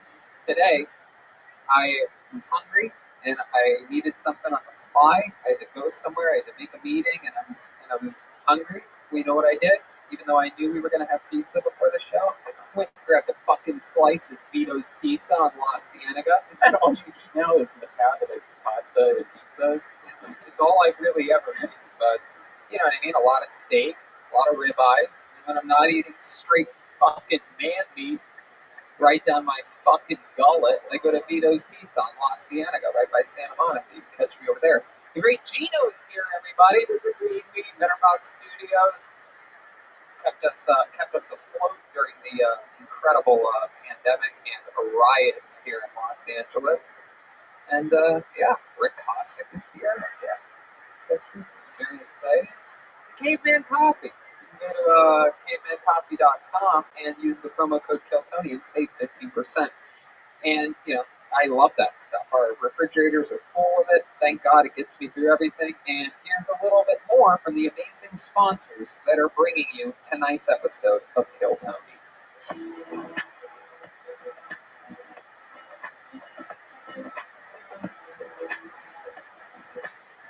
And we're back! I'm so excited to be here for tonight's show. Are you guys excited here, everybody? There's got to be at least 12 people in this room built for 500, and nothing is more exciting than the current form of the show. We're getting through it. We've been having a lot of fun, and we've been doing it with guests. We have another guest here tonight. This is a very, very exciting one, a very special one. This young lady made her debut in stand-up comedy on this show and is one of the first ever regulars in the history of the show, literally. One of the OG regulars. She went on. She continues to have an incredible career. Her debut special came out last year, and she's here right now. Ladies and gentlemen, long-time fans of the show, you're in for a special treat because our guest tonight is none other than the great Kim Congdon, everybody. Here we go. The return of Kim Congdon. Back from New York City. Whoa, what's up, you guys? Hello. Hey. Welcome back. Thank you. Welcome. Wow, it feels weird being over here. I've done Kill Tony before, but never back at the Comedy Store. Really? Yeah. When I did it, we did it in Manaya. Oh. West Naya. Oh, yeah. That's right. I do remember that.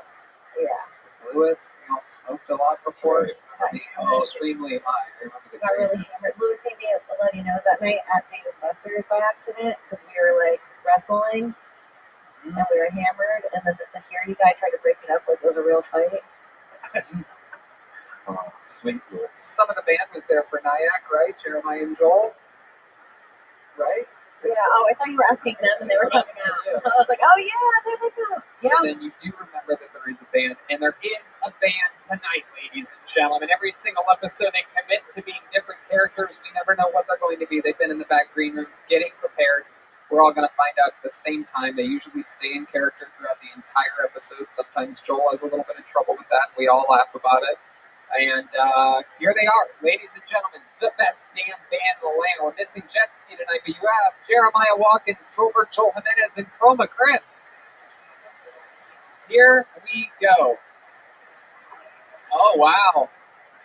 They're construction guys. Oh, my goodness. Oh, wow. Wow. This is very exciting. This is very exciting. Wow. Looking good, Joel. Oh, my goodness. There appears to be a construction woman as well. Hello, construction lady. Oh, Pete. My name's Brian Pete, and my wife always asks me Baloney too. Baloney Pete. How could I forget that? Welcome back to the show, Baloney Pete. You excited to be back, Baloney? Is it okay if I call you Baloney? Oh, whatever you like, man. Yeah, that's fine. Okay. Chroma Chris is here. How are you? What's your name? Hey, good, Tony. Name's Jack Hammer. Jack Hanna. Jack Hammer. Jack Hammer. Okay. Hammer? Yeah, with an A. Jack Hammer. All right. That's cool. And clearly back here we have what appears to be a Lego man construction worker. What's your name, sir? My name is Robert the Builder. Robert the Builder. I actually saw Jack Hanna in the back, and I didn't know what was going on, and he really scared me. It looked just like someone doing construction in the back that wasn't supposed to be there. And I was like, what are you doing here? And he's like, you didn't see me, and I wasn't here.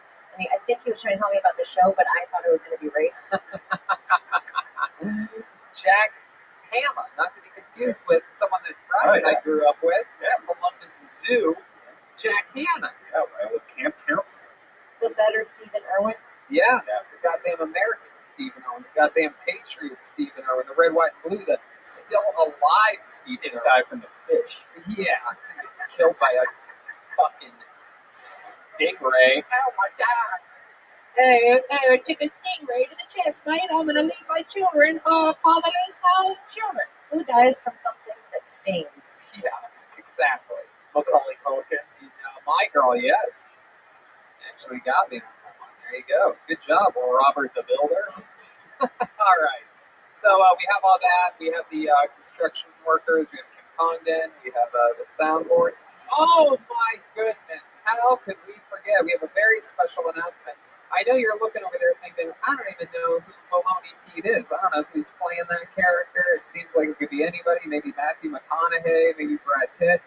But it's actually, believe it or not, Jeremiah Watkins. And Jeremiah has his debut special coming out in just a few months, and you can pre-order it right now at jeremiahwatkins.com. This is the official announcement of that. It's happening right now. This is that announcement. Go to jeremiahwatkins.com, pre-order the special. It's going to come out in December, so you have some time. But what's it called, Tony? It's called Family Values. Oh, Family Reunion. I got it. I finally found it right then at the very last second. It's I never asked to do this, and I appreciate your respect. Oh, thank you. Baloney Pete. Go to jeremiahwatkins.com. Family Reunion comes out in December. It's 1 hour. Pre-order it now. If you're a real Kill Tony fan, you'll pre-order it now. And by now, I mean set a reminder in your phone to keep listening to this episode, but then pre-order it after the episode. Oh, shit. Baloney Pete did not like that I said don't do it right now. Set a reminder. Yeah, maybe toss my lunch. Hey! Okay, so we're going to get on with the show. We have a bucket, as with all these usual quarantine episodes, pre-selected 5 comedians. It's a big wild bucket today. People came from all over the world. Some people came from different states. Some people came from different countries. Very exciting surprises in store inside this bucket. But before we get to that bucket, why not start the show with a goddamn regular? This young man, I believe, is the longest tenured regular in the history of the show. It's very exciting. because this is Kim Condon, one of the first regulars in the history of the show. And now look, now she's one of the top young rising comedians in the world. You had your debut special come out on, what was it? Like I did a HBO Latino special. HBO Latino. I've been auditioning to get a 1 hour HBO Latino special for 13 years, and they will just not have me. They say, no sea cabrón, every time I try. Which means don't be an asshole, I do believe. Is that right? Yeah.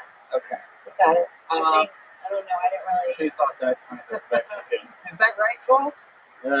It's there. It's close enough. It's like kitchen Spanish. That's exactly where I was told that. Name's Robert. I auditioned in a kitchen every time. How do you say kitchen instead? Cucina. Cucina. Cucina. That's Italian. A cucina. That is the thing, is I took Italian in high school, and those two things have nasty crossovers. Miss McVicker, one of my least favorite teachers. Nastier crossover than Italian. Never learn Italian from an angry Irish woman. I promise you, it doesn't work.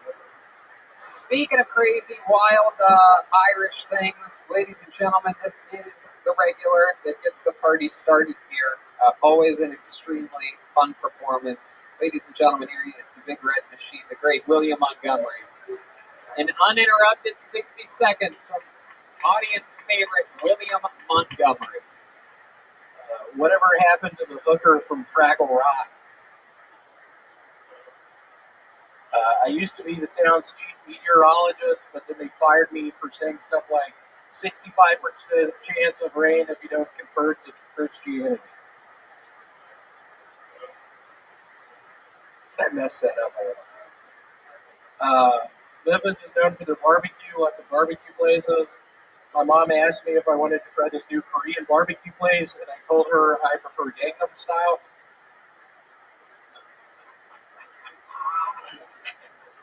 This is a good one. I thought Taco Bell had a bell on the roof, and you just needed a password to get to the top of the tower. That is actually not the case. That's a bad one. My first beach vacation was to Long John Silver's. I was thinking that set was going to go much better. Oh, God. I loved it. I thought it was great. How about a hand for William Montgomery, everybody?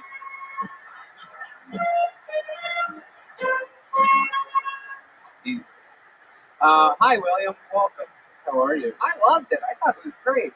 Thank you. Yeah, I actually thought it was really good.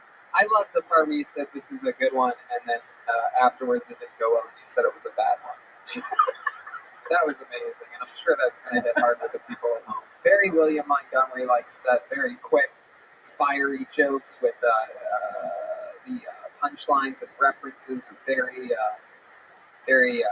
niche. Wrong with me today. Cucina, niche. Tony, can you see the spot on my butt? There's a spot on your butt? No. You look wet? Why? What happened? I've just been sweating a bunch. I don't know when I think about these cotton shorts. Oh, you're trying out some of the new shorts? William was wearing the same pair of shorts for years, Kim, and we asked the listeners at home to send him some shorts, and they sent 45 pairs of shorts in the past 2 weeks. And you got those wet, the new ones? I did. It's from my butt. I was sweating. You got a nervous butt. When was the last time you had a front wet? You know what I mean? A front butt? Is that a vagina? No, the front wet. When was the last time you had your pee wet? I actually was at my place earlier. I took some Adderall and I masturbated 4 times. So it was early. Does the Adderall make you masturbate faster, more, the same amount? How does the Adderall change your normal masturbating habits? Just become more annoying. I don't know. It's hard to say. I was in the zone earlier though. He comes in numbers. Well, I got good news for you, William. Mr. Wet Shorts. What's that? Do we have some more? There's a new pair of shorts. Whoa! 38 regular asphalt gray. Love it. You can go try those bad boys on, and we're going to we'll see what they look like later. Let me ask you one question. You said that you messed up your meteorology joke. What had to do with Christianity? I just feel like I stumbled over my words. You want to try it one more time? Yeah, let me try it. And action. All right, cut. And take it from the top and action. Wait, no. You know what? Let's do this. Zach, get on that camera and slowly zoom in on his face when he starts this. And you try to deliver it to that camera as much as you can. Go ahead. And action. I used to be the town's chief meteorologist, but then they fired me for saying stuff like, there's going to be a 65% chance of rain if you don't convert to Christianity. Wow, you really had to read that straight off the card for most of it. You don't have I've been reading these parts for months now. Wow. My memory's shot. Yeah. I don't know what it is. My memory's shot. Have you been drinking again? No! Oh my God. Actually, at Florida Gators, there's a Florida Gators hat. We beat Kim Condon's also a Florida Gator. Are you really? Yeah, I recognize. Did you watch the game on Saturday? No. We looked good. The defense looked bad, but offense looked good. But I drank all day Saturday. I never got drunk, but I was sort of drinking all day. Oh, that's good. It's good to know that You're a Florida Gator, that's why you're a swamp ass. It could be. It is hot in here right now. Well, you can go drain the swamp in your new asphalt gray 38 regular shorts. It's really not hot in here either. You're wearing shorts and a t-shirt. Yeah, I don't know. It's been hot all day. Alcohol and Adderall withdrawals he's going through right now. It's funny because He said that? Yeah. Which Fraggle Rock is the hooker, by the way? There's not a hooker on Fraggle Rock. Are you looking for, like, do you think all of his Does she have an OnlyFans? It's one of the first episodes she's on. William, anything else crazy happening in your life this week? Not really. I've been cooking on the crock pot bunch. Oh, that's great. There's nothing I love more than fresh cooked crock pot food from someone that sweats profusely. What have you made? Porridge? Porridge. What are you making? What's porridge? Something you make in a crock pot? No, I've been making chicken dishes. What kind of chicken dishes? Pozole. Yeah? How do you Really make that? good Can you give pozole. people, let's do a little segment. Let's do a little brand new segment that we've never done on the show where you take us through the recipe for how you cook chicken pozole. Here it is, In the Kitchen with William Montgomery. Here it goes. Here's the music for the kitchen. Okay, y'all, you're going to want 4 boneless, skinless chicken breasts. You're going to want 2 cans of, what am I looking at? You're going to want 2 cans of diced tomatoes. You're going to want a big old can of pozole. You're going to want salt. You're going to want pepper. You're going to want to mix all that stuff up in the crock pot. You're going to want to put it on high. You're going to want to check it after 8 hours. You're going to want to get the chicken breast out of there. You're going to want to shred it. You're going to want to leave it in there for 30 more minutes. And man, it is delicious. It is to die for. It probably is to die for because it sounds like you're going to have salmonella after that. There's really not 8 hours cooking it? What, high? On high, 8 hours? No, it's in liquid. What kind of liquid? Oh, yeah, I missed that. You want, here we go. You're going to want, I would say 5 or 6 cups of chicken stock. Oh, 5 or 6 pounds of chicken stock? Cups. Oh, cups of chicken stock. Oh, and also, Tony, I got booked for my first headlining gig. You got bugged for it? Booked for it. It happened a couple of weeks ago. How was it? It happened a couple of days. Oh, right, a couple of weeks ago. It's in Eureka Springs, Arkansas. Really? Not kidding. It's in Eureka, California. Oh, wow. Yeah, I'm excited. I've only ever done 45 minutes once. I kept probably 10 minutes.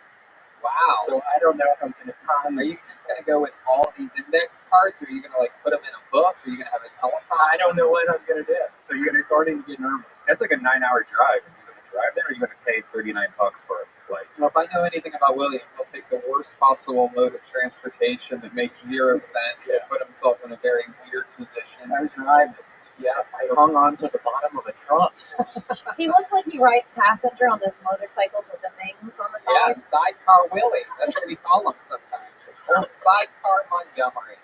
I'm really excited. Again, I hope these people aren't watching. Can somebody shut the fuck up? What'd you have for breakfast today, William? Seriously, can somebody shut the fuck up? William, what'd you have for breakfast today?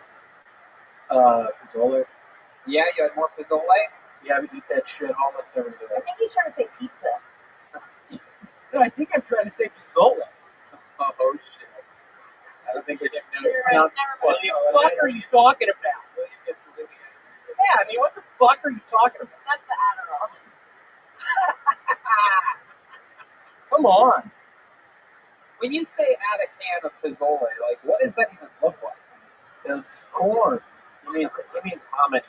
Hominy, yeah. Wait, is pozole corn? No, is pozole corn?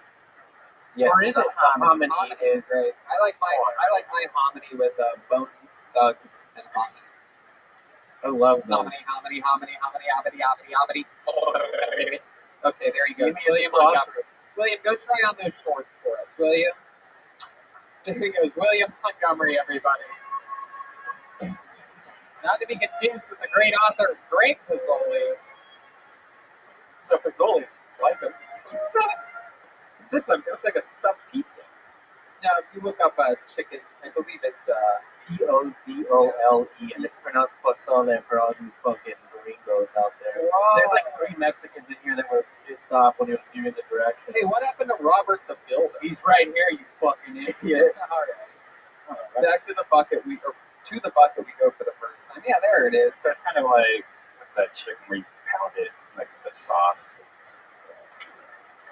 Yeah, it's like chicken sauce. It's like chicken parmesan. No, it's basically chicken soup. Chicken rigatoni. Chicken rigatoni. Yes. Bologna Pete. With a name like Bologna Pete, you should know your Italian foods, right? I don't get Bologna's head. What ethnicity are you, Bologna Pete? I don't know. You don't even know? I don't know. Your family tree? Yeah. Yeah, what are you? I'm Italian. You sound Italian. You sound a lot like Rocky Balboa. Oh.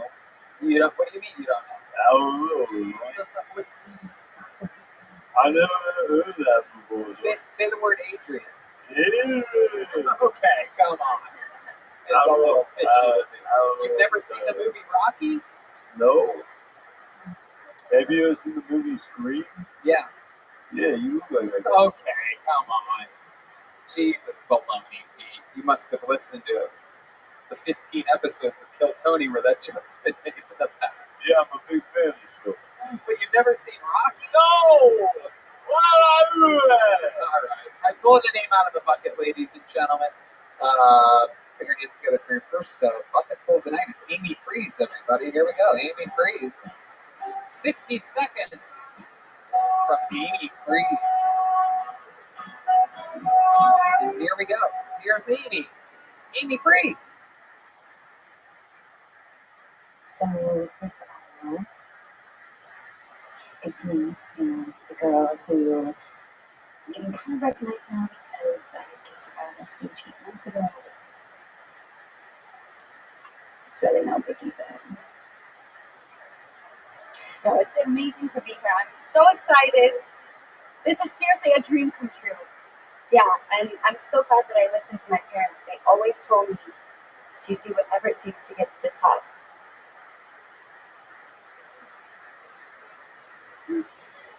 Yeah, so I'm from Sacramento. My mom is from the Midwest, but she thinks she's this LA legend. She's always saying, I sound nothing like a Midwesterner.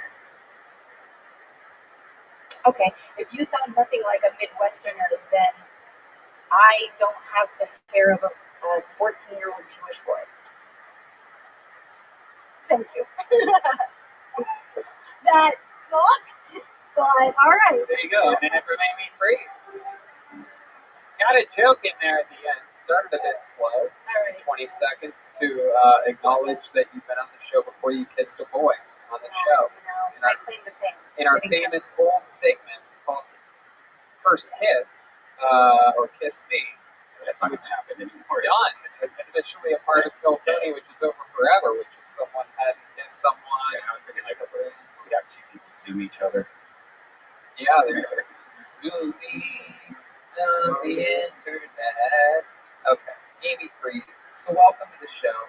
Thank you. It's been 8 months since you were on the show. After that kiss, I remember very clearly, I actually remember this, that I pulled your name out of the bucket and you were not in the room. And you missed your spot. You had 8 months to prepare for that. And I crushed it so hard. yeah. How long have you been on stand-up comedy? For a year. For a year. Yeah. How long have you been married to Tim Burton? You think she looks like Helena Bonham Carter? Hey, the hairstyle for sure. That was a great joke, Robert. Amy, you did that all that entire year in Los Angeles?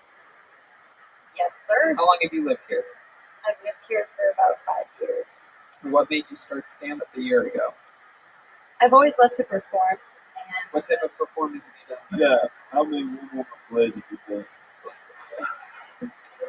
You had to meet some lady who does one woman plays. You're like, 8 months ago was the first time I kissed a boy.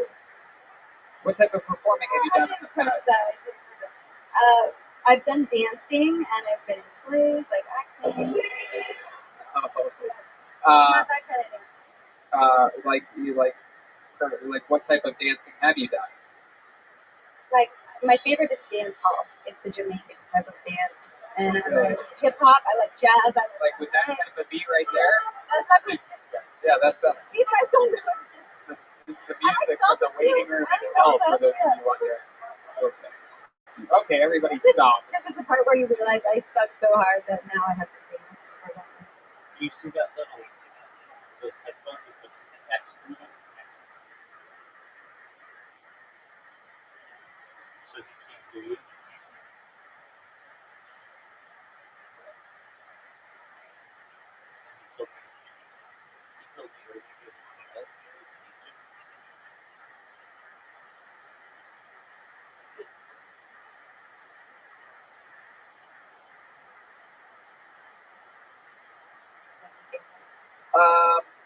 Well, you did suck really badly, but I'm not going to make you dance. Sacramento and the Midwest. What part of the Midwest is your mother from? My mom's from Ohio. What part of Ohio? But she's from Cincinnati. But she thinks she's such an LA legend. She thinks she's such a fashionista girl, even though she sounds like, don't you know? Like she's pretty. She sounds like that. She says like, "Girl, get outside. The Uber's here." And she'll be like, "That's not in Ohio." Yeah, it is. Oh, yeah, that's the mom from Bobby's World. What are you doing? Bobby's World. Yeah, I do watch that. It's very bizarre that you see Bobby's World and not Rock. Yeah, it was right. I love Bobby. Love that one. Okay. Where are your mother's parents from? One of them from Minnesota or Canada or something like that? My grandma's from Ohio. Maybe my mom just makes up her own language. She's always claiming that she doesn't say things that she actually says. What does she do for a living? She's interior designer. She used to be in fashion and now she's interior designer. How about you? What do you do for work? I'm a server. Oh, crushing it. Where at? Used to be at the Copper, and I'm currently unemployed. So if anyone wants to hire me for serving drinks and food, I'm down. For getting horses? In West Hollywood. I just moved out here to West Hollywood. Okay, guys. I think 8 of those is probably good enough to get the thing across. That she made that one noise that one time. Probably good. It was good. So Amy, tell us something else interesting about you. Or one thing interesting about you, I should say. I'm also a yoga teacher. Oh. So I love yoga. You do? Doing it every day. Yeah. All right. I like that. So, you definitely stretched out one joke into a minute, that's for sure. I have such good material, man. Do you do something? I was trying to make like a dramatic entrance, you know. Do something. I was trying to come up and be like, you know, like. Amy, shut the fuck up for a second. Jesus Christ. Now you explode into a passionate performer. I'm so passionate. Okay, stop. Really go ahead. Tim has a question. As a yoga instructor, what's the most annoying thing that regularly happens? Oh shit! People farting. No, I'm just kidding. That's not it. They just try to be really competitive about it, and they're like forcing themselves into these injuries. Like people are trying to do like back bends and then they can't get out of it. And I'm like, what's your favorite joke that you've written in the years that you've done stand-up? Do that one joke oh for us. my God. Do your favorite joke for us. How many of you want to see your favorite joke, huh? Okay. Here we go. Here comes the Okay, here's another. Okay. favorite joke. Okay, good. So I got my phone stolen recently, but by that I mean I lost it. And so I had to listen to the radio. And my favorite part of the radio is the Art LeBeau Love Connection on 104.7. People are always calling in like, hi, this is Pamela from Van Nuys, and I have a message for my lover Carl in Pasadena. I want to wrap my arms around you so tight right now. We can wear shrimpum, and when I do, I promise I won't never let you go. And I want to dedicate this song to you. Grind with Me by Pretty Ricky. That really.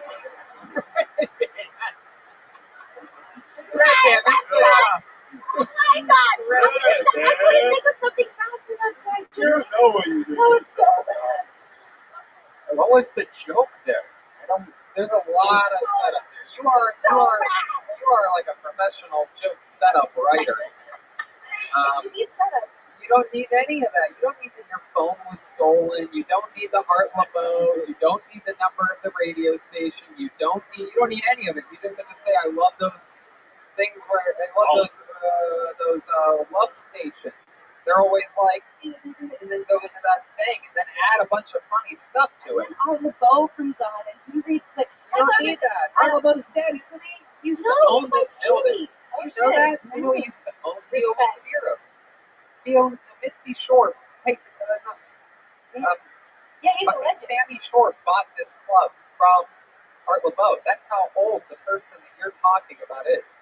Is that all of stand-up comedy has literally happened in between the time that the person that you're referencing now here in September. Shut the fuck up. Why don't you join the band? She's so good at just talking while someone else is talking. Step in for Jet Ski tonight. Chris, no, I'm kidding. I'm sorry to offend the band. I can tell you guys are furious now. Why Art LeBeau? Why is that? Is that a real thing? Is he still doing it? Yes, he's alive. Are you sure that's not a soundboard? For not knowing that he's still around, he's still banging out like episodes. It's like a 95 years old. 95 years old. Perhaps there's someone older that you could joke about. Perhaps there's a Adam and Eve reference somewhere. That's why I was saying that I lost the phone, because who listens to the radio anymore? But sometimes I listen. Latinos listen to the radio. Where are my Latino people at? There's Digits back there. Represent. He's listening to the radio right now. He literally has a little boombox up. Oh, yeah. He just called in a request to Art LeBeau. Hey, yo, Cynthia, it's me, Digits. I just want to let you know I really fucked up. I left a pair of high socks in your place. I want to pick your phone. Okay, Amy. Well, it was fun to have you on. Yeah. I think this is going to be good for you. You know, this just went about as bad on every level as it possibly can. And this is what people need sometimes. They need a little jolt. You know, you're going to wake up tomorrow and you're going to be like, fuck, I need to do something. I need to do anything. I need to write something immediately. I need to figure out something. And it's going to be good for you. This is good. Trust me. Some people come on this show and their first minute is unbelievable. And then their interview's great. And then they come back and then their stock's going down. You're going the opposite path. It can only get better. So come back again. There she goes, Amy Freeze. Thank you. Oh, Baloney Pete's taking a lunch break over here. Let's see William in his new shorts. Let's do that. Let's jump right into William Montgomery in shorts. There he comes. There he is. Oh my goodness. General Bogus, get on that camera. Here he is. For those of you that are into abusive stepfathers, this is the one. He's yelling. He's very interested. All right. Face that camera. Show us your body. That's the camera, William. Look right down the barrel of that camera. William. I swear to God, William has no idea how cameras work. He's like always surprised when I point to the same camera every week. Oh, look at that hard as a rock. For those of you watching, we're slowing down the video of him getting hit full speed by Baloney Pete with a sledgehammer. My goodness, that is incredible. It's barely moving at all. The flesh is barely moving. All right, William, what do you think about those new shorts? All right, he loves them. That's all right. Actually, nice. North Face. Awesome. Really good. Asphalt gray at 38 regular. It's getting tight again. It's getting tight. Someone's been drinking. For a guy that sweats a lot, he's retaining a lot of water. There he goes. William Montgomery, everybody. On, as the great Jay-Z once said, on to the next one. Yeah, my wife backed that pizza sandwich. She never done that before. What'd she do? Backed that pizza sandwich. She never done that before. Oh, wow. Look at that. I loved watching Jeremiah wait for you to notice his sandwich. He just kept having to eat it. He lives for moments like these. One person tweets, I love the pizza sandwich part. He just fucking... Get the new pizza sandwich t-shirt at Jeremiah. Stand up the TV. Oh, yeah. All right, pull another name out of the bucket. Make some noise for Elias Zoak, everybody. Here comes Elias. You guys gonna play music for Elias? What happens when you insult the band? Good one. Here we are. Here he is, Elias Zoak. I'll just have Red Band play music for the comedians from now on. You know what? Let's take it from the top. Play something. Hey, I pulled another name out of the bucket. Make some noise for Elias Zoak. Oh, man, that feels good. Guys. 8 comatose people in this room. Here he is, Elias Zoak.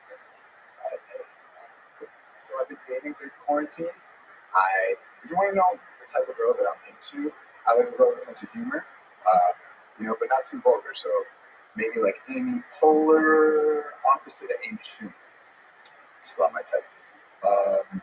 Marilyn Monroe once said, "You can make a woman laugh, you can make her do anything." I'll make them laugh, and they do it. But me. But my exes have all been reliable, though. Yeah. They're really able to just re-lie.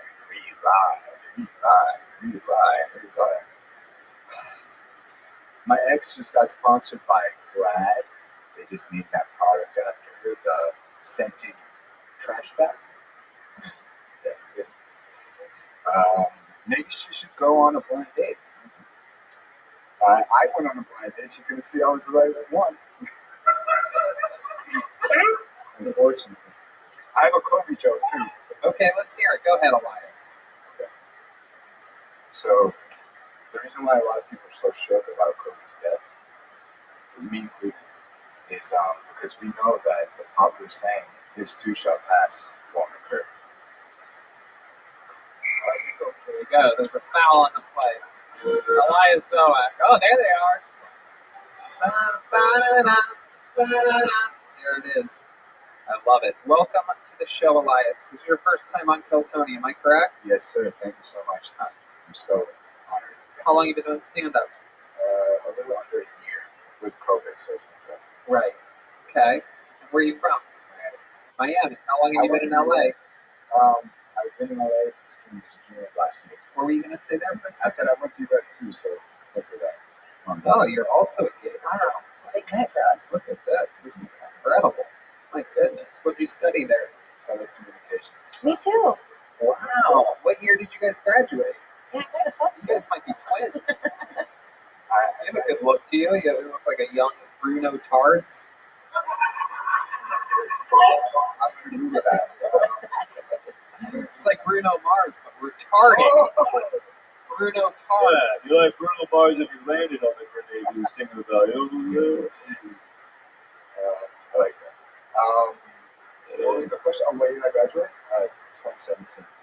Oh, okay. What's the most Florida thing you've done? Good question. You know, it's funny, like, everyone knows there's a Florida man, right? But in Florida, we don't know there's a Florida man. For us, it's just, you'll watch the news and you'll say, man, baby, every man's fit is a recreational drug. That's all. You guys have Morgan Freeman as a newscaster there? I mean, what do you do for work now that you study telecommunications? I'm unemployed. I lost my job. I'm looking for. What job did you do? I was a marketing coordinator, but I also, producer. Oh, we're all independent producers, technically. What were you producing? Like short videos and films. Oh, That's what I do that too. Yeah. What do you like to do for fun? I like to play basketball. I would go eat during the finals. I was gonna come with my Mike LeBron James jersey. I thought I'd come with some place. So, dude, it would have made this set. Yeah. I thought it was a telephone cord around his neck. So you talked about yeah, that is a little interesting. You got a little fucking. What's that look like? What's that look like? Are those beads like, those are praying beads or what are mindful beads? Mindful. What do you need to remember? Just to be here in the present moment, because it's a very valuable thing to be. There's the only thing that we have. Oh, so you have trauma. Wow. So let's talk about it. You're a good-looking guy. You're from Florida, right? You seem like you're a nice guy. You talked about dating in your set. Is that true? Did some girl break your heart or ignore you that you liked? Is that sort of a true thing? It's just like I'm just always like a friend, so it's like. Why do you think that is? Well, recently some girl told me that I was too feminine, which was. It might be the friendship for you. Yeah, it might be the beads. Do you always wear those beads like that? Yeah, you shouldn't. You know how vampires, you ward them off with garlic? That's like you ward shits off of you. Next time you see a girl and you're wearing those beads, instead of talking about mindfulness, just take them off and shove them up her. All right, so let's see where it goes wrong here. Let's say that we're at a bar and I'm a hot chick, okay? And you want to fuck me, all right? And we're hanging out, listening to music, right? John Mayer's there, he's playing live. All right, here we go. You ready? Be present. I'm a hot chick. You ready? Here we go. Hey, what's up? What's your name? What's her name? Easy. It's my initials. Oh, God. Okay, stop. Hold on a second. That's the first Stop. No, stop. Complete shutdown here. Hold on a second. What the fuck? I was literally being a dumb hot chick, right? Hey, what's your name? Easy, what's your name? It's like, why you verbally raped me right from the get? Can we maybe try it again if we actually have a hot chick here? Like, we can use Kim and see if she's capable of food. Maybe it's nervous as a guy. Okay, I'll let Kim play the role. Absolutely. Here we go. All right, here we go. Remember, you want to hook up with her, so do what you can to hook up with her. Don't do what you did with me. All right, ready? Oh my God, what's up? What's your name? Oh, you have to talk into the microphone, you faggot. You're right. What's your name? Oh, I'm Kim. Nice to meet you. Is it short for Kimberly? It is, yeah. No, it's short for Susan. Oh, yeah. Yes, it is. So, you like this band? Is that right here? Oh, this band? No, I didn't come to listen to John Mayer. Elias, what brain injury have you suffered in your life? Florida, man. It's John Mayer. It's not a band. You don't know who John Mayer is? You don't know who Bruno Mars is? Elias, put your helmet back on. We're talking to women. Okay, I'm gonna let you guys continue. You do almost everything Wait. wrong. Can we try it again, but with red band this time? I mean, well, first of all, can we just acknowledge that she said Kim, and you said, is that short for Kimberly? Like, what the fuck is wrong with you, dude? This isn't supposed to be the comedy part. We want to see you actually try to get laid. Now look what you're stuck with. You're stuck with the third hottest chick on the stage. What's up, bro? What's going on? Come on, try to fuck right there! Saw. Hey, dude. Like your beats. Oh, should I come find you for you? Turn around. I think they're in your back pocket. You're good. Yeah, he's a girl. Have you ever acted before? Oh, hold on, slow. Oh, Tingles. Do you mind if I smell him now? It's just shit all over him now. Very hungry. Oh, that shit doesn't work on me. Elias, you have failed with all three of us. You know what? Let's bring William up here. William, come on out here. William, where's William Montgomery? Can we get William up here? Find William Montgomery. All right, let's give you one more round with me. Let's really try it this time, okay? He's here. William, come out. The name change was good. Here he comes. Here's William Montgomery.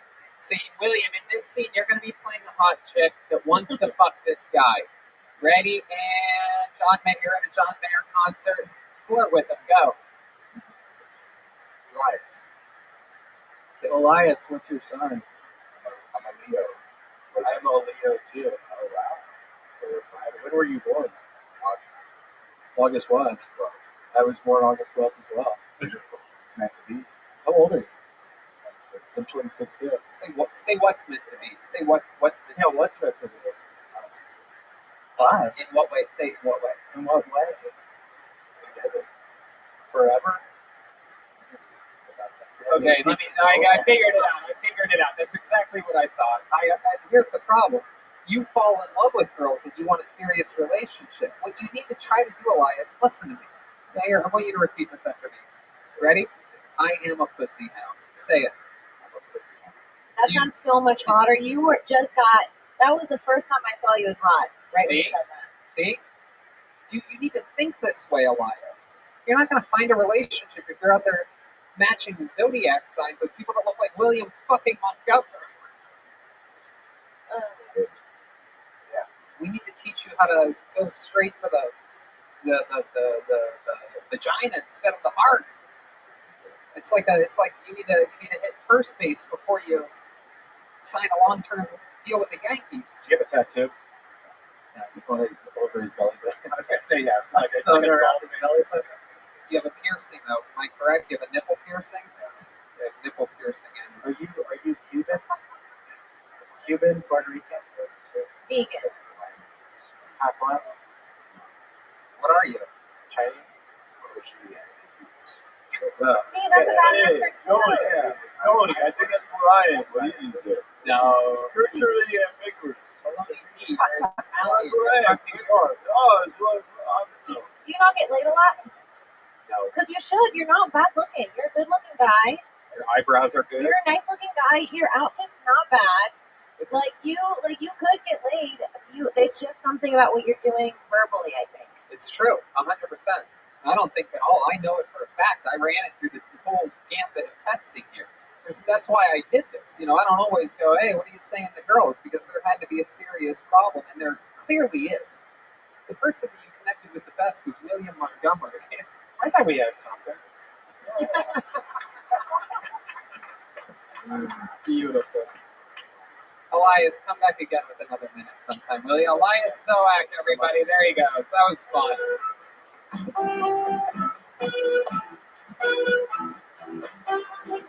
Physical. I'll tell you who doesn't want to get physical. Elias Zoak. He wants to get fucking relationship. I see that. No, he's gonna hit a girl.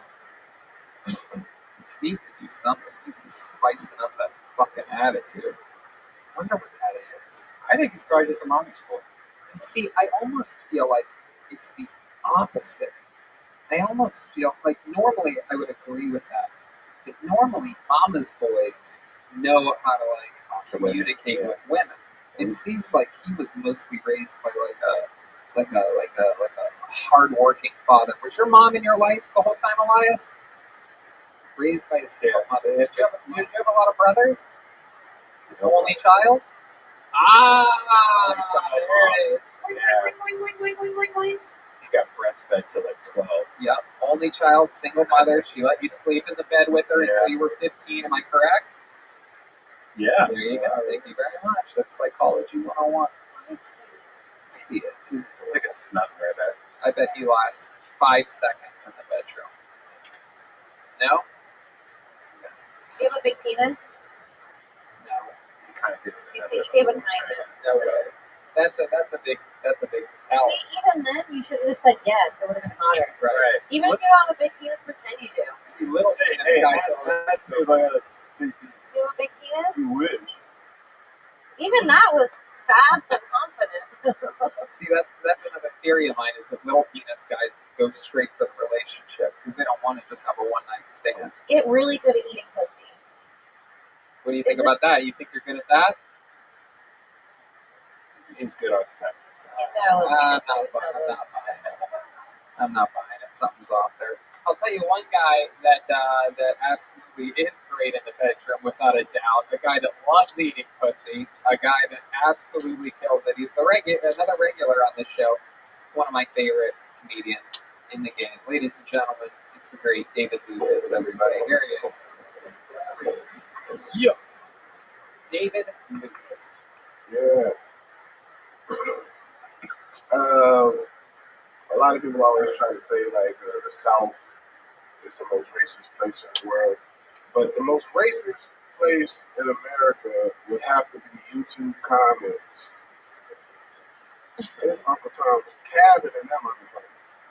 I get called a nigga in YouTube comments without even having a profile picture. I'm like, how the fuck do you know I'm black? He's like, it's the way you front on citizens. I'm like, oh, that's too shit.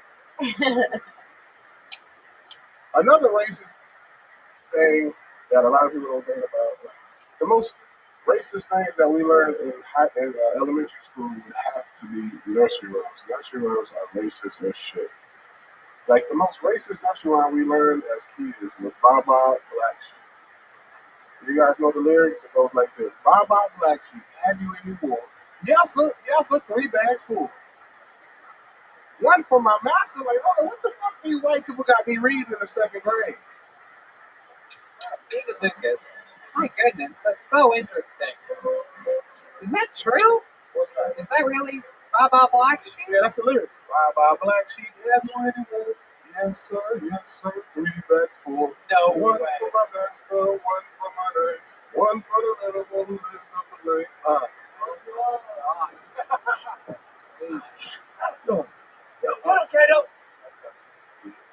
Are there any other racist nursery rhymes? Are you looking into this? Probably all. Yeah, it's not really racist, but Nigga, it's racist. We found out recently that the Ice Cream Man song. Yeah, they actually changed it. Somebody made a new song. I saw that, man. If anybody wants some ice cream, come right on up to this truck. We are not racist at all. We just have ice cream in a truck. So Baba Black Sheep. My goodness. Racist. Are there other racist ones? What about Jack and Jill? I think that's Down about the hill? maybe it should have been like rape or some shit or some crazy shit I heard about Jack and Jill about. Yeah. Eeny, meeny, miny, mo. Yeah, That's right. That's a song about nipples. I think so. Well, it depends how you sing it. There's a couple different ways. Look up that one. No, it's pronounced Taik. Yeah, that's what they changed it to in the 80s. It used to be pick a nigga by his toe in the 50s and 60s. Wow. Seems like a weird place. The word picnic is racist. That's why Jordan's got so big. Good. All right.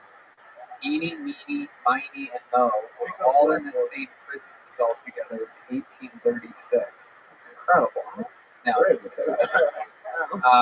wow. So, David, that's fun. What else? YouTube comments being racist. It's true. Even I get called the N-word in YouTube comments. They be ready to drop the N-word. I be like, bitch, you know, I really fight this guy. You know what's funny is that every time you're on, our YouTube gets demonetized because every time you're on, you say the N-word like 5 times. And I've tried to fight it so many times that they go, we have a human look at it, and no, you have the N-word 5 times in your YouTube. Oh, we can just start leaving it. Oh, yeah, I got to stop saying that. Yeah. You just did it. Right then. I'll say Okay, let's just, how about we don't? Hey, that's just change it to Tiger. What?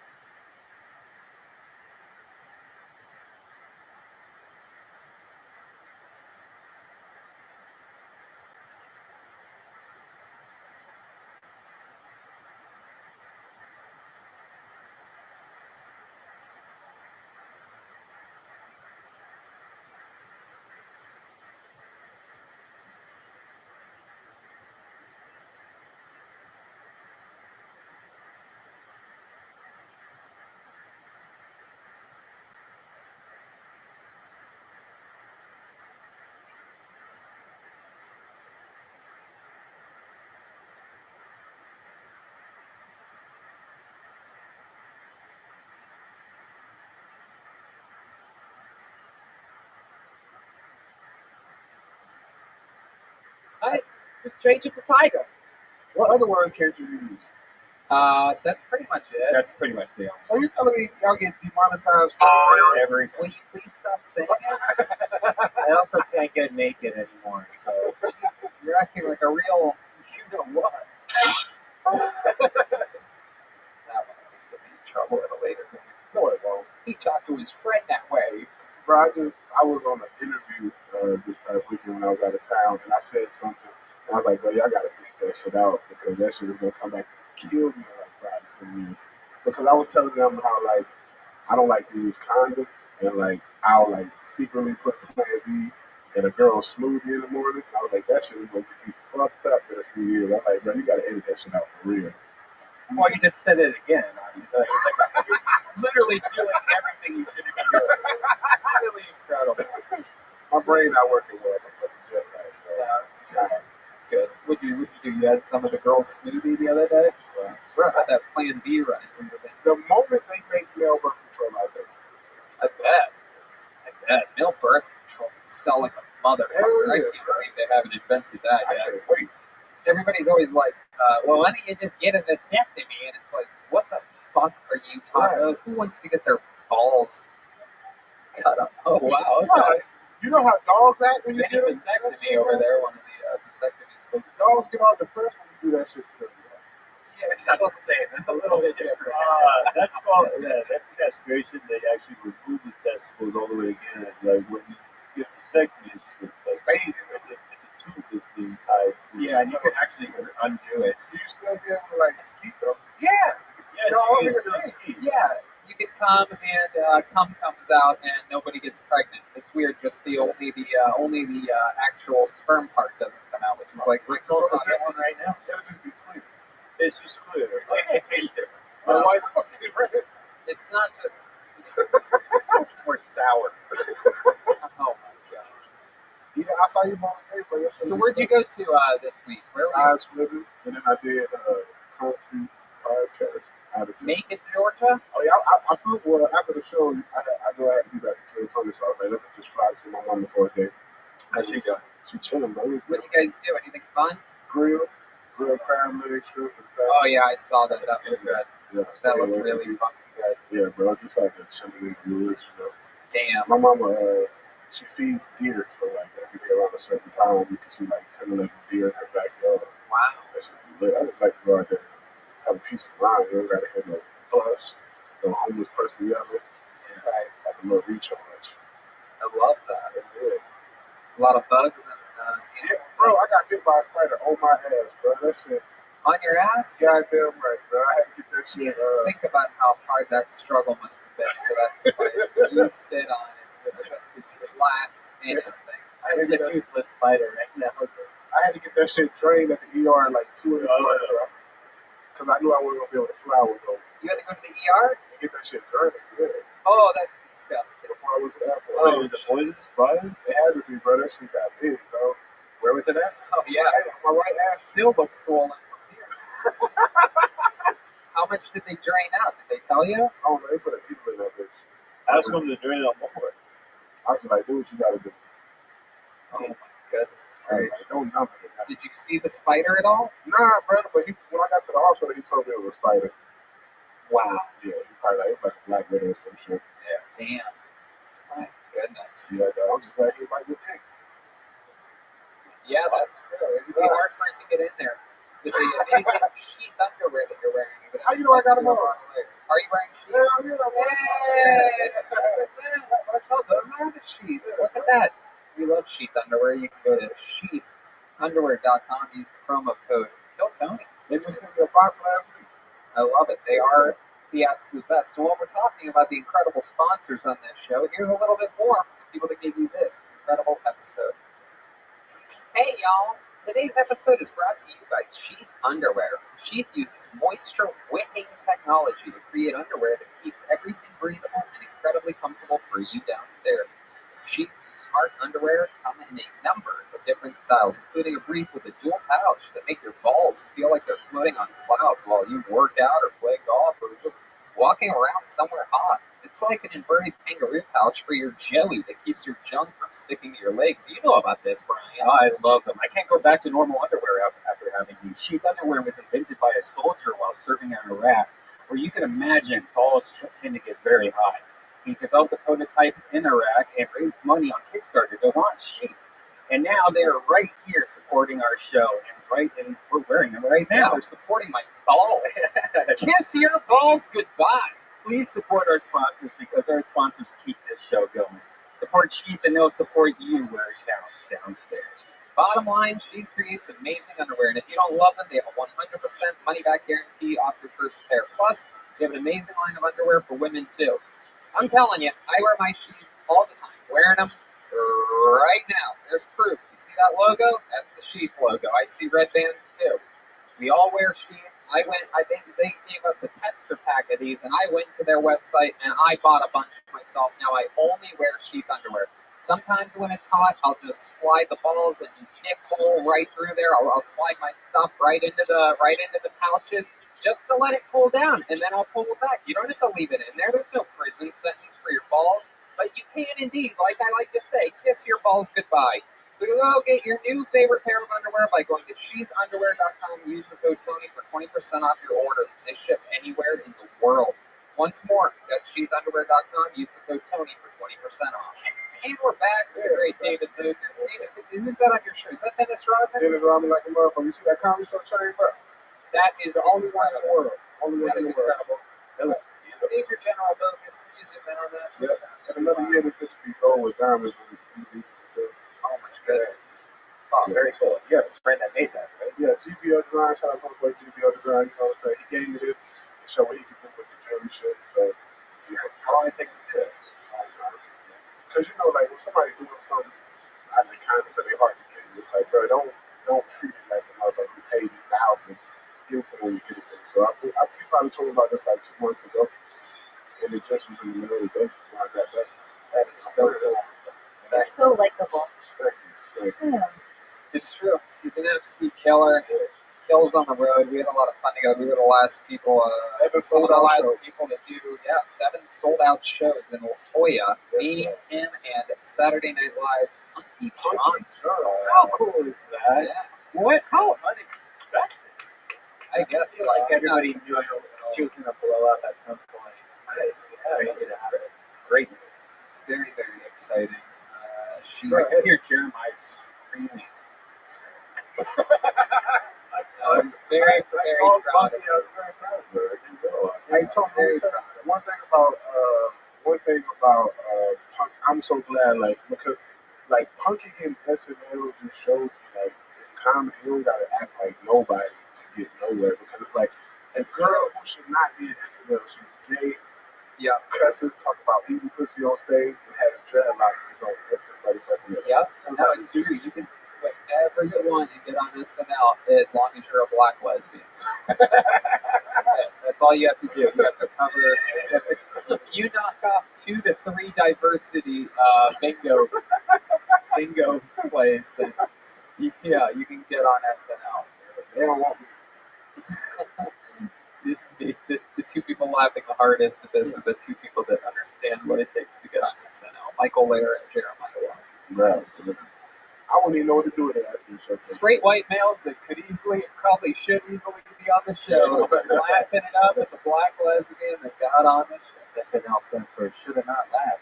And by the way, that is one of the things with Punky is that even though I'm making those jokes, she is so incredibly hilarious and charismatic on stage and off that it is just a perfect alignment that she's a black lesbian. She is completely qualified and, in fact, way overqualified. In fact, much like their hiring of Shane Gillis a year ago for those incredible 3 days, I think that SNL is really showing a set of balls.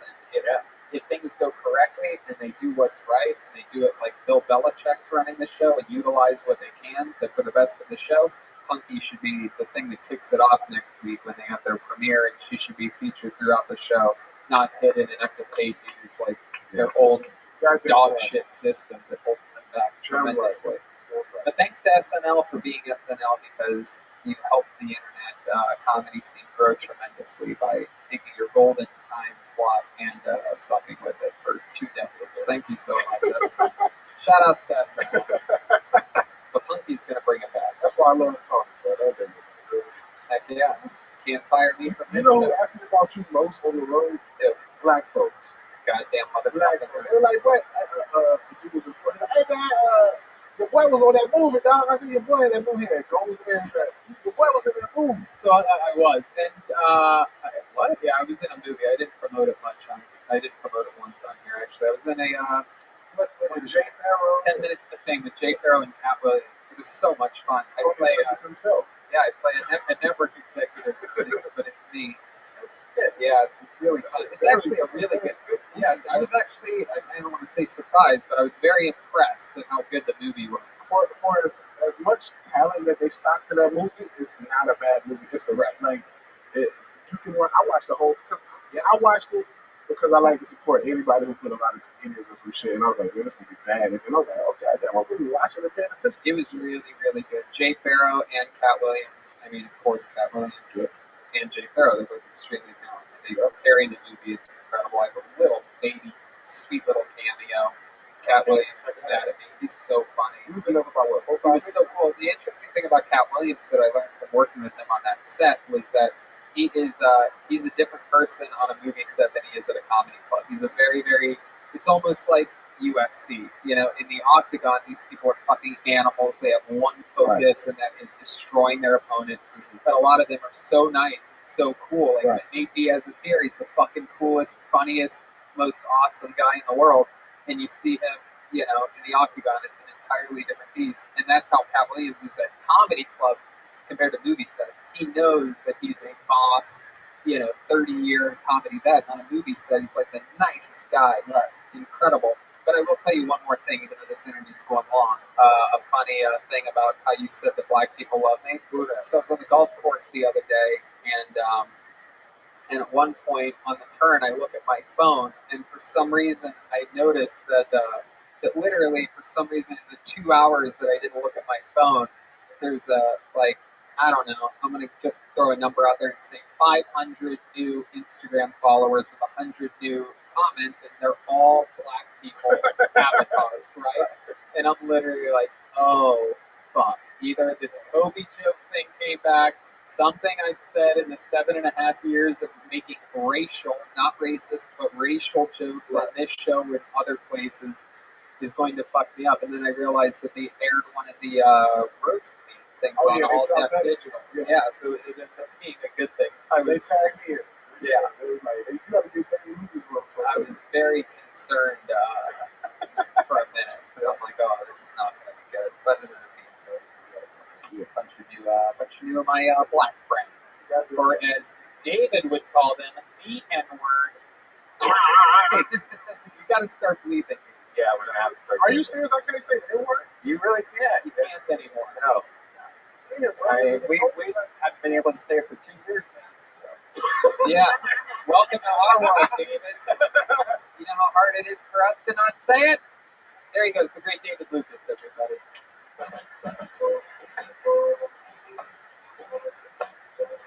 Hey!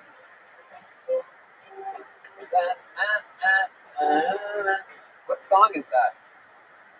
It's here from before I'm mad. Oh, Misdemeanor Elliot. Yours for a bit. She's been crying. Yeah. Ladies and gentlemen, your next comedian goes by the name of Frank Yu. Here goes Frank Yu. Oh, we know this young man. He's been on this show before.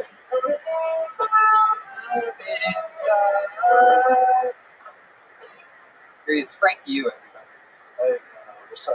First off, I'm going to tell you guys I'm next to you. See the name to the right. Well, I've been doing my part to fight racism by sticking up for other cultures. A few months ago, I was at a party, and there was a Nazi skinhead dude there. And anytime the DJ played a song he liked, he'd be like, Schwitz. I said, hey, please don't do that. I tried selling weed one time, and I never made any money. My problem was I was selling weed to other Mexican kids, so I got paid in memories. And never a specific memory either. I got paid $4 in a AFO. Remember when Grew up watching a lot of sitcoms, 90s sitcoms. I loved them, but as a brown kid, I couldn't relate a whole lot because there was one family and their last name was Tanner, but there were also minority families on TV, and they were way more Tanner. Hell yeah, Frank you. Frank you. Now, I remember Frank you because famously on this show, we one time had a $1,000 giveaway thanks to our friends over at Ridge Wallet. They hit me up earlier that day and they go, Tony, we want to do a giveaway a Ridge Wallet. We're going to put $1,000 in it. The CEO of Ridge Wallet's coming. So you just got to pick whoever you want, whoever you think would be right to get this wallet. Famously, you seemed like the kind of guy that would have a shitty wallet after your set, and I asked you what kind of wallet you had, and you had a broken, tiny vanilla envelope. Literally, the only thing that even qualifies as a wallet. It's such a shitty wallet that it barely had enough paper to qualify as a wallet, and it was the shittiest possible wallet. It's impossible for anyone in the room to have had a shittier wallet than you. Which things like that on this show, I like to think sometimes seem too good to be true. It seems like a produced mistake. Wait a second. What do you think? Maybe he was planted by the Ridge Wallet guys? No way. Impossible. Why did you The owner have of Ridge Wallet, he just got his money back. Exactly. Why did you have that? I can't remember if you had an envelope from a wallet. I had lost my debit card a couple weeks before, but I would come every Monday to do Kill Tony, so I knew if I wanted to come, I needed my ID, and I would drop it if I didn't have it. So here's my $1 million question. You won $1,000 that day. You seem like the kind of guy that I would consider fiscally irresponsible. So my question is this: what did you end up spending that $1,000 on? Be honest. I quit my job after that. What the fuck? Really? I thought it was going to last a lot longer than Hold on a second. You quit your job after $1,000? What was your job? I was like I worked in logistics, so I would weigh 18-wheel trucks, but I also supervised the work. It was a great job, benefits and everything. It was amazing. Someone who thought $1,000 would last was in charge of weighing things. How long did you think it was going to last? Because that could only have lasted a couple of weeks, maybe. I bet you stretched it out to 3 weeks, right? Yeah, because I don't know. I thought the offers were going to come pouring in. I thought NBC was. I didn't know what was going to come next. But It's Frank you. It's me. I'm the head executive over at NBC Universal. Are you the man that won the Ridge Wallet the other day? Featuring the winner of the Ridge Wallet on Kill Tony. Hello, Frank. It's me, Ted Sarandos from Netflix. We want to sign you to a multi-picture deal. You're the Ridge Wallet guy, right? That's what I envisioned. Yeah, that kind of sucks. How did you quit? Did you call your boss? Did you go in and tell them? Did you put in a 2-week notice? What went down? Well, I had been planning to quit the job for a while now, so that was kind of like the tipping point. And as stupid as it sounds, it was actually great timing because it was right before COVID. So it wasn't though. This was the end of last year, wasn't it? No, it was November. You really made something else in the past. It was it got me through COVID. You quit right before COVID? Yeah, right before COVID, but it was a mutual party, and I had a good standing there, so they technically fired me so I can collect unemployment, and then COVID hit, and the unemployment just shut. Oh, yeah, just flying through. No doubt about it. It's like a 2-Ridge Wallet. Oh, yeah. How'd you spend the COVID money? I still have a lot of it. I think it's made me pretty frugal, but... Is there anyone you want to thank for that COVID money that you got? Yeah, Ridge Wallet. No, wait. COVID money. Yeah, there's one man to thank. Yourself, Frank. It's your money. They take taxes and then they give it back to you when you get an appointment. Okay, thank you. Survey says good answer. Right. You guys are just unbelievable. So let's try this fucking perfect setup launching pad of a joke again. Is there anyone you want to thank for giving you the COVID money? He's a very handsome man, but I'm not that good. Who? President, Commander-in-Chief, God, Trump. I've been watching you for the last couple of weeks. See? He's a big fan of yours. That's weird, because I got unemployment after Obama. I wonder if it was just Trump's new idea, or You got unemployment. Did Trump invent unemployment? I don't. You got Am I learning something new? Hey, but it's okay because you're paying more taxes than he did. That's absolutely true. When you're super duper rich, you don't have to pay taxes. It doesn't exist, folks. You guys know how much money Jeff Bezos pays in taxes? You fucking Yeah, that's crazy. Yeah, it's much crazy. Trump doesn't give me 2-day shipping though. So. I did like the breakdown of the taxes thing where they said like how much he gets just for his hair. It's something like $75,000 easily a year for his No hair. doubt. You have to have someone do it. You have all those television appearances. That shit adds up. Yeah. If you have a fucking actual like hairstyle like he does, you know, there's a flow chart for that. There's an actual chart that people did that have to do his hair. I once on another set talked with a woman that worked over at Saturday Night Live, and there's a hair flow chart that is given to everybody that has to do his hair that shows you exactly how it's combed. There's like a 6-step thing. It's pretty incredible. Is that it? Sounds like a real nice dude. Yes. That has anything to do with how nice he is, Joel. Boy, are we reaching today. Deeply. Sounds like a real nice guy because of the flow chart on his hair. Hey, you want to talk about reaching deeply, dude? I got a 2x4 between my legs. So, and by the way, the difference between the Obama and Trump thing is that one's unemployment, the other was a COVID relief. That was his idea, and he tried to do more, but you're fucking Democrat. Well, we were talking about unemployment. No, we weren't. We were talking about the Trump money, the COVID money. Oh, sorry, there's a jackhammer going off right next to my ear. So, Frank, what else have you been up to during this pandemic? Just trying to write and get better and shit. I took some of that money that Trump gave us, and I'm trying to start reselling shit, which is probably predictable. Like, What have you been converters? What have you been reselling? Like sneakers and shit like that. Oh shit! Where's Digits? Digits, are you still here? No, it's a shame. Digits is a sneaker. He's stuck into this country. Have you sold the sneakers? No, like all the shit that I've ordered, I actually haven't received it yet because they do like 4 to 6 weeks. Wait, so you're buying stuff so that you can't resell it? Yeah, my money's you're a bad business. An investment. Oh my god. A couple of Xboxes if anyone wants to buy any. Okay. All right. Welcome to Resell Tony, everybody. Facebook Marketplace. All right, Frank. Well, fun times. You still have your Ridge wallet, right? It has a lifetime guarantee. Yeah, I still carry both of them. Wow. Both of them? What does that mean? You still have the manila envelope? Whoa! Why do you still have that? Where the fuck is your Ridge wallet? She's got because from what I know and I've seen, so it doesn't, Frank. Your life isn't going as well as you think. Wait, so you don't have the Ridge wallet on? No, I have that too. Where is your Ridge wallet? It's one of the official sponsors of Kill Tony. Kill Tony, not sponsored by Plain Torn Manila Envelope. There we go. There it is. There's a Ridge wallet to prove it as a lifetime guarantee. Still has it. Thank you, Frank. Yes. All right. There goes Frank, everybody. Thank you. There goes Frank. Jesus Christ, man. What the fuck? So they just had William come back up here and talk about Ridge wallet.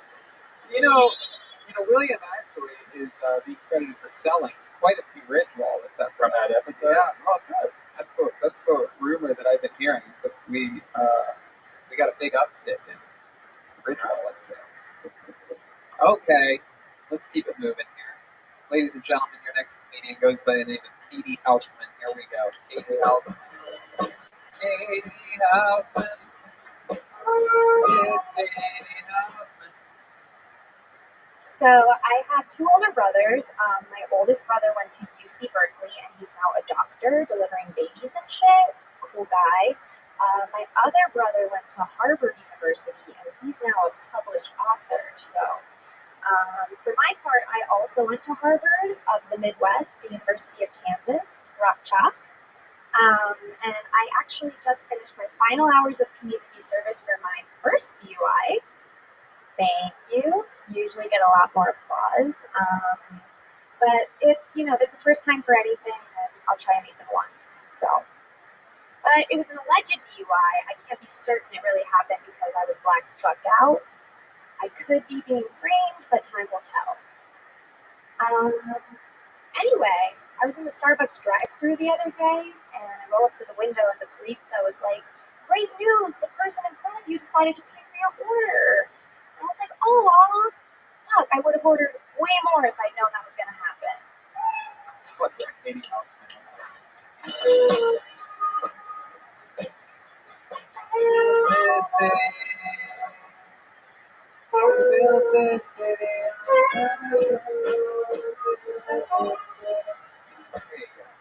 Hi, Katie. Hi. You live in Kansas City? I do. Okay. How long have you lived there your whole life? No, I moved there in 2017 after I graduated from KU. Okay. Yeah. Where'd you live before that?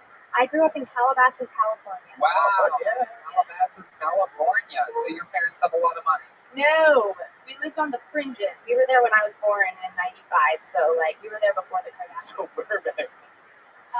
No. I used to live in Calabasas and had apartments in Calabasas. Right next to Gelson's and Woodland Hills. Yep. We lived like 2 minutes from each other. Oh, cool. Yeah, we were Calabasas. That's right. Yeah. This is mentally retarded today. Yeah, you could have said something else. Yeah, I could have. But I didn't. Back to you. It took 40 minutes from Calabasas. Yeah, I thought it was funny to say that was on the fringes. Get it? No, YouTube will love it. We don't get it. Yeah, I know. There's no getting YouTube will I've never seen Rocky either, dude. By the way, when you're playing for not the people in the room and not people that live in Los Angeles and not your peers, but for the people on YouTube, you're doing something wrong. Hell yeah, dude. There's no people in the room. Okay. So Katie, what do you do for work? I'm a writer. Oh, what are you writing? I write lots of different things. I actually just wrote an article about your show last week. Oh God, what's it for? It's for Women's health. women's What? health. It's Yeah, it's women's health article. Women's health what? It's a women's health article. Okay. Go ahead, tell us what you write for, Katie. I write for a lot of different things, but this is an entertainment site, so Kill Tony was perfect for it. What's the site? It's called poptonic.com. Okay. Did the article come out? Yes, it did. Oh shit. Yeah. I interviewed Camden Pace because I met him here last week, and he gave me a little interview about what it's like to be on the show. Oh, cool. Yeah. My goodness, you should have written it this week now that you've been on it. I will probably just keep writing about Kill Tony. That's great. We would appreciate that. That could make up for the years and years of journalists avoiding this show. Oh, because we say the N word and I say the F word, and that's what I come for. And we politically we lean straight down the middle. I also wrote an article about I call it the Great Comic Exodus of LA. If you happen to read that and you don't like the part I wrote about you, I will take it out. I can already tell I'm not going to like it. What did you write about me? I'm still here, so this is very interesting to find out that I'm in the Comedy Exodus article. Go ahead. You had a very small part, and I needed to meet my word count. Brian Redband posted on Reddit that you guys would be moving to Austin, and I took a screenshot, and I was like, wow, sweet. That's the kind of journalism I do. Wow, incredible. Thank you to Redband for letting the public know my, I think we already talked about it before. Viewers. I don't think we gave an official statement to Reddit. You wrote a Reddit article? No, somebody asked me, hey, what's going to happen to Kill Tony if you move to Austin? I said, I think Tony's moving to Austin. Girl, you are good at your job.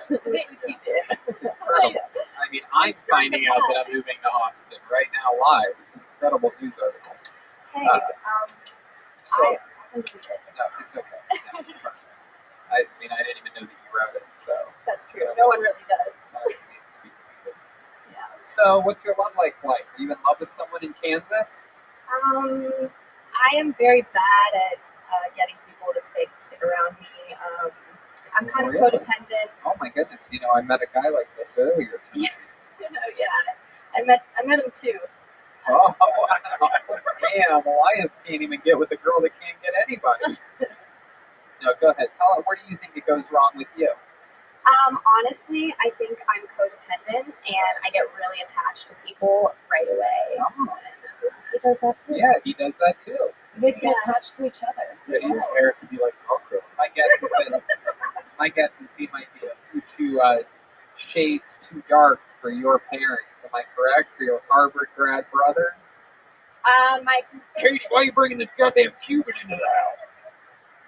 Hey, I got the DUI, so they're already far past disappointed with me. That guy's way too racially ambiguous to be in our.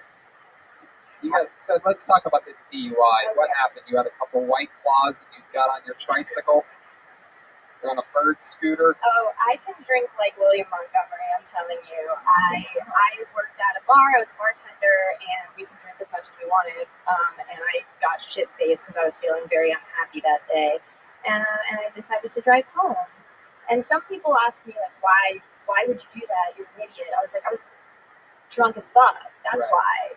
That's kind of what people do. They be idiots. So did the cop just see you swerving, or did you hit something? Well, it's not a lie when I said I was blacked out. I think I fell asleep at the wheel. I did hit somebody. You hit a human being? I did not hit a human being. I hit a person in the car. Okay. They turned out to be fine. They did get a huge insurance payout, so I feel like they're doing just fine. How huge? Like, probably over $100K. Wow. Why? Because they claimed like a scratch on their eye or something, and I guess my insurance company was like, we're giving them everything we got. I was like, okay. That's good. Good insurance. Thank goodness. Look at that. You want to give the insurance company a shout shout out? State Farm. Shout out AAA. And who do we thank for that? Wow. President.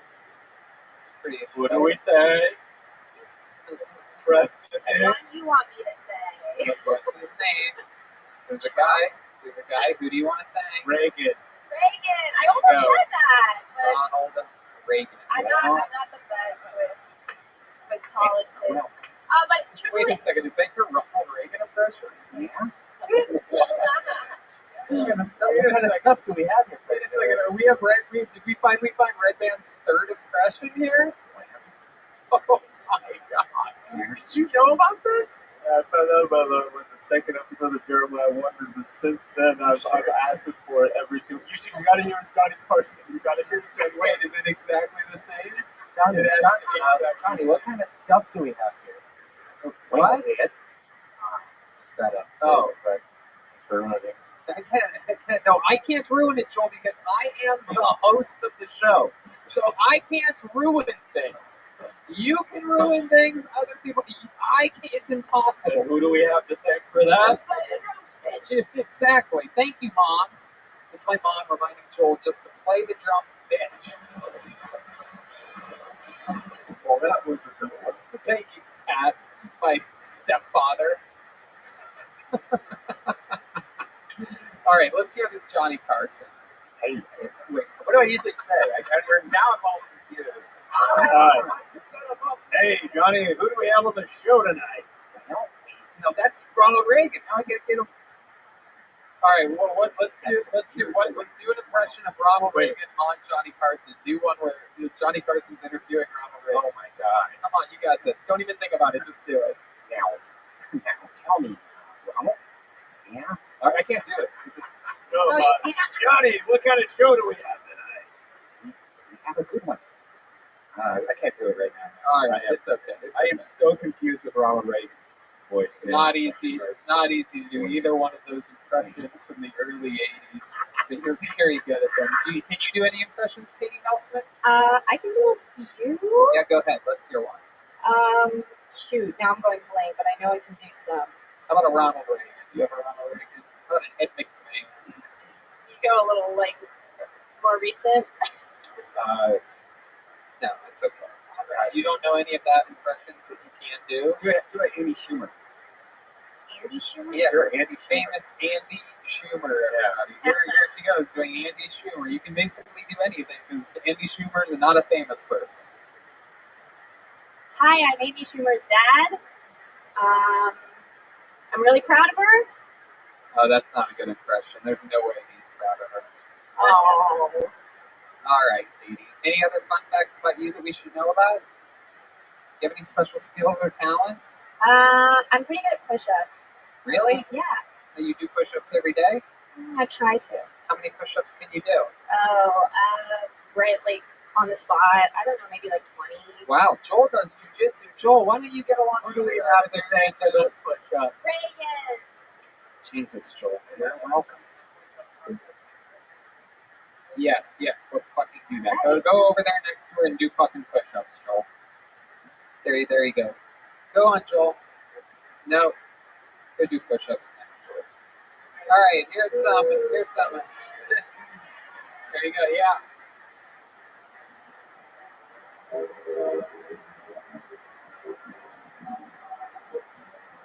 Do them at the same time. You guys are... God. This is the dumbest show of all time. This is literally the dumbest show. You guys are doing them at different paces, different speeds. There's no common sense being applied to this push-up competition whatsoever. I was just trying to keep up with Joel. Joel, what did you have before this show? Like Red Bulls or something? Adderall. No. See, the truth is always funnier. What did you really have? Honestly? Yes. Pizza from Vito's Pizza. What did you drink? Water? Yeah. Tony, ask me what I have before the show. No, I'm gonna stick with this Joel thing for just a second longer. I can't ask you what I have Then I'll set you up. Just the way you want it, baloney Pete. Joel, what else did you have before the show? I always like to try to figure this out with you, because some episodes you're just a perfect little angel, and then some you're out of fucking control. So what else happened? Oh, just fun. Okay. Thank you, Joel, for at least when the pressure's on, contributing the most. You're welcome. What did you drink before the show? Fun. Yeah. Before the show, I had a vodka soda. One? Yeah, and then during the show, I had 2 shots of vodka. There you go. Okay, there we go. He's drinking vodka. A little Russian metal. Oh, liquored up. Little Russian meddling to kill Tony this evening. Hey, thanks for Pete. Oh. Okay, Joel, no, you go ahead. Okay, Baloney Pete, what did you have before the show? Explosive diarrhea. Hey, there you go. There you go. All right. Katie. Put that in your fucking article. Huh? Yeah. How do you write about that? How do you write about the tensions of brewing here on Kill Tony, because we have a young...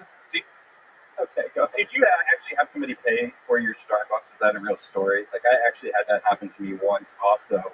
And same exact thing. I was thinking about getting like something expensive, and then I ended up getting a nice coffee, and it was really good stuff. It actually made me more pissed off that I didn't order shit. The end of that joke is me talking about how I hate paying it forward because I didn't want to look like a bitch to the barista, and I just ordered a tall black coffee, and they paid for that, and then I ended up paying $13 for the people behind me, so I was like, this sucks. Katie, so much fun. Come back again sometime. How much longer are you in LA for? I'm only here till Thursday, but anytime I'm in LA, I'll definitely be coming here. So there she goes, Katie Houseman, everybody. Thank you, Katie. Back to Thanks Katie. for writing the article. Thank you. We build this city on... Oh. We build this city on rock and roll. There you go. One name left in the bucket. Let's knock it out. Oh, what a special treat. Ladies and gentlemen, this guy stepped in during the pandemic and turned out to be what I'm pretty sure was the MVP contributor. Running storylines, absolutely took over. He was on the show before, live in person, and then during the global pandemic, while sending in videos, he absolutely was boss level, and now he's back live. I couldn't be more excited for the return of Kill Tony icon Manolo, everybody. Here he is. Hey, Manolo. Snap back from the ledge, my friend. Manolo, everybody. White folks always mess up my name. They do. Like, today I wrote down on the sign-up sheet, I clearly wrote down the Manolo, but somehow Tony still is calling me the Beaner. I'm going to start pretending. I'm going to start tricking girls into thinking I'm gay. That way, when they least expect it, boom, I'll fuck their boyfriends. Sure. I remember the first pair of titties I sucked. Man, I was just a kid. I was so nervous. I mean, I didn't even really want to, but my uncle was so persuasive. Persuasive.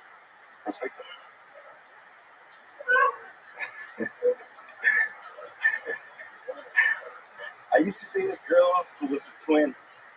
But one day, I came to her house drunk and put their dad. So, my sister and I have twins. So one day I came home to her house drunk. Okay, you can go ahead. You can go ahead. Go ahead. You went to your sister's house who has twins drunk, and what'd you do? What's a twin? Oh my God, Manolo.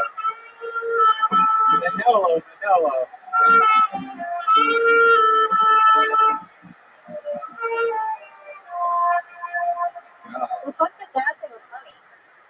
Before the twins thing. Yeah, you had like 3 jokes that ended in "so I fucked them." That's basically your whole thing. Funny thing about Manolo is he's somehow 10 times funnier on the internet than he is in real life. This is incredible. I'm so up on the delivery, the language barrier. How many? Or the talent barrier, maybe, right? So you drove from Tijuana here today. Yeah. It's incredible. And with Mexican peace. Really? It's a Mexican peace, but... What a Mexican peace? But... Oh, wow. Hello, Mexican peace. Are they really prostitutes? We can say that. Do they know what we're saying right now? I think they kind of do. Hello, ladies. Are either one of them the ones from the videos?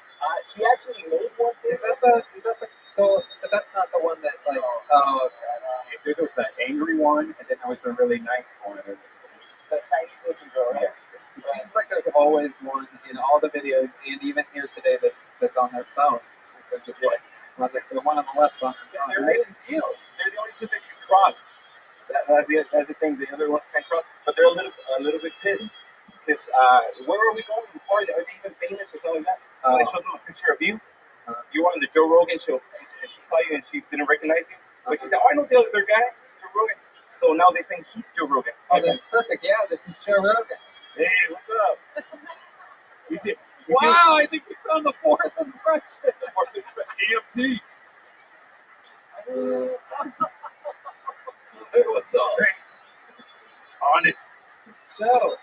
Hey, what's up? It's lip sync. Yeah, just hanging out here with Joe Rogan. So Joe, what do you think about this episode that we're doing?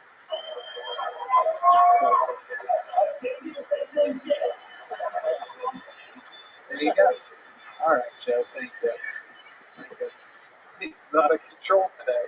It's just the perfect episode, right down the barrel from beginning to end. Yeah, it's as good as it gets.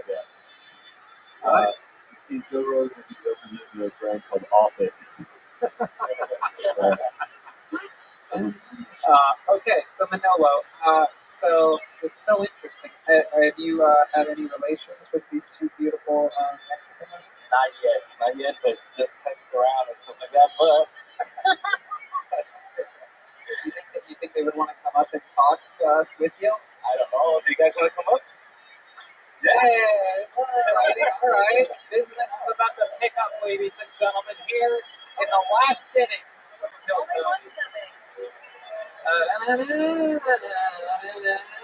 Here comes my friend Consuela. Oh my God, look at you. What a rare beauty. What's your name? Lisa? Oh, so pretty. What part of Mexico do you live in? Tijuana? Oh, wow. Flintstones looks different here. What? You're so pretty. Real cheap. My goodness. Absolutely incredible. You are stunning. What do you like about America? Oh, the President of the United States. That's very nice of you to say that. That falls under everything. Really? Manolo, get the microphone and tell us about this. Manolo's telling me that Mexicans love Trump. No, stay. Way better Stay than right there. Stay there. We love Trump. That's it? Why do Mexicans love Trump? That COVID check, that COVID money. Right. That COVID money. Exactly. These assholes think it's unemployment. No. It's smell it. You got that thing. Manolo is what we call it. Tío Tomás. What does that mean, Joel? Uncle Tom. Tío Tomás. Oh, I couldn't even bring more than 2 because of that shit. So, all right, back to you. Anyway, let me shut up since I had some vodka. I try to have some fun. Looks like a 90-day fiance interview. Did she come? I know. Did she come to Los Angeles a lot? Did you come to? Yeah, do you come to America a lot? Yes. I'm just leaving over there for a little bit. Oh, okay. You speak the language so well. How did you learn English? It's always. Oh, always. You just learned it. They teach it in Tijuana? No, Oh, you went to school here. Is this where you were born? In. How did you go to school here? Yeah. Because I moved here when I was little. Oh, very cool. Who was president when you moved here? Well, you'll probably. Oh my god. Oh my god. Oh my god. This is my new favorite thing ever. Ronald Reagan. We're fucking 5 presidents ago. Ronald Reagan. When I was a kid, that was like the cool guy to hear. Oh, DMT. It's a real experience. We're also reselling stuff. See, thanks to Rogan, right? But we're also reselling things on Craigslist. What are you guys reselling? Up to 9. And grams of cocaine as well. No, Manolo, come on. Stop being silly. Are you guys really reselling things? No. She's so pretty. How old are you? 27. My goodness. And what do you do for a living? Wow. You have beautiful hair. Red band. This is red band. You're sign. I'm in Rogan. Wow. Do you have a boyfriend? Do you have a boyfriend in Tijuana? Oh my goodness. So, have you been looking for a boyfriend on your trip here to America? No, you like being single. What do you like about being single? Yeah. But he has a Tesla. What? Yeah, I got a Tesla. Yeah. Yeah, come to my new studios. Yeah, he's here. He just found. What type of boys do you like? Do you like white boys or Mexican boys? I don't care. Just have the personality. Boys with money. What kind of personality?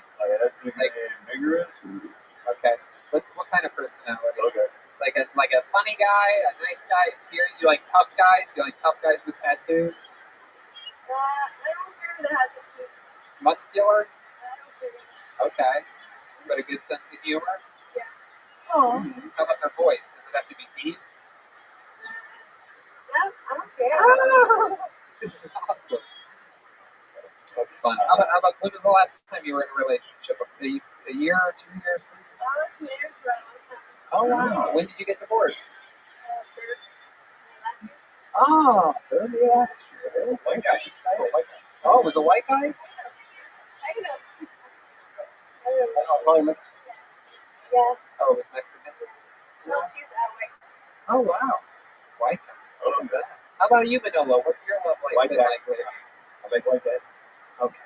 All right, you already did that 4 times in your set. How's your luck been with the ladies lately? Single. Single all the way. But you've been having fun. Manolo lives in LA, but he also has a big house in Tijuana with like hot tubs and everything. Yeah. Maybe Tijuana rich. For Mexico, you can afford. In Mexico, you're rich. I'm rich, but In here, you quit for $1,000. Yeah, exactly. The money translates to. yes.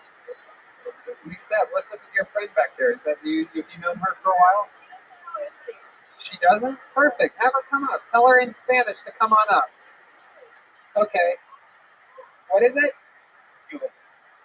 What did you say? Who the fuck is that? Okay. All right. Okie dokie. I gotta say something.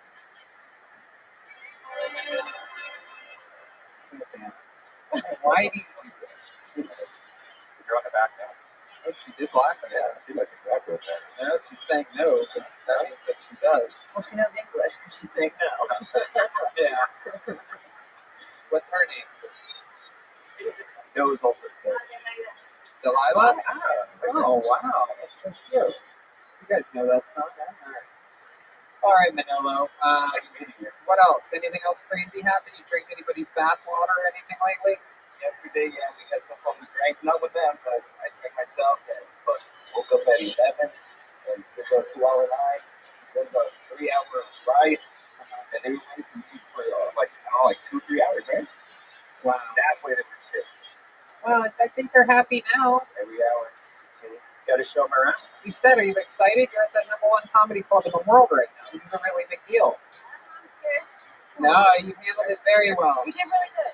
You handled it very well. You have a boatload of charisma. You're very likable and sweet. You answered every question absolutely. Shit, you answered the questions better than Manolo. He's been on the show 8 times. Manolo just keeps saying, so I fucked him. Maybe with luck, I can say that tomorrow. Peace. This guy's going to... Okay, very easy. Go ahead, Joel. I just want to thank Manolo for making me the second most hated Mexican episode. Absolutely. Pretty good. Manolo, you are a legend. I'm so glad I get to look you face to face and tell you that during that quarantine, man, you really pulled a lot of weight. I mean, you were truly the most entertaining person, sending in things every week, extremely well-produced videos, hilarious reels, and you kept us all, you kept the morale up at a time in which, Jesus, the times were rough. So thank you so much, Manolo. I'm so glad that you made it up. Come back again soon. Were the jokes really bad, or? I mean, you did the same joke 4 different ways tonight, Manolo. So I went to hang with some girl's house, and then I fucked the father, and then my sister had twins, so I fucked them, and then there was this girl that I liked, so I fucked it. I fucked her boyfriend. That was your whole set. I mean, it's not even a misdirect if you're doing the same formula again and again and again.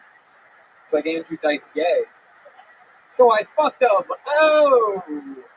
All right, there goes Manolo. Lila said thank you. Damn. Next. Do you want to go half?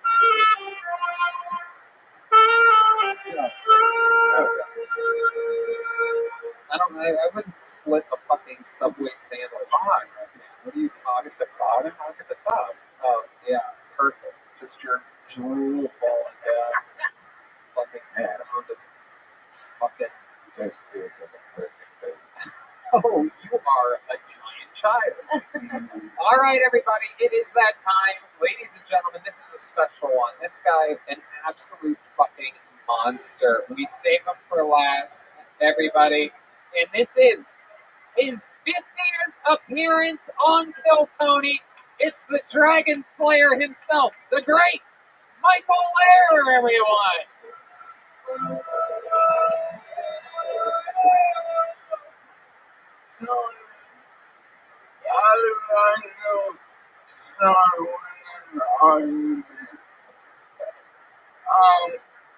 What you said about son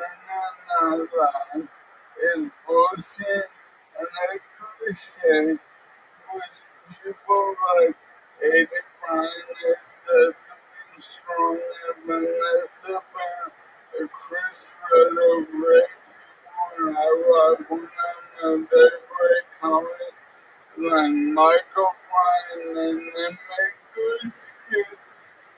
Fucking 20 or 10 Yeah, no, you're absolutely right. I know how talented all those people are because I saw them at open mic 6 years ago when they started. So that's great. You're right. They're super talented. They really just got fast tracked. Ouch! I always believe a man that hits himself in the face on the microphone. No, I'm kidding. I know those people. They're talented. Well, you know, the writing is just brilliant on that show. I think to myself, how do they come up with these skills?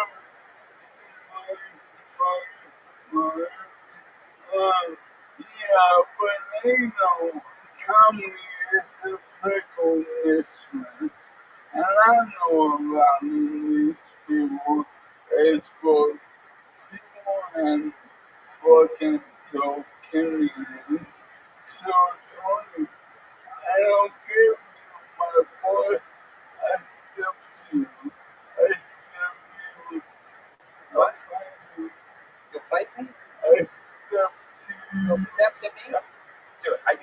By the way, Michael Lair lost $100 to me in a bet. I didn't want to bet him. He kept trying to bet me. I go, I'm not betting you on this. He kept betting me $100 that my friend, the last style bender, Israel Adesanya, would lose in this recent UFC Why would fight. you ever try to do that bet? And by the way, first of all, yes, Redman, I've never agreed with you more on anything. And second of all, even though technically to the outside perspective, it was a tough fight for Adesanya, look what happened. I mean, it perhaps was the most one-sided main event in years. 1-1. Ask your friend Joe Rogan. Yeah. He's right here. He's sitting. Look. Joe. Yeah. It's Joe Rogan.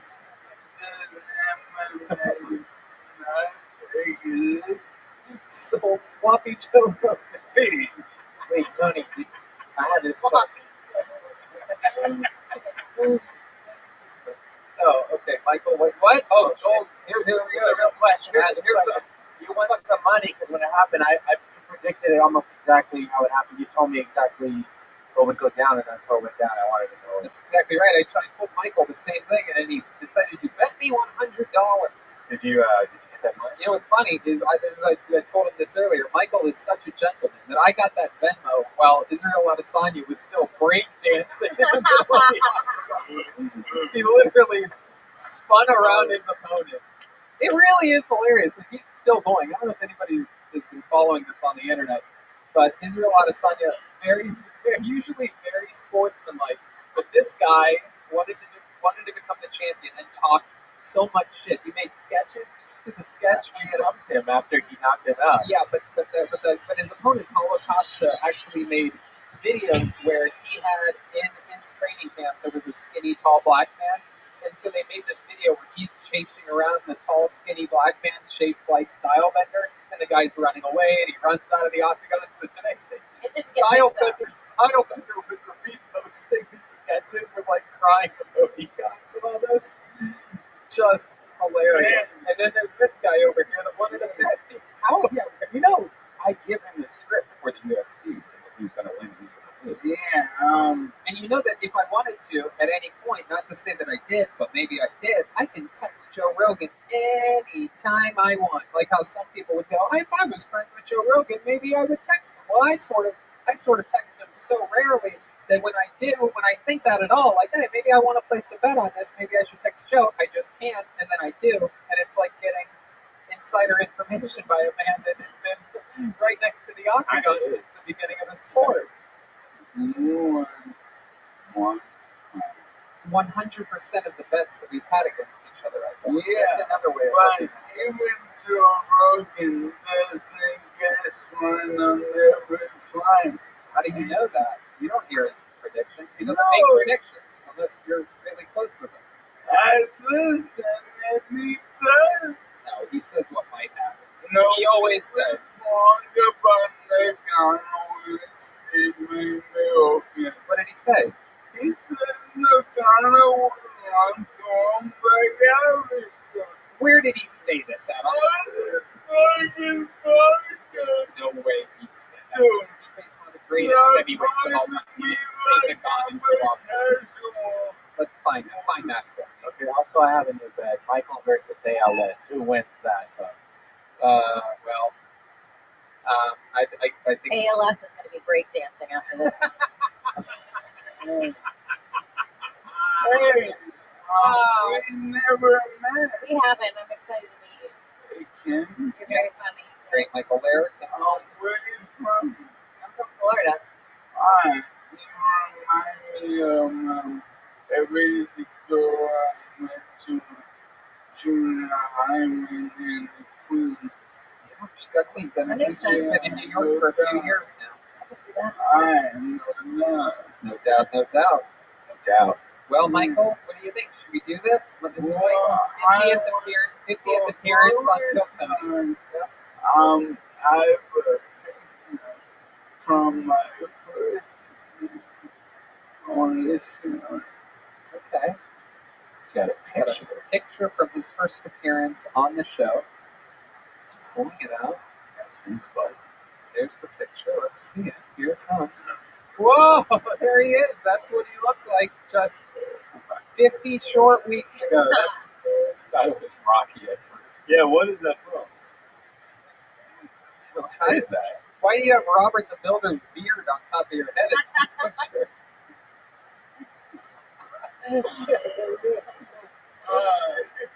Okay. Now, what the fuck was that picture of? Why do you have that picture? What the hell? It looks like Lou Albano. Okay. Michael, go ahead. Let me stand up. Right. Wait, what? Can you stand up? No, shut up. Okay.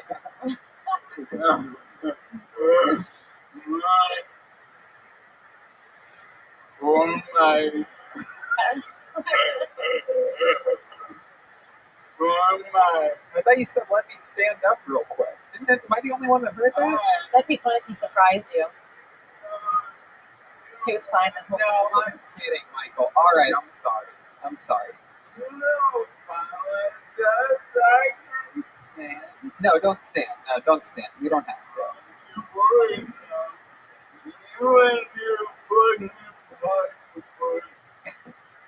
Pocketbook? You and your pocketbook. Me and my pocket. Yeah. Now you have all his cash. Oh, yeah, that's right. It's a lot good. You lucky. My 50th man. That's what I did for all the things, and all these wonderful people, and all these great times. I wrote 50 facts about Kill Tony. And we're gonna count 50 facts? 50 fucking facts? Yeah. Oh, my God. And we're gonna count off everyone. Are you guys with me? Yeah, I don't believe it. Are you with me? Are you socially distanced with me? Yeah, alright, here we go. All right. Indeed, I have been sent a document that I have not looked at beforehand, and it says Michael Lair, 50th appearance, presents 50 Kill Tony facts. I have a feeling it's going to feel like 100 facts. I just feel you have no fucking idea what you're talking about. That is true. This is going to be unbelievable. I'm positive of it. Alright, here we go. Here it is. Michael Lair's 50th appearance presents 50 Kill Tony facts. Kill Tony fact number 1. The original name of the Kill Tony podcast was Manic Mondays with Mr. Moody. No! Schulberg was born white but turned Mexican after overexposure to Frogtown.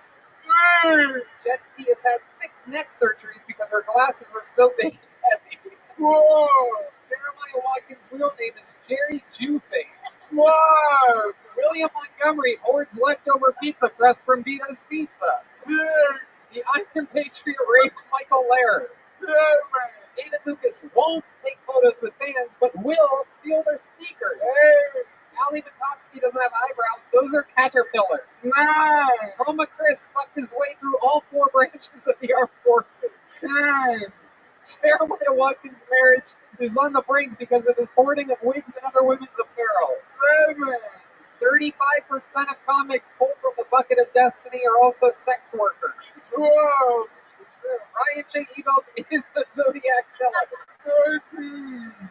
Both Tony and Brian are married to Westworld robots. 14! Due to an overactive gland, by 2025, Jeremiah Watkins will be 8 feet tall. 15! Virtual Red Band sucked Max Headroom's dick. 16! William Montgomery's belly is distended because it's stuck with cocaine-filled condoms. 17! Most of Tony Tony and Brian's fights are over who gets Michael Lair's load. All right. In a partnership with the NAACP, Tony has pledged to change the name of roasting to broasting. What? Jetski's trumpet is a Civil War relic of the Confederacy and a nonverbal nod to white supremacy. 20. Kill Tony is considering changing its name to Fuck It, 3 Silent Hours of Tony Dolphin. 21. You have no idea. During Corona, Tony's been performing private concerts for friends and family of O.J. Simpson. 22. Jeremiah Watkins' marriage is on the brink due to his obsession with having a saxophone at every side.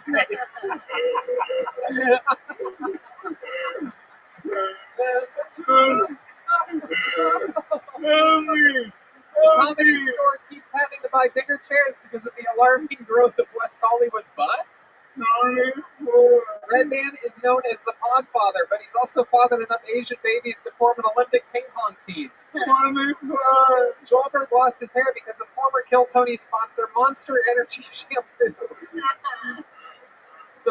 26. The Bucket of Destiny was both stolen from and made by a child. 27.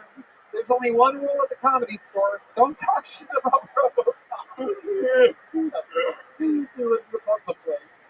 William Montgomery has a 6-foot-tall Jenga game made out of leftover Vito's pizza crust.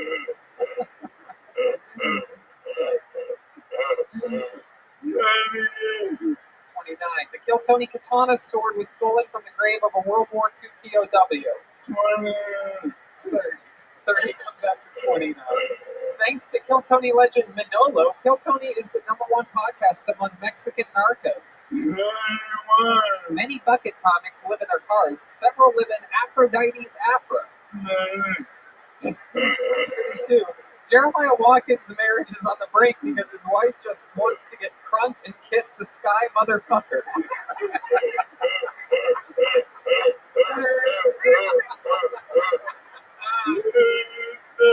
Virtual Red Band has warrants out for its arrest in 4 states. Okay. 4.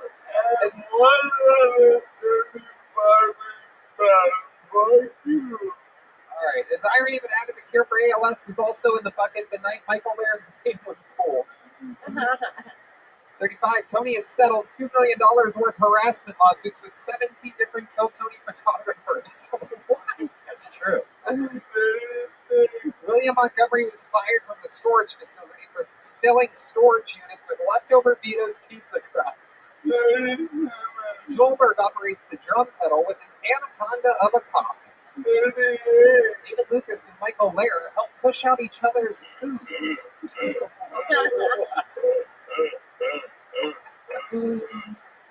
Seriously, be cool and act natural, but Ryan J. Evo really is the Zodiac Killer. Number 40, the secret puppet master behind the scenes of all podcasts is Gino from Speedweed, an evil tyrant controlling people with drugs. 41. Kill Tony has only been allowed to continue during Corona because the audio is so bad it doesn't count as entertainment.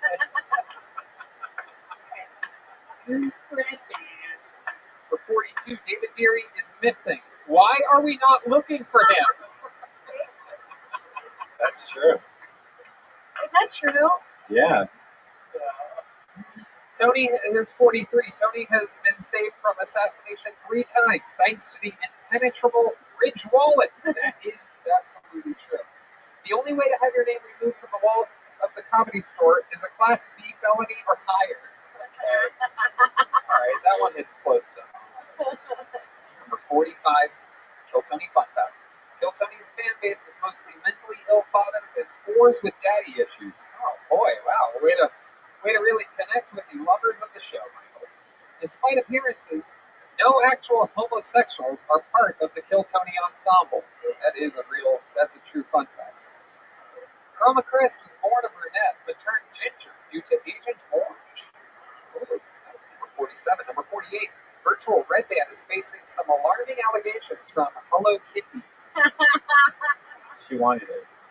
Number 49. If the world talked to Michael Laird like the world talks to Brian Redband, Michael Laird would shoot up all the schools. Number 50. For episode 500 of Kill Tony, Gareth Pursehouse returns to tell his side of the story. It could happen. It could happen. And Michael Laird does it again. An extremely well-produced. Hilarious. It did. You know what? It felt like 49 to me. It felt like 49 fun facts. How about a big hand for Michael Laird, everybody? Unbelievable job, Michael. And congratulations on your 50th appearance on Kill Tony. Without a doubt, you can quote me on this forever. 50 of my favorite appearances by anyone in the show's history. I absolutely love you, and you know this, because I tell you every day, because we text and talk. I finished my work yesterday, so I've been drinking this morning. He's been drinking since this morning, and something about ziti and popcorn, I do believe he said. MichaelAirCompany.com for all of his amazing merch and videos. Follow him on social media. Let's check out tonight's drawing from Ryan J. Ebelt, everybody. Here it comes. Wow, look at that. Oh, I'm golfing. That's incredible. Freaking Kong, Minnesota. It's Donkey Kong. Man. Oh, that is awesome. It is Donkey Kong. Wow. That is an incredible one. The great Ryan J. Ebelt. He's not really the Zodiac Killer, people. He might be. I'm starting to put together the puzzle in my head. But RyanJEbelt.com for all those incredible prints. How about a big hand for the great Kim Condon, everyone? Plug something. Oh yeah, you guys can follow me on Twitter at Kimberly Condon, on Instagram at Kim Condon, and check out my podcast, Broad Topics, anywhere you find podcasts, iTunes, Google Play, Stitcher, YouTube, Spotify, and also on the Gas Digital Network. Use promo code TOPICS for a 14-day free trial. Absolutely, Italy. His new 1-hour special family reunion is available for pre-order now at JeremiahWatkins.com. It comes out in December, everybody. It's Jeremiah Watkins, the host of Jeremiah Wonders. What else, Jeremiah? I got some new shirts and sack hats over at JeremiahWatkins.com, or you can get them through Instagram at Jeremiah Standup. Appreciate the love for Jeremiah Wonders. Love you guys. Thank you. The great Jeremiah Watkins does it again. And hey, look, Chroma Chris was here all night. Chroma, what do you think about tonight's episode? Oh, we really raised the roof, Tony. What else? You can also you can scroll over to that Orange Amps YouTube page, and you'll probably see a new promo video of me. It was shot and directed by Rick Gossett. Amazing. I fucking love it. And here he is, old Vodka Gravis back there, everybody. The old fucking Chackoff Smirnoff back there. Joel Jimenez, everyone. Can I talk now? Really picked his moments tonight. Go ahead, Joel. Sometimes it's just fun to watch stuff burn, you know? Mostly sorry, Pod. I love you guys. I love you too, Tony. I'll mouth kiss you after this. I don't care about a panty. Thank you, Joel. Yo, we can always rebuild it. That's right. Absolutely. Fun times. What else, Red Band? Check out my virtual Red Band podcast, See Me Molest Hello Kitty. Also, check out the Brothers podcast, Brothers in Cursive with William and David. We also have a new Patreon, patreon.com, Brothers in Cursive, and Brian Holtzman, Dead Air, DeathSquad.tv. Beautiful stuff going on over there. And I also have a new Patreon, the brand new Roast University. Just marked a 3-month anniversary, and the higher tier got their bumper sticker sent to them. Proud student of Roast University. And Gotta give me one of those so I can put on the floor. I do. I have one right here, right now. Here, have one. There you go. Proud student of Roast University. I would put it on my car, but my car's filled with Trump 2020 bumper stickers, so and key marks. So no, I'm kidding. But yeah, go over to patreon.com/Hinchcliffe and find out more about that. And yeah, so we'll see you guys next week.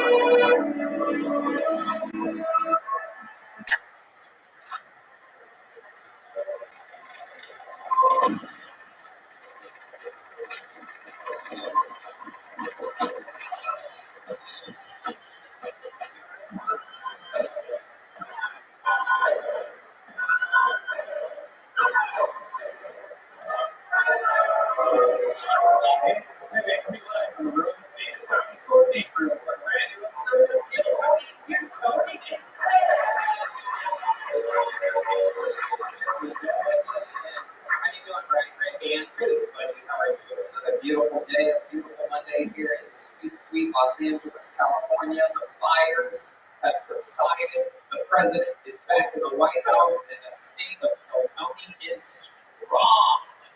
Joining us this evening, as with every single episode, ladies and gentlemen, look who it is, guys. It's the one, it's the only Ryan J. Look at Ryan J.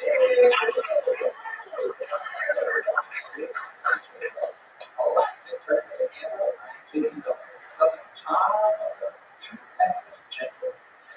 Every single episode of the show is drawn by Ryan J. Eagles in a beautiful way, and all those prints are available at RyanJeagle.com, including all the tour posters of all of the past shows and every single one of your favorite episodes of Phil Tony.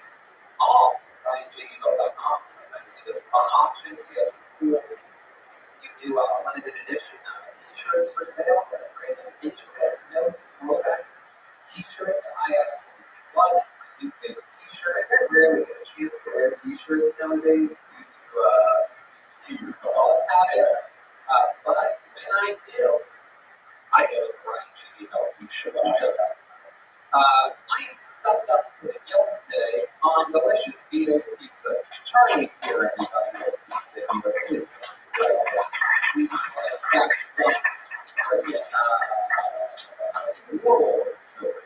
Pizza Lord. Hey, what's up? We have pizza. We have lots of pizza. And 2 days ago, I ordered ziti. I'm addicted to their baked ziti. I didn't even bother you, Charlie. I ordered the normal breadsticks this time, so I didn't even want to bother you. It was early. I had it for breakfast. It was like 11:15 a.m. Absolutely love me some ziti. Gives me freaking power. The great Gino is here with Stevie. Kept us the momentum of the show rolling for us. We were indeed a slightly larger and small studio, and we had a lot of fun over there. A lot of memories. Remember that? The Tiger King came out, the band from Tiger King. It seems like just yesterday. Absolute insanity over there. All the people shooting in, all that wacky stuff. And thank you, Gino. He's here tonight. We're going to have fun. 5 people are in the bucket, 3 selected. They've been waiting weeks for the opportunity to go on the show. We even have a guest. Before we get to that, here's a little bit more from the amazing sponsors of Phil Tony that make this episode even possible. Hey, y'all. I'm going to tell you right now, I have been smelling like a goddamn angel thanks to the amazing products that I got from Hawthorne.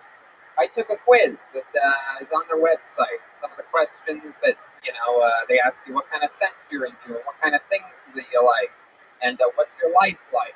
And literally, from this very special quiz that they ask, they sent you deodorant, shampoo, body wash, face cleanser, lotion, and the stuff was unbelievable. Yeah, if you want to upgrade your self-care routine, Hawthorne is a fun, convenient way to get super high-quality products tailored specifically for your needs. Hawthorne even takes the risk out of it by giving you free shipping on your orders and returns. If you don't like the products, they'll even retailer them for you based on your feedback. I'm telling you, man, my favorite thing is the body wash. I always bought a fancy body wash. I still got it. Then I got a lot of it because I haven't been using it because the Hawthorne body wash came and it blew my freaking mind. I like the face lotion. I used to always just put any kind of lotion on my face and I would clog my pores. They sent me this face lotion tailored to your face. It's amazing. I use it every morning when I wake up.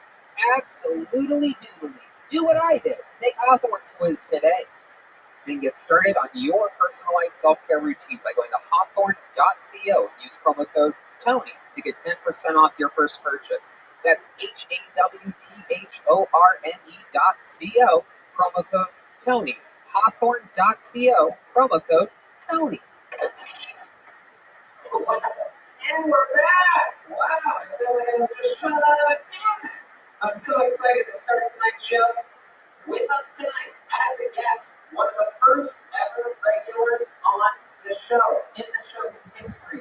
A young lady who has gone on to be a full-time comedian, full-time podcaster, and a gosh charismatic sensation that everybody wants to hang out with and be around. One of my favorite human beings on the planet, one of my favorite top young rising comedians. Makes the voice of the great Sarah Weinstein, everybody!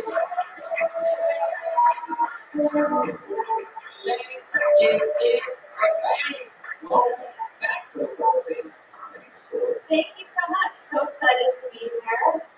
We're excited to have you. You're the host of the podcast, Shank. That is right. S-H-E-N-K. Yes, Shank. Not to be confused with Jeremiah's character, who always just escaped prison, who's known as Shanks. Oh, That's with an A. I'm not Shank. He shanks people. You're this Shank. Yeah, I'm the Shank. A slightly Jewish Shank. Yeah. S-H-E-N-K. Yeah, I'm the Jewified Shank. So welcome back. You used to write, perform a random minute every single week back when this podcast was just a gosh darn experiment. Yeah. And here you are. It's been 7 years. It's been even longer, right? Oh, was it 7 years? You've been doing Kill Tony for 7.5 years. How soon did you start? Right around episode like 16. Wow. Look at that. Just 3 months, 4 months into the show. And there you are. Right That's there. crazy. So it has been 7 years that we've been working together. That's crazy. And we get to work together tonight. You know what's only been a part of the show about 6.5 years? The band. There's a band on this show. Every single week they commit to be different characters. We never know what they're going to be. They were running behind on time tonight on these shows. I mean, it's incredible. They have all the time in the world to prepare. They're out here freaking eating the crust of their pizza. Yeah. Sharing the crusties. It's time to start the Buzzfeeds. Ladies and gentlemen, let's see what characters they're committing to tonight. It is the best damn band in the land. It's the Kill Tony Band. Jeremiah Watkins, Gilbert Cardenas, Jesse Johnson, and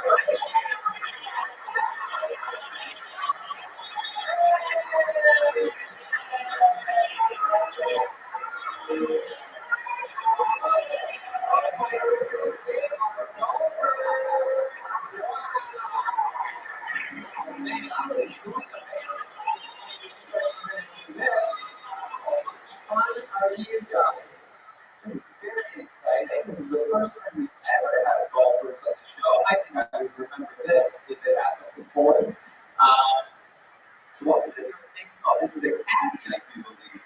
Some type of hybrid caddy who keeps his bag on his arm while pulling out a golf club and wearing the glove not on his hand, but in his hand. He's holding on to the glove. This is a very interesting strategy I have yet to see on the course.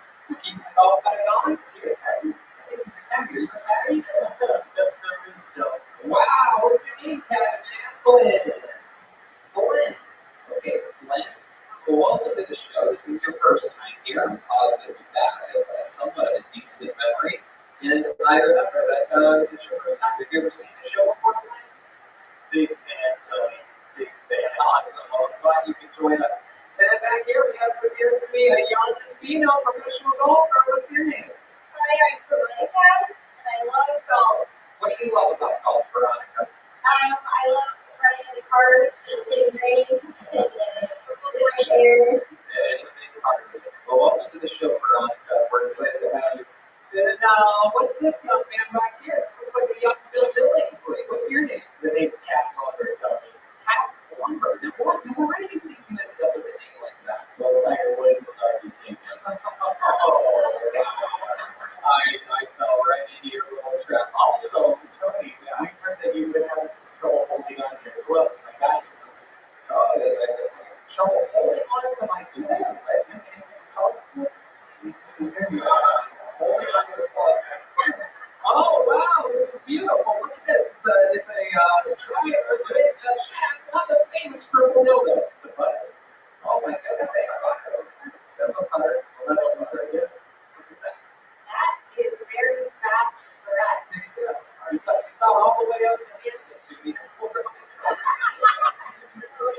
You have longer. You thought you were going to slow it. I don't think you decided to give it to me instead of just coming out with it yourself. I only like sandwiches.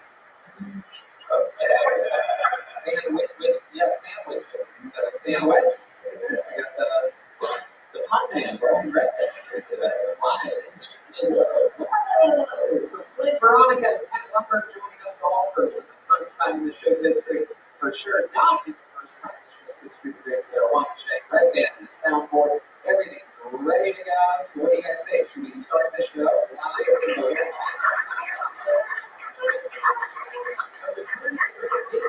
Is happening tonight. Yellow Springs, Ohio.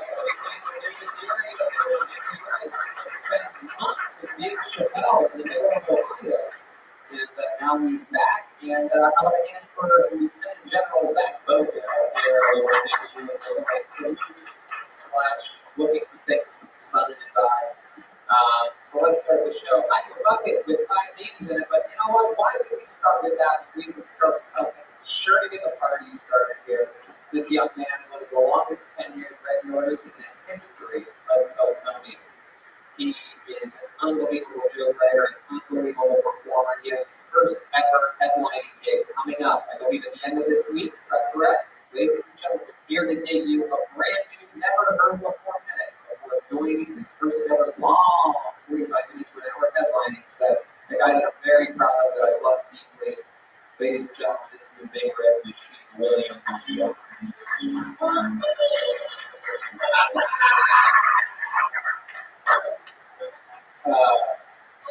I recently got back on Facebook.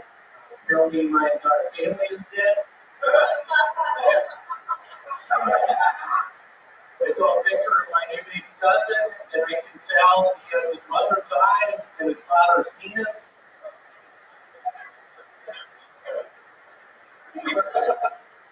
I enjoy seeing white and black people come together, but enough about my porn preferences.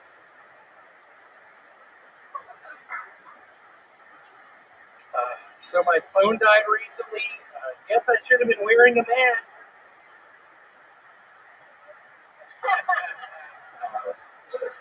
My girlfriend ovulates so hard she barked it. Hey! I didn't know how to do that. That's it. She what? What did she do? She's ovulating so hard. She what? She barking. She barking. Like a dog. I think you should say that part. Barking like a dog? Yeah. I didn't understand what the last things that you said. Did she barking? She barking. I didn't say that you should say. I don't even think that she's barking like a dog makes it any funnier, but I think you should at least say it so that people understand. What does ovulating even mean? That means that they're having. It's what happens, I believe. Can have after the period or during the No, period? it's right before you get your Right period. before. It's when you're most fertile. It tastes the best. It's when your egg starts moving down. It's when you can fit 3 balls in the hole. Hey! It's already begun. Flynn nailing a golf joke from 3-point range. Is that when it gets creamy? Also? Oh God, Red Yeah, Band. probably. What does that even mean? Oh, don't ask Red Band. That even mean? I don't even get it. I don't get the barking part. Yeah, why would she bark like a dog? Because she's ovulating. She's wanting a kid. She sees me walking in the bedroom naked. She's barking like a dog. Can you do an impression of what type of bark that she does? Oh! That seems like a howl. I know. Wow. It's like a hound dog. Like a hound dog. You are a smart man, William. You said that you made a joke about interracial porn at one point. You like to see black people and white people come together. I do. Is that true? Do you watch interracial porn? Do you watch porn, William? I do. I think I've said it before. I'm a big hand job fan, just because I feel like it's the most accurate thing I could be watching. Because I'm doing it to myself. Because that's what's happening. You are getting a hand job. That Most is an interesting way of thinking about it. I'll watch that. I'll watch some mature stuff. Do you ever watch hand jobs given by people that have red hair on their hand? Because if you're watching that, then it's even more accurate. I was scared you were going to ask me if I watch hand jobs given by guys, and I have accidentally seen a couple of those. Accidentally? Not really. Well, how much do you think you watched of one of those? Oh, God. Hours? Hours. Wow. No, 30 minutes. Do you remember any of the names of these hand job porns that you watched? One guy's name was Sean Dragon. Sean Dragon. Shout outs. Really good. Love you, Sean Dragon. Wow, it's a good hand job. It seemed like it. Now, was Sean the guy giving the hand job or getting the hand job? Getting it. Oh, very interesting. Really cool video. Why did they call him Sean Dragon? Does fire come out of his wiener when he comes? No, I don't know. No, it doesn't. That's impossible. No, yeah, I don't know why they call him that. I don't know. I like that. I like Sarah? Are you watching interracial hand job porn? Good question. Yeah, I watch that sometimes. Let me ask you this. Is it a black hand on a white penis or a white hand on a black penis? Both. Oh, you like to switch it up. Oh, yeah. I love that. What's your preference? I can't stop. Oh, wow. I really can't fucking stop. Oh, my goodness. How often do you watch hand job porn? Once a day? I don't know, 5 times a day. Okay. That's a full-time answer. It's a full-time job. William, how's your life going? You seem very present today. You seem yeah, doing good. I've taken Adderall the past 2 days. I've been writing literally 10 hours trying to compile all my jokes. I don't know how 45 minutes is going to go with a bunch of short jokes. It's going to go. I'm worried. I'm nervous. It's going to go faster than you think. It's going to be very. That's what I'm talking.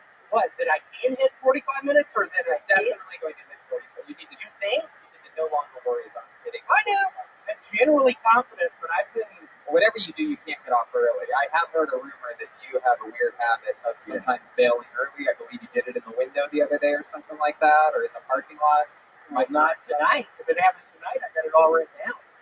I'm good to go for tonight. You're not going to do 45 minutes here at the Comedy Store. That's what they told me. No, they didn't. They said I could practice tonight. Nobody said that. I was on the show on Showtime. They said I could practice. It's all my name on the credit. Cat Lumper has something he wants to say. Go ahead, Cat Lumper. Unfortunately, the time has passed. Let's move on. What were you going to fucking say? I was going to say that the only thing you look like you bail is hay. There you go. Clearly the time has not passed. So just, from now on, if I tee you up, just do whatever you're going to do. Whoa, good. That was that easy. Liquored up, baby. Cat Lumper continuing where he left off last week. And I had 6 tee-up jokes ready to go later in the episode. But Tony, thanks a lot. I love that green. I love that green. I love that red. I swear to God, I didn't even notice that. I literally didn't even. I forgot you guys were golfers when he did this. So it's a golfer at this point. Is this part of the compliment? No, it's just a saying. It's a no. I think it's to somebody. I think it's a golfer. Well, you know what? It's just part of my part of the course. Tony, I've been watching your stories. Are you actually flying on yours? Go ahead, William. Are you actually flying on those planes, or is that a flight lessons now? Tony, be careful. That's how you're going to die. That's how you're going to die. One of the planes is going to go down. I've had a dream. I've had a dream. I'll let you run out of oxygen. Keep repeating it. You good? I just want you to be careful. I care about you. Okay, thank you so much for the care. Do you know who thinks planes crash? You know who says things like that? Dumb white trash people. So don't be a dumb white trash person. It's a 737 Boeing business jet. You never hear of those crashing. It's almost absolutely impossible. It literally never happens. Never say never. Oh, okay, William. Again, this is an ignorant way of thinking that you're shut. You know what? I don't think you're going to be able to hit 45 this weekend when you headline for the first. Yeah, I don't think I am either. Not if you're flying into Eureka. Listen, Tony, he's hitting at least 103. I'm saying. I think you're going to fucking try to bail out at 28. I think I am too. No, it's not an option. Worst comes to worst, keep your fucking jokes written down and glance at it. Also, have a couple. That's fine to do, isn't it? It's fine, but be very weary of leaning on it. Yeah. Just have the in-between talk also. When you're doing material, just, don't be afraid to, talk to a couple people in the audience. A little bit. And then go right back into it. Yeah. Be comfortable. Try not, because I have a feeling you're just going to speed through everything, and then you're going to be 20 minutes. What are you going to open with? Let's do a little thing. Let's tee up his intro music one more time. Son of a bitch. Oh, Jesus. That's twice. What? Tee up once again. Okay. Very good. So here he is, ladies and gentlemen, headlining here in Eureka. We want to see your opening joke. We want to see your opening energy. Put the mic in the mic stand, William. Ladies and gentlemen, this next guy is headlining. You know him from the Comedy Store. You know him from Kill Tony. Here he is, the great William Montgomery. Eureka! How are you all doing? I've heard about your castle. That's good. It's good. What else? Give us one more. What are you going to follow that up with? I obviously got the recessive gene. The interesting thing is both my parents are black. Wow. Okay. Start straight with the Yeah, you should probably maybe go, I looked up a lot about this place, continue the Eureka thing a little. bit of Eureka. I came here today, as you can tell by the way I look, I came here on a hot air balloon. You could say that. That'd be a great follow-up joke. Or actually, I was thinking doing some Eureka Springs, Arkansas jokes. Nope. Pretending like I'm in Eureka Springs. Nope. Okay. Do the hot air balloon thing because it's on you. What do I say? What do you mean? It's a little bit self-deprecating, yet it's adorable. The person who brings you up is naturally going to say, that you live in LA or whatever, that you perform at the Comedy Store. They're going to know that you had a little bit of a trip to Eureka. So you say, after the Eureka thing, I love your castle, blah, blah, blah. As you can tell by the way I look, I came here today on a hot air balloon. That's what you say. So you do. You have a hot air balloon look to you. Am I right? No, 1,000%. I don't know what it is. There's something whimsical. There's a glimmer in your eye. It definitely looks like. Really, Sarah? Yes. Tony, what if he goes, I knew I was in Eureka because I went into a store and the guy said, man, Eureka. Nope, don't do that either. Don't do the other thing we're going to do. And so the castle and then the balloon stuff. The castle, hot air balloon. And you get right in. As you can tell by the way I look, I came here on a hot air balloon. Say it straight to that camera right there. Hey, what's up, Eureka? As you can tell, Nope. Wait, what am I supposed to say? As you can tell by the way I look. Okay. Hey, Eureka. As you can tell by the way I look, I arrived here on a hot air balloon. It took about 8 hours. Nope. The punchline should be at the end. That's a good time. Don't need that. What should be the punchline? What should I say? 8 hours. Hot air balloon is the punchline. Yeah. Okay. As you can tell by the Jeremiah. As you can tell by the way I look, I came here today on a hot air balloon. Hey, Eureka, really nice to be here. Do the castle bit, and then do the second bit. Okay. This is headliner training here at Kill Tony. Very good. Okay. So at the very beginning, walk up to the mic, get the microphone. Ladies and gentlemen, William Montgomery. Big round of applause. Here we go. Here comes William Montgomery. Eureka, what's up? Really nice to be here. Where's y'all's castle? But seriously, I arrived here on a hot air balloon. Fucked it up again. That seemed good. What do you mean? By the way I look. As you can tell by the way I look. The joke is about what you look. Would I not say that? They wouldn't assume that you came here on a hot air balloon. Say, by the way I look. As you can tell by the way I look, you can say that if that makes you more comfortable. As you can tell by the way I look. The Bee Gees song. As you can tell by the way I look. There you go. Thank you, Flynn. Thank you, Flynn, so much. Just trying to shoehorning another song into a segment that does not need singing. So, as you can tell by the way I look, I came here today on a hot air balloon. Hey, Eureka, as you can tell by the castle joke. Crazy. Eureka, nice to be here. Where's y'all's castle? As y'all can tell by the way I look, I arrived here on a hot air balloon. Good enough. Eureka, you know what? He's got it. You know what? We got some mail for you here today. I'm opening it up. What's in here? William's wearing one of his new pairs of shorts. I am. Thank you so much for shorts. Become a weekly segment on the show. By the way, Eureka is known for Brendan Fraser. So, is he from there? Yeah. Him and Lloyd Bridge is pretty much the only people. That's interesting that he's from Eureka. I always thought he was more of an Encino. Yeah, I thought he was an Encino. There you go, see? There you go. Do that as a joke. Do that. It's a good Eureka joke. Hey, I found out. Hey, y'all, I found out that Brendan Fraser's from here, from Eureka, but you know what? I always thought he was more of an Encino man. Yep, just like that. Perfect. Love it. Be careful. It's like a shirt this week. looks like a shirt. You gonna throw it at him? That's it. All right, so you go try on that shirt. We're gonna do another fashion party here in a little bit, okay? William, you're gonna kill it. Congratulations on your headliner set.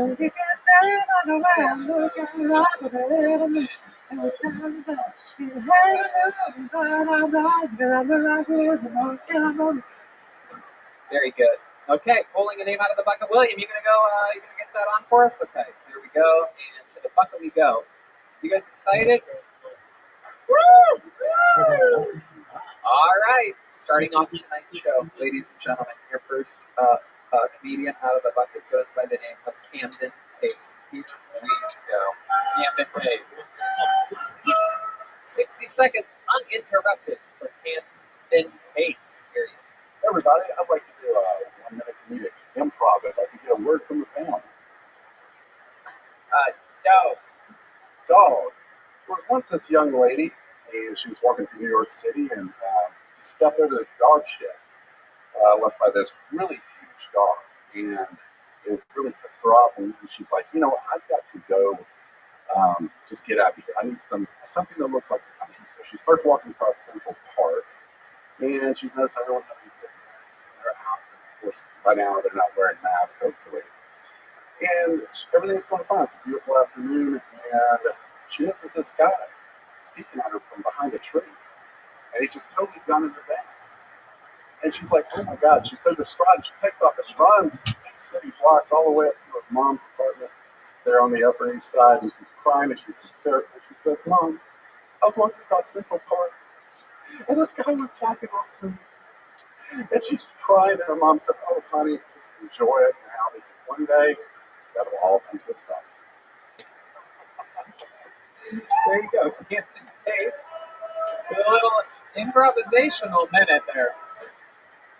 Okay, there you go. Hi, Camden. Welcome. Hey, Tony. Thanks for having me. You took a big risk. You improvised a minute. You've been asking me for weeks if you can have one of these spots, and look at you. You came in, guns a-blazing, light on your feet. Camden, how long have you been doing stand-up and or improvisational activities? Let's see, it's been since June of last year, so what is that? Maybe 13, 14 months? Yeah. Started June of last You started what? Stand-up? Started with stand-up, fell into it completely by accident. Where were you? Over at Flappers. Flappers, okay. I got talked into going to what I thought was an open mic, and I actually just wanted to see everybody do it. I didn't want to do it. You didn't know you were going to be the best comedian that Flappers had last year. For the first time ever on stage.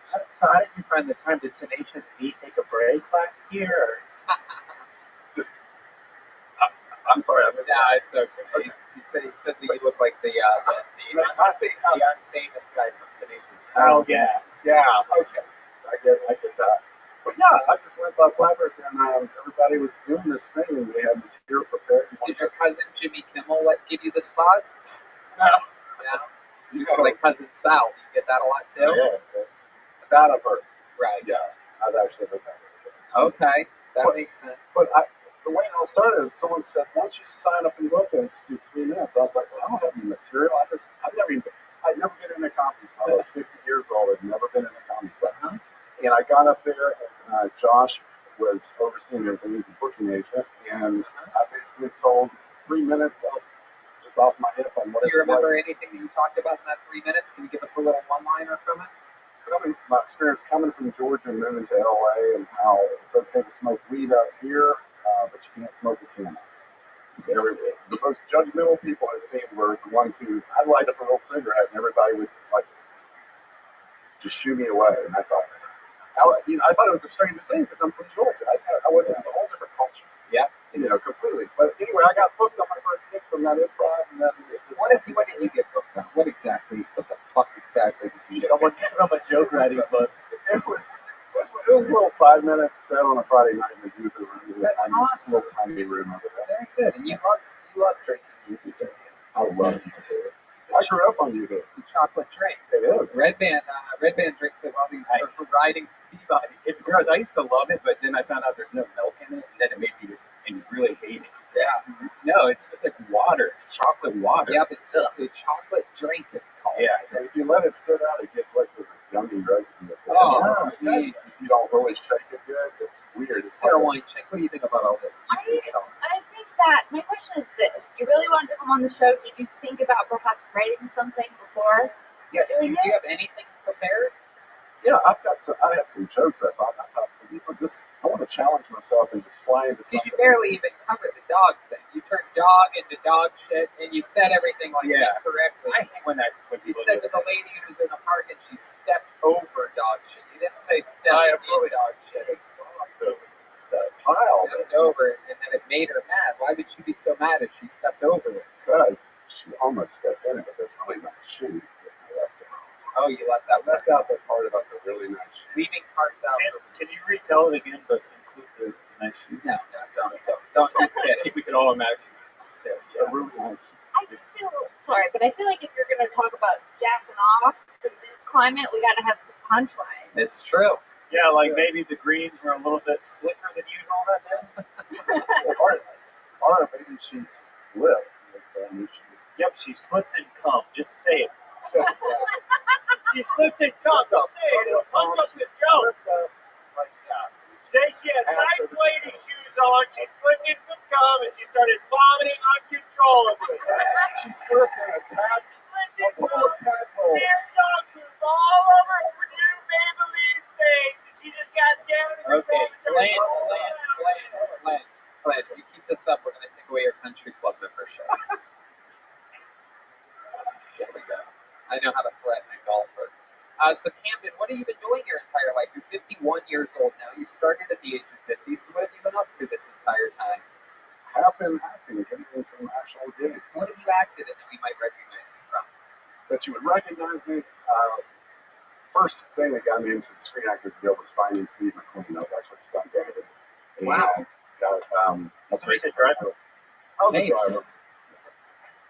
My goodness. Yeah, and then I got a comedy. Actually, I was on your show last July, and that got me booked on a comedy web series called The Dance Next Door. How does this guy keep getting booked? This guy gets booked on Seriously. This show launched my actual comedy acting career so far. I've had some got one audition just came in today, so I've got some. Oh yeah, what's that audition for? It's a untitled feature film at this point. You gotta be kidding Where I'm me! playing alcohol. I'm playing like an alcoholic A dad. little bit more than what you are. I'm trying to get more information from him. Keep going. Yeah, it's a feature film where I'm playing like an alcoholic dad. But he's like a funny guy. He's not a mean. Do you have a take on the character already? Can we see a bit of it? And it just came in this afternoon, so I have not looking at. Can you just say something like a drunk father would? Like let's say I'm coming in late and I'm your son and you're mad at me.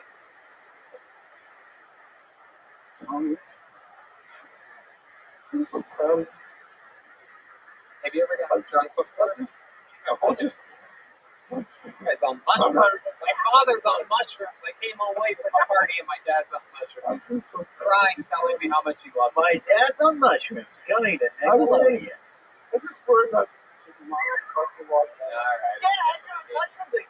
We definitely need some character work. Tony, this is how I started golf. I just showed up and they were like, hey, do you want to play? And then there was a long line of people who never got to play because we held up the course. That happens. That is the thing. I did get stuck behind a group of 7, a Korean family yesterday. A group of 7. They booked back-to-back tee times and then they played together. If you're wondering how awesome that is, it's not. So shout out to that awesome Korean family that literally held up me and 2 unbelievably, incredibly great golfers. You know, they were very suspicious. Oh, this is the music that they were playing in their golf carts.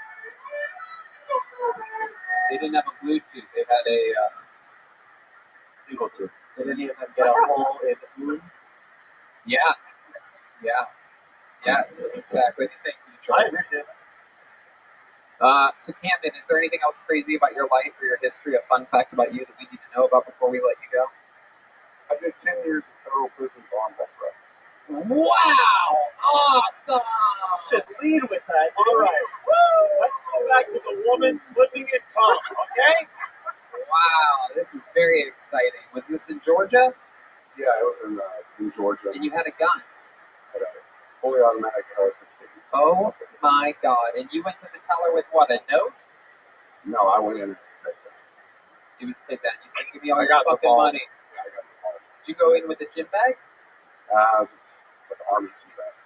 Wow! Did you take the money? Yeah. And you walked out?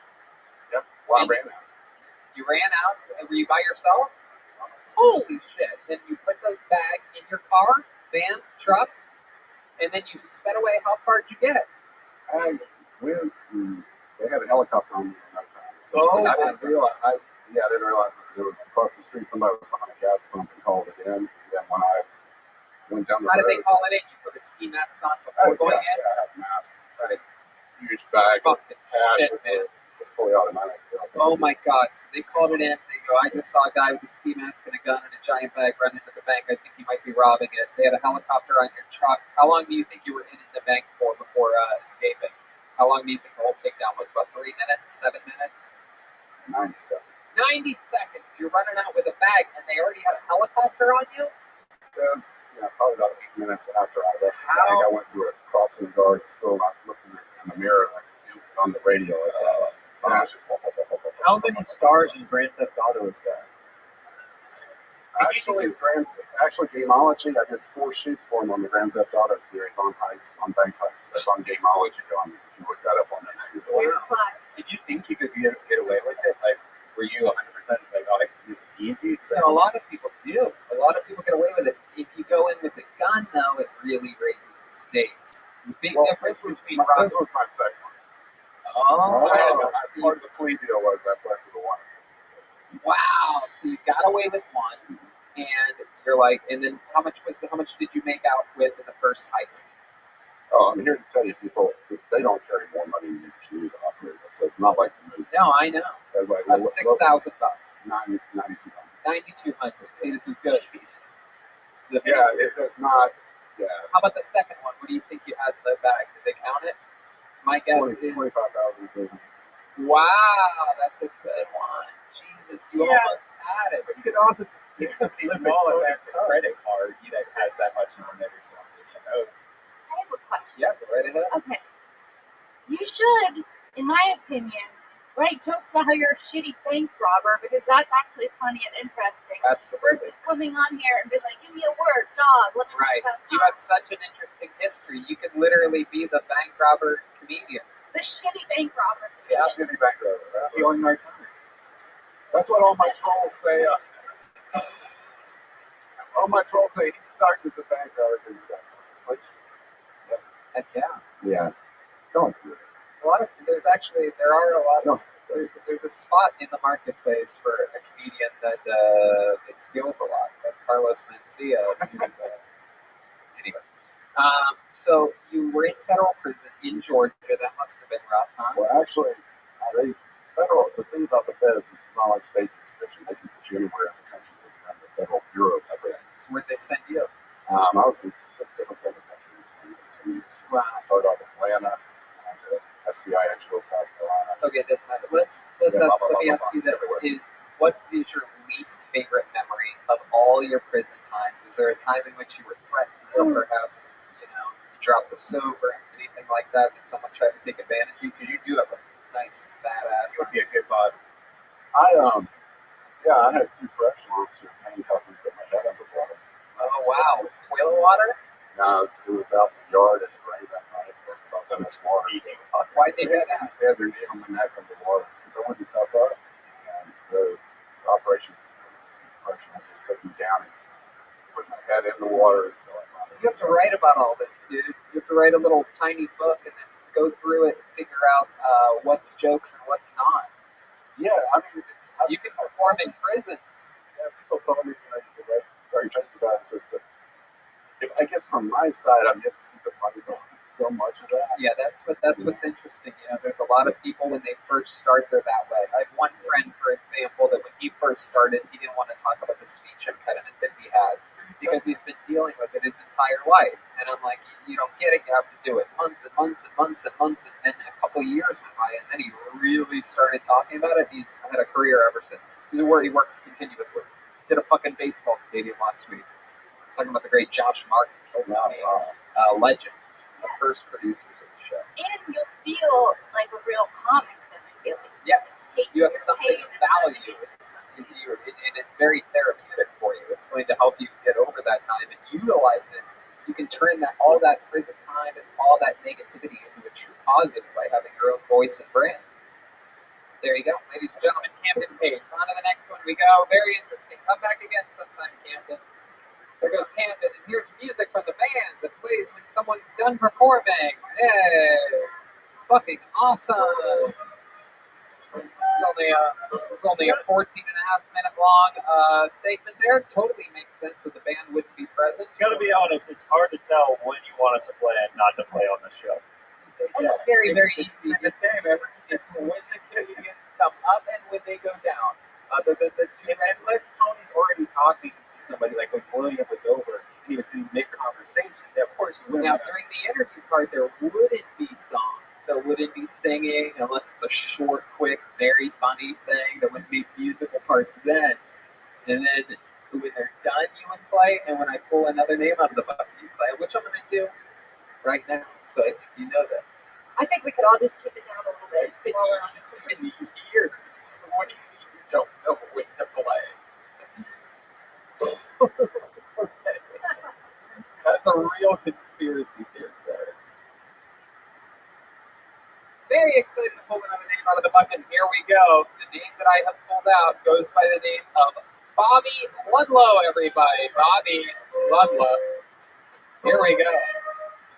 Fly like an eagle, let that spirit carry me. Hey, it's Bobby Ludlow. By the way, my name's Bobby. I talk to aliens, but I think they muted me. People say I sound like Mitch Hedberg. I'm not as funny as Mitch Hedberg was, but I'm funnier than he is now. All right. For $10, you can get 1 gram of weed or 40 quarters worth, depending on how you look at it. I'm writing a sitcom about a narcissistic Asian. He has a speech impediment. It's called Everything is Wrong. Rape whistles do not work underwater. I almost drowned. We need to fix this. Dolphins rape. Only the good die young. I'm sorry, Grandma.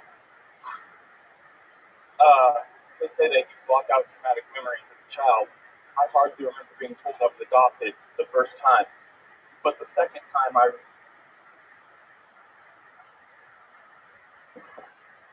found spray paint before I was prescribed Hyperimlin. We used to play a game called Become a Ninja School. We weren't good at naming games because we were high up in paint. There you go. There's a minute from Bobby Ludlow. Like an eagle unto the sea. Hey, fly like an eagle. Let that spirit carry me. Welcome to the show, Bobby. Thank you, Tony. How are you? Where are you from? I'm from Pomona originally, but I've been kind of traveling all over the place for a while. Okay. Stuck in a little desert town for the last, too long. Wow, what little desert town? Ridgecrest, California. It's a Navy kind of Is that near 22 Palms? 29 close. Yeah, 29 Palms. Bakersfield, Yeah, on the way exactly. to Mammoth. Kind of Mammoth. I think you drive past. Right. Okay. What made you set up shop out there? I got drug out there by my family, basically. Everyone either goes there for the Navy or, like, my grandpa had health problems, so we went out there for the weather. Okay. What kind of health problems did Grandpa have? He was just getting old, can't remember shit. Right. Okay. So now you live out in the middle of nowhere. How do you keep yourself busy out there? What do you do for work?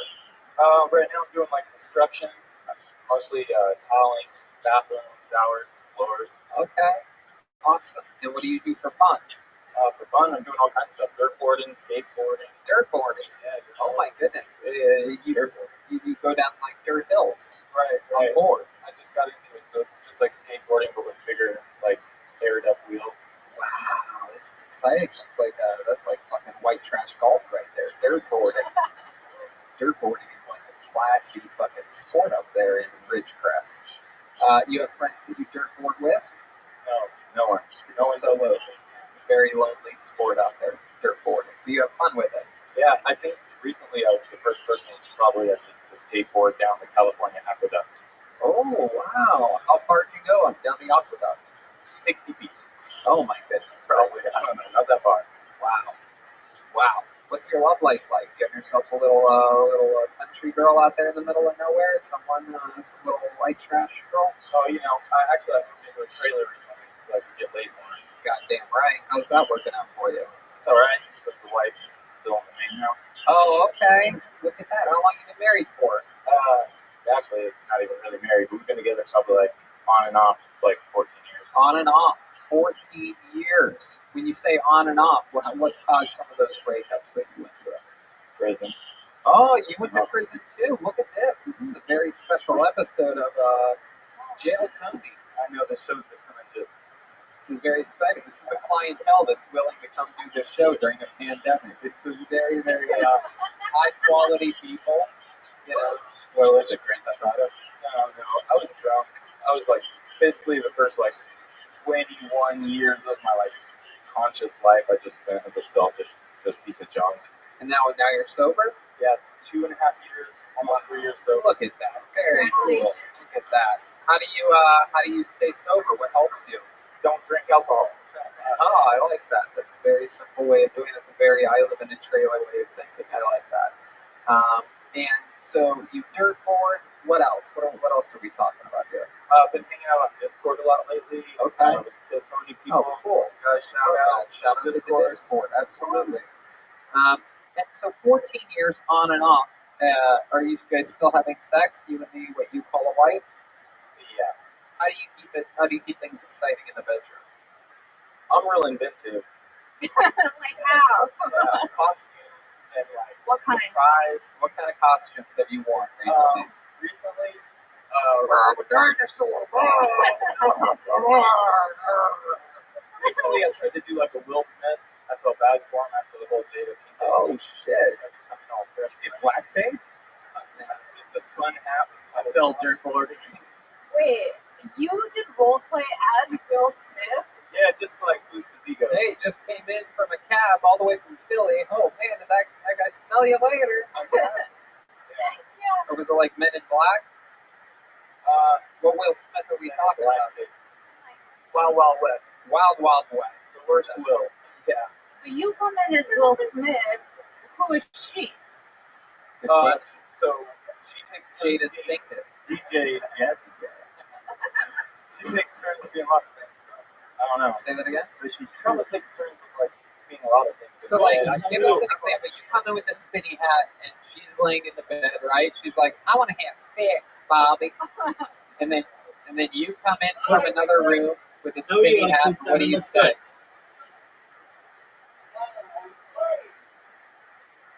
Excellent. What's new? Excellent. Glad to hear that.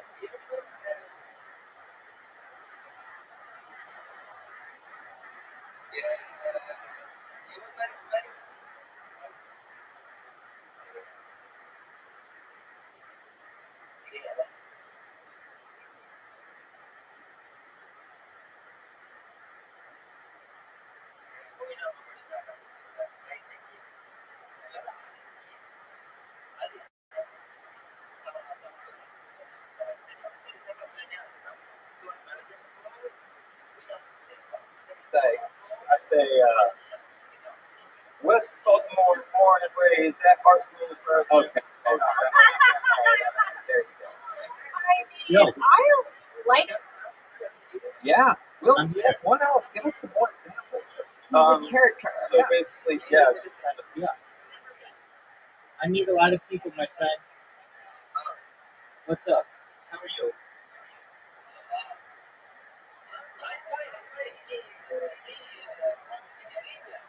Oh yeah, now I remember you.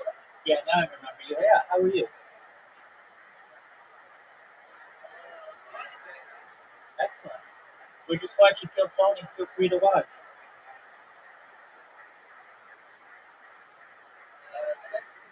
Yo. Take your time.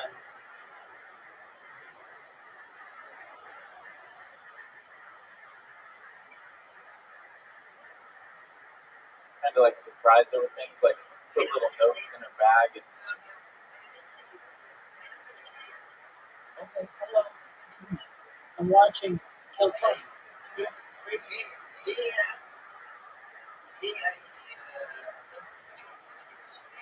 Okay.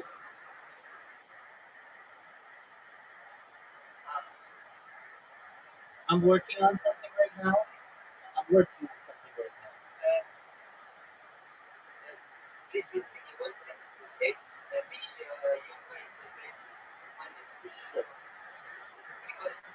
Take your time. So she reads them all day with like little sexy sayings. Aww. Like what? Like pregnancy raw, the door or something. Yeah. Just like little sweet things. And then you also live in the trailer so you can fuck other bitches too? Yeah, these are jokes. Mostly jokes. Mostly jokes. Very, very. Not here, but like trailer jokes, kind of. Yeah, absolutely. What's your favorite beverage? Surge, Mountain Dew. I wish I had any beverage right now.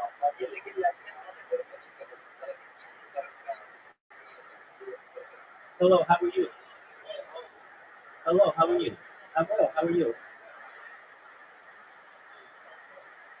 United States? California?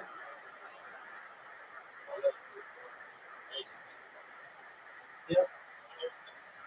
I'm working on a project right now. I'm building robots.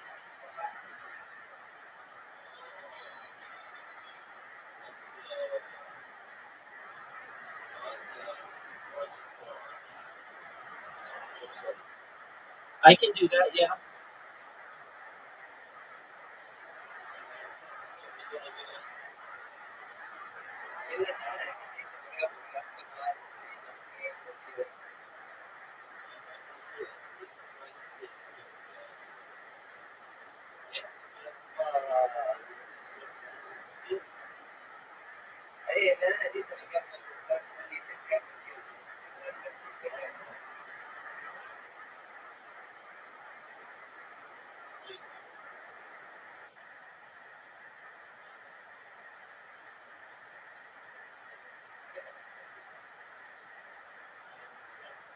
Yes, how can I help you?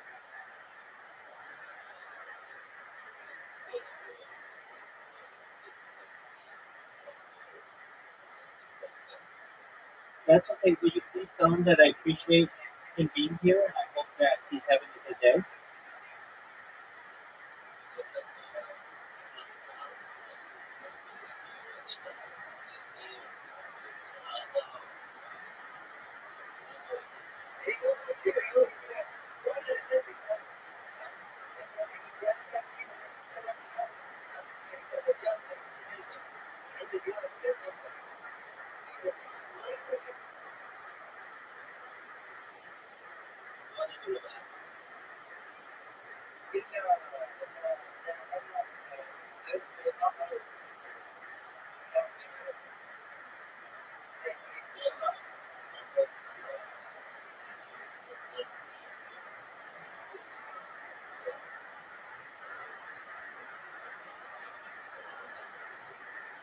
Absolutely. Thank you so much for translating.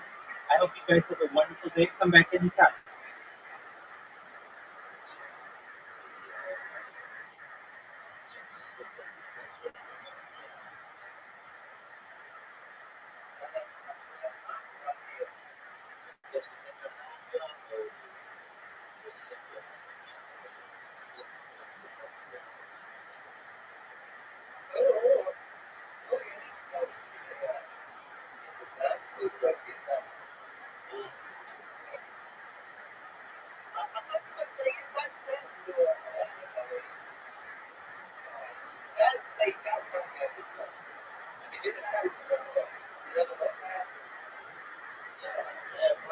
Yes. Excellent. Nice to meet you too. Take care, my friends. Have a wonderful day. Thank you.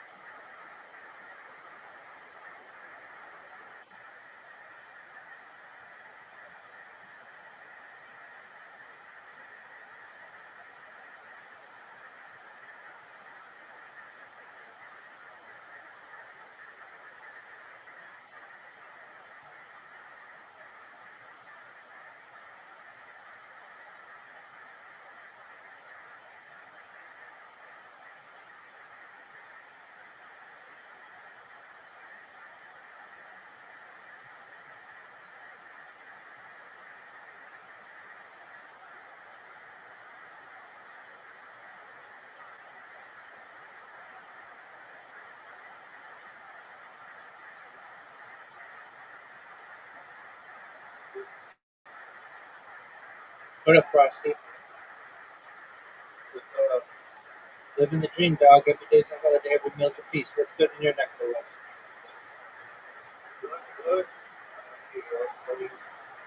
How has the vaping journey been?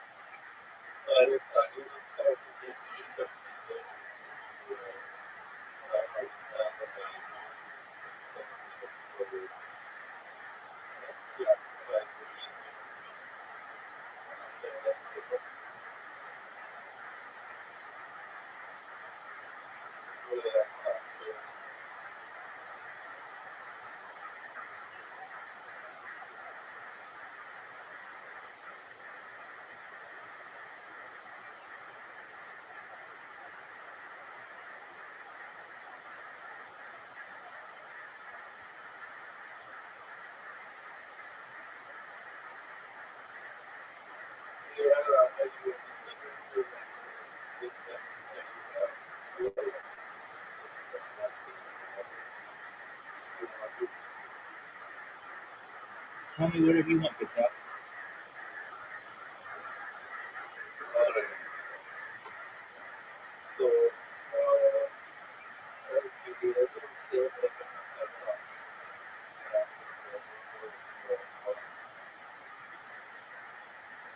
Generally, it's focused on four.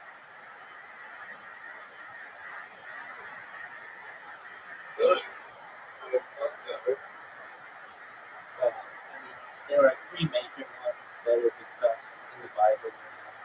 There are other, perhaps, um, discussions depending on the tradition. Generally, yeah, that's considered.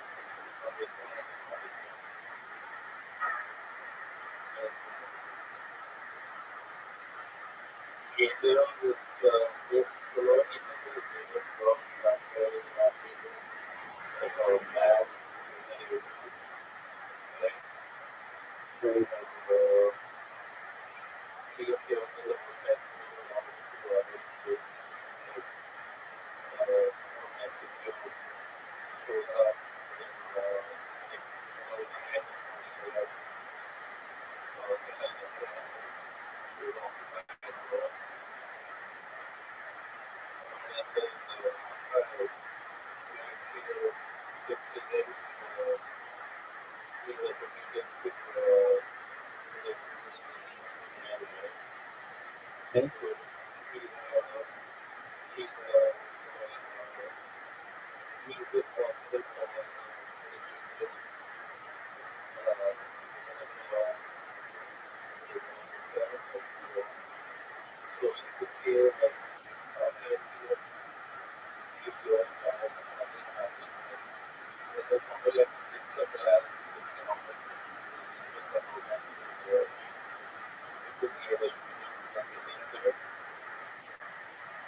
Okay. I mean, generally, we hold four archangels in high regard with other angels. Generally, we see Michael as the chief angel, then there's Gabriel and Raphael, and then we also have Uriel. And not mentioned as much in the texts, but in some other traditions, he's mentioned. He's associated with stuff like that.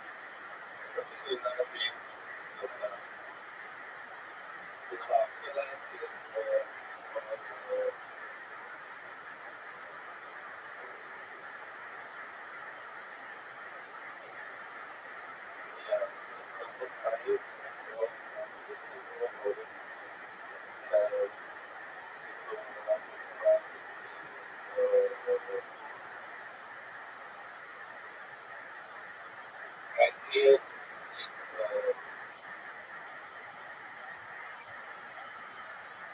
It's good. It's Asriel, that is a prominent archangel.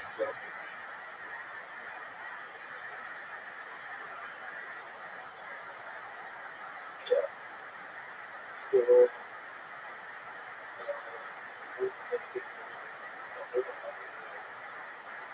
so there's a lot of people that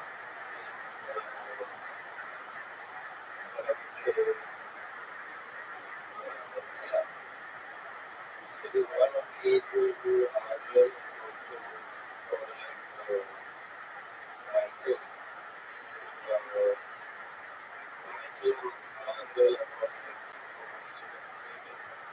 so that they were people that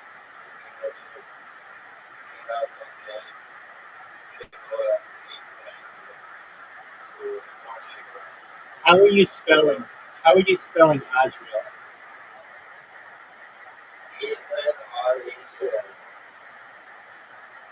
Okay, yeah, that one is not featured. Yeah. So,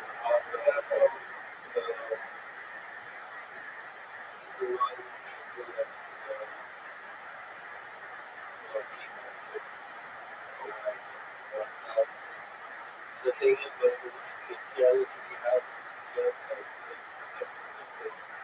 because we don't have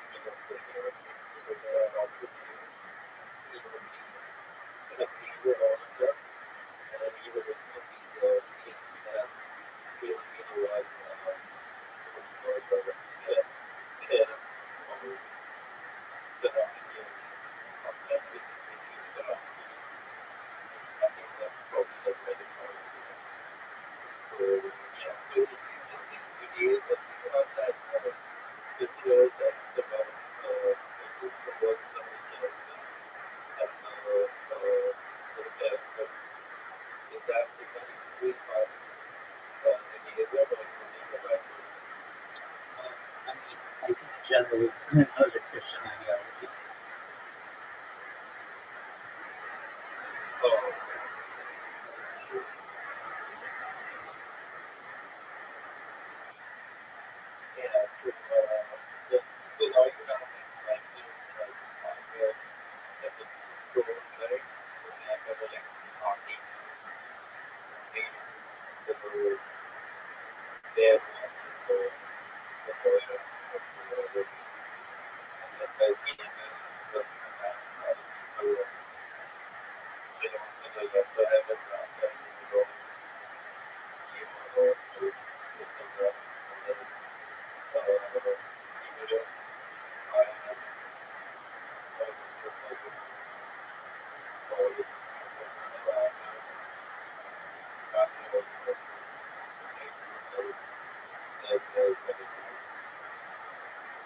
So yeah, that's the piece here. That's how I can because I work with you like I don't know.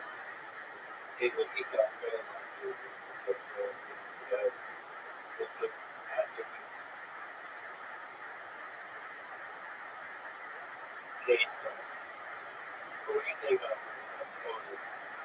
You know, to be honest with you, no one knows. This is all kind of just like traditional oral histories and stories that have just basically been made up. Nobody knows. Yeah, I know. So I just say what you say. I like I'm kind of just like I find the things with the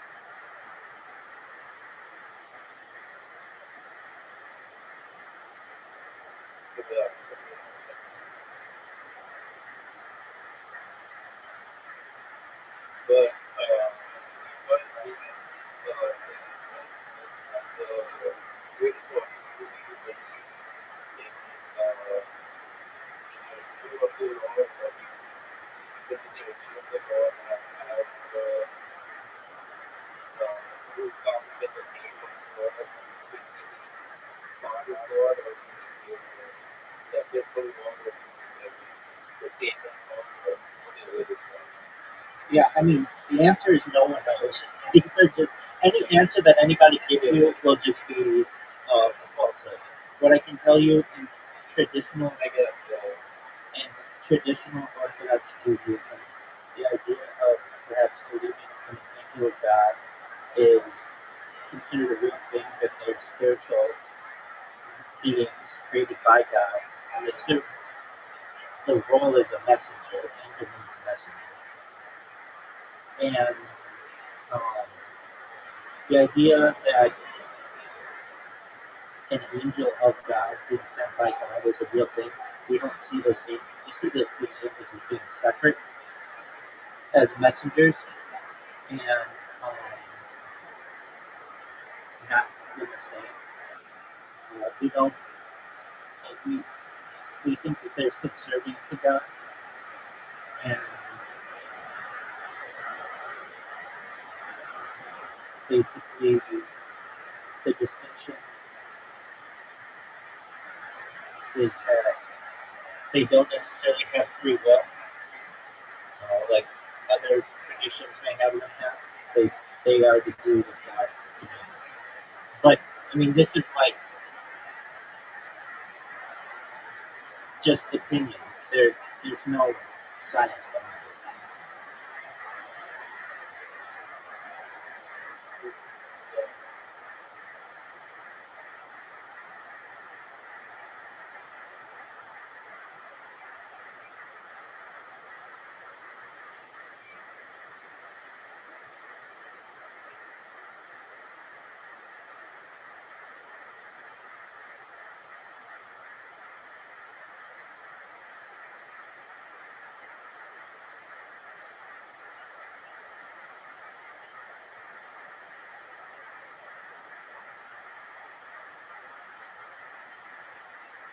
Favorite beverage would be like anything.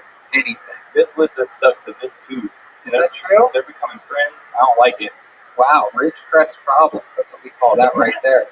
Bobby. All that dirt boarding. Yeah. Oh, the PG Tour hooked me up. Look at I'm just kidding. whoa. Oh, shit. Brought you water and you call him the PGK Tour? You wrote Steven Dragon over here. He's not going to let that slide like a dirt board. So, Bobby, how long have you been on stand-up comedy? First time. Wow, first time ever. Look at you. How old are you, Bobby? I'm 33. 33 years old.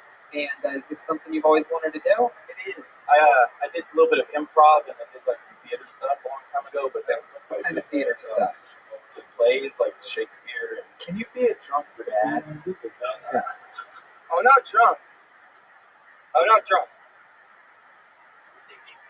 Go to your room. What do you mean it's morning? I don't care. Where's mom?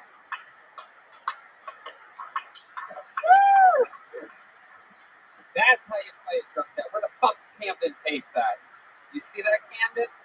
Take notes from Bobby Ludlow. How long has your dad been selling propane and propane accessories? Damn it, father. Oh.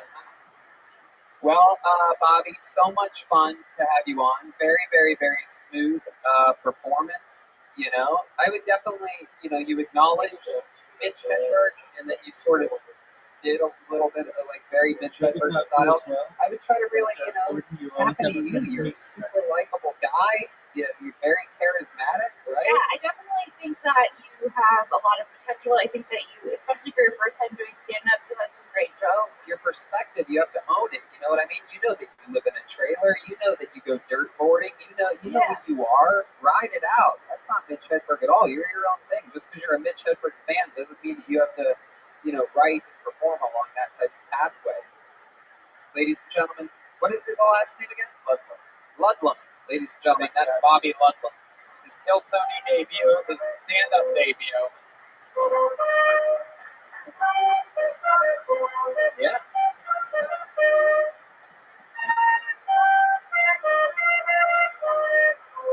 Before we get to our next comedian, why don't we check in on the sensual and sexual stylings of the great William Montgomery. Let's see what his new outfit looks like. Here he comes. Where's William at? Here comes William Montgomery. Here he comes. He's coming out. Wow, look at this. There he is. Did someone order a tree stump? The tree stump delivery man is here. Guy wearing. Okay. Dude, this guy looks like Uncle Herschel off the menu. Yeah, crazy. Yeah, Uncle Herschel is one of the items at Cracker Barrel. If you knew anything about Cracker Barrel. Yeah, unlimited biscuits and gravy. This guy is dressed like a young caramel macchiato. Very exciting. We had somebody that came in here yesterday, and they were like, if you keep spamming me, I'm going to sue you. And I was able to calm them and turn them into an ally of my project. So that's really good. Shit, meat. Very exciting. Oh, blood.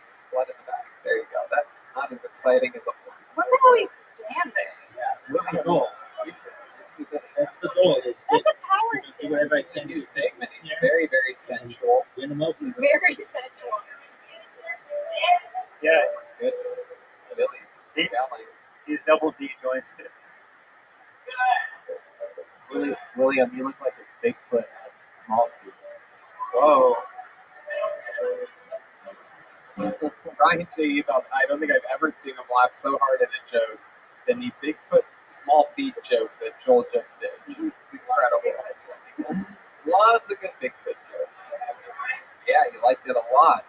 Hey, how's the Birkenstock market this season? What size shoe do you wear, William? You sort of do have tinier feet than I would expect for a larger man like yourself. That's not a 12 and a half. You're lying. That's not a 12 and a half. Jeremiah wears a 13. Okay, I'll allow it. His toenails are the longest part of his foot. But he'd wear an 11 if he trimmed his toenails. But all right, there he goes, William Montgomery, everybody. And now it's time for me to bring up his cohort in crime on the hit podcast Brothers in Cursive, the other regular on the show. Unbelievable joke writer, very, very, very strategic, surgical roast star. Ladies and gentlemen, this is David Lucas. There he is. Yeah. If you drink White Claw, I'm convinced you'll suck a dick. White Claw is white people's innocence. They love that shit. Cleavage on women is sometimes better than seeing their actual titty. Like cleavage be looking so good, and the girl take her bra off, and that shit look like it was put in a blender. What the fuck happened to your titties, bitch?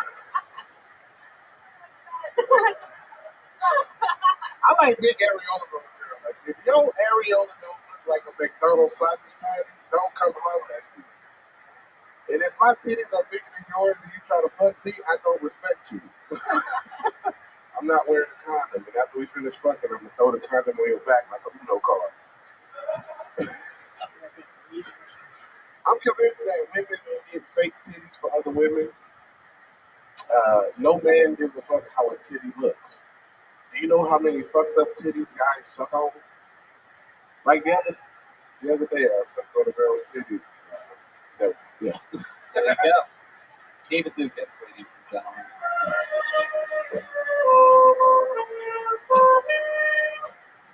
Yeah. Why do I Really get on this the high register of the horns? I get that fucking police screamer music. What song was that? Bridge over troubled water, Simon Garfunkel. Okay, my the saddest shit they don't play tonight. They play it for me. Nigga, I thought a police was being buried. 21 Guns Salute. Let's go back to Redman's pre-recorded soundboard. Let's go to a song so you can use accents rather than use the live band. Oh shit. Dang, it doesn't matter. Yeah, old white woman's funeral. I was confused. You said you don't like wearing condoms, but when you're done fucking with her, you're going to throw it on her back. Did I say that today? Yeah. No, I didn't. Yeah, you just did. Wait, say it.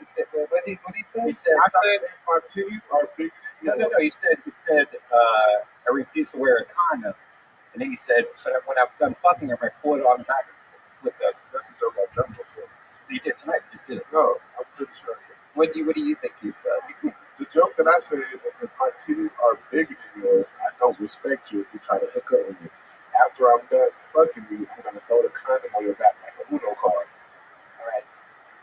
Where you said you didn't like condoms also before that. I don't like condoms, but that Nobody likes condoms. No one's like, I can't wait to put on this condom. I said not wearing condoms, right? And then you said that you're gonna throw it on her back. I was like, I probably did. I don't know. I'm not wearing a condom, and after we finish fucking, I'm gonna throw the condom on your back like a Uno card. It's the inception of podcast right now. I can't remember one last time. I've had a couple of times. There you go. The joke was banger. It really was, and it's very true. Sometimes you see the middle of that chest, and it's like, wow, look at the fun that's going to be had here, and then all of a sudden it takes a turn for the worst.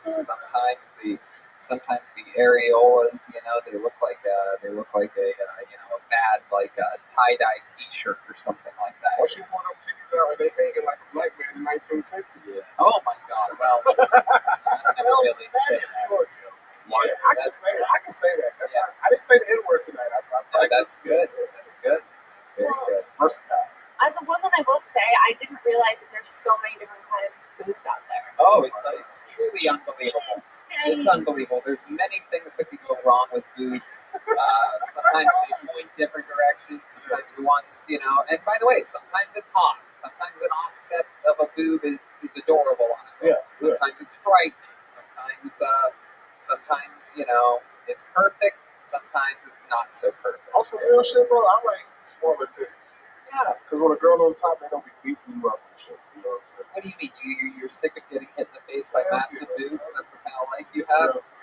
How old are the women that you're dating when they're just hitting you in the face every time they're on top of you? You get a 26-year-old that had one kid that got some big knockers that one. You're absolutely right. Sometimes it's not about the banger, it's about the hanger. That's what I always say. Thank God cock and ball is always perfect. Sometimes things...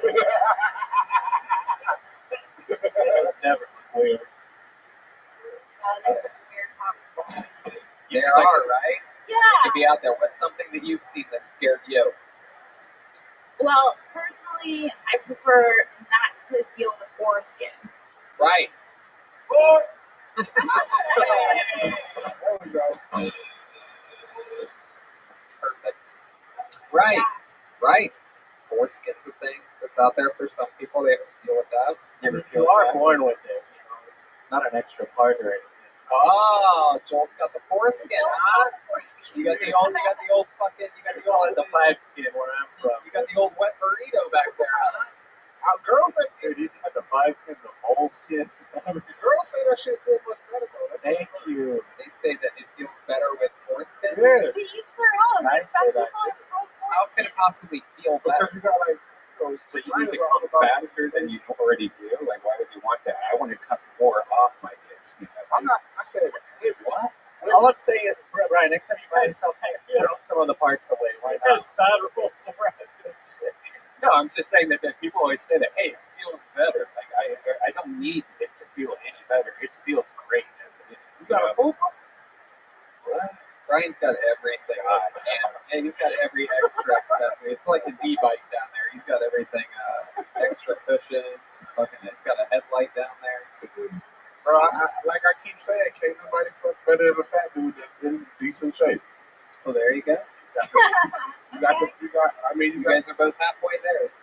I'm in better shape than you. I don't know. Oh, Is that I true? don't know. Can you suck your own dick? Because Red Band can. Well, free corona. Red-Band can't out. I know for a fact Red-Band. I know for a fact the Red-Band can't keep you a push-up. No, probably not. Yes. So Absolutely. Like, just gave up. Is there any, Red Man, let me ask you this. Is there any physical competition at all of any kind that you think you can beat David Lucas? Definitely he like yeah, Oh, look at that. you don't want to race.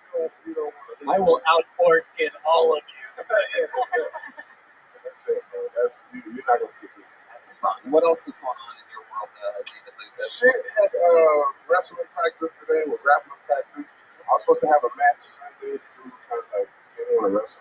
So, You wrestled with Jay Moore on Friday, right? yeah, I tapped him with a I don't know why you kids that think you're wrestling keep talking about tapping people. That's not wrestling. I tap. I do catch wrestling, so you have submissions in catch wrestling. I guess so. Yeah, it's kind of like Brazilian Jiu-Jitsu. It's basically Brazilian Jiu-Jitsu.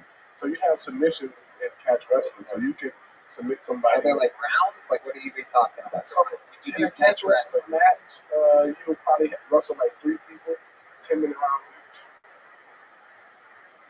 1 round per person? 1 round per person. 10 minutes straight, no breaks? No breaks, but if you submit them or tap them or Yeah, it's a long time. Yeah, it's very long. well, you try That's what Josh Barnett does. yeah, you try to tap them or pin them before the 10 minutes is up. You just get 10 minutes. Sure, yeah. I never went to 10 minutes is a very long time. It's a long ass time. Yeah. Okay. Well, David, fun times. I'm excited that you're getting exercise. Oh, yeah, and I'm also headlining in Miami November 13th through the 16th. Oh, that's awesome. Very exciting. And also, everybody who follows Brothers and Cousins and also follows Kill Tony, make sure you sign up for our Patreon, patreon.com/Brothers Podcast. Red Band and Janice have cooked up so much stupid shit for us to do, bro. It's like Very exciting. I donated my foreskin to get enough subscribers. I saw you guys eating hot foods on it. Bro, that's like bottom level.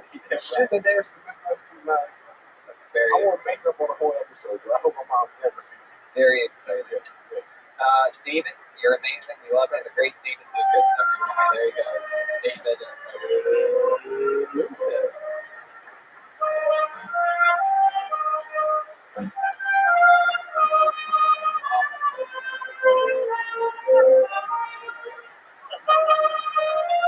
Pull another name out of the bucket. Okay, thank you guys. Thank you.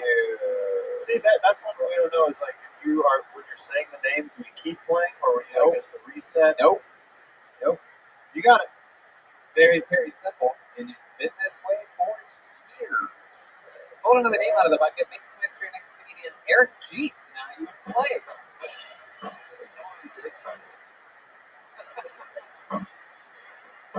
Here we go with music. Okay, Eric G. Beautiful. It's great to be here for this capacity crowd here at the Comedy Store. And it's been great. I've been doing a lot of Zoom comedy. It's interesting. It's been giving comedians all across America a unique opportunity that terrorists have been wanting to do for decades. But Zoom comedy is giving comedians the opportunity to bomb in multiple states simultaneously. But it's been entertaining. It's been entertaining to watch. But speaking of entertaining, we all been home watching a lot of TV, Netflix. We're all running out of good shows to watch. Don't worry, I heard they're coming out with a new season of The Real World. MTV just finished it. It's coming out next season. Did y'all hear about this in the preview? It's Real World, Special Edition 2020. 7 strangers pick to live in a house, live together, and have their lives taped. No one has a job, and one of them has COVID. Let's see what happens when people stop being real and start being locked down. Thanks, I'm Eric G. There's Eric G. Here's a little stinger from the band.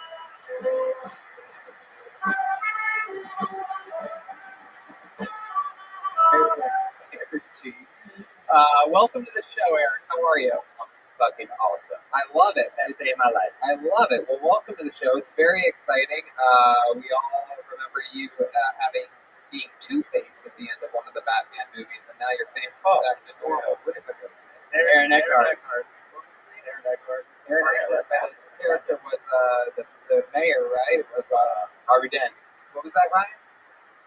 District attorney, and his name was Harvey Dent. Of course, that's what I was trying to think. I'll take it. Well, thank you for smoking too. You were talking 50 seconds after the start of your set. I was trying to think of Harvey Dent that entire time. Gosh darn it. Glad you're thinking of that the whole time I was talking. You ever get that? From a lot of people. In fact, the host of the Zoom mic that I did the first time, he goes, "Yeah, it's good to have Harvey Dent on the Zoom comedy." Yeah, you really, truly look like Harvey Dent. How does that make you feel? Beautiful. It's a good-looking guy. I'll take it. How old are you? Some guy outside told me, he goes, "You're too good looking to be doing comedy." I'm like, "Oh, I'll take it, bro." I can't imagine how hideous that guy is. He's outside right now. Shout out, buddy. You're beautiful. Yes, sir. Yeah, you already got enough going for you, but yeah, exactly. So, Eric, tell us more about you. Where have you been all this time? So I live in San Diego, and something interesting about myself, going to ride my bicycle from Miami to San Diego in 14 months. Wow! Not an e-bike, Rabbi. You should try it. It'd be a lot easier. Yeah, people suggest that. They're like, you should get one of those electronic bikes. It would be way easier. Or a motorcycle. Or a car. Yeah. Air tag. A lot of things would be easier. Really, a lot of things would be easier than a pedaling bicycle. Red Band, how many times do you think you'd have to charge? Every 100 miles. A long time. For how long? How long does it take to charge from 0 to 100? I got a fast charger, so it takes about 20 minutes. Whoa, 20 minutes, and then you get another 100 miles. Wow. And I have 2 batteries. My goodness. Yeah, man. Wow. I got 2 batteries right here, man. My Chevrolet. Yeah. What, are you doing it for any reason, like a charity or something? Or so I'm on the board of a nonprofit and doing it to raise $500,000 for a medical clinic built in Haiti. Oh, very cool. Yeah. So I bike. I've done a lot of endurance sports, and then long story short, we built this medical clinic in Haiti with some friends of mine after the earthquake, and then biking and philanthropy and all these crazy ideas mixed up in one. I was like, I'm going to ride a bicycle from Miami to San Diego. Haters gonna hate it. Bingo. That's right. Don't hate the Haiti. Exactly. Very exciting stuff. What's something that you've done before that takes high endurance? Well, some of it's fun. It just comes to mind, and part of what I speak to young people about. I used to be a super fat kid. Wow, really? How fat are we talking? We're about a deuce and a half. Wow, 250. My goodness. I was a big boy. I like to party. Look at that. So how did you party? I mean, sit at home every Friday night, eat a whole pizza to myself. Wow. Yeah, it was great. That's exciting. So I do some jokes about fat camp, but I did fat camp for 4 years. 4 years? You 4 years in fat camp? Oh yeah, locked up. So what does that mean exactly? What do they do at fat camp? Tell us about it. It means it's a lot like prison. Yeah. It's great. There's a lot of similarities. It's great. And don't get me wrong, shout out Camp Shane. That's not Camp Shane. Camp Shane. You should probably change it, right? Yeah, right? It was close. People say all the time. It's like, did it Shane that? So tell us about fat camp. It's like normal camp. I did a summer camp before that. It's like a normal camp, but literally just full of fat kids and a lot less food. Right. High walls, real high walls. These kids are trying to escape. So do people order things or try to sneak around? That's in rehab clinics. I hear that there's a lot of drugs that go on there. There are people sneaking, smuggling foods in, things like that. You talk about the fucking black market. Oh yeah. African, right? We would say where there's a will, there's a way, and where there's a fat kid, he will pay. Wow, that's So what are some of the things that you snuck For into? real. Tell us about what you Yeah, snuck no. into fat camp. Tell us about some like binges that you went on. So I didn't fuck around with any of the big things, but I legit sold gum. I was a gum guy. Wow. What That. kind of gum? Oh my god, and white. So literally in my back pocket. I'm brand loyal. You said it was like I say 4 to 5 dentists recommend you pay me $5 for that pack of gum or get the fuck out of my book. Flint? Now you said it was like a prison. Was there lemon bars on the window? We wish. We wish. No, there was like they'd search your shit occasionally or in high walls because like kids would. This is comedy if a kid would show up to fat camp. Yeah. But his parents wouldn't tell me I was going to fat camp. Oh my god. So now all of a sudden there's just this giant fat crying kid. I was like, you know that scene in Shawshank Redemption? Yeah. When all the new fish come in? Yeah. Exactly like that. Wow. So yeah, but no, it was great. I had a great time. Lost weight. But like prison too, it's like a system, right? You lose weight, but they don't teach you how to be healthier. Yeah. It's co-ed, you just come back. Yeah. And also, yeah. They just kind of starve you for that. Basically, yeah. You're in there for like 3 weeks, 6 weeks, 9 weeks. You lose You weight. stayed for go 4 back. years? I don't understand. Repeat offender. I lost like 200 God. pounds at fat camp. Oh my god. Over 4 years. When you just from crying. Right? I gained back the weight in between, and Oh it's a my vicious God. cycle that gets you. As you see their buddies the next year and be like, Oh my god. Now is your diet different? Obviously, I mean, other than you riding your bikes and shit like that. Now you eat just open red man, and I'm like, he still eats mac and cheese, and he looks good, right? No, he's like, no, I do a lot of vegetables. How about bacon wrapped cream cheese stuffed jalapenos at 3 a.m.? You ever do that? That's the plan tonight. How old are you? 32. I was 2 days ago, but no, I just ate for my birthday a fucking giant thing of mac and cheese. You really Shout out to did? my girlfriend. Yeah, for real. I'm a fat kid at heart, man. I will eat. By the way, so I understand. I'll Really, I've just never gotten fat. I just eat like a fat kid all the time. You respect. I get that little belly though.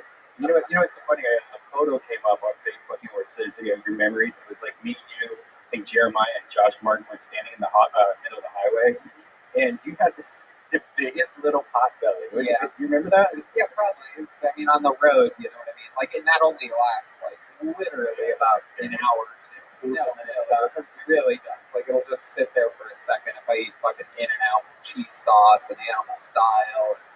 But it immediately just consumes itself. I know you've heard this before. There's like millions of fat people listening, just fucking hating you right now. No, I get it. Do it. I ate ziti for breakfast the other day. I mean, I'm a goddamn animal. I mean, talking about fat camps could be really funny. Yeah. I think there's so much there. I think that's a great subject for you to explore. And just the way that you're talking about fat camp, you just seem like I got a chance to hear the real you more. And the interesting thing is, you're such like the blatant thing about you is that you're a good-looking guy. You have a bunch of like skin that you keep tucked into your pants or something.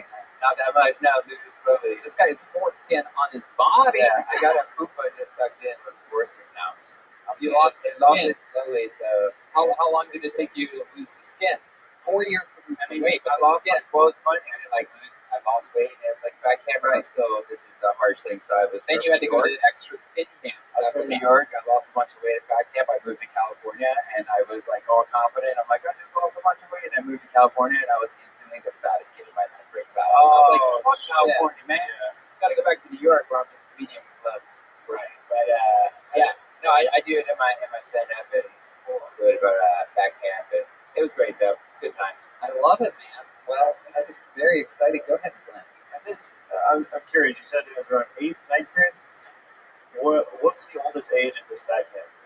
So it was young kids all the way from up to like 17, 18. So do you think that some of the campers were sexually active during this time? 100%. Oh, wow. You got laid at fat camp, huh? We did. It was a meat market. You put all these desperate, horny fat kids together in just a matter of time. Oh, my God. Slapping skin and it was brutal. The only thing you could eat there was pussy. Exactly. Go there, yeah. Exactly. Yeah, so it was pretty wild. Lots of oatmeal cream pies. Lots of perks to fat camp. Little Debbie, get over here. Hey, Dude, I dated a goddamn right. Get over here, Aunt Jemima. Give me that Twinkie.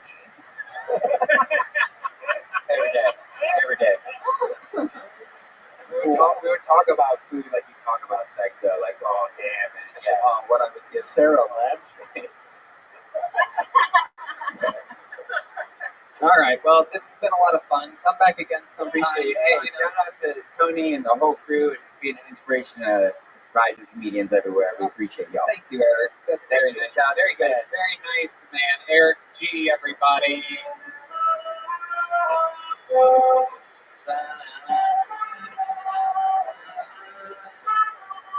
Jesus is a friend. I pulled another name out of the bucket. Ladies and gentlemen, your final comedian of the night out of the bucket goes by the name of Christy Bellich, everybody. Here we go. Christy Bellich. Here she is. It's Christy Bellich. Global warming is a thing. We all know this because retarded Nazi Greta Wild Thornberry told us that it is. But I was wondering if global warming is something else. I wonder if it's just Mother Earth going through menopause. And the Pleistocene period or wherever where there were giant ferns and Jesus rode T-Rexes to church was literally the time when she was actually going through her period. And now we fuel our cars with the spooge period blood of Mother Earth herself that rains upon us when we fuel our cars, you know.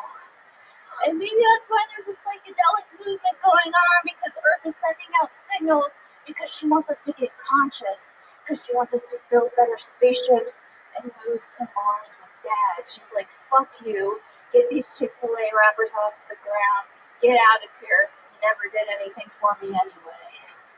Fuck yeah, exactly a minute. Christy Bellich.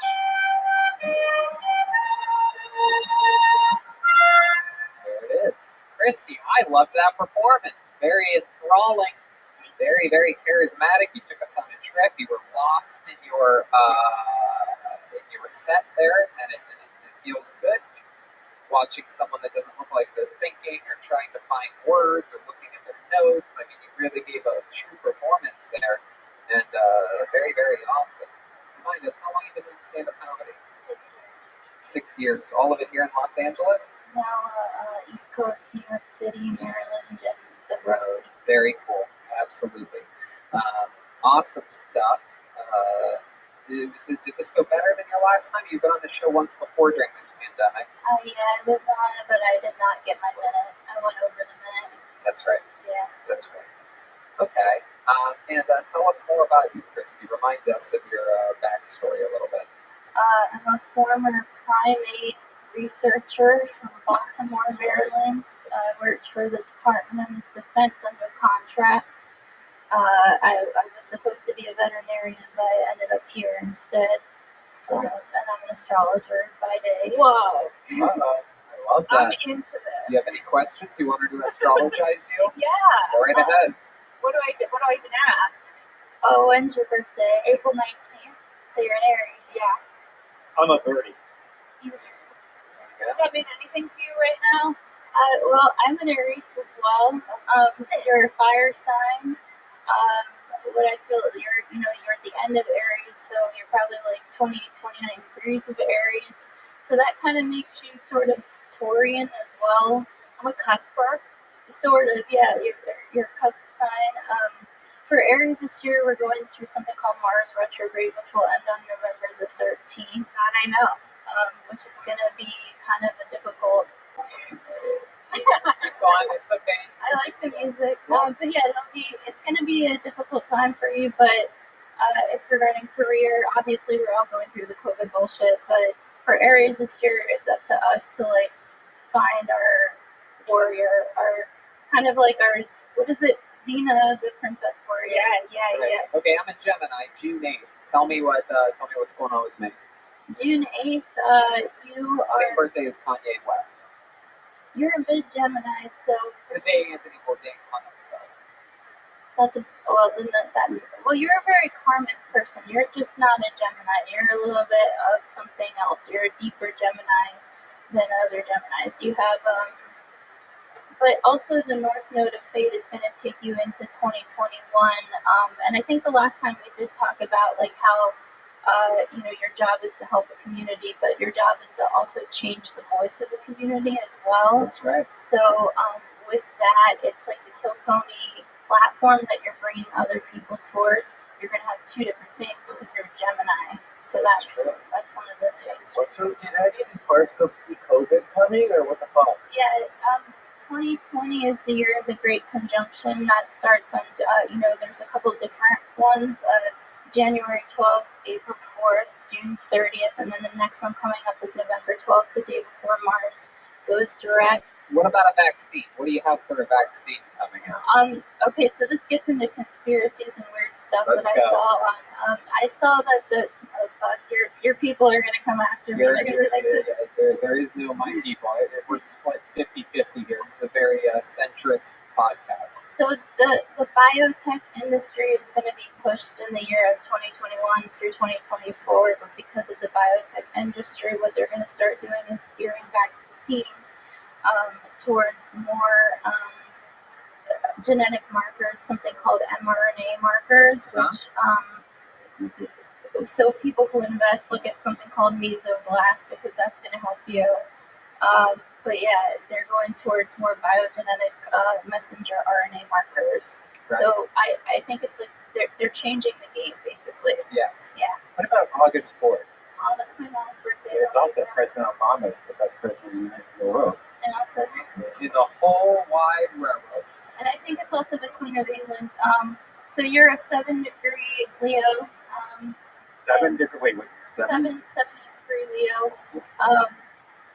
For you, with the compassion that you hold, the hardest part of you is having to cut away the people that sit on your back, if that makes sense. No, it's easy for me to do, but Like the people that sit on the back of the Z-bike? Yeah. Is that what you're seeing?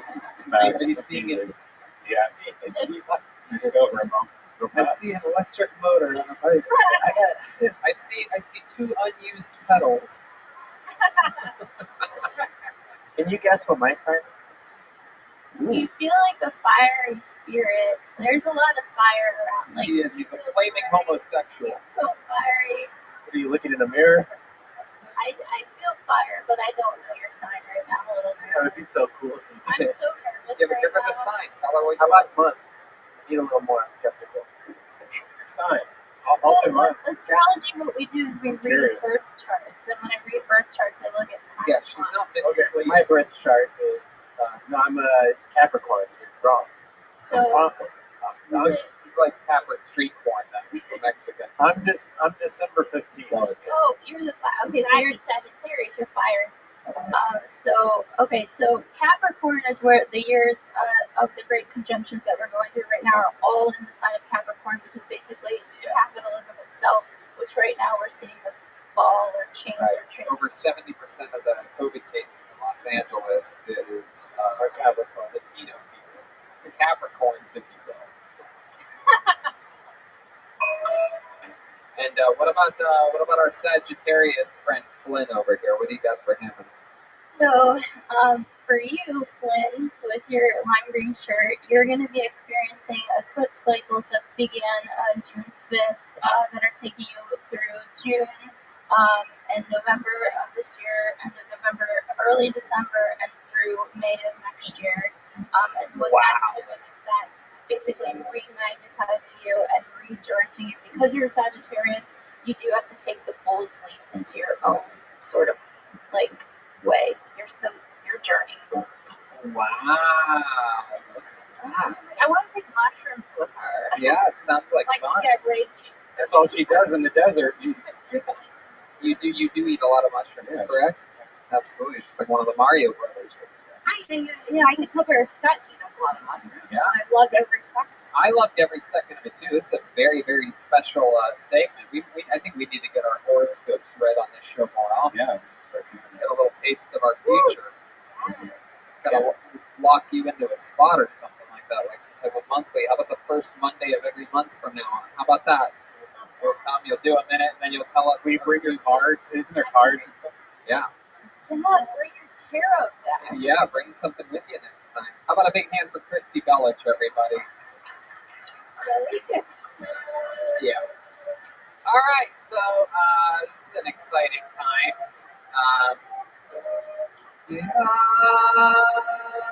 It is the night when Jesus was born. That's it. That would be where it ends. Thank you. There we go. Okay, so ladies and gentlemen, this is a very exciting time. This young man who I'm going to bring out right now, just in a wild turn of events, had to go back home for a little bit to Wyoming, and he sent us in his set this evening. You know him as my favorite comedian on the planet Earth, and truly one of my best friends and one of my favorite humans of any kind, anywhere. Ladies and gentlemen, sending in a set, I present to you the great, the one, the only, Michael Lehrer.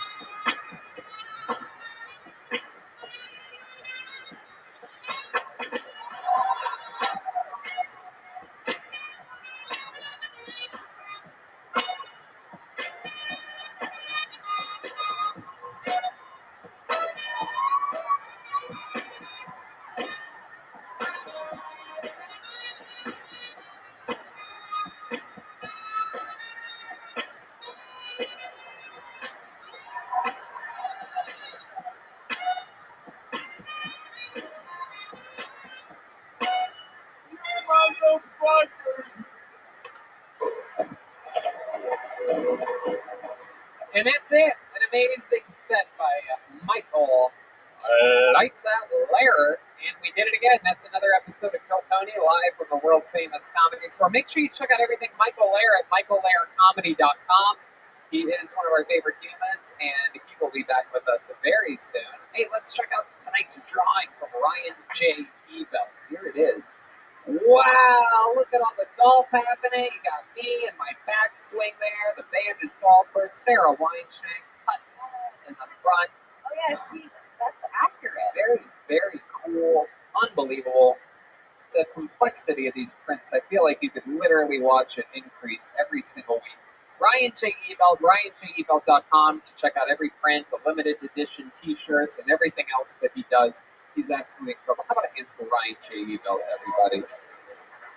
And keep the applause going for the great Kill Tony legend and icon, the great Sarah Weinshank, who's with us all night tonight. She is the host of the podcast Shank, available absolutely everywhere. What else, Sarah? Follow me on Instagram and Twitter at Princess Shank. That's princess like normal, and then another SHENK. I post jokes, I post my podcast, all that shit. Yep. Check it out. She's a legend, one of our favorites of all time.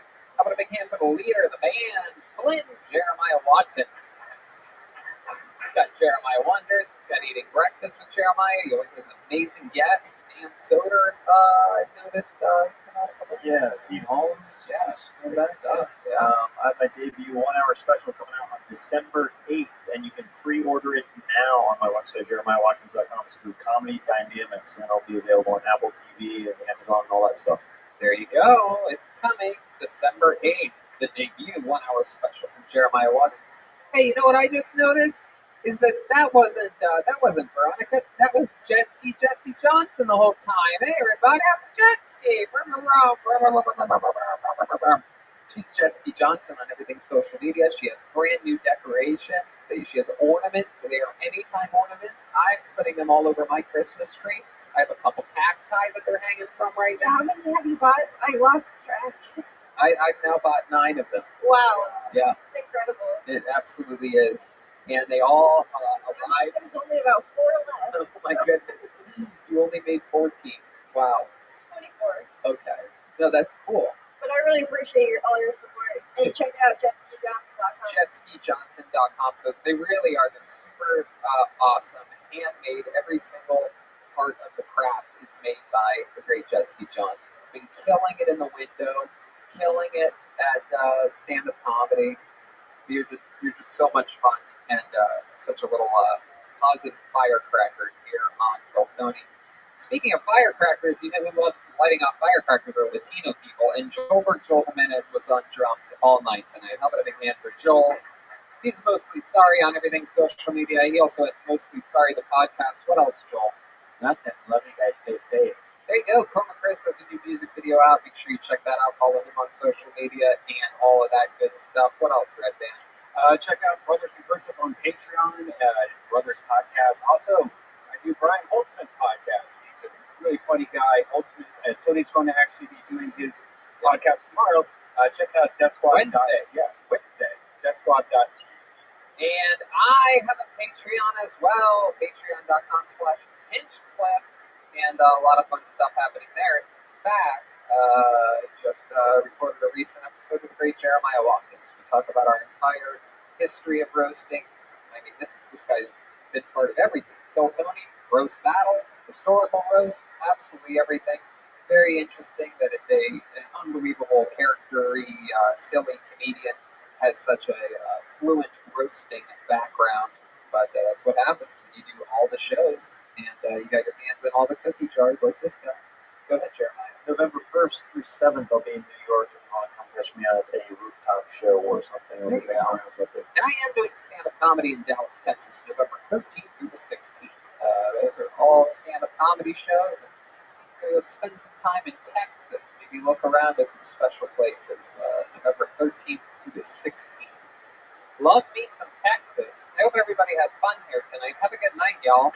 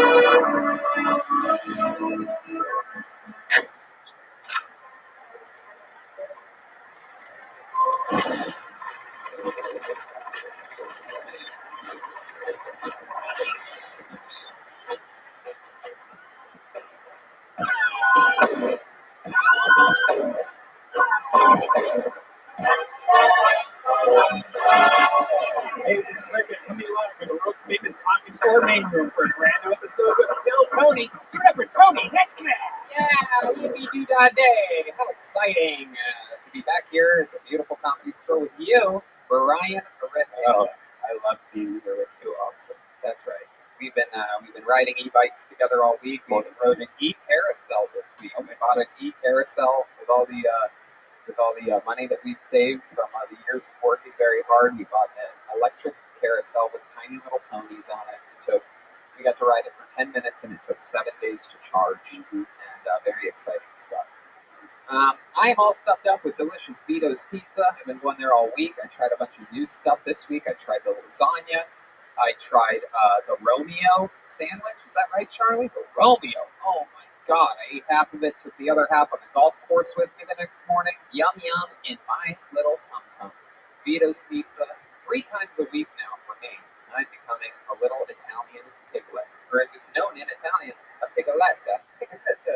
And I'm all stuffed up on caveman coffee, all filled to the brim, and energized. And I'm also moderately stoned, thanks to my friends over at Speedweed. great Gino, the director of operations over at Betterbox Studios, which helped us during this pandemic, film some shows when the Comedy Store was completely enclosed. And yeah, I'm excited about things. We have 5 people that signed up for tonight's show. We have a guest ready to go, but before we do, oh, how could I forget this? He's holding his own lamplight. I can barely see him over there. Hey, General Bogus. Okay, hey, look, everybody, it's Ryan J. Ebel. There he is. Whoa! He draws every single episode of the show, and all those prints are available at ryanjebel.com. Very, very exciting stuff. And yeah, like I said, Ryan J., the guest is ready. We got names in a bucket. Everything is ready to go. But before we start tonight's show, let's get a word from the amazing sponsors that made this episode possible for you for free right now. Hey, y'all. Now more than ever, you really shouldn't put off seeing a doctor when you're not feeling well. And I know that with everything going on, it can be difficult to put your health first. Seeing a doctor can be a real hassle. Plus, it's scary nowadays to go in there. There might be people in the waiting room coughing. It's frightening. That's why I use PlushCare. They make seeing a doctor so easy, I do it right from home. PlushCare provides virtual doctor appointments through your smartphone or a computer. I just pick a time that works for me and book an appointment right online. I don't have to sit on hold forever to make an appointment or leave the house and sit in a crowded waiting room like Tony just said. And to be exposed to who knows what. With PlushCare, I can be diagnosed, treated, and even have a prescription sent to the pharmacy of my choice if needed within minutes. PlushCare accepts most major insurance carriers and is available in all 50 states in the doctor's care. They're here to help by discussing treatment options and providing prescriptions as needed. And they're available anytime I have questions. And if you need a regular checkup or have questions about mental health, PlushCare doctors are available to help. Schedule an appointment today to discuss your treatment options. You know, I did this, Brian, and it was super easy. Turns out I had a little case of food poisoning after eating some diabolical sushi, but I was worried, and I took care of all of it over PlushCare. With PlushCare, I don't put off seeing a doctor, and neither should you. No more excuses. Make your appointment today. Go to plushcare.com/Tony. That's PLUSHCARE.com/Tony. Plushcare.com/Tony. When you use the bathroom, you always close the door behind you, right? You don't want random passers-by looking in on you. So why would you let people look in on you when you go online? Using the internet without ExpressVPN is like going to the bathroom and not closing the door. Did you know that your internet service provider, say Comcast or Verizon, knows every single website you visit? And what's worse is they can sell this information to ad companies and tech giants who use your data to target you. Yeah, it's completely legal that they do that. Also, it's scary. ExpressVPN puts a stop to this. It creates a secure encrypted tunnel between the device and the internet so that your online activity can be seen by anyone. I use ExpressVPN on all my devices. It works on everything, phones, laptops, even routers. So everyone who shares your Wi-Fi will still be protected even if they don't have ExpressVPN. The best part, if you're using ExpressVPN, it's as easy as closing the bathroom door. You just fire up the app, click one button, and you are protected. ExpressVPN is the world's #1 rated VPN by CNET, Wired, The Verge, and countless others. So if you're like me and believe your online activity is your business, secure yourself by visiting expressvpn.com/KillTony today. Use our exclusive link, expressvpn.com/KillTony, and you can get an extra 3 months free. That's expressvpn.com/KillTony. And we're back. What an exciting time. Thank you to our sponsors. I love them. I use them. I know them. They're great. You can contribute to the show by using our sponsors' products. Let's start tonight's show. Are you guys excited about this? There are, I don't know, maybe 12 people in a room built for 540, and I just could not be more excited about that. Let's start tonight's show, ladies and gentlemen. Your guest tonight, one of my best friends, the guy that I started with, unbelievably talented comedian. His new album is out and available everywhere now. It's called Take the L, his debut album. Truly one of my best friends, former roommate, and me and this guy got hired right around the exact same time at the Comedy Store. So we were Comedy Store co-employees, we're co-paid regulars, Truly, my brother from another mother, the great Matt Edgar, everybody. Here we go. Matt Edgar. This is a guy that I got into smoking pot 13 years ago. I took him to his first Pink Floyd concert. I lived with him. I was on the couch. He had his own bedroom. And look at us now. Here we are, just two brothers hanging out. These skinny little metrosexual looking dudes. We've been called gay numerous times. Especially when you had really long hair when I first met you. Yeah, I was way gayer back then. Very, very tight jeans. Yeah. We once got kicked out of a Whataburger in Texas because the cop thought that we were gay. Yeah, the cop thought that we were gay our first time at a Whataburger, and the next day our buddy took a call from the chief of police of that police department to try to figure out what happened, and the chief of police goes, yeah, my guy said there were a couple faggots fighting in a Whataburger, so he had to kick them out. And we were like pro wrestling fans. We were like moving around, like slap boxing each other or something. We were young bucks. Yeah. One of those defining nights. Yeah. A couple 23, 24-year-old little punklets out there in Texas, and we really stood out. Matt had really skinny jeans on, which basically was a crime in Texas. Yeah, 12 years ago. Skinny jeans was like burning an American flag.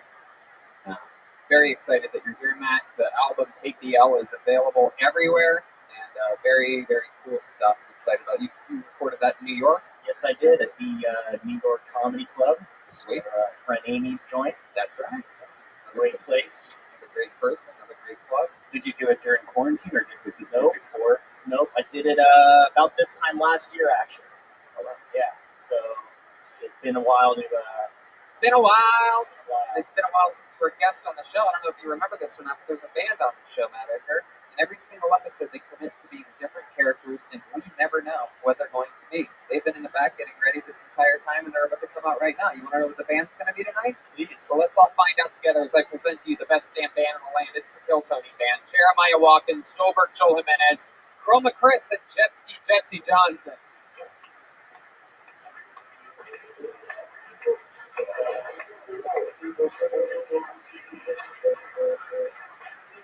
All right.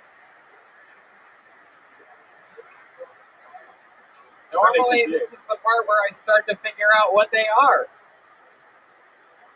I don't know what they could possibly be. It appears as though Jeremiah is a homeless version of Khaleesi from Game of Thrones. What are you? Oh, wait a second. Are you guys homeless? Nope, we're rappers. Now what you hear is not a test.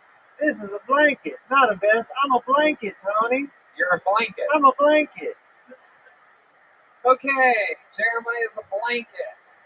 Here we go. It's very exciting. This is exciting. And what are you, little lady? I'm aluminum foil, and I'm here to save your Aluminum foil. I'm writing down your names. Aluminum foil. And then clearly back here we have, what are you, a Christmas present? I'm wrapping paper. Bust out the Bacardi. It's time to party. Wow. I can tell you guys spent at least minutes preparing for these roles tonight. I love it. And then I have no idea what this could possibly be back here. Why don't you give us your name, young boy? I'm freaking saran wrap, dude. You can't tell from looking at me? You don't have a rap or anything like the rest of the cast? I am rap. Okay. Wow. It's official. As we near episode 500, the band is running out of characters. Do you hear this man's crap? I'm saran wrap. How about that? Hey, there he goes. He did it. There you go. All right, so we have a blanket, aluminum foil, wrapping paper, and saran wrap. I'm a blanket. Yeah, we know. We got that part. And we have Matt Edgar with his new album, Take the L, available everywhere. We have Red Band, Ryan J., we have Rick Cossack, David Deary, and Lieutenant General Zach Bogus all running around ready to go. So let's start the fucking show. You guys ready for this, huh? Going first tonight, you're about to be absolutely shocked, as kicking off tonight's show is a man that a lot of people say is one of the greatest regulars in the history of the show. This is a young man coming fresh off of his first ever headlining gig this weekend. This is a man that writes a brand new 60 seconds every week, has his own defined style, brand new jokes. His work ethic has not taken a single break during this entire pandemic, and we're about to get a new minute from him right now as I present to you, ladies and gentlemen, the big red machine, the one, the only, the great, the powerful, the slow-walking, William Montgomery, everybody. Here he is. Really nice to be here tonight. Can you imagine being a VJ on MTV, which is for music television, and then being fired because they no longer play music on television? Bad news, my show on BET got canceled because they're going to start airing reruns of the Andy Griffith Show.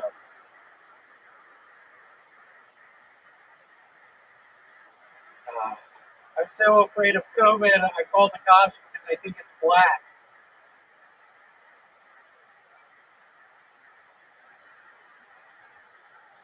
You know the craziest part about Elliott Smith's suicide? Courtney loved him. That's a good joke. I don't know how many people get that, but if you get that, that's a hell of a joke. I'm a big baseball fan, and by baseball fan, I mean doing drugs in my parents' carport. Ladies and gentlemen, William Montgomery. All right. Wow.